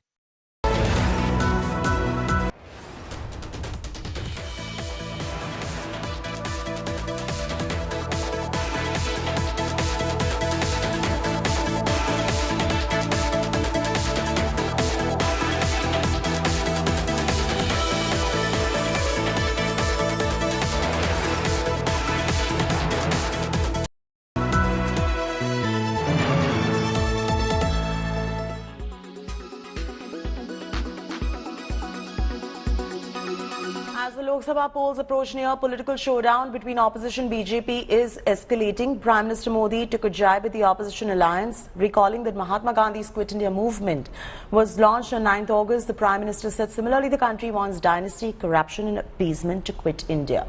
Meanwhile, the opposition has slammed the Prime Minister Modi's remarks and called it a diversion from real issues like Manipur, Haryana, violence and inflation. साथियों,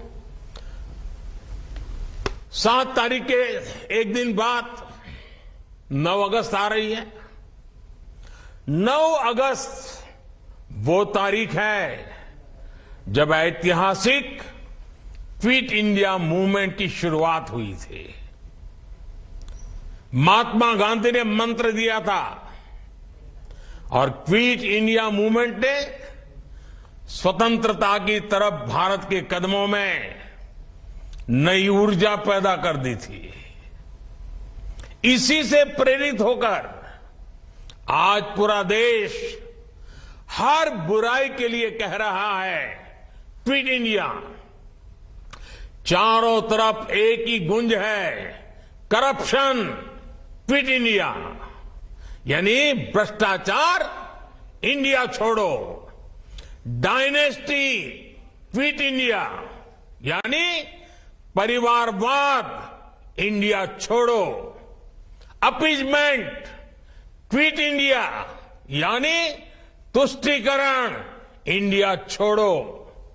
पूरे हिंदुस्तान ने और पूरे देश ने, पूरी India ने ये तय किया है कि इस बार 2024 में सिर्फ इंडिया को अपनाएंगे और इंडिया को ही जिताएंगे।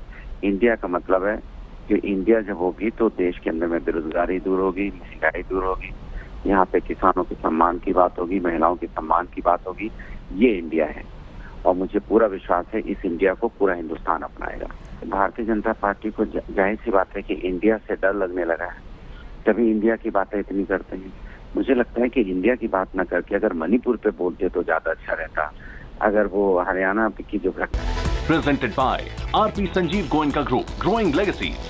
Co-presented by Century Laminates by Manish Malhotra, Fashion for your furniture. Co-presented by Macho Hind, बड़े आराम से. Co-powered by the new Kia Seltos, the badass reborn. Co-powered by PolicyBazaar.com, her family होगी insured. Co-powered by Nippon India Mutual Fund. Wealth sets you free.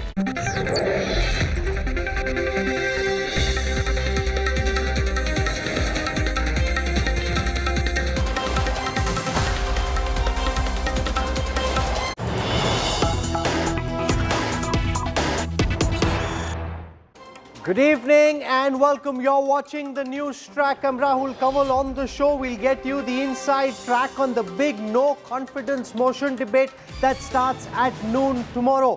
From the information that our teams have been able to gather so far, this is likely to go on till the 10th of August. Amit Shah likely to speak on the 9th of August. Smriti Irani, Nirmala Sitharaman, Jyotiraditya Scindia, Nishikant Dubey and Rajyavardhan Singh Rathore are amongst the key speakers lined up by the government on the side of the opposition.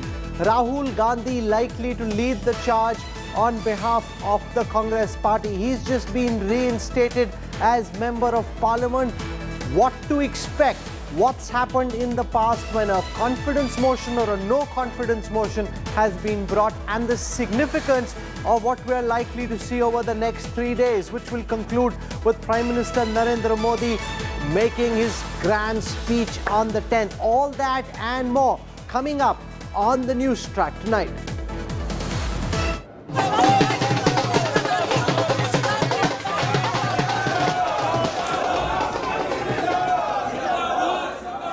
MP Rahul returns.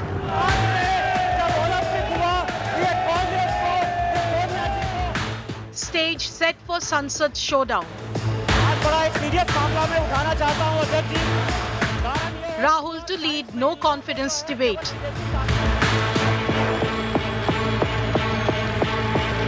Modi versus Rahul टक्कर. ये राहुल गांधी की नफरत के दुकान पर जो है Chinese सामान है. No trust vote storm. Big focus on news track. Tonight is also when the Delhi Services Bill is being debated in the Lok Sabha. We'll go across to Amit Shah, the Home Minister. He's likely to speak in the Rajya Sabha in a short while from now. So we're tracking all of that and more. Here's a look at the headlines we're following tonight. Rajya Sabha debates the Delhi Services Bill. Former Chief Justice of India Ranjan Gogoi says the bill is not arbitrary. Home Minister Shah will be speaking shortly. BJP claims China linked to the Congress after New York Times report says portal NewsClick was pushing Beijing's agenda. NewsClick calls China funding allegations misleading. India Today investigation reveals the Haryana riots conspiracy. 2-minute 50-second audio clip and WhatsApp chats show the attack on the Shobha Yatra was orchestrated. Hindu side claims remnants of idols found at the Gyanvyapi complex. ASI survey to continue tomorrow. Corruption charge on the Siddaramaiah government. Karnataka governor raises graft charges against the state agriculture minister. The Mantri says allegations are false.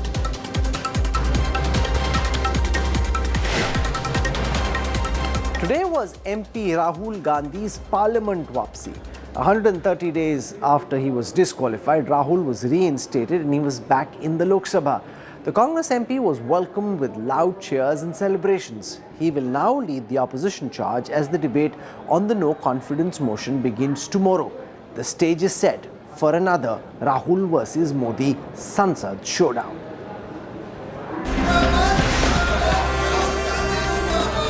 A dramatic atmosphere. Opposition lawmakers from the Unified India Alliance stand near the entrance, donning determined smiles. A car pulls up and Rahul Gandhi steps out.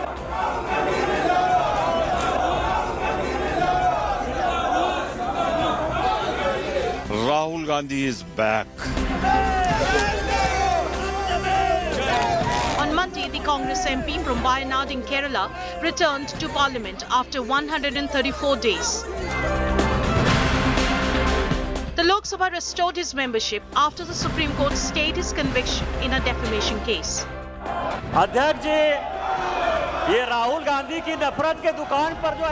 His official comeback to the floor serves as a precursor to an intense debate expected over the next few days.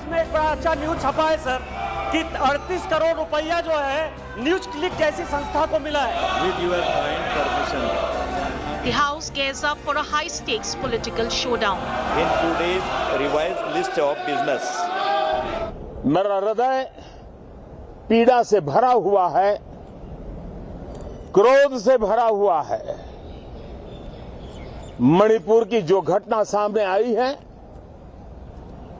किसी भी सभ्य समाज के लिए ये शर्मसार करने वाली घटना है. The Narendra Modi government set to face a second no confidence motion, the first in its current tenure. no substantive motion on policy matters. The motion moved by Gaurav Gogoi of the Congress Party on July 26. Confidence has been disposed of. Motion of disconfidence has not been disposed of. This is a substantive policy. It is illegal. This after the government refused to buckle under the opposition pressure for a statement by the Prime Minister on the Manipur crisis within the House. 3 days allocated for this discussion.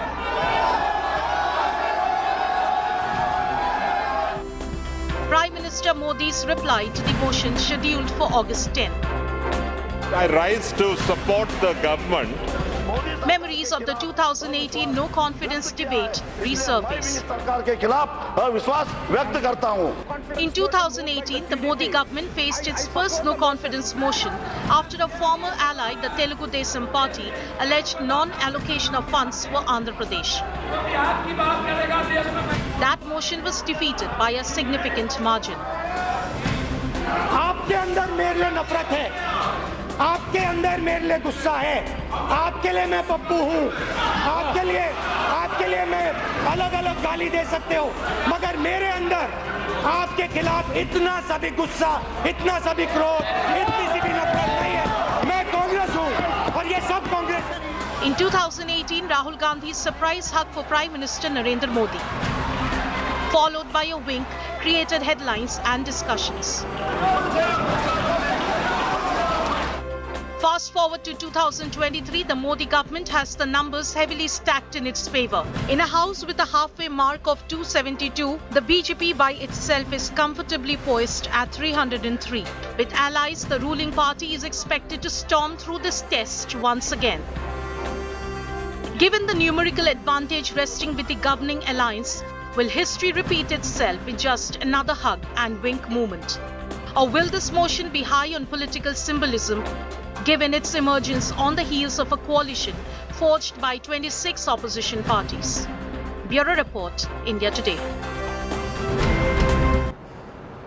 This is the second time that Prime Minister Narendra Modi will be facing a no-confidence motion, and for the inside track on what to expect over the next 3 days, we're joined by two of our top reporters, Himanshu Mishra, who tracks this government, and Mausmi Singh, who tracks the opposition for us. I want to go across to Himanshu first. Himanshu, what's the government's strategy on dealing with all the attacks that are likely to come their way during the no-confidence motion?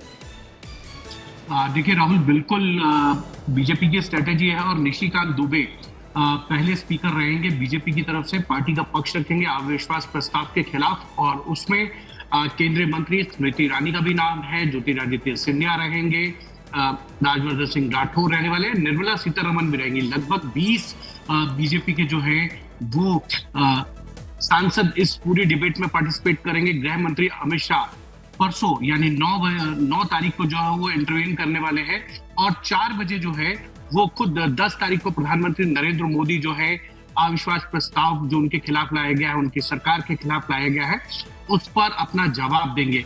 वैसे भी ये जो अविश्वास प्रस्ताव लाया गया है rule 198 के तहत लाया गया है, और इस रूल के तहत ये नहीं कहा गया कि सरकार के पास जो है वो बहुमत नहीं है, सरकार जो है फ्लोर पे अपना बहुमत हो चुकी है। ये कहकर लाया गया है कि प्रधानमंत्री जो है वो मणिपुर पे नहीं बोल रहे हैं।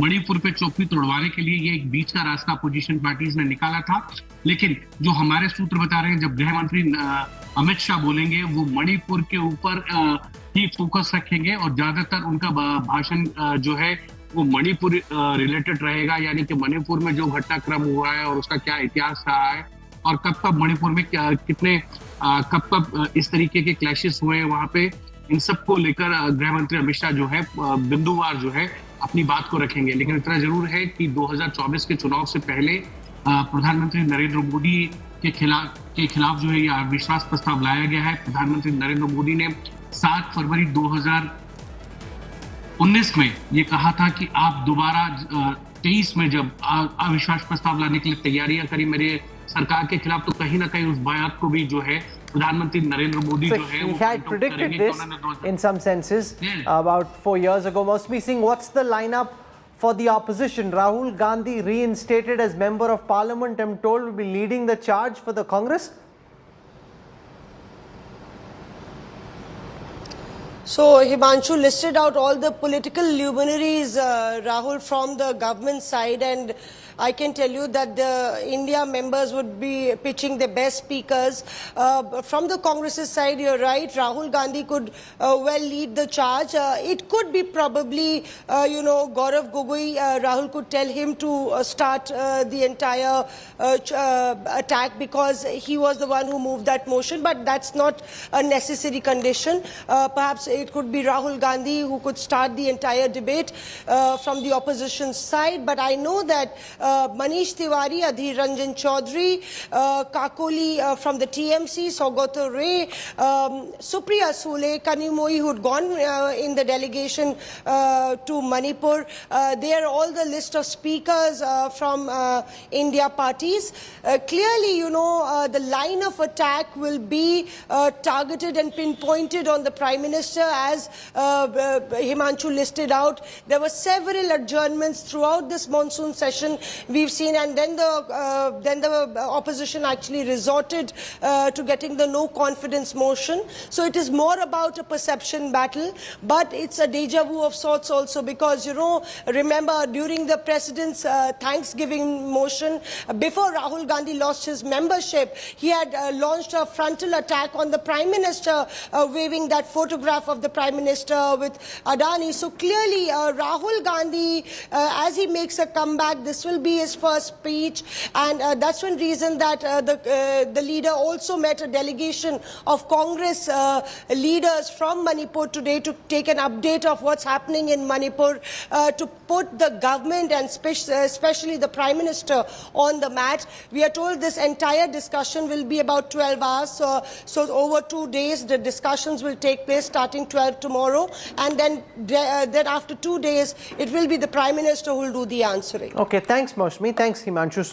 If you go back in history, Indira Gandhi between 64 and 75, 81 and 82, faced 15 no confidence motions. Lal Bahadur Shastri 3, Narasimha Rao 3, Morarji Desai 2. This will be Modi's second no confidence motion. Jawaharlal Nehru in 1963 had one, Rajiv Gandhi had one in 1987, and Atal Bihari Vajpayee faced one no confidence motion in 2003. Joining us for perspective on what to expect, on what will be the biggest fight in Parliament, Jyotimani from the Congress, Member of Parliament in the Lok Sabha, Dr. Syed Zafar Islam, National Spokesperson of the BJP, Sandeep Shastri, wrote an interesting piece for India Today on the importance of these no confidence motions. Rahul Srivastava, our National Affairs Editor, all with us on the show. I want to go across to Sandeep Shastri first, because memory is short. People tend to forget what's happened in the past. So going back in an historical arc, give our audiences tonight a sense of why these no confidence motions are so important, even though the end result is a foregone conclusion. Prime Minister Modi and the BJP will win at the end of this long debate with a thumping majority. You are right, Rahul. Till today, all the no confidence motions introduced in the Lok Sabha have been defeated. Only on one occasion, when Morarji Desai was Prime Minister, he resigned before the vote on the no confidence motion happened. So it was of no consequence. Otherwise, all our no confidence motions have been defeated.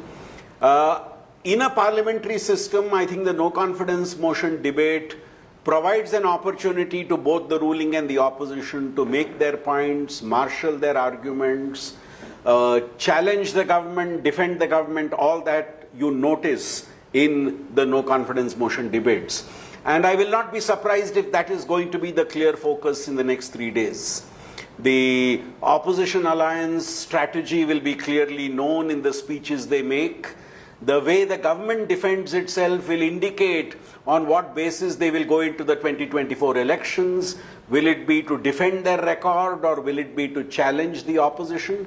So as I wrote in the piece for India Today, I think rather than the result, for me the process of the no confidence motion is more important, because during the debate there will be a lot that will be indicated, and I would watch closely the points made on both sides, because as you rightly said, the end of the debate vote, we know what would happen. So it's more important the contours of the debate, the points made by both sides, I think is what would be critical. Jyotimani, the Congress has pushed this no confidence motion in the hope of getting the Prime Minister to speak. The fear from the risk from the opposition's perspective is that not just will the Prime Minister speak last, he'll obviously give an account of what his government has done. They'll also win, allowing the government to go to the voters and say, they tried to bring us down with this no confidence motion, or they tried to challenge us with the no confidence motion, and we won big.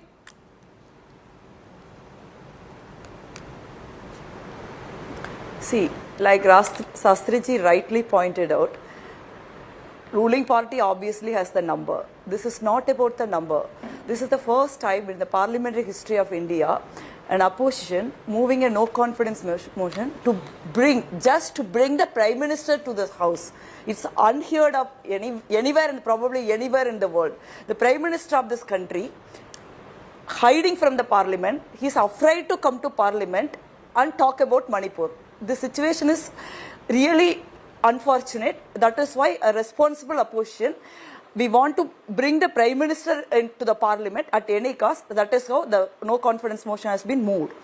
So what the government achievement is 9 years, the people know about it. We see the price rise. We say the 40 years of unemployment. They wanted to hide all their failures. That is why this violence, they don't want to control the violence. Even BJP MLAs from Manipur accusing the BJP Chief Minister and the Prime Minister Narendra Modi for not act swiftly and act firmly to bring the situation into control. They do not have any interest to bring peace. Sayyid Zafar Islam, respond to this. Jyotimani is saying this today. Throughout the next 3 days in Parliament, opposition leaders will say that this is not about bringing the government down, this is about bringing the Prime Minister to Parliament. They will allege, as Jyotimani just did, that the Prime Minister was in hiding or running away from speaking on Manipur. How does the government intend to counter that? Zafar Islam. Well, Rahul, repeatedly we requested the opposition that to become responsible and come for the discussion. Let's have a constructive discussion on any subject they would want to discuss, including Manipur. The Honorable Home Minister on the floor of the Parliament made an announcement and requested the opposition parties to let's have a discussion. They didn't want to have discussion. They just wanted to disrupt the Parliament. It is very evident from the fact that every time we discuss in the BAC, Business Advisory Committee, and next day they changed their mind and they disrupted the Parliament. So their intent was known to people. Their intent was not noble. Their intent was to only disrupt the Parliament. Having said that, now they have made a self-goal because they have gone for this no confidence motion. A lot of things will be debated, discussed on the floor of the Parliament, and our intention now is not to defend. There's nothing to defend because the people of this great country knows that the government of the day is doing everything for the people of this country. So it is not to defend, it is the opportunity to expose the opposition, how shallow they are, and we will expose them. Automatically, the government will be defended, but our intention is to expose them, and whatever they want to make a statement on the floor of the Parliament, but eventually they will be ripped apart because they are absolutely wrong in terms of what they are pursuing, because people of India have seen their intention to only have... Rajdeep, you've seen many a no-confidence motion. How does this compare with no-confidence motions in the past? What would you be looking out for the most? You know, the difference between many of the no-confidence motions of the 1990s and this is quite simply the fact that from 89 to 2014, which was the coalition era. In the coalition era, Rahul, every time there was a no-confidence motion, there was the question mark, will the government survive? Because the numbers were an issue. Whether it was Narasimha Rao's minority government or the coalition government subsequently. Here, that's not an issue. This is simply to lay the platform for 2024. The opposition has been very keen for the longest time to at least create some platform in Parliament where they can, in a way, put the government on the mat. That's their aim. The government, for its part, is also very clear that they will use this no-confidence motion now to pitch the 2024 battle as Modi versus all. with the confidence that at least when the Prime Minister speaks at the end, he can control the narrative going into the 2024 election. So this is a no confidence motion, not about what. How will we know who actually won, who carried the day? What would be the benchmarks to determine that? I think. Because in the end, the government will win in terms of sheer numbers. This is not that's why I said the distinction between the coalition government era, no confidence motion, and this is that this is not about the number, this is about perception.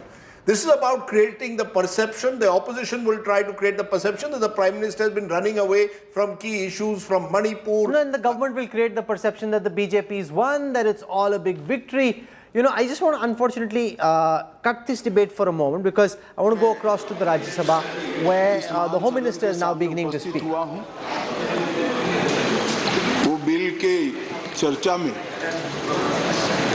Doctor अभिषेक मनु सिंघवी से लेकर श्रीमान आठवले जी तक 34 सम्मानीय सदस्यों ने अपने अपने विचार रखे। इसके चर्चा के समय सभी ने अपनी अपनी समझ के हिसाब से पक्ष और विपक्ष दोनों में विचार रखे। माननीय सभापति महोदय, मैं आपके माध्यम से पूरे सदन को आश्वस्त करना चाहता हूं कि बिल का उद्देश्य केवल और केवल दिल्ली में सुचारू रूप से भ्रष्टाचार विहीन और लोकाभिमुख शासन हो।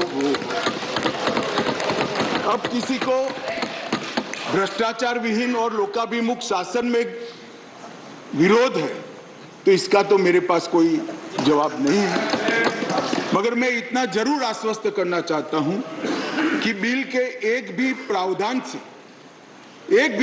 से मान्यवर पहले जो व्यवस्था थी जब इस देश में कांग्रेस की सरकार थी वो व्यवस्था में किंचित मात्र भी परिवर्तन नहीं हो रहा है। मान्यवर, मैं आज जो बिल लेकर आपके सामने उपस्थित हुआ हूं वो महामहिम राष्ट्रपति जी के 19 मई 2023 को राष्ट्रीय राजधानी क्षेत्र दिल्ली में सेवाओं के प्रशासन और प्रबंधन से जुड़े अध्यादेश जो उन्होंने प्रख्यापित किया था वो अध्यादेश से बनी हुई व्यवस्था के स्थान पर विधि द्वारा बनी हुई व्यवस्था को प्रस्तावित करने के लिए बिल लाया हूं। ये इसका मूल उद्देश्य है। मैं सारी बातों का डिटेल जवाब दूंगा कि बिल क्यों लाना पड़ा, अध्यादेश लाने की जल्दी क्या थी, ये बिल कैसे संविधान सम्मत है, ये बिल कैसे सुप्रीम कोर्ट के जजमेंट को किसी भी एंगल से किसी भी तरह से इसको वायोलेट नहीं करता है। ये सारी चीजों का मैं जरूर जवाब दूंगा। माननीय महोदय, चूंकि इतनी लंबी चर्चा इस सदन ने करी है, मैं दिल्ली की स्थिति को थोड़े शब्दों में जरूर सदन के सामने रखना चाहूंगा। मान्यवर, दिल्ली कई मायनों में सभी राज्यों से अलग प्रदेश है, क्योंकि यहाँ संसद भवन भी है, कई सारे इंस्टीट्यूशन का स्टेटस एंजॉय करने वाली संवैधानिक हस्तियां यहाँ विराजमान होती, सुप्रीम कोर्ट है, एम्बेसीज यहाँ है और बार बार दुनिया भर के राष्ट्राध्यक्ष यहाँ पर चर्चा करने के लिए यहाँ आते हैं। मान्यवर, इसीलिए दिल्ली को यूनियन टेरिटरी बनाया गया है। स्टेट लिस्ट के मुद्दों पर यहाँ की सरकार को सीमित मात्रा में अधिकार दिए हैं। दिल्ली एक असेंबली के साथ मगर सीमित अधिकारों के साथ यूनियन टेरिटरीज है। तो आगे पर जिसको भी दिल्ली में चुनाव लड़ना है, इसको दिल्ली के एक कैरेक्टर को समझना चाहिए।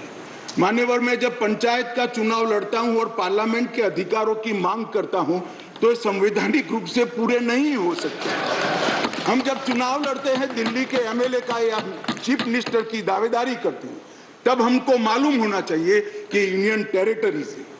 और सपना तो मुझे कोई भी आ सकता है, मगर चुनाव में जो लड़ता हूं इसके हिसाब से भी हो सकता, सपने पूरे हो सकते हैं। और अगर देश का प्रधानमंत्री बनना है तो संसद का चुनाव लड़ना पड़ता है, दिल्ली के एमएलए का चुनाव से नहीं लड़ना पड़ता है। माननीय अध्यक्ष महोदय, दिल्ली के शासन का इतिहास भी मैं जरा बताना चाहता हूं।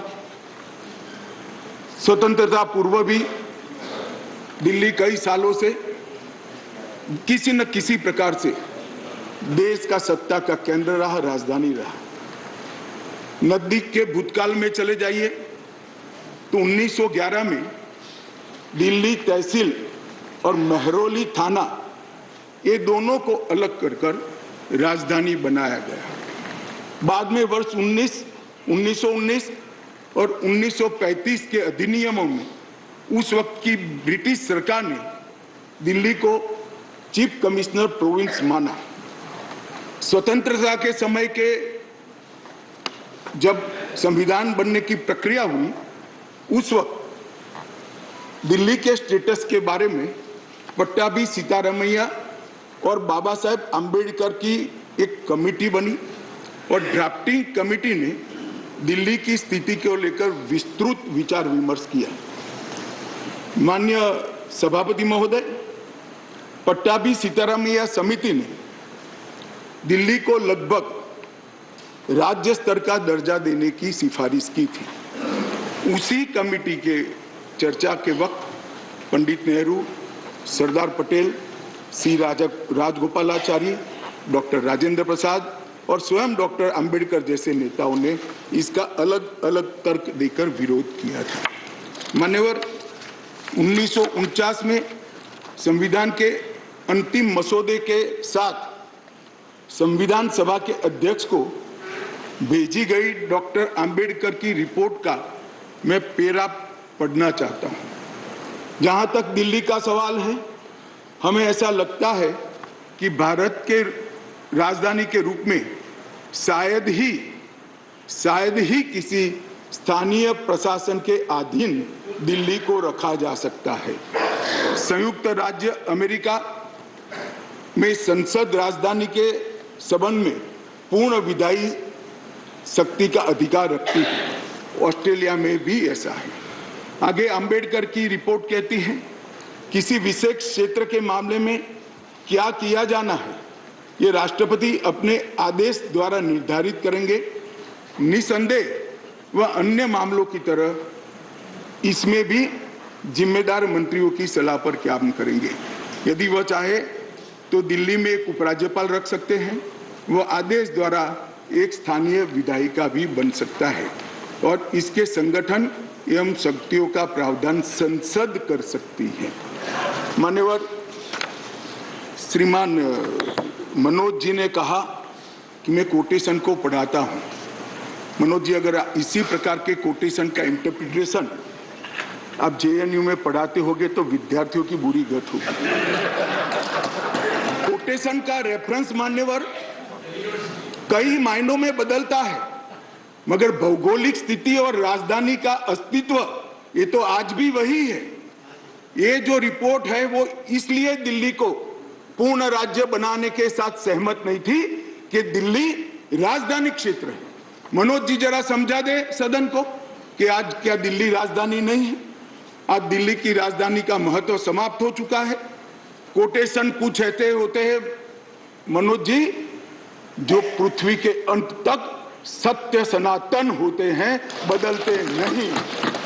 कुछ कोटेशन ऐसे भी होते हैं। मान्यवर, स्वतंत्रता के बाद पार्ट सी स्टेट एक्ट 1951 से दिल्ली को विधानसभा दी गई, किंतु विधानसभा की शक्तियां सीमित एवं संसद के कानून के तहत रखी गई। ये भी सोच समझ कर किया गया। वर्ष 1956 में राज्य पुनर्गठन आयोग की सिफारिशों के आधार पर दिल्ली में विधानसभा को भंग कर दिया गया और दिल्ली को संघ शासित प्रदेश बना दिया गया। लगभग 3 दशक तक मान्यवर व्यवस्था चलती रही। 87 में सरकारिया कमेटी बनी जो बाद में बालकृष्णन कमेटी में परिवर्तित हुई और उसमें 1991 में 69वां संवैधानिक संशोधन किया, जिसमें संविधान में धारा 239A डाली गई और दिल्ली को विशेष दर्जा दिया गया। मैं इस बात पर पूरे सदन का ध्यान आकृष्ट करना चाहता हूं कि दिल्ली के रेफरेंस में संविधान का जब भी जिक्र करते हैं दिल्ली के शासन को मिले हुए अधिकारों के लिए, तब संविधान में धारा 239A को पढ़ना होगा, क्योंकि ये विशेष धारा है जो यूटी राजधानी क्षेत्र को व्याख्यायित करती है और उसकी शासन संबंधी सभी व्यवस्थाओं को इसमें वर्णित किया गया है। अब इसमें आप यहाँ पर ऐसा भाषण करेंगे कि आज दिल्ली की बारी है, कल उड़ीसा की है, आज दिल्ली की बारी है, कल आंध्र प्रदेश की है, आज दिल्ली की बारी है, कल फलाने राज्य की है। कोई संसद सदस्य ऐसी बातें सुन के अपना मत नहीं बदलेगा। राघव जी, आप जरा भी चिंता मत करिए। ऐसा नहीं है कि सिर्फ आप पढ़ सकते हैं, सभी लोग पढ़ सकते हैं, सभी लोग समझते हैं और सभी लोग चीजों को जानते भी हैं। सभी लोग जानते हैं कि इस प्रकार के बदलाव किसी राज्य में नहीं हो सकते, यूटी में ही हो सकते। मगर प्रॉब्लम इसमें राज्य और यूटी का नहीं है। हम है यूटी में, चुनाव यूटी के लड़े हैं और राज्य की पावर एंजॉय करनी है, इसका प्रॉब्लम है। मान्यवर, प्रॉब्लम का कोई जवाब भारत सरकार के पास नहीं है, दिल्ली की जनता के पास भी नहीं है, ये सदन के पास भी नहीं है। अपनी मानसिकता को ही बदलना पड़ेगा, सीमित करना पड़ेगा, संयत करना पड़ेगा, तब जाकर मान्यवर इसका रास्ता निकलेगा। मान्यवर, क्या हुआ बाद में? 91 से 2015 तक ऊपर नीचे कई बार एक दल की सरकार आई, कई बार विपक्ष की सरकार आई। मैं बहुत जिम्मेदारी के साथ यहां बताना चाहता हूं कि इस बिल से जो ट्रांसफर पोस्टिंग के सेवाओं के काम के लिए जो अधिकार का वर्णन किया गया है, ये सारे अधिकार प्रैक्टिस में यहीं पर वो ही चलते थे। 91 से लेकर 2015 तक मदन लाल खुराना जी मुख्यमंत्री रहे, फिर साहिब सिंह वर्मा बने, फिर थोड़े समय के लिए स्वर्गीय सुषमा स्वराज जी बनी, फिर थोड़े शीला दीक्षित जी बनी, मगर किसी से केंद्र सरकार से झगड़ा नहीं हुआ, किसी को नहीं हुआ, क्योंकि सब लोग विकास करना चाहते थे, सब पावर लेना नहीं चाहते थे। मान्यवर, उस वक्त कई बार कांग्रेस की सरकार थी और हमारी सरकार ऊपर रही, कई बार हमारी सरकार नीचे थी, ऊपर कांग्रेस की सरकार रही। ट्रांसफर पोस्टिंग के लिए कभी झगड़ा नहीं हुआ। उस वक्त यही व्यवस्था से निर्णय होते थे और किसी मुख्यमंत्री को कोई तकलीफ नहीं थी। मगर 2015 में एक आंदोलन के आधार पर बनी हुई सरकार है और फिर जो बताया कई सदस्यों ने कि केंद्र सरकार पावर हाथ में लेना चाहती है। भैया, केंद्र सरकार को पावर हाथ में लेने की जरूरत नहीं है। 130 करोड़ की जनता की कृपा से हमें पावर भारत की जनता ने ही दे दिया। ये अधिकार हमें भारत की जनता ने दिया और कई राज्यों में, पूर्ण राज्यों में भारतीय जनता पार्टी की पूर्ण बहुमत की सरकार चल रही है। कोई पावर लेने की जरूरत नहीं है। एक बिल हम लाए हैं पावर केंद्र में लाने के लिए नहीं, केंद्र ने दिए हुए पावर पर दिल्ली यूटी की सरकार अतिक्रमण करती है, इसको वैधानिक रूप से रोकने के लिए ये बिल लेकर मान्यवर, शब्दों के श्रृंगार से असत्य को सत्य नहीं बनाया जा सकता। लंबे चौड़े ऑक्सफोर्ड की डिक्शनरी के सुंदर सुंदर अंग्रेजी शब्दों से बोलने से असत्य सत्य नहीं हो जाता है। मान्यवर, मैं सबको बताना चाहता हूं कि कोई भी इसका विरोध करे जो अगर सत्य है कि 91 से लेकर 2015 तक यही व्यवस्था चलती थी, इसमें हमने कोई फर्क नहीं किया है। मान्यवर, मैं इसलिए बात करना चाहता हूं कि नई व्यवस्था आई, कई सदस्यों ने कहा, मैं तो तब बोलना नहीं चाहता मगर कहा है इसलिए इसे रिपीट करता हूं कि अराजकता फैलाने का काम दिल्ली में शुरू हो गया है। मान्यवर, शासन व्यवस्था के एक फ्रेमवर्क में चलना पड़ता है। अगर मैं मंत्री हूं तो मेरे मंत्री के नाते अधिकार है तो दायित्व भी है। मैं किसी और के अधिकार का हनन नहीं कर सकता। मान्यवर, कई बार ऐसी व्यवस्था ही, मैं बाद में बात करूंगा, अभी चिदम्बरम जी खड़े हो गए थे, वो होम मिनिस्टर थे, तब क्या हुआ था और उन्होंने फाइल पर क्या लिखा है वो भी है मेरे पास, मैं बताऊंगा मान्यवर। परंतु मैं इतना स्पष्टता से कहना चाहता हूं कि 91 से लेकर 2015 तक ये व्यवस्था जस की तस थी, जिसको बदलने के लिए 2015 में एक परिपत्र किया गया दिल्ली सरकार द्वारा, जिसको नलीफाई करने के लिए भारत सरकार ने एक परिपत्र सेवाओं के बारे में इश्यू किया। उसको उच्च न्यायालय में चुनौती दी गई।